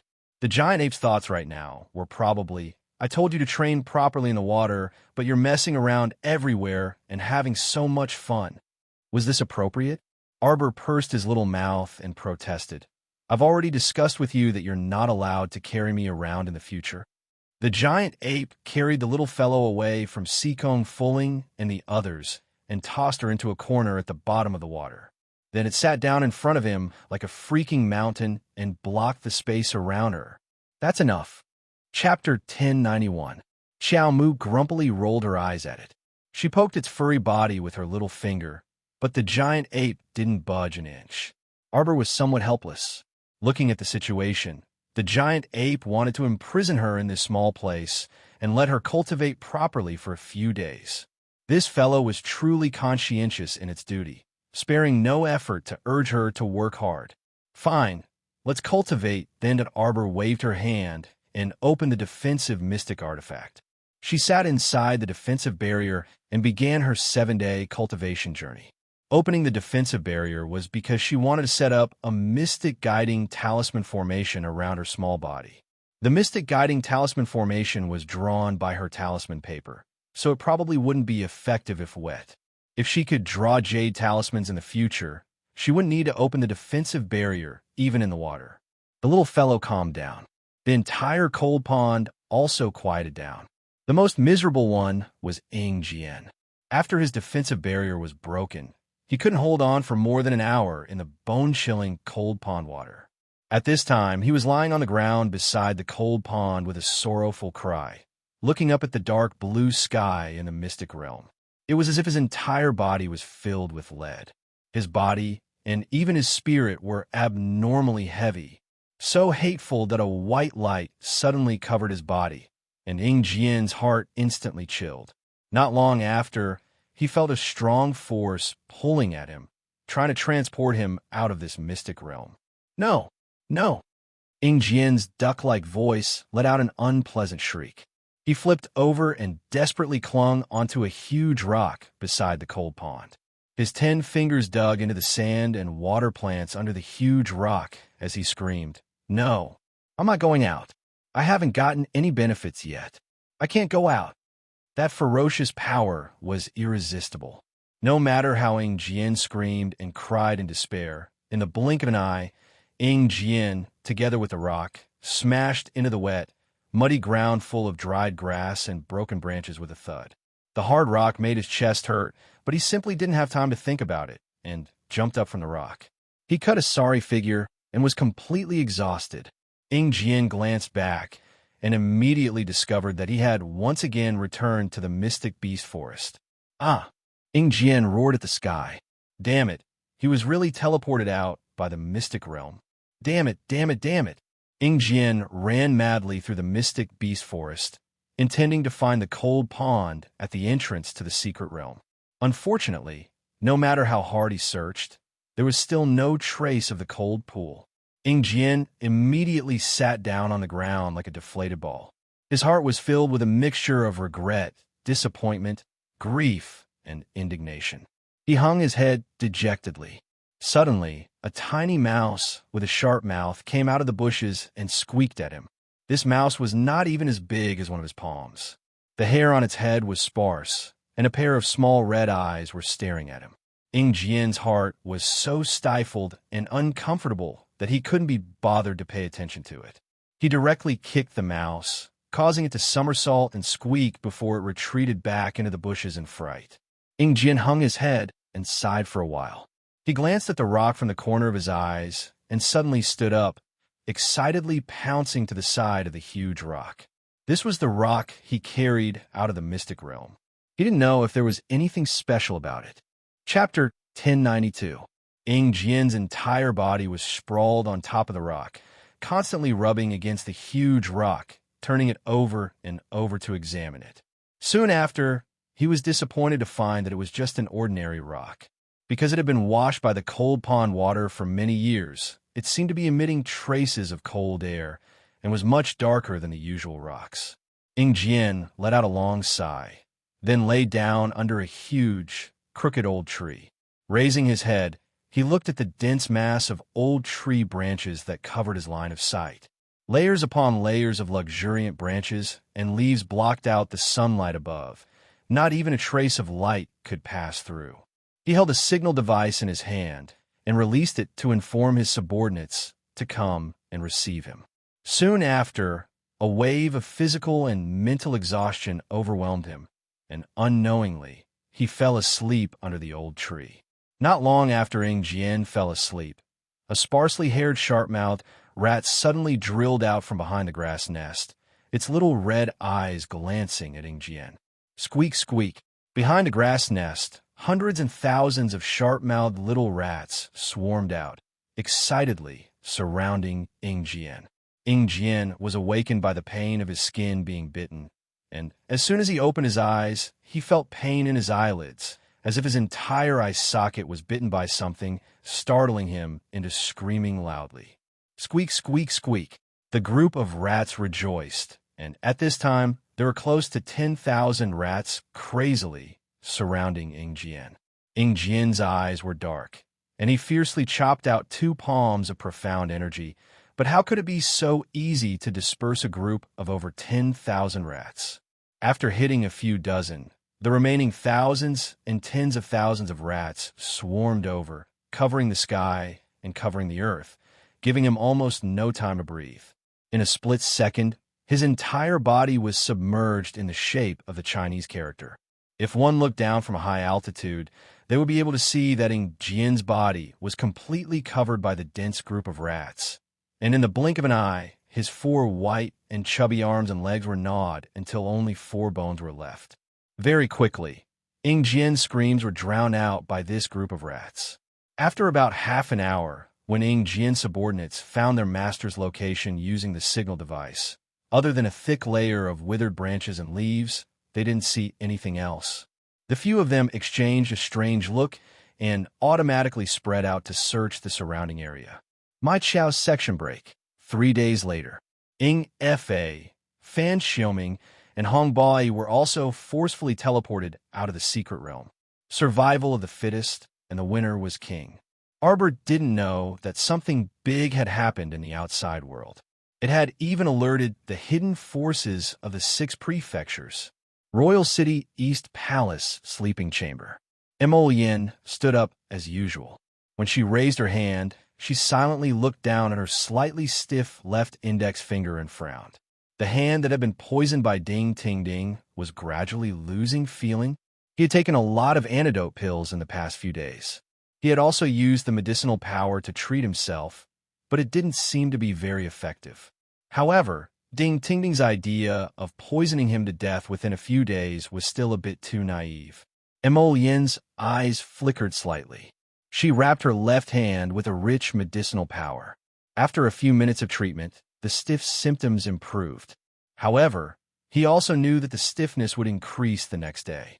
It was as if the medicine could only alleviate the pain, but not cure the poison completely. Not long after she got up, Huifeng's voice quietly sounded from the window. "Your Highness." Huifeng had been by her side for many years, so Mo Yin was already familiar with his personality. Chapter 1093. The sky had just brightened when he arrived. Although his tone was gentle, there was a hint of urgency in it. Something big must have happened. "Come in." At Prince Mo's command, Huifeng floated in through the window and bowed without looking sideways. "Your Highness, something big has happened." Mo Yin turned to stare at him. "Why are you so alarmed?" Huifeng hurriedly spilled the beans and quickly said, "This morning, Siming Manor's high priest announced an exciting piece of news. He said that he divined that a Bloodfire Phoenix egg will be born in the Mystic Beast Forest within the next few days."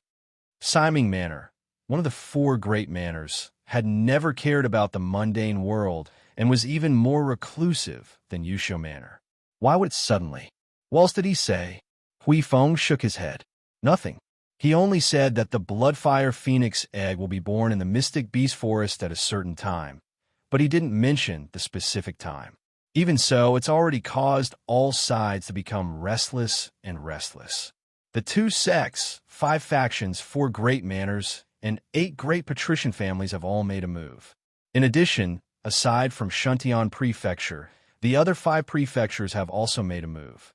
Ani Prefecture and Luotian Prefecture in particular have each sent an extremely powerful team to the Mystic Beast Forest, planning to fight over the Bloodfire Phoenix egg. Mo Yin's handsome face darkened slightly, but then she seemed to have thought of something, and her expression softened. Let them be. In any case, Jojo is still inside the secret realm right now, so he won't run into those people. Yes, keep a close eye on them. Mo Yin curled his lips into a cold smile. Come inform me when the people of the 5 prefectures are fighting to the death and both sides are wounded.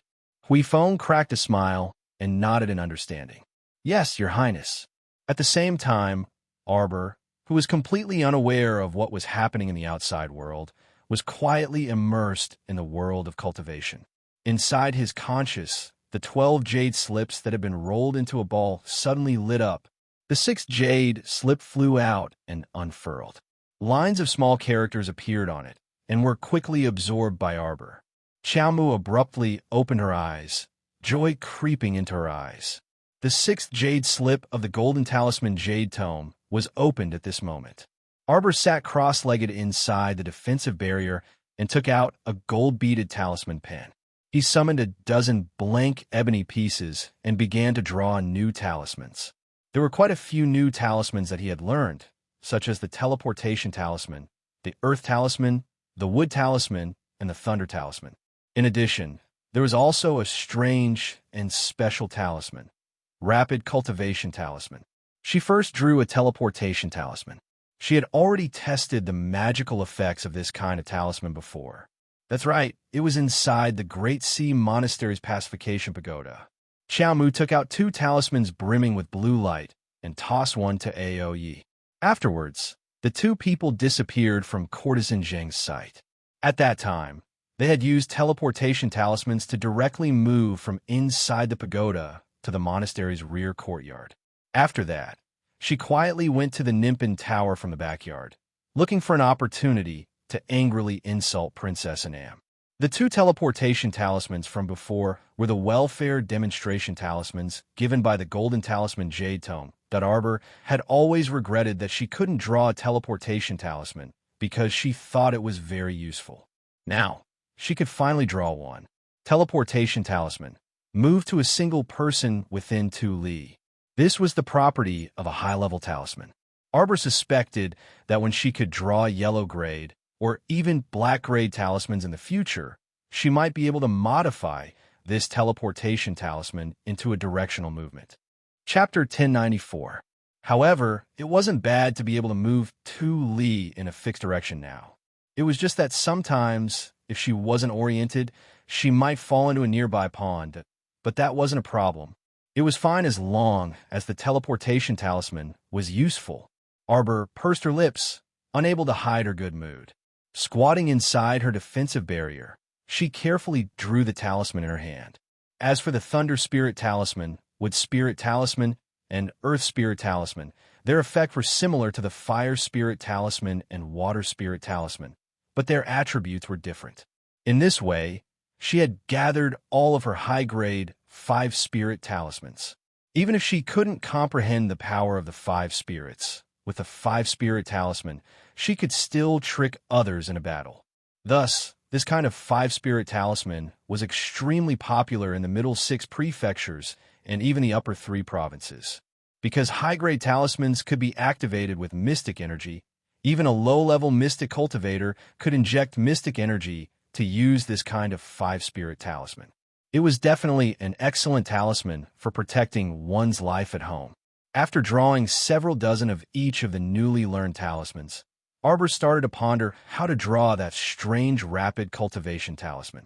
Talismans and talismans were basically born from the same root, so to Arbor, they were all the same when drawn. It was just that most talisman masters were more vicious and evil, so they were looked down upon by people of the righteous path. However, this kind of rapid cultivation talisman couldn't be considered a harmful item. It was just that the usage of this talisman was very strange. Its description was as follows. Rapid cultivation talisman. The user will seal off their 5 senses for 15 days, completely isolate themselves from the outside world, lose their 7 emotions and 6 desires, and block off all of their original memories. In the depths of their mind, only one thought would be generated, and that was cultivate, cultivate, cultivate. Continue cultivating. For 15 days, it will absorb all the power between heaven and earth to the greatest extent. Mystic energy absorbs mystic energy. Spiritual energy absorbs spiritual energy. And even that this rapid cultivation talisman was really strange. In the past, when she studied talismans and talismans, she had never seen such a detailed explanation. This rapid cultivation talisman, just the explanation alone was written on an entire page. At the end, there were even words of encouragement. What are you waiting for? Hurry up and use the rapid cultivation talisman. You will truly feel the rapid increase in your cultivation and spiritual senses. Join us. Cultivator, success is waiting for you ahead. Arbor, what kind of weird charm was this? To block all 5 senses for 15 days, a person would lose sight, hearing, smell, taste, and touch at the same time. Then what was the meaning of life? This must be the feeling of chewing wax when eating chicken thighs. Oh, that's right. I still have to block his memory. No. How is this a quick cultivation talisman? It was simply a death talisman. However, looking at the description of this talisman, it was quite good at causing trouble. It was very hot and could raise one's mood in an instant. However, she only drew it and held it in her hands to take a look. He thought to himself that after he left this mystic realm, He should find a little mystic cultivator he didn't know to conduct an experiment first. Let's see how much that person can grow in 15 days. There shouldn't be any trouble. Looking at the description, it didn't seem like a bad talisman. It was just that the conditions for rapid cultivation were a little tricky. The little guy grabbed the quick cultivation talisman and muttered to himself for a while. When he raised his head, he was shocked by the big furry face in front of his defensive barrier. Fuck, what the hell was this giant ape doing? It was so close to his defensive barrier. At first glance, she was really frightened by its big face. The giant ape suddenly grinned at her and even squinted its little black eyes at her. Chapter 1095. Suddenly, that hairy hand smoothly passed through her defensive barrier and directly grabbed the rapid cultivation talisman in her hand. Arbor suddenly felt her heart protrude, and her eyelids twitched heavily. What the hell? It mustn't be what she was thinking. The giant ape abruptly threw the rapid cultivation talisman at Arbor and quickly shook it off. It then grinned at Arbor with a simple and honest expression. You. Before the word cheat could come out of her mouth, Arbor knew that the situation was far from good. This rapid cultivation talisman, oh no, this disaster-courting talisman was about to take effect. The only thing worth rejoicing over was that she was still inside the secret realm and couldn't jump out no matter how much she cultivated. However, what she didn't know was that when the rapid cultivation talisman activated and she entered a frenzied cultivation mode, she subconsciously started to refine the secret realm. At this time, she mobilized all the mystic energy in the secret realm and gathered it around her in an unending stream. But this time, she was completely unaware of it. Little Six Jung, Sikong Fulling, and the others, who were still inside the frigid pond, abruptly opened their eyes and looked up incredulously at the surface of the water. They saw that the depths of the frigid pond had been completely enveloped by the dense mystic energy rushing down from above. The mystic energy was so dense that it was visible to the naked eye. Clumps and clumps of mystic energy sank into the water and vigorously rushed toward the nooks and crannies of the frigid pond. The giant ape kicked its legs with joy and roared a few times to express its joy. At this time, Arbor was already completely immersed in a frenzied state of cultivation. She didn't know that the entire frigid pond was being stirred up by her, and the frigid pond water was rushing straight up. Exclamation point.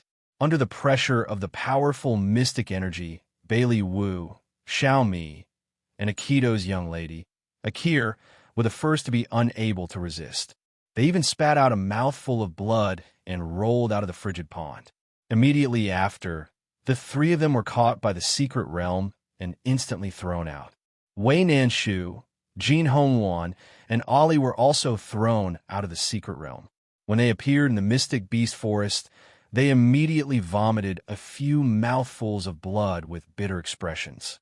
She only felt that her heart and lungs were being squeezed by that terrifying, profound energy, making it extremely unbearable. In the entire mystic realm, apart from Arbor, only Sikong Fulling, Qin Susu, Duan Siren, Little Six Jung, and Bailey Jun remained. These 5 people withstood the enormous pressure and tried their best to take a share of the thick, profound energy. However, the truth was just that frustrating. They clearly saw such a dense, profound energy hanging above their heads, but they couldn't even enjoy a trace of it. This was like a person who had walked into a gourmet shop. There were hundreds of different types of delicacies in front of him, but his stomach was not good. He couldn't even swallow the plain porridge and side dishes. That was how sad it was. Under their helplessness, the 5 of them successively jumped out of the wintry pool, and then they glanced at each other, and all of them were extremely helpless and speechless. A moment later, the 5 of them were also teleported out of the secret realm. Before parting, Duan Siren sighed and said, "I didn't expect that after entering the mystic beast forest secret realm this time, I didn't even obtain a Xuanji pill as a reward.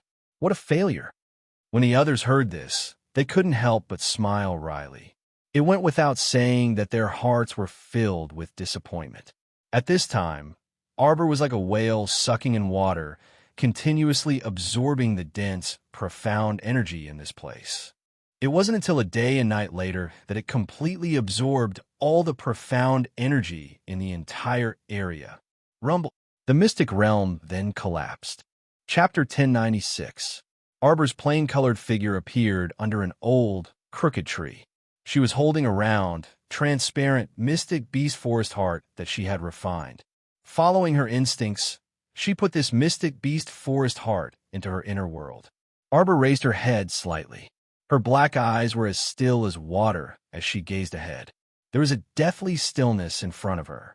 If she could feel anything now, she would probably beat the ground with her small fists and yell at her miscalculation. She had thought that after the damned giant ape stuck a disaster-courting talisman on her, she would be able to cultivate in the mystic realm for 15 days before coming out.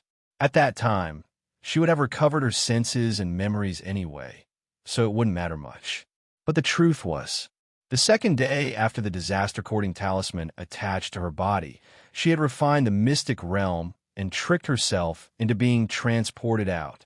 There were 14 days left until the disaster-courting talisman's removal. During these 14 days, she would be a blind, deaf, and mute person, a jade carving without a trace of emotions or desires. The little fellow's pitch-black eyes appeared especially translucent under the night sky, and her pupils shone faintly.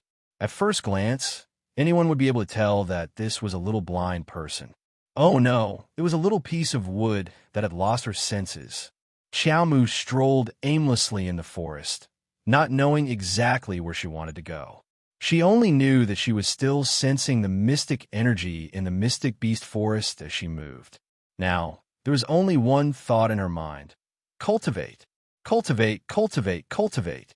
She wanted to find a place with the densest mystic energy in this mystic beast forest and continue cultivating. Now, no one could stop her from crazily cultivating. Work hard to increase her cultivation. Work hard to increase her spiritual senses. In Xiao Mu's heart, a slogan resounded loudly and clearly. She would kill anyone who dared to hinder her cultivation. Absolutely not show mercy. This kind of rapid cultivation talisman was abnormal in that it really did what the prompt said. It completely blocked one's 5 senses and sealed one's past memories.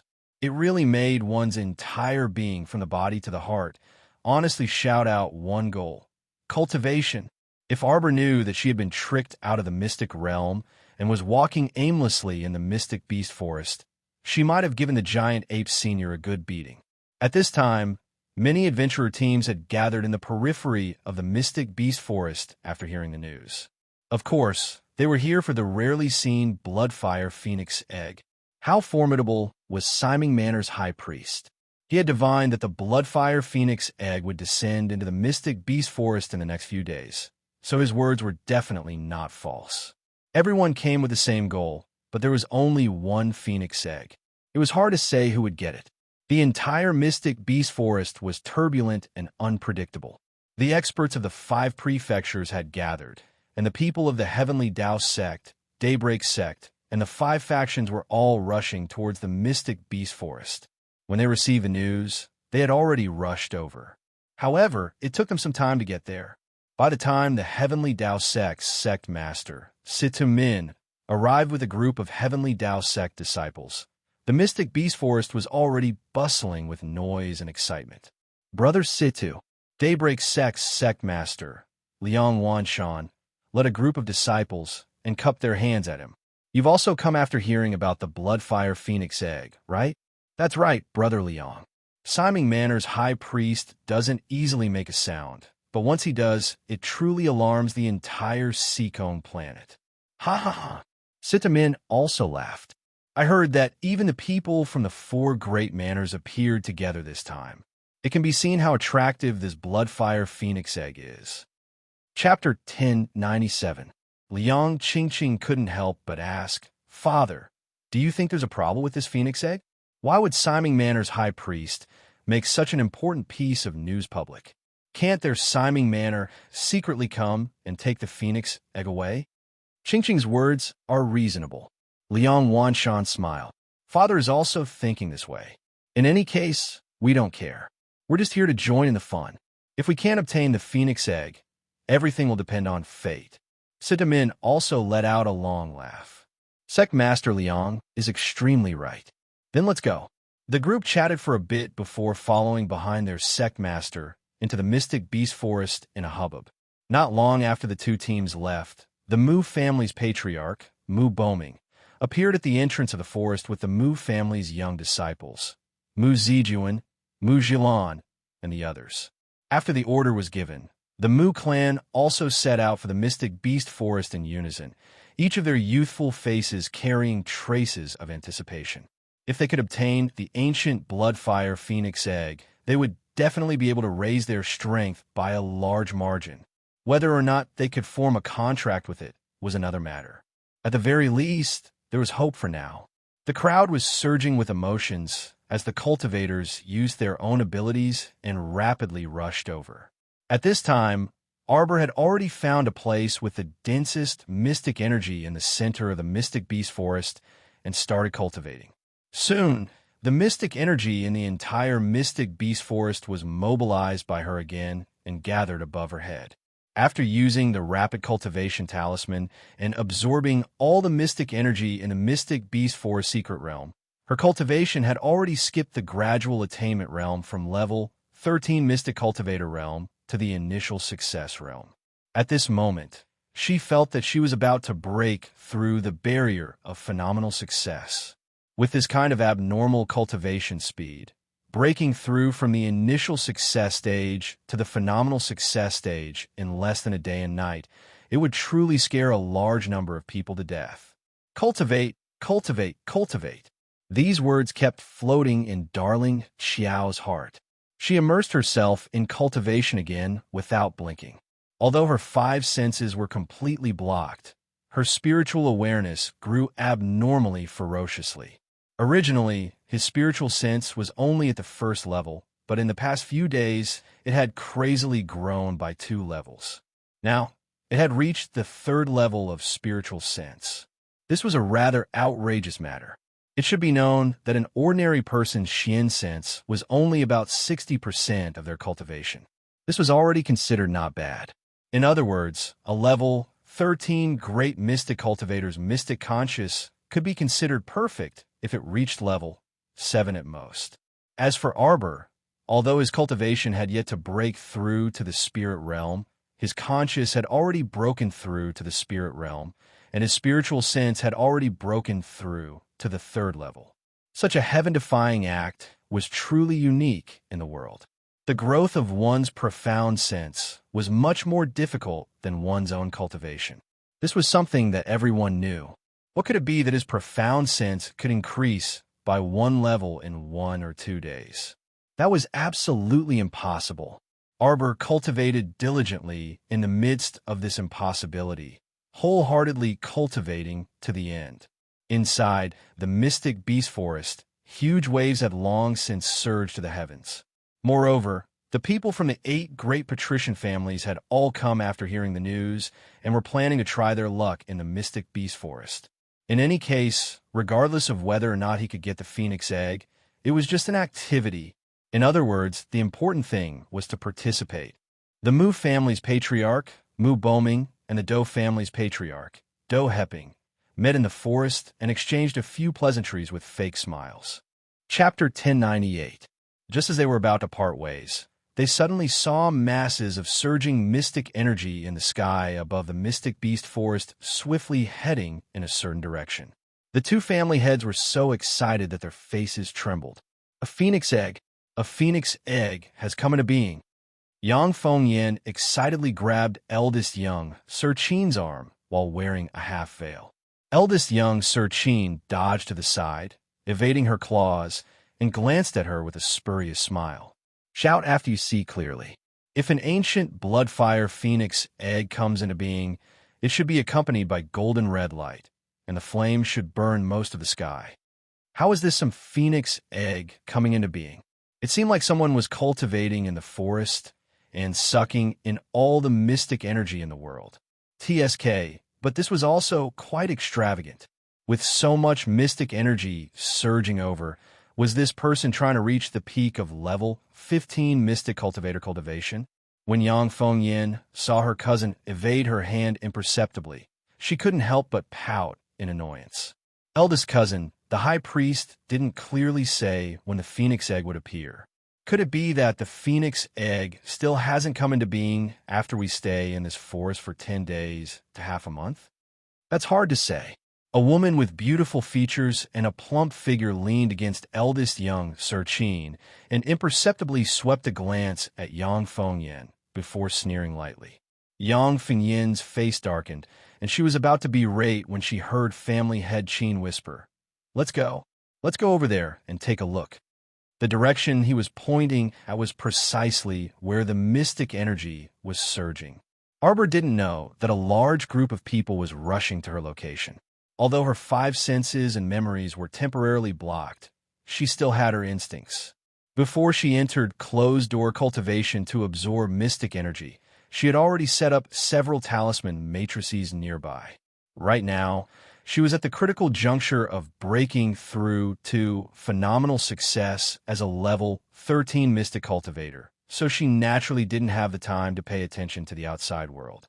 As for Do Heping, Mu Boming, and Qin Guolu's group, it was impossible for them to immediately discern the direction and rush to Arbor's location in a short time.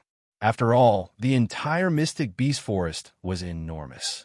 Even though they were looking at a mountain, they were still a long way from Qiaomu. Ding, dang, ding, dang. The clear and melodious footbell rang nearby. A slender figure appeared at the periphery of the array and curiously sized up the situation. He clearly felt that the wind and clouds were surging in this place, and the profound energy was rather dense. So why didn't he see a single person? Sikong Fulling, the saintess of the demonic cult, looked up curiously at the sky.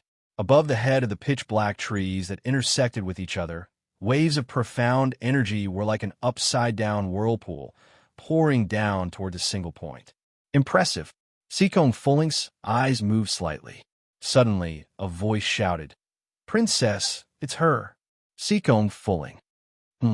Sikong Fulling turned her head to look with a mocking smile hanging from the corner of her mouth. "A princess of 1,000 gold? You can't run into this forest where thousands of beasts are hibernating to court death." Before he could finish his words, he suddenly felt a tyrannical wave of profound energy coming straight at his chest. That damn guy, he actually attacked her without saying a word. While Sikong Fulling was speechless, her entire body dodged to the left, evading this swift and fierce palm strike. When she turned around to take a look, she saw that the person's palm strike had instantly blasted half of an ancient tree next to her. With a crack, the entire tree toppled over and smashed fiercely in her direction. A severe glint flashed across Sikong Fulling's eyes, and with a furious shout, she swiftly sent a punch flying over. Chapter 1099. Borrowing the force of her punch, Sikong Fulling swiftly leaped into the air, grabbed the ancient tree branch above her, and flipped to the top of the tree. Her charming eyes gazed frostily at the 2 women who were slowly walking out of the pitch-black forest. The woman in the lead was exceptionally bewitching. Purple shadows were drawn out around her eyes using a special flower juice, embellishing her beautiful little face even more incomparably gorgeous. Her long purple strapless dress trailed on the ground, perfectly outlining her lithe figure. She was a stunner, but unfortunately, her brain wasn't good, and she attacked indiscriminately. Sikong Fulling glanced coldly at the newcomer. "Who are you?" She didn't look like a princess from any country. How could there be a princess dressed so bewitchingly, like a prostitute from brothel? Audacious. You actually dare to be so rude in front of our Raksha princess? Hurry and kneel down and kowtow to our princess to apologize. Startled, Sikong Fulling turned to look at the Raksha princess in disbelief. You're the Raksha ghost sex Raksha princess?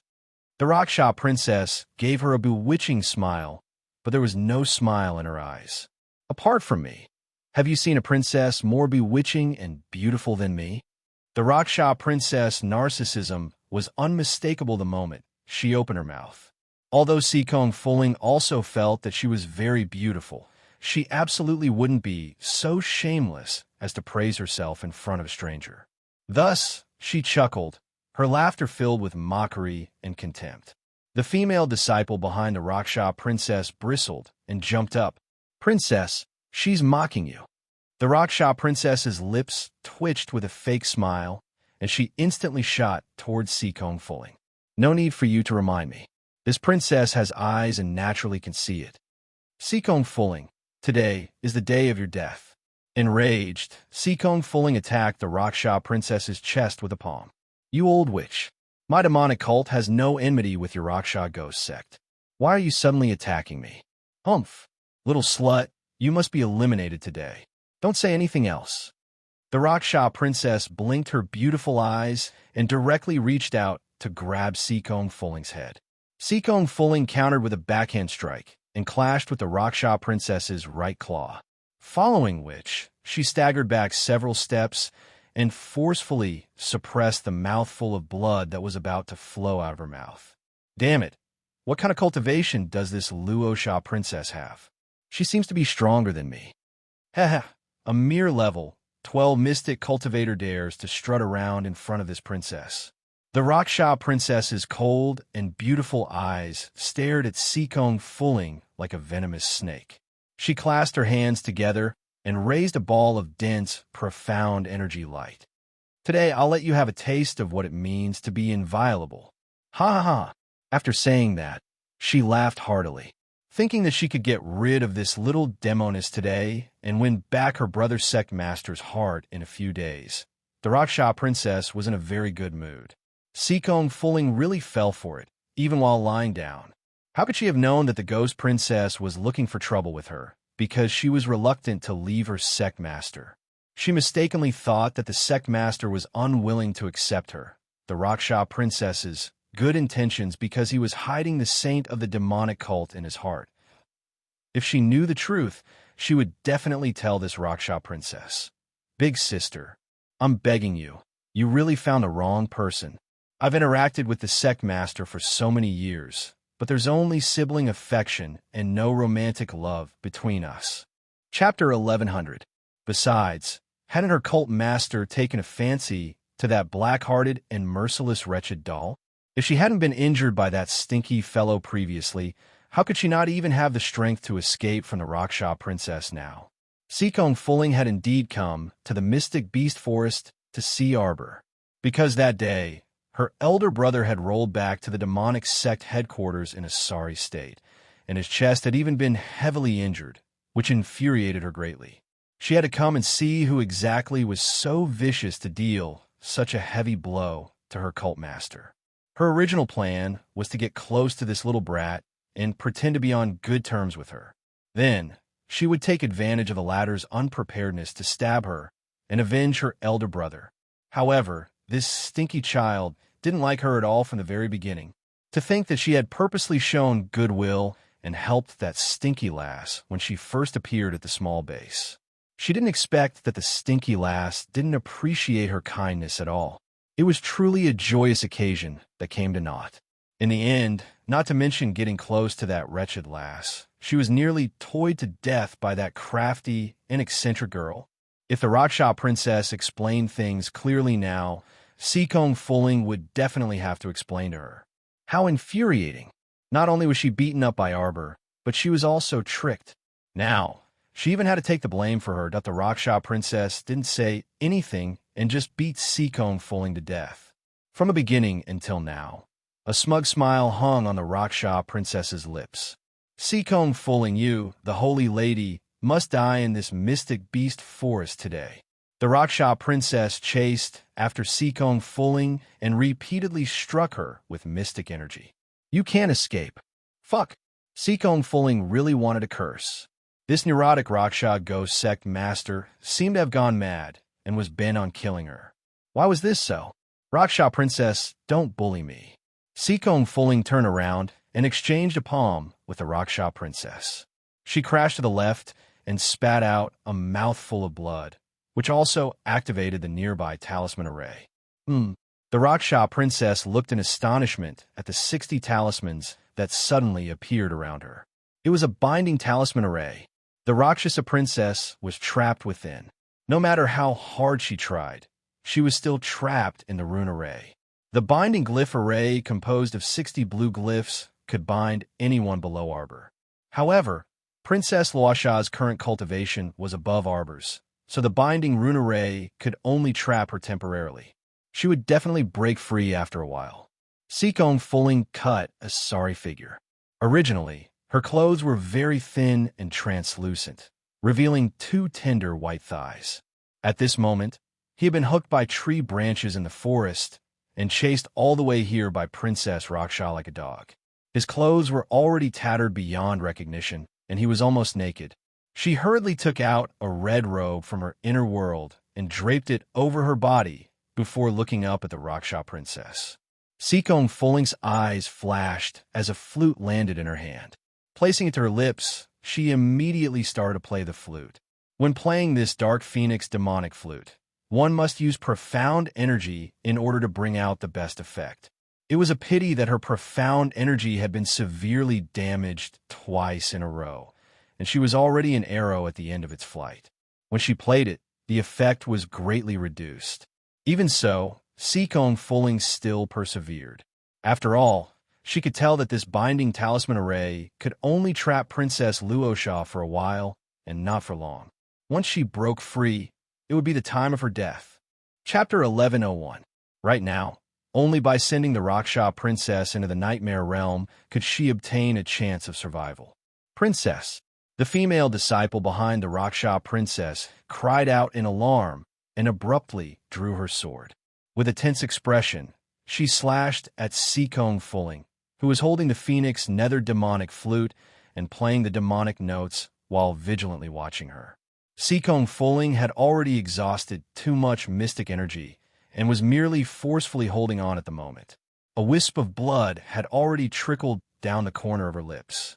Seeing that she had no strength to resist this slash at all, Seekong Fulling couldn't help but sigh in disappointment and frustration. She didn't expect that this trip to the Mystic Beast Forest would actually be her suicide mission. Suddenly, a small, fair, and tender hand with slender, jade-like fingers and a white wrist that was as transparent as moonlight drilled out from the side of her face. A claw directly latched onto the neck of the Rakshasa ghost sect female disciple who was thrusting her sword over.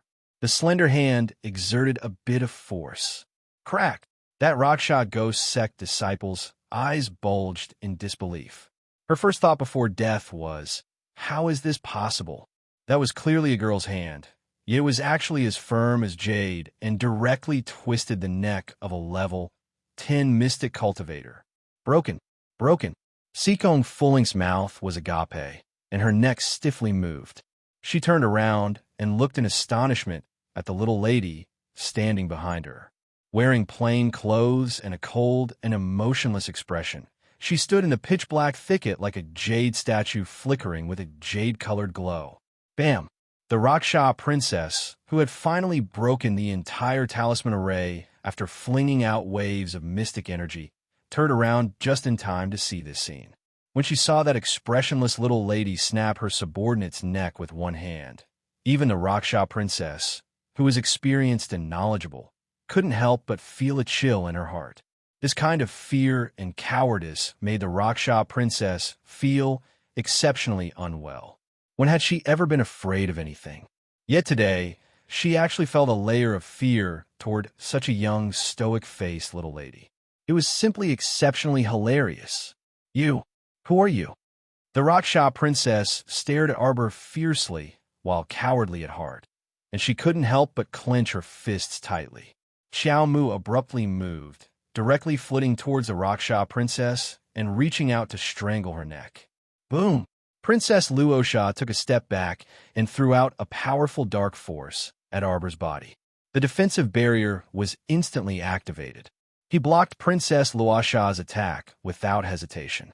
Spirit weapon. As Princess Rakshasa screamed in shock, Arbor's 10 fingers, which were as hard as jade, stabbed toward the back of Princess Rakshasa's head. At this instant, not to mention the Rakshasa princess, even Seekong Fulling, who was watching from the sidelines, nearly stopped breathing. Too strong. It had only been 2 days since he last saw this little girl. Why did her cultivation seem to have improved so much? Sikong Fuling simply could not believe her own eyes. The Luosha princess leaped forward and dodged her claw in a wretched manner. She turned around and didn't have time to speak. Xiao Mu stomped her foot on the ground, immediately creating a small pit. Her expression didn't change at all as she clawed forward with her small hand, ripping off half of the Raksha princess's tube top with a rip. Sikong Fuling. Fuck. If not for the fact that this little imp was a girl, she would have thought that this child was a pervert and sincere. The face of the Rakshasa ghost sex princess immediately turned green. She looked at the girl in front of her in disbelief. Suddenly, her brows twitched, and she nearly exclaimed, "Why, you're blind?" Chapter 11:02. Sikong Fuling looked over in shock and finally saw Arbor's current expression. Her eyes were like two pools of cold water. Although they were limpid, pitch black, and extremely watery, one could see that there was no focus in them at all. She really was blind. How was this possible? Sikong Fuling sat up straight in shock. She was clearly fine several days ago. So how did she become blind when they met today? Arbor pursed her thin lips, and her eyes did not fluctuate in the slightest. She instinctively spread out her spiritual senses to the left and reached out to grab the evil person who had broken her talisman array. She had said before that anyone who obstructed her cultivation would be sent to the netherworld and would not be tolerated. The Raksha princess was thoroughly enraged. A blind person also dared to be impudent in front of her. This girl really had to be properly taught a lesson. "Come out, Misty Night Wolf," the Raksha princess bellowed. A large wolf the size of two calves with shining pitch black fur suddenly appeared next to the Raksha princess. Sikong Fuling swallowed her saliva and cried out to Arbor, "Level 14 Mystic Beast, Misty Night Wolf. Be careful." The Misty Night Wolf bared its sharp teeth at Arbor and crawled on the ground. It suddenly howled and flew toward Arbor. Bam! Qing Wan, who had abruptly appeared in front of Arbor, kicked the Misty Night Wolf to the ground. It whimpered twice, and its eyes emitted a wild and untamed green light. Arbor's surging spiritual senses formed a swift and invisible mental attack that directly penetrated the other party's conscious and tore it apart. The Raksha princess, who did not expect such a move, was caught off guard. Her conscious felt like it had been ruthlessly torn apart and was on the verge of shattering from the root.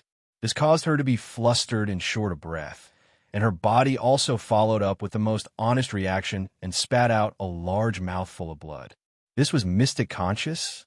No, this was spiritual sense, right? How could a little mystic cultivator's conscious generate spiritual sense? The Rakshasa princess only felt that her head was in a daze and in pain. Before she could think about it, she already had the intention to retreat. She extended her hand to summon the Fog Night Wolf back, turned around, and fled in a sorry state without looking back. Arbor looked at the Luosha princess coldly. Although she couldn't see, she could follow her with her psychic sense. Seeing that the man had indeed left the area, as if he was fleeing, Arbor indifferently withdrew his spiritual sense and walked forward aimlessly. Sikong Fuling dazedly looked at her and called out, "Hey," only to see her slowly walk away without even turning her head. Sikong Fuling sighed softly as she watched her departing back view with a sour taste in her heart. This little fellow had unintentionally saved her life, and she wasn't someone who couldn't tell good from bad. After this incident, Sikong Fuling felt some gratitude toward the little fellow in her heart. My Lotus's section break. Greetings, princess. Two royal maids dressed in pink and green bowed in unison toward a woman who was slowly walking over with a smile while carrying a small floral food box. That girl looked to be 17 years old and had a delicate and beautiful rosy complexion on her fair oval face. Her combed black hair was coiled into a unique swan bun with a hairpin, and two purple-red pearl hairpins were inserted into the bun. Her exposed white wrists were also wearing a pair of priceless gold-threaded jasper bracelets. Seeing the two royal maids bow to her, that woman nodded slightly and said with excellent etiquette, You two need not be so courteous. Chapter 1103. Thank you, Commandery Princess, the two junior royal maids said as they straightened up. Is His Highness inside the study? Commandery Princess, Ian smiled faintly with an indescribable gentleness. The two royal maids exchanged glances before one of them mustered up her courage and replied, Yes. Can you send someone to pass on the message that Ian requests to see His Highness? Yes. The other royal maid hastily turned around and ran towards the junior eunuch's duty room. Commandery Princess stood outside the Eastern Palace's courtyard wall and waited quietly, not revealing the slightest bit of impatience or irritation. After a short while, the eunuch Xiao 11Z strode over and bowed to Commandery Princess.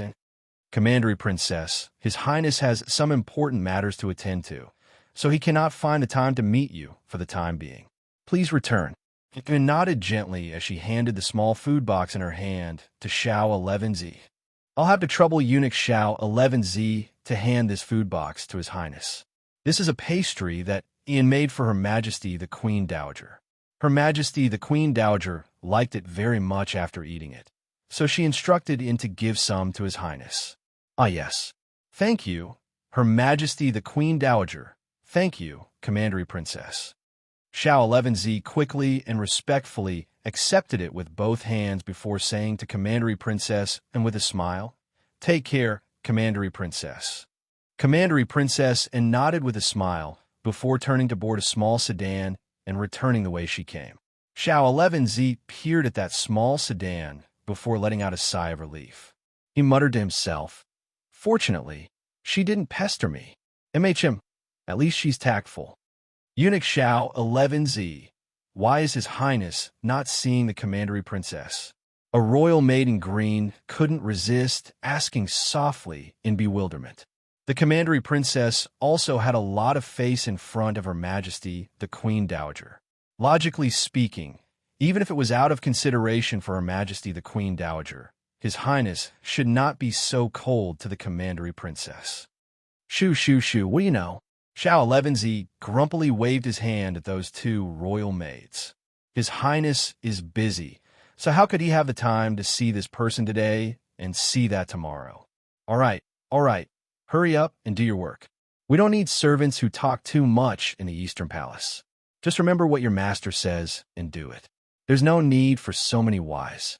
After being rebuked by Xiao 11Z, the royal maid instantly shut her mouth in embarrassment.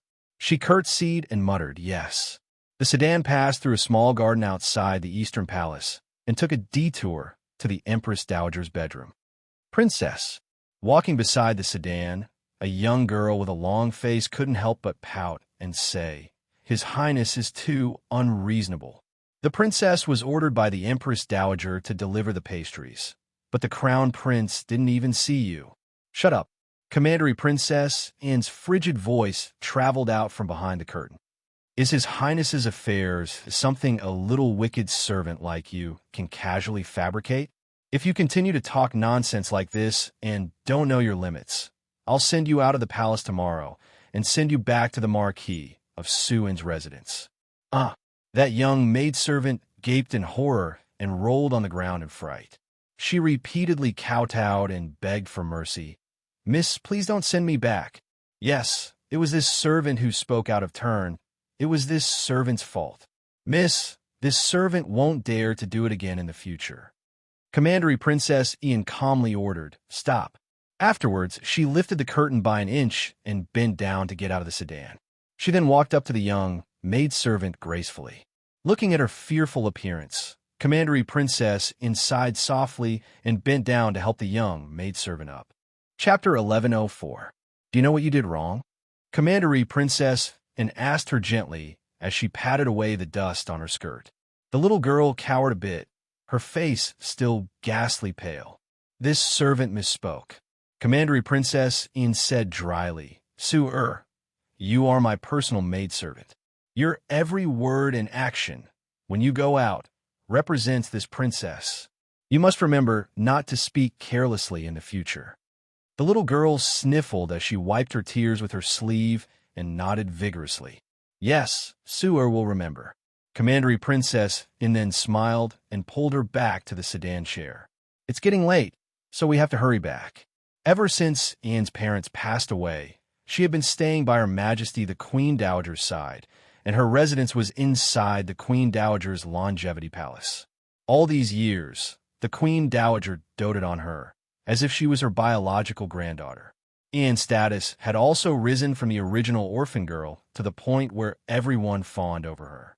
In order to maintain her current status, she had to speak and act cautiously and abide by the rules.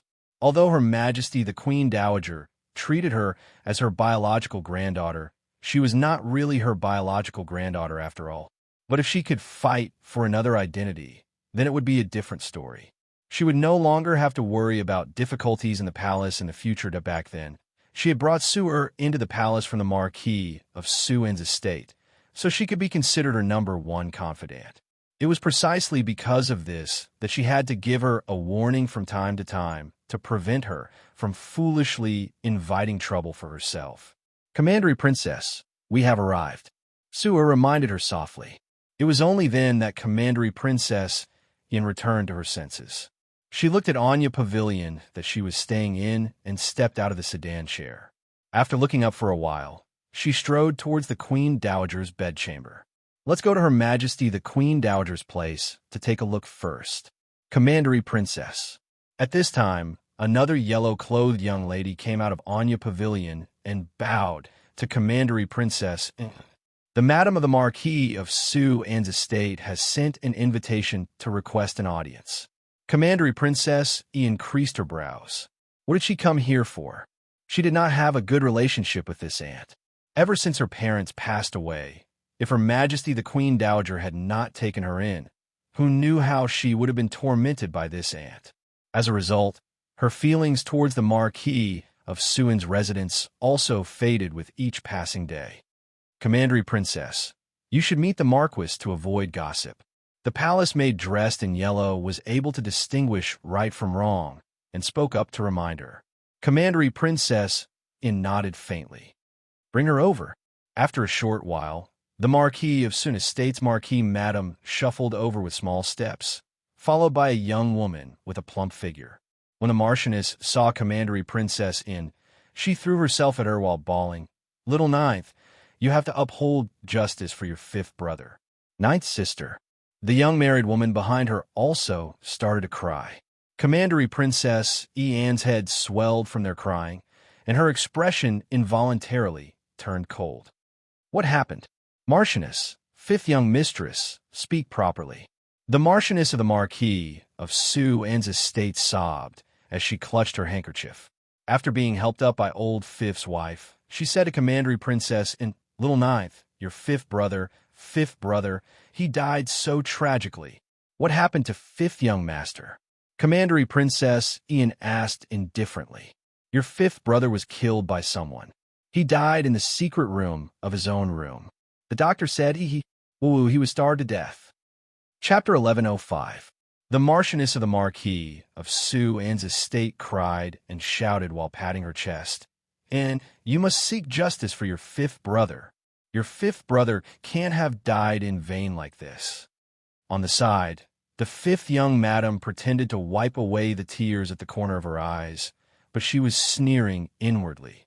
This old woman simply didn't know what she was talking about.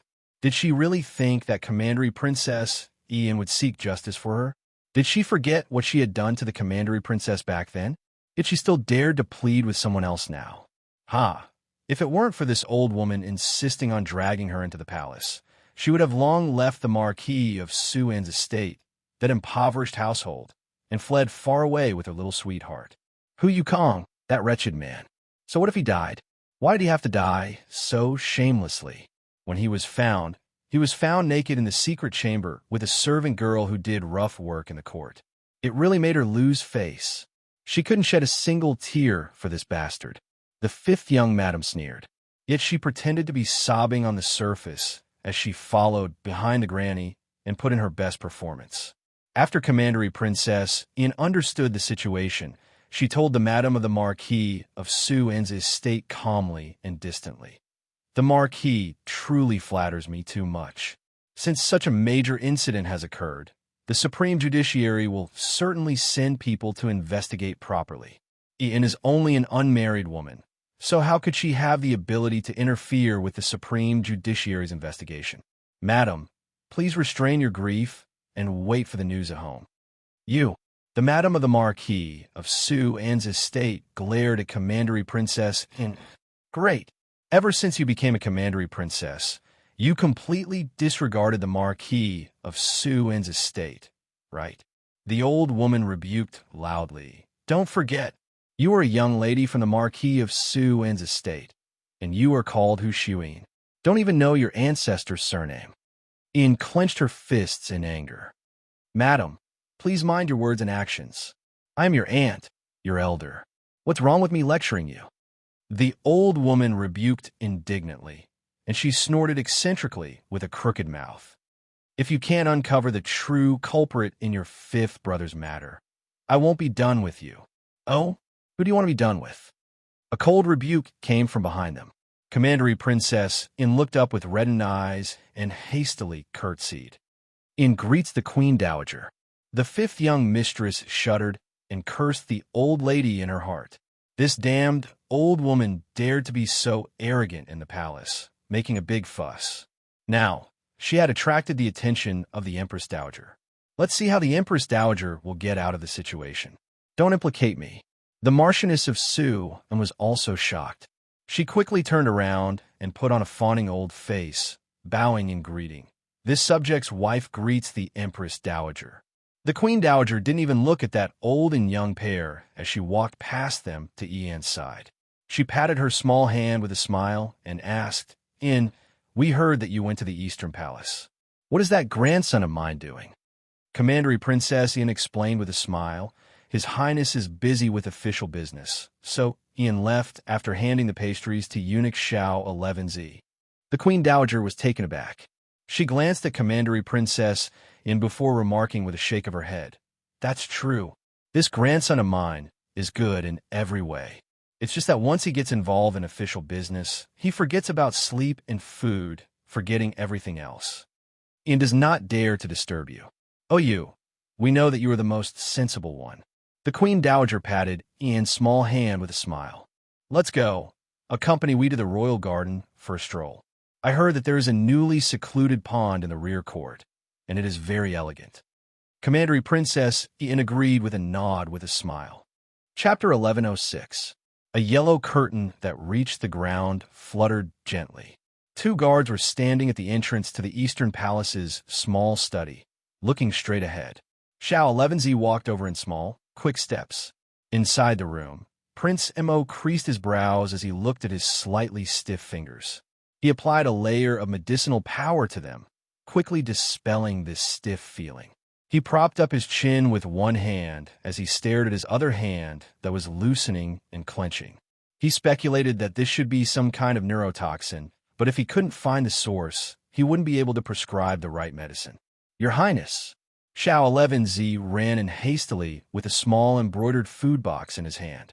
Mo Lien didn't even look up as she asked apathetically, She left? Yes. This servant informed Commandery Princess Ian in accordance with your Highness's instructions. She didn't pester us and left without another word. Mo Lien nodded.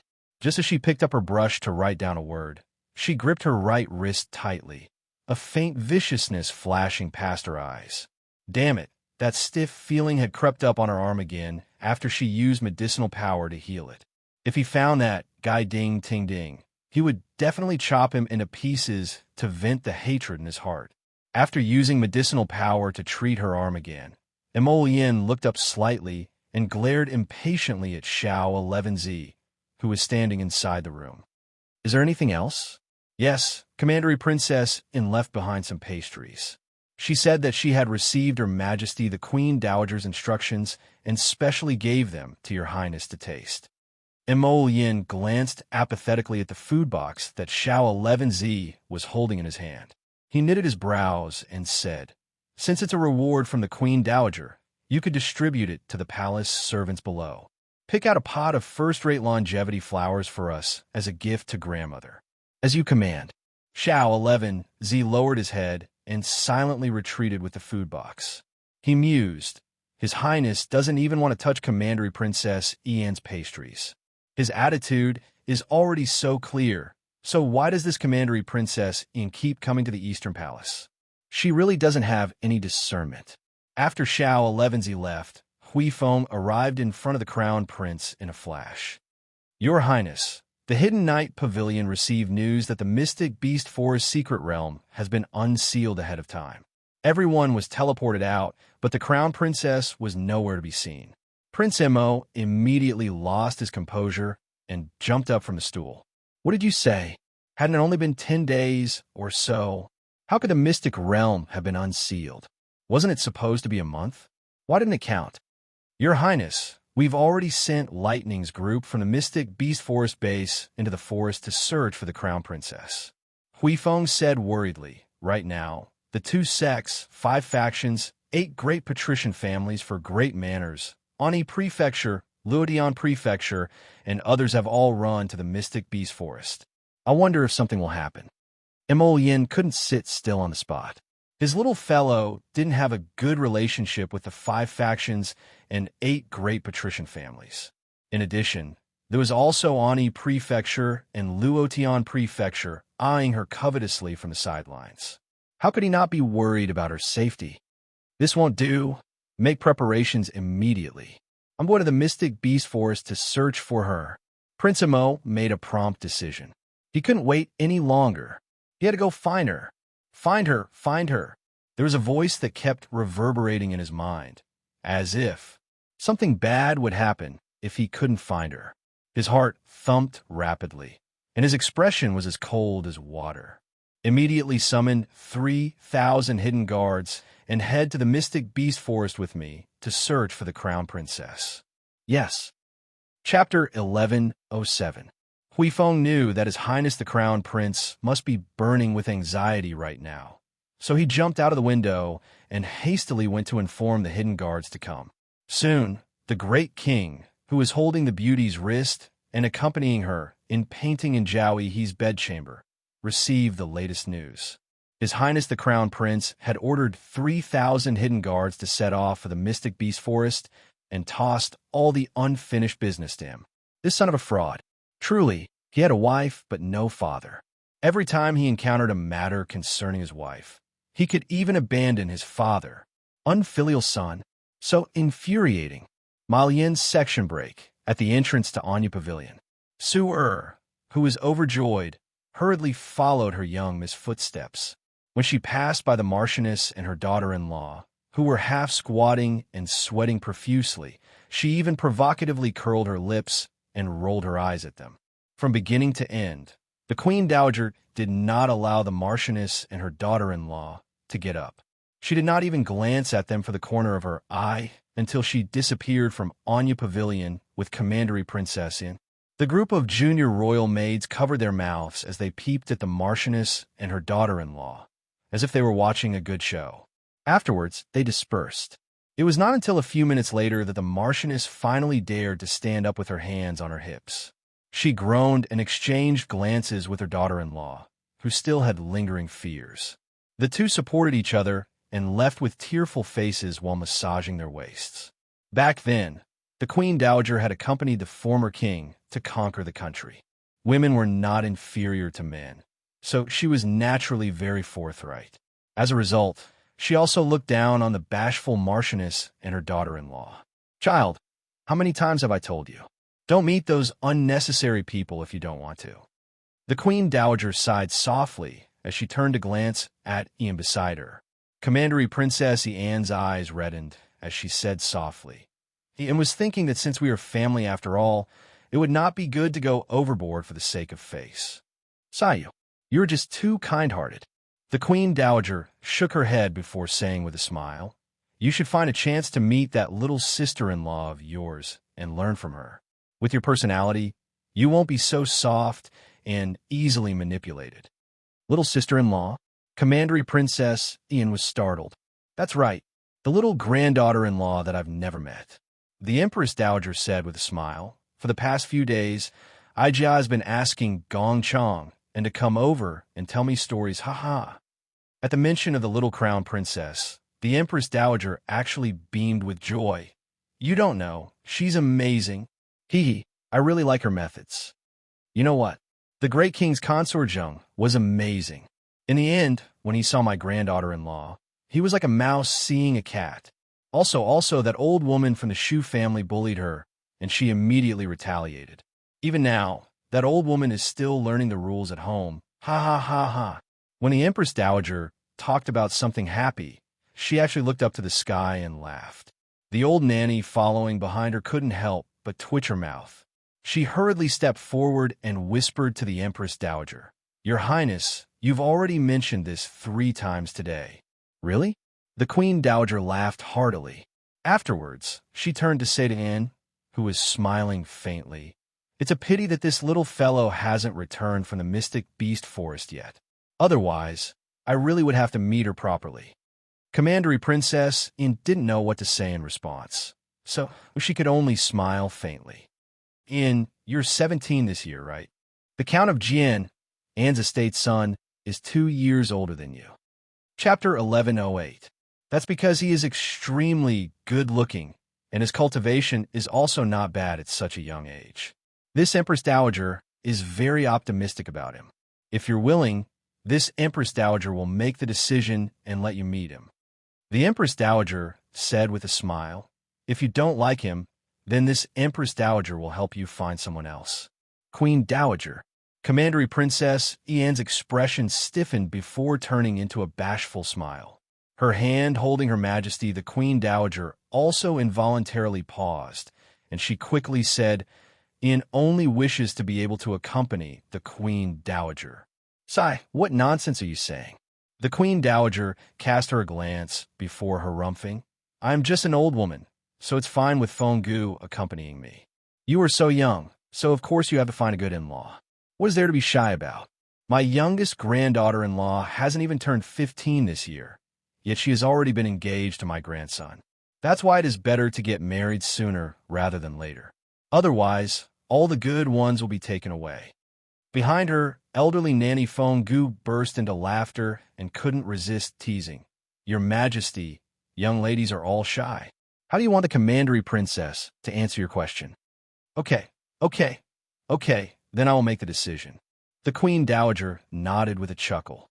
"In 2 days, have the Countess of Jian come over for tea and have her bring that rascal into the palace. Let Ariane take a look." Fenggu agreed with a smile. Yes, Your Majesty. This old servant will remember this." Commandery Princess Anne's slender hand that was hanging by her side clenched slightly before letting go. She revealed a gentle and bashful smile that was just the right amount of gentleness. The group accompanied the Queen Dowager to stroll around the small garden for an hour before returning to the Longevity Palace. After Anne bid farewell and left, Fenggu handed a cup of tea to Her Majesty, the Queen Dowager. The Queen Dowager shook her head slightly as she watched Anne's departing figure. "Fenggu, what do you think this child is thinking?" Fenggu quickly said, "Your Majesty the Queen Dowager has already done your best for Commandery Princess Anne. The Commandery Princess will definitely understand. This morning, we only mentioned casually that the Crown Prince should also like such good pastries. But to her, it would become following an imperial edict to deliver pastries to the Eastern Palace.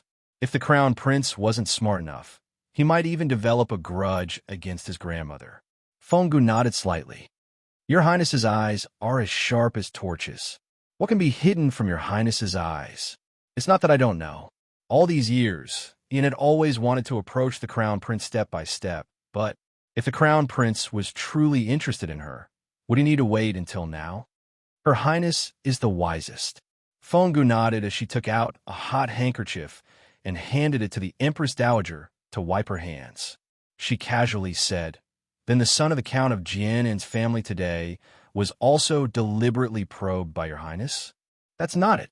The Queen Dowager shook her head and accepted the handkerchief to wipe her hands, saying, "I have watched Ian grow up. I also hope that she can find a good family and have a good husband in the future. The Count of Jian has a good family background. The Count of Jian and his wife are both good people." The most important thing is that there are no messy concubines at home. The Count of Jian and has been guarding his wife for 30 years. That's great. The son of the Count of Jian in Pei Dao was also young and promising. He never had bad habits. He is a youth that the crown prince values, so his future is naturally limitless. We truly want to betroth her to the son of the Count of Jian. The Queen Dowager sighed as she said, but from the looks of it, there probably isn't much of a chance. Chapter 1109. And will definitely understand your majesty's painstaking efforts in the future. It's also my fault for not disciplining him strictly. The great king's current state is mostly due to my spoiling. Back then, let's not talk about it. What's done is done, and it can't be remedied. The Queen Dowager sighed with melancholy. Just like a normal mother, she had followed the former king to conquer the country and suffered enough, so she wanted to give her son the best things in the world. She had spoiled the great king, Mo since he was young, so he didn't amount to much. The great king's situation had formidable parents and a fierce son, while he himself was unambitious and relied on his parents above and his son below. Thus, he got by just like this. It's just my grandson who has suffered, having such an unreliable father. He has been burdened with a lot of things since he was young. The Queen Dowager lamented. He finally found someone he likes and wants to spend the rest of his life with. No matter what, this widow cannot let anyone ruin it. Of course, Feng Gu said with a nod. These past few days, this old servant has been hearing Gong Chang and talk about the crown princess. This old servant is also itching to meet the crown princess immediately. The Queen Dowager smiled again, her eyes narrowed into slits. I liked it the moment I heard it. This child will definitely hit it off well with me. And this child is good at everything. It's just that she is a bit too pretentious and not sincere enough. The Queen Dowager commented with a shake of her head. Ian actually didn't understand the Queen Dowager. The Queen Dowager was an honest, elderly lady, and it wasn't without reason that she liked the Crown Prince and Little Twelfth. These two children were just normal grandchildren in front of her, and they would happily call her grandmother when they saw her. Other children would not be like this. If In wasn't so pretentious and let go of her temperament in front of the Queen Dowager, perhaps the Queen Dowager would like her a bit more. Her standards are so high, and the one she likes is the Crown Prince. She clearly knows that it is a dead end, yet she still insists on running headfirst into it when this widow lured her back. The Queen Dowager sighed. At this moment, a secret guard came to report that the Crown Prince had left the capital. When the Empress Dowager heard this, she laughed loudly. She pulled Aunt Feng aside and said, Look, my grandson has gone to chase after his wife. We've only been gone for less than 10 days. Look at how impatient this child is. Ha ha ha. Feng Gu pursed her lips and giggled. My Joe's section break. At the same time, Arbor was strolling aimlessly in the mystic beast forest. If he encountered any ignorant, profound beast that pounced over, he would mercilessly kill them with a single strike, and then instinctively dig out their crystal cores. The entire mystic beast forest was like her home's imperial garden.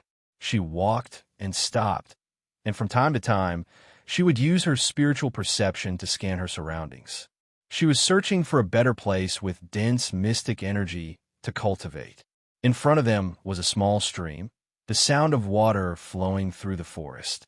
Seacombe Fulling, who was sitting on a rock by the stream and washing her prey, turned her head warily when she heard faint footsteps. He couldn't help but stare blankly. Arbor walked over expressionlessly.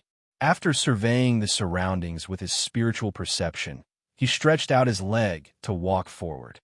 Hey, there's water up ahead. You get wet if you step in. Seacombe Fulling quickly stood up and pulled him back.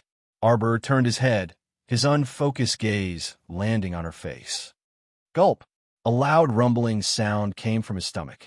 Seacombe Fulling couldn't help but smile after being taken aback. She pulled him back a few steps. Wait here. Chapter 1110. Arbor simply didn't know that Seacombe Fulling was talking to her. She just instinctively found a clean place to sit down. Very quickly, Seacombe Fulling set up a bonfire and placed a small type of cleanly skinned mystic beast on it to roast. Not long after, the aroma wafted out, And Seacombe Fulling grumbled, "My mouth is so bland from eating dry rations every day." Fortunately, this kind of small mystic beast hasn't mutated. Although the meat isn't considered fresh and tender, it's still enough to eat 2 bites. I spent a lot of effort to get rid of the fishy smell. As Seacombe Fulling spoke, she threw her a piece of thigh meat wrapped in leaves. Arbor sat at the side like a jade carving. When the item flew in front of her, she couldn't help but reach out to catch it steadily. Seacombe Fulling raised her eyebrows, and her probing gaze fell on her. She was clearly blind, so how could her movements be so precise? Could it be that her mystic sense was very powerful? Thinking of the Raksha princess who had been defeated and fled by Arbor, that person suddenly clutched her head and retreated in defeat. Could that be the legendary mystic sense attack? Seacombe Fulling's pupils immediately contracted, and she took a bite of the mystic beast meat in her hand. It was hard, sour, and unpalatable, and truly had a feeling of being unable to swallow it. Looking up again, she saw that the little girl had finished eating that piece of thigh meat in a short while. Seacombe Fulling inwardly admired this little fellow. She was so young, but she could endure so much hardship. Look at her eating such unpalatable meat without wrinkling her brows in order to fill her stomach. She couldn't even compare to such a small little girl. Seacombe Fulling frowned and looked like she was going to climb a mountain of swords or plunge into a sea of fire. She swallowed that hard and somewhat sour meat bite by bite, and she repeatedly vomited as she ate. Her admiration for Arbor increased by several degrees. She was worthy of being the crown princess at such a young age. She was indeed born with the spirit of a superior person. How could Seacombe Fulling know that the little girl had no sense of taste at all? Everything she ate was like chewing wax, and it was just a subconscious action to fill her stomach. If she regained her sense of taste, not to mention such a large piece of meat, even if it was just a bite, she would spit it out. At night, Seacombe Fulling found a clean place to lie down and rest. Glancing over, she saw Arbor sitting upright and still under a tree, meditating with his eyes closed. The corners of her mouth twitched involuntarily. Was there a need for this child to be so hurtful? Would he die if he didn't cultivate for a day? Cultivating at night, instead of sleeping, was simply an eyesore. She touched the dagger beside her and tossed, and turned for most of the night. Then she sat up and looked at Arbor's expressionless face in the darkness. Right now, she should be completely immersed in cultivation. Gritting her teeth, Seacombe Fulling stood up and agilely walked to her side. Should she make a move on her? That vicious little fellow had almost taken his elder brother's life with that slash of his saber. That was a real stab to the heart. Even as a bystander, she felt her heart ache. Not to mention how pitiful and heartbroken her elder brother, who had really suffered that stab. Seacombe Fulling reached out to touch the dagger tied to her calf and made a motion to pull it out. Then she paused and looked at Arbor with a melancholy expression. Forget it. She still owed her a life. How could she do something like repay kindness with enmity? Chapter 1111. Moreover, although she was a demoness, she still had her bottom line. Out of sight, out of mind. Seacombe Fulling simply turned and left the stream, heading to other parts of the forest through the night.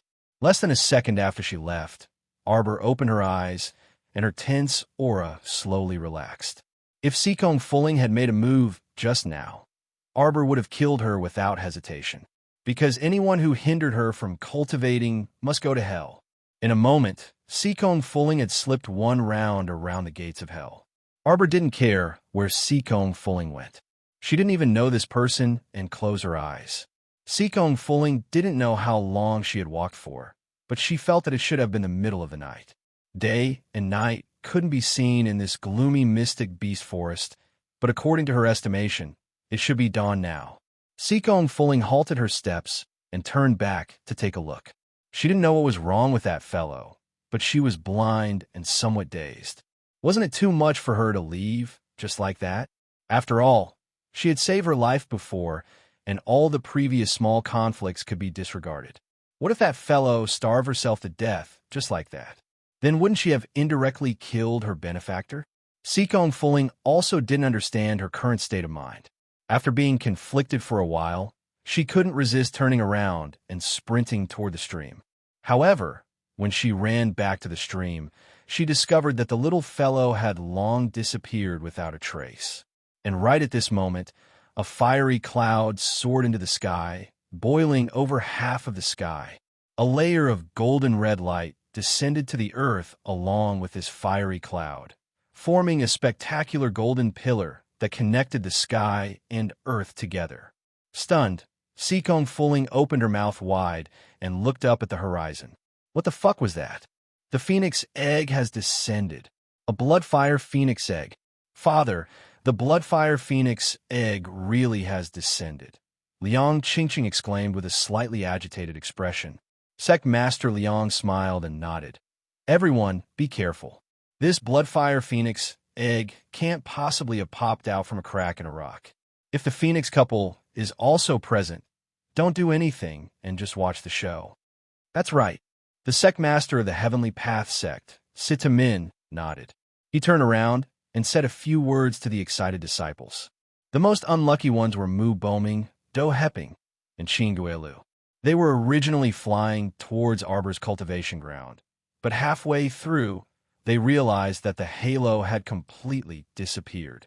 At that time, Arbor had already exited his cultivation state and was fighting with the Rakshasa Ghost sect leader, Princess Rakshasa. Mu Boming and the others lost the location of Arbor's cultivation, so they could only search the vicinity in a daze. However, Arbor continued to wander in the forest. How could they find her? Mu Boming and the others couldn't help but vomit blood when they saw the place where the bloodfire phoenix egg had lit up. It was actually a place that was very far away from them in a straight line. This time, they really had to speed up and run wildly. Along the way, there were disciples who couldn't keep up with their speed and fell behind, but Mu Boming, Do Heping, and the others couldn't care less.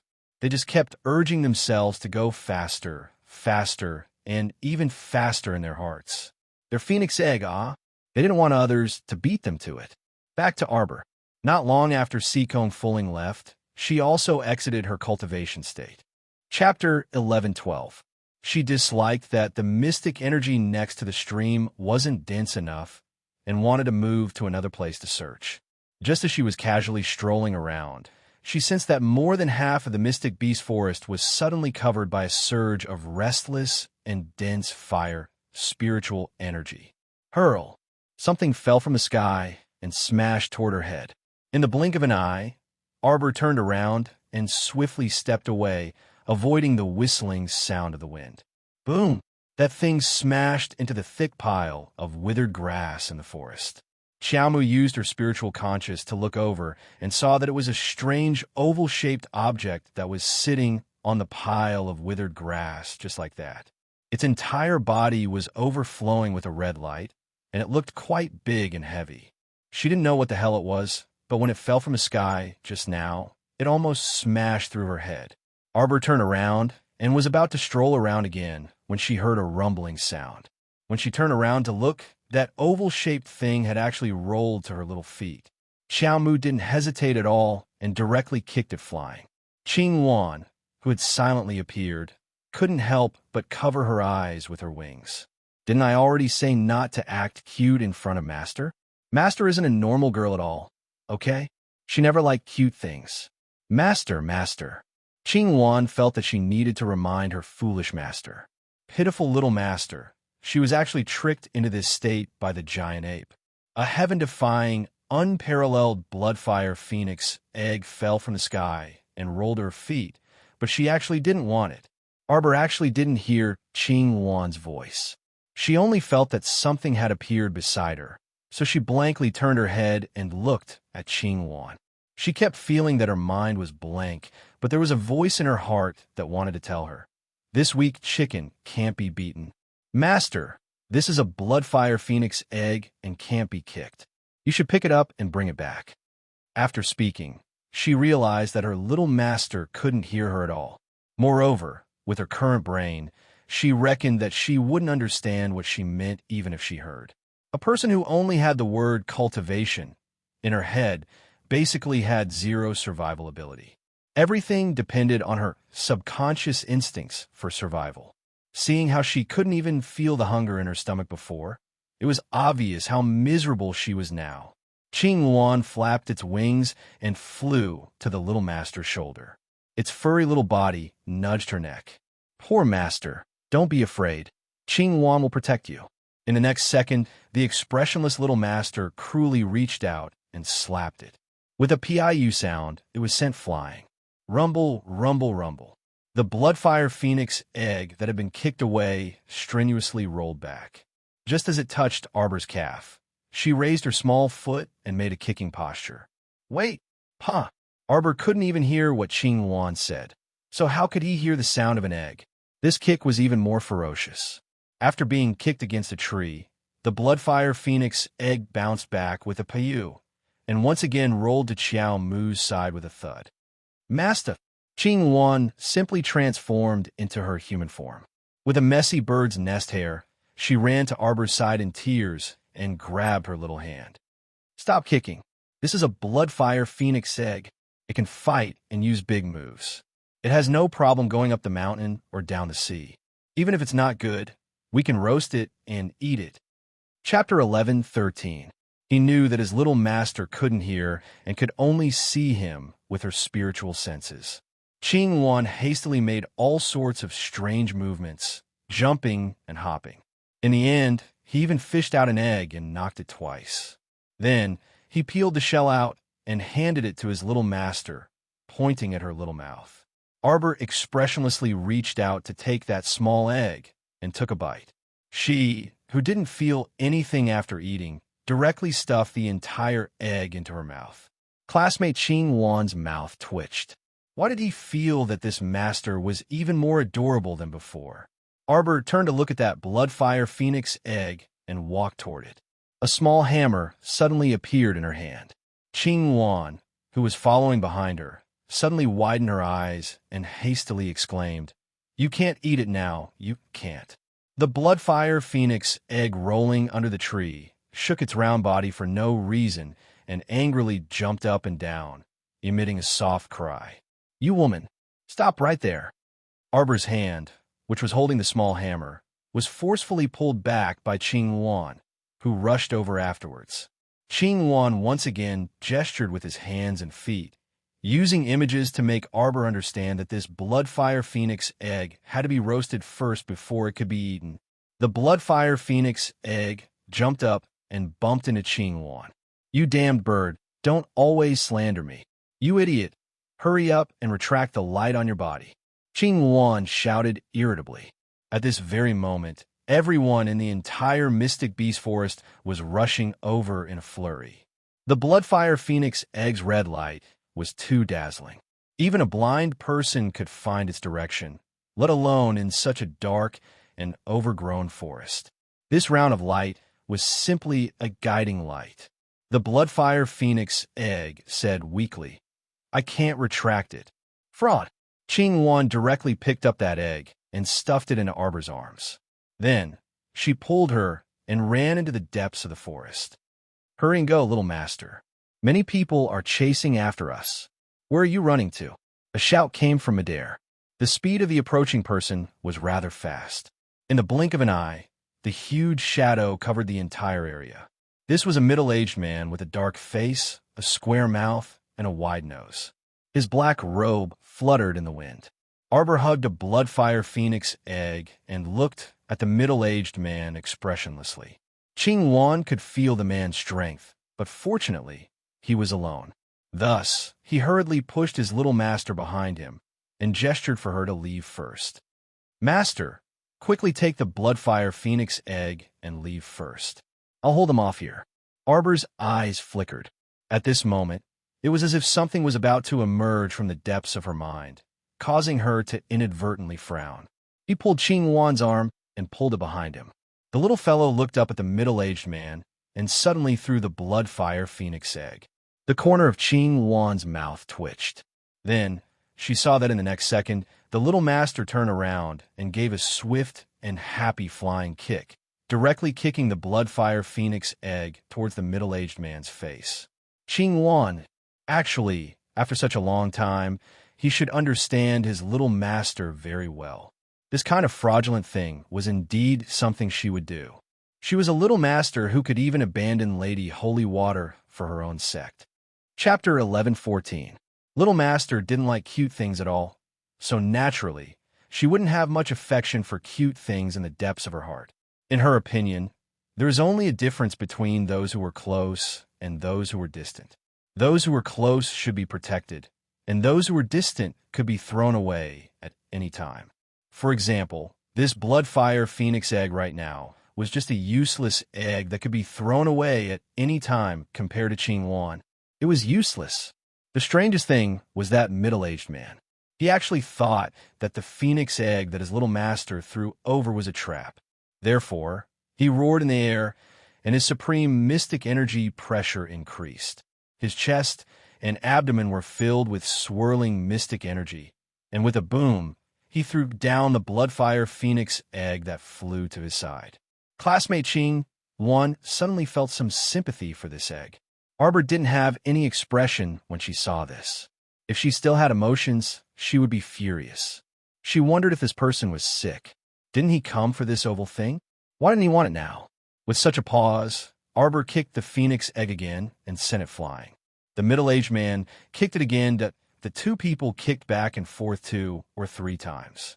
The phoenix egg couldn't bear it anymore and became angry. These two insignificant humans, what did they think it was? It was the one and only Bloodfire Phoenix in the world.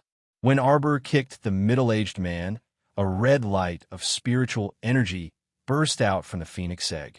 No, it didn't even look like spiritual energy, but a higher level of power. This terrifying power directly wrapped around the middle-aged man, and with a loud bang, his entire body exploded, turning into ashes. He died without a burial place. This happened in just a breath's time. The Crimson Phoenix egg was infuriated, and it cursed the heavens, cursed the earth, and cursed Xiao Mu. It pounced over and fiercely smashed Xiao Mu's large head with a bounce. "You damn woman, what do you think this lord is? A ball? You can kick me here and there. This lord doesn't care about face." Arbor looked expressionlessly at the phoenix egg that was jumping in front of her and constantly hitting her little head. She didn't know what it was shouting about. "You bastard. You don't want this lord for this weak little green bird. Do you know who this lord is? I am an ancient Bloodfire Phoenix egg. This seat can only condense 1 egg every 10,000 years. An ancient Bloodfire Phoenix egg. This seat is HHHHHH. You idiot. Why don't you come and curry favor with me?" What kind of expression is that? Looking at the egg that was going crazy, Qingwan kindly reminded it weakly. That egg. What the hell? My name is Blazing Blood. I am the Blazing Blood Phoenix that only appears once every 10,000 years. Blazing Blood Supreme. Great Blood Blaze God. Okay. Great God. Qingwan's mouth twitched. Don't shout in front of Master. Her 5 senses are blocked. She can't hear or see anything. I can only use my spiritual sense to take a look. The Bloodfire Phoenix egg immediately let out a new round of angry roars, which were directed at Qingwan. "You stupid bird. Why didn't you say so earlier? Are you trying to anger me to death? Oh, come over here," and gestured to her. Asked her why she doesn't want me. Why? This phoenix egg was really going crazy. Qingwan weakly moved to Arbor's side, tugged at her little master's sleeve, and gestured to her. "Little master, the phoenix is asking you why you don't want her." Chapter 11:15. Arbor's 10,000-year expressionless face didn't have a single ripple of emotion. The phoenix egg became even angrier when it saw this. It jumped up and was about to smash her head, wishing it could wake her up. "I'm a million times stronger than this stinky cyan bird. Why do you want him and not me? You idiot. You don't even know who I am, do you? Hurry up and tell me." Master, she can't speak. "Why didn't you say so earlier?" The phoenix egg's rage had reached a critical point. Soon after, it spread out its powerful divine sense and directly rushed into Arbor's consciousness. With a glance, it roared even more angrily. "You damned woman, you actually already contracted with another profound beast? Don't you know that you humans can only contract with one profound beast in your entire life? You actually formed a contract with a weak Shin beast so casually. With your talent, you clearly have a better choice. The phoenix egg communicated with her mental energy through her conscious pool, so Xiao Mu actually heard it. However, she subconsciously disliked this guy's tone of voice very much. Even if her memories were temporarily blocked, she was still a protective little fellow in her bones. Even if she had contracted a weak, profound beast, she didn't need this damned phoenix egg to point fingers at her from the side and make a fuss. Woman, be grateful to me. Right now, let me help you remove the profound beast contract from before. The phoenix egg's voice was complacent. Unexpectedly, Arbor wasn't happy.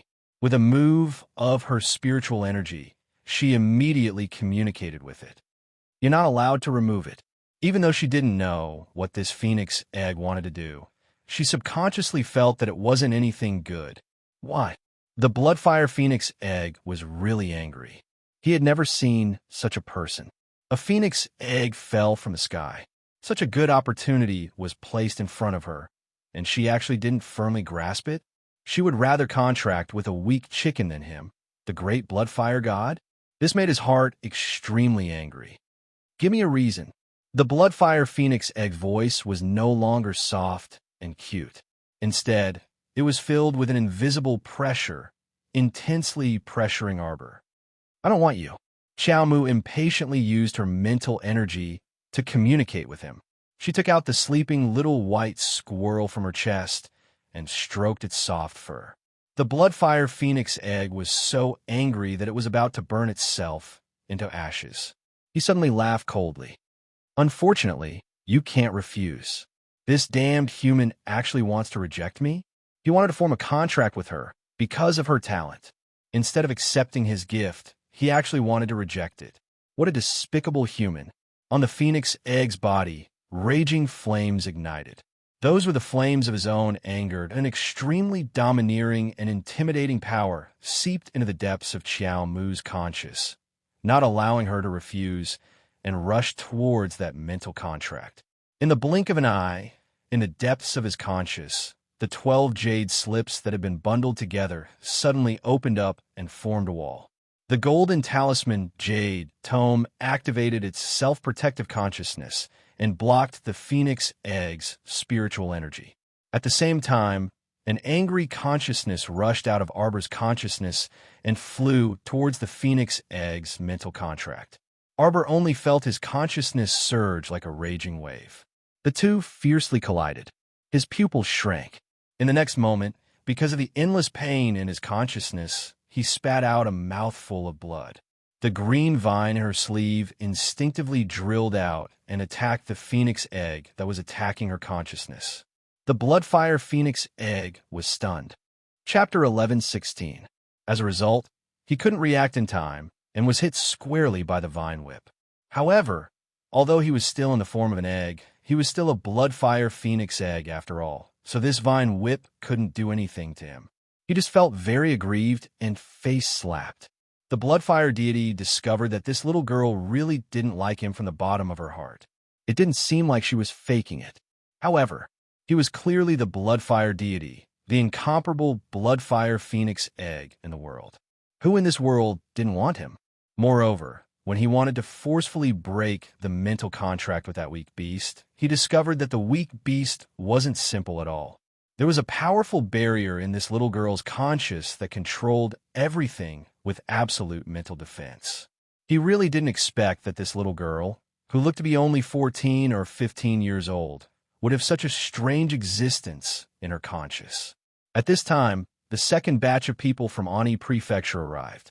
Ani Prefecture's disciple, Gong Yang, led more than 50 disciples to Arbor's group. He couldn't help but exclaim when he saw her. "It's you?" After so many years, this little girl's appearance was firmly imprinted in the depths of his mind. 2 years ago, the battle on the Holy Water Sect's main peak nearly killed all the Ani Prefecture disciples on the spot. As Hong Jinchuan's eldest disciple and a level 12 mystic cultivator, Gong Yang followed Hong Jinchuan from beginning to end and led his team to trample all over the Holy Water Sect's peaks. Before Arbor could open the Tianji treasure blueprint, Gong Yang collapsed from exhaustion. As a result, he escaped a calamity and didn't directly enjoy the Tianji treasure blueprint's attack. He only saw that little girl from the Holy Water Sect madly flinging out a divine weapon and indiscriminately killing many people. Afterwards, he was thrown off the main peak by a huge force and completely fainted. When he fled back to Ani Prefecture's stronghold like a stray dog, he heard from others that his master, Hong Jinchuan's life tablet, had completely shattered. Of the more than 300 Ani Prefecture disciples who went with him to encircle the Holy Water Sect, only a dozen or so escaped. Among them, there were many who were missing limbs and were mentally deranged. He didn't expect to meet this little girl from the Holy Water Sect again in the Mystic Beast Forest 2 years later. A trace of fear and jealousy flashed in Gong Yang's eyes. He hurriedly approached a robust old man in his 60s and loudly said, "It's her, Consecrator Li, a remnant of the Holy Water Sect. She might know the whereabouts of the sacred water. Also, she has a divine artifact, the Tianji treasure map." "What?" The old man, named Consecrator Li, was overjoyed when he heard the news. He looked at Arbor and laughed. That's really a case of wearing out iron shoes in a fruitless search, only to find it without any effort. There is indeed a type of person in this world who is gifted and born with great luck.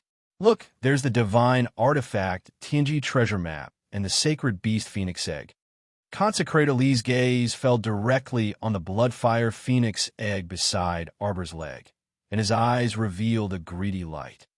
"Wait until I catch you, little girl. I'll interrogate you to find out the whereabouts of the holy water."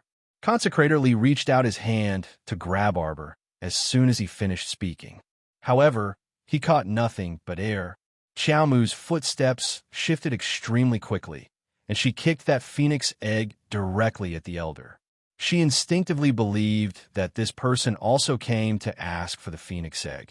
That old man chattered so much earlier, but she didn't hear a single word. However, the Bloodfire Phoenix was very angry. Chapter 11:17. In his current situation, he was still an egg after all. Earlier, he had already used all his strength to finish off that middle-aged man in one move. But now, he was powerless to continue. The comical thing was that Pundit Li didn't dare to directly grab that phoenix egg emitting dense flames. He had just shaken out a net from his inner world and originally wanted to catch this egg first. Who knew that this egg was completely conscious? When it saw Pundit Li take out a net to catch it, it rolled back to Arbor's side as if the egg had grown legs. Pundit Li's aura sank, and he emitted a powerful mental pressure that crushed Arbor. Although Pundit Li's cultivation had been suppressed to level 1 spiritual cultivator, and he didn't dare to easily use spiritual energy under the heavenly law's nose, his mystic conscious had already reached level 9. He expected that he could do whatever he wanted in the lower star domain. He originally thought that this attack would definitely crush that little girl until she vomited blood and collapsed on the ground. However, things didn't go as he wished. This mystic conscious attack didn't cause the slightest ripple, and the little girl before him was still perfectly fine. However, he didn't know that if Arbor's conscious hadn't been damaged and his spiritual consciousness hadn't been greatly weakened, that old man would have already been sent to some unknown country by the backlash. The old man let out a faint sound of bewilderment and changed to using the power of a level 1 spiritual cultivator to suppress Arbor. "This little girl is a bit dangerous. Pundit Li, you mustn't lower your guard. This girl has the Tianji treasure map on her." Gong Yang was halfway through his words when he suddenly saw Arbor turn around and cast a glance in his direction. He only felt that the little girl's eyes, which were like icy pearls, seemed to flash with saber light and sword shadows. It was abnormally vicious and malicious. How could Gong Yang know that Arbor's memories had been blocked at this time? However, she seemed to subconsciously remember this person. Many years ago, she had repeatedly flipped through many people's life lanterns in the Ancestral Hall. She had seen all the Holy Water Sect disciples' images before they died. If her memories still existed at this time, she would definitely remember that this Gong Yang in front of her was the person who made Fat's sister ruthlessly self-destruct back then. He had taken care of them on the first peak for 30 years like it was just one day. Fat Sis, who was responsible for all her daily needs, was gone because of this bastard. She stared at him coldly. Suddenly, she sent a wisp of her spiritual sense straight into the depths of Gong Yang's conscious. Compared to reverently, Gong Yang's conscious was far inferior. This ferocious spiritual sense attack directly knocked Gong Yang back 3 steps. His mind was in a daze. He held his head and held a few times. Set up the formation, Consecrator Li shouted with a sullen face. More than 50 Ani Prefecture disciples rushed out from behind Gong Yang. They drew their swords in unison and set up an inescapable sword formation. The disciples of Ani Prefecture had cultivated this sword formation for many years, and their coordination could be said to be quite good. When the entire sword formation was in operation, it was as if thousands of swords had formed a red sun, swaying back and forth around Arbor. Consecrator Li laughed sinisterly, and his powerful cultivation once again suppressed Arbor's figure. You can break her arms and legs, but don't take her life. This old man still wants to keep this little girl alive to inquire about the holy water's whereabouts. At this time, Gong Yang's pale face had also recovered some of his lucidity. He glared at Arbor and said resentfully, "Consecrator Li, I see that this little girl is a cultivation prodigy. If you use her body as a cultivation cauldron, Consecrator Li's cultivation will definitely rise to another level." Consecrator Li hadn't thought of this, and he couldn't help but laugh loudly at Gong Yang's reminder. Chapter 11:18. Gong Yang, your idea isn't bad. Consecrator Li looked at Arbor, who was standing in the sword's circle, with a sinister smile. He shouted to the disciples, "Remember, don't harm her life. Just break the tendons in her arms and legs." Taking a closer look, you are indeed a peerless beauty. To be able to become this old man's cultivation furnace, it can be considered your good fortune. Ha ha! As the old man spoke, he laughed complacently. But he didn't forget to release the strongest mystic energy a level 1 spirit master could release to control Arbor, who was inside the sword circle. This sword circle's advantage was in coordination. It gathered the cultivations of over 50 people, turning them into a whole, condensing them into a ball. In a short period of time, it would be difficult for Arbor to break out of this sword circle by herself. Moreover, her conscience had been injured just now. Right now, she only felt a faint headache. The best method was to find a secluded place to sit down and continue cultivating, recovering her spiritual sense. But the current situation didn't allow her to stop and rest. She could only continue fighting. Of course, deep in her heart, she didn't fear anyone. Moreover, although she didn't know what they were blabbering about, seeing their vulgar expressions, she knew it wasn't anything good. Suddenly, something flashed in the depths of her mind.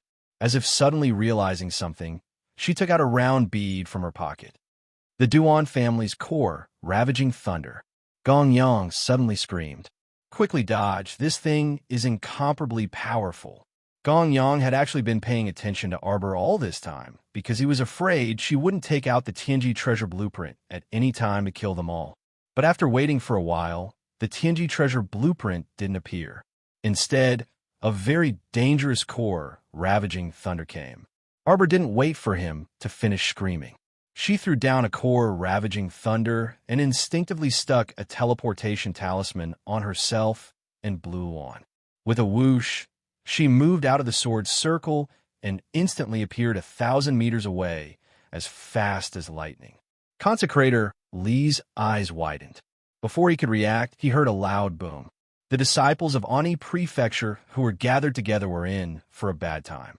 The disciples in the inner circle just happened to be at the core of the core ravaging thunder's explosion. They were blasted to pieces, missing limbs and mangled flesh. The dozen or so people in the outer circle were slightly better off, but their faces and bodies were also covered in blood. They were blown away by the blast of the explosion. The might of the core ravaging thunder had alarmed all the Xin beasts in half of the forest. For a moment, A loud roar came from the depths of the forest. Previously, because of the birth of the Bloodfire Phoenix egg, all the beasts were dormant and didn't dare to move. Now that they saw that the Phoenix egg didn't move, the boss of the forest finally dared to roar in anger. Arbor and Qing Wan had already turned around and ran away, leaving behind an egg who was hopping and chasing after them. He was so angry that he shouted, "Stop! You guys stop!" "Ha!" A large, furry white tail suddenly attacked the Bloodfire Phoenix egg. If it wasn't for the fact that the Phoenix egg rolled quickly, it would have been hit by the tail. The tail missed and drew a white mark on the ground. Wherever it passed, a huge rock half the height of a person was directly smashed into pieces. Arbor stared blankly. She lowered her head and looked at her empty little hand. She turned her head to look at the snow-white little critter with an indescribable expression. If she was awake right now, she would definitely shout happily, "Chirp, chirp, you're awake." However, she was currently looking at them expressionlessly. There wasn't the slightest fluctuation in her emotions. Chapter 11:19.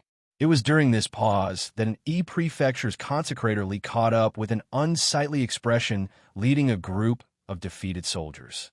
With a wave of his hand, the remaining dozen or so in E-Prefecture's people surrounded Arbor. But everyone's faces were a bit pale as they looked at Arbor with trepidation. "Stinky girl, I really underestimated you." Consecrator Li shouted angrily, giving Gong Yang a meaningful look. Gong Yang nodded in understanding and secretly slid her feet twice. She suddenly reached out to grab Arbor's shoulder, a vicious glint flashing through her eyes. She intended to break Arbor's arm. "Chirp!" A white fluffy figure shot over like an arrow, angrily slapping Gong Yang's face with its little claws. With a pounce, Gong Yang screamed and raised his hand to cover his face. Fresh blood slid down from between his fingers. The little fat squirrel's movements were too fast. In just a breath's time, it succeeded in its surprise attack and clawed Gong Yang's eye blind. Consecrator Li cursed "useless thing" in his heart and directly rushed towards Arbor. He sneered and said, "Stinky girl, if you have the guts, try throwing another core ravaging thunder." He wasn't a fool. He naturally knew that a great killing weapon like the core ravaging thunder was an extremely rare item, even in a concealed weapon aristocratic family. Confirming that Arbor couldn't possibly have a second core ravaging thunder, Consecrator Li fearlessly struck out 2 palms in Arbor's direction, vigorous mystic energy suddenly encircling her. Gong Yang covered his face with one hand and screamed with a distorted expression, "Consecrator Li, quickly catch this stinky girl." Once Consecrator Li turned this stinky girl into a cultivation vessel, he would definitely make this girl beg for death in order to avenge the enmity of losing an eye today. This hateful girl actually dared to let a weak little mystic beast from God knows where scratch his eye blind. Gong Yang was so angry that he couldn't restrain himself. His entire body trembled in anger on the spot. Consecrator Li sneered. This old man's movements weren't slow. While using mystic energy to lock Arbor in place, he had already flashed in front of her and was about to grab her delicate little neck in the next second. Arbor suddenly raised a small hand. Consecrator Li was shocked, and he flew back like a bird startled by the twang of a bough. Gong Yang, who was covering his eyes with one hand, also cried out in horror and suddenly retreated. The dozen or so people from the Ani Prefecture who had encircled Xiao Mu on the outside also stumbled back a dozen or so steps, glaring at her in terror. Arbor looked at the crowd coldly and quietly put down his little hand. Consecrator Li saw that she didn't move for a long time and couldn't help but cry out in anger. This damned brat dared to trick him. The most hateful thing was that there were so many of them, but she actually succeeded in tricking them. How infuriating! Consecrator Li had a fierce look on his face. He jumped up and swept his strong, old leg towards Arbor's feet. There was anger on his face. The dozen or so in E-Prefecture's disciples once again surrounded him like wolves and tigers. Just at this time, Arbor once again raised her small hand and made a small action of throwing a core ravaging thunder. Consecrator Li was greatly alarmed. He quickly rolled on the ground like a gourd and rolled to the side. He hurriedly opened his defensive barrier and prepared for a full defense. Those dozen or so and Prefecture's disciples were so scared that their faces were pale. They rolled on the ground and loudly gasped for breath. They were so scared that they retreated again. However, after half a day, there was still no movement. Consecrator Lee and the others were dumbfounded as they looked at the little girl who had played them for a fool. Chapter 11:20. Damn it! Pundit Lee's face was already contorted. He was extremely furious. Being toyed with by this wretched girl time and time again, he only felt that his old face was burning hot, and he was abnormally embarrassed. Gong Yang covered one of his eyes at the side and screamed urgently, "Pundit, don't fall for her trick. This wretched girl is only scaring us. She definitely doesn't have a large firearm like the core ravaging thunder on her. She doesn't have it. Don't hesitate, quickly catch her. Don't let her escape." Gong Yang urged from the side. "Don't forget that she's the only one who knows the whereabouts of the holy water and the Tianji treasure map on her." Xiaomu blinked, unable to understand why these people kept crowding around her. Logically speaking, they wanted that round egg, and she had already given it to them, but they were still surrounding her, not knowing what they wanted to do. So annoying that it was time for her to cultivate. It was better to kill all these people who were hindering her from cultivating. Otherwise, they would always be buzzing around her like dead flies. Arbor separated her palms, and a wave of spirit energy appeared on her body. Suddenly, Pundit Lee and the rest were stunned to find that the soil on the ground rolled up the leaves like a wriggling dragon.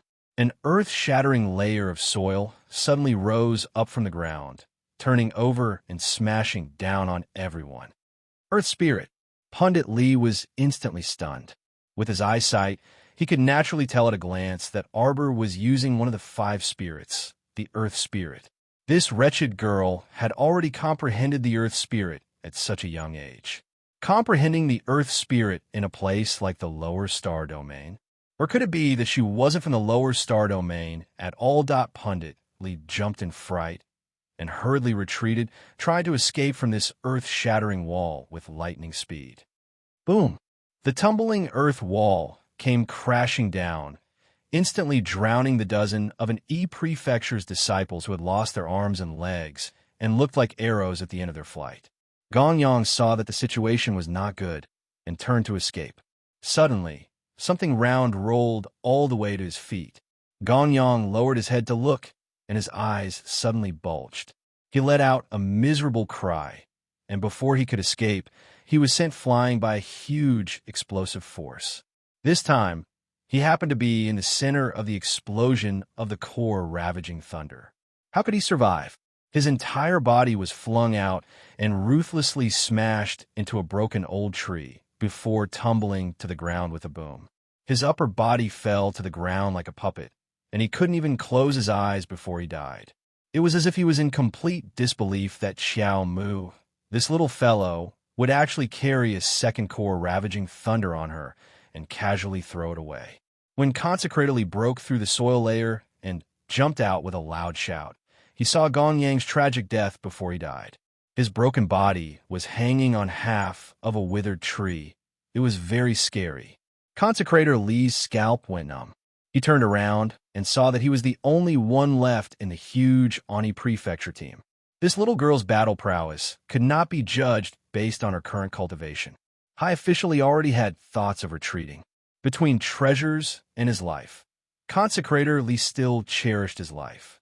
The core ravaging thunder on the little girl was especially terrifying. Compared to what he had seen before, it was even more powerful. It could actually blast Gong Yang, a level 12 mystic cultivator, into smithereens in an instant. How dehumanizing was this?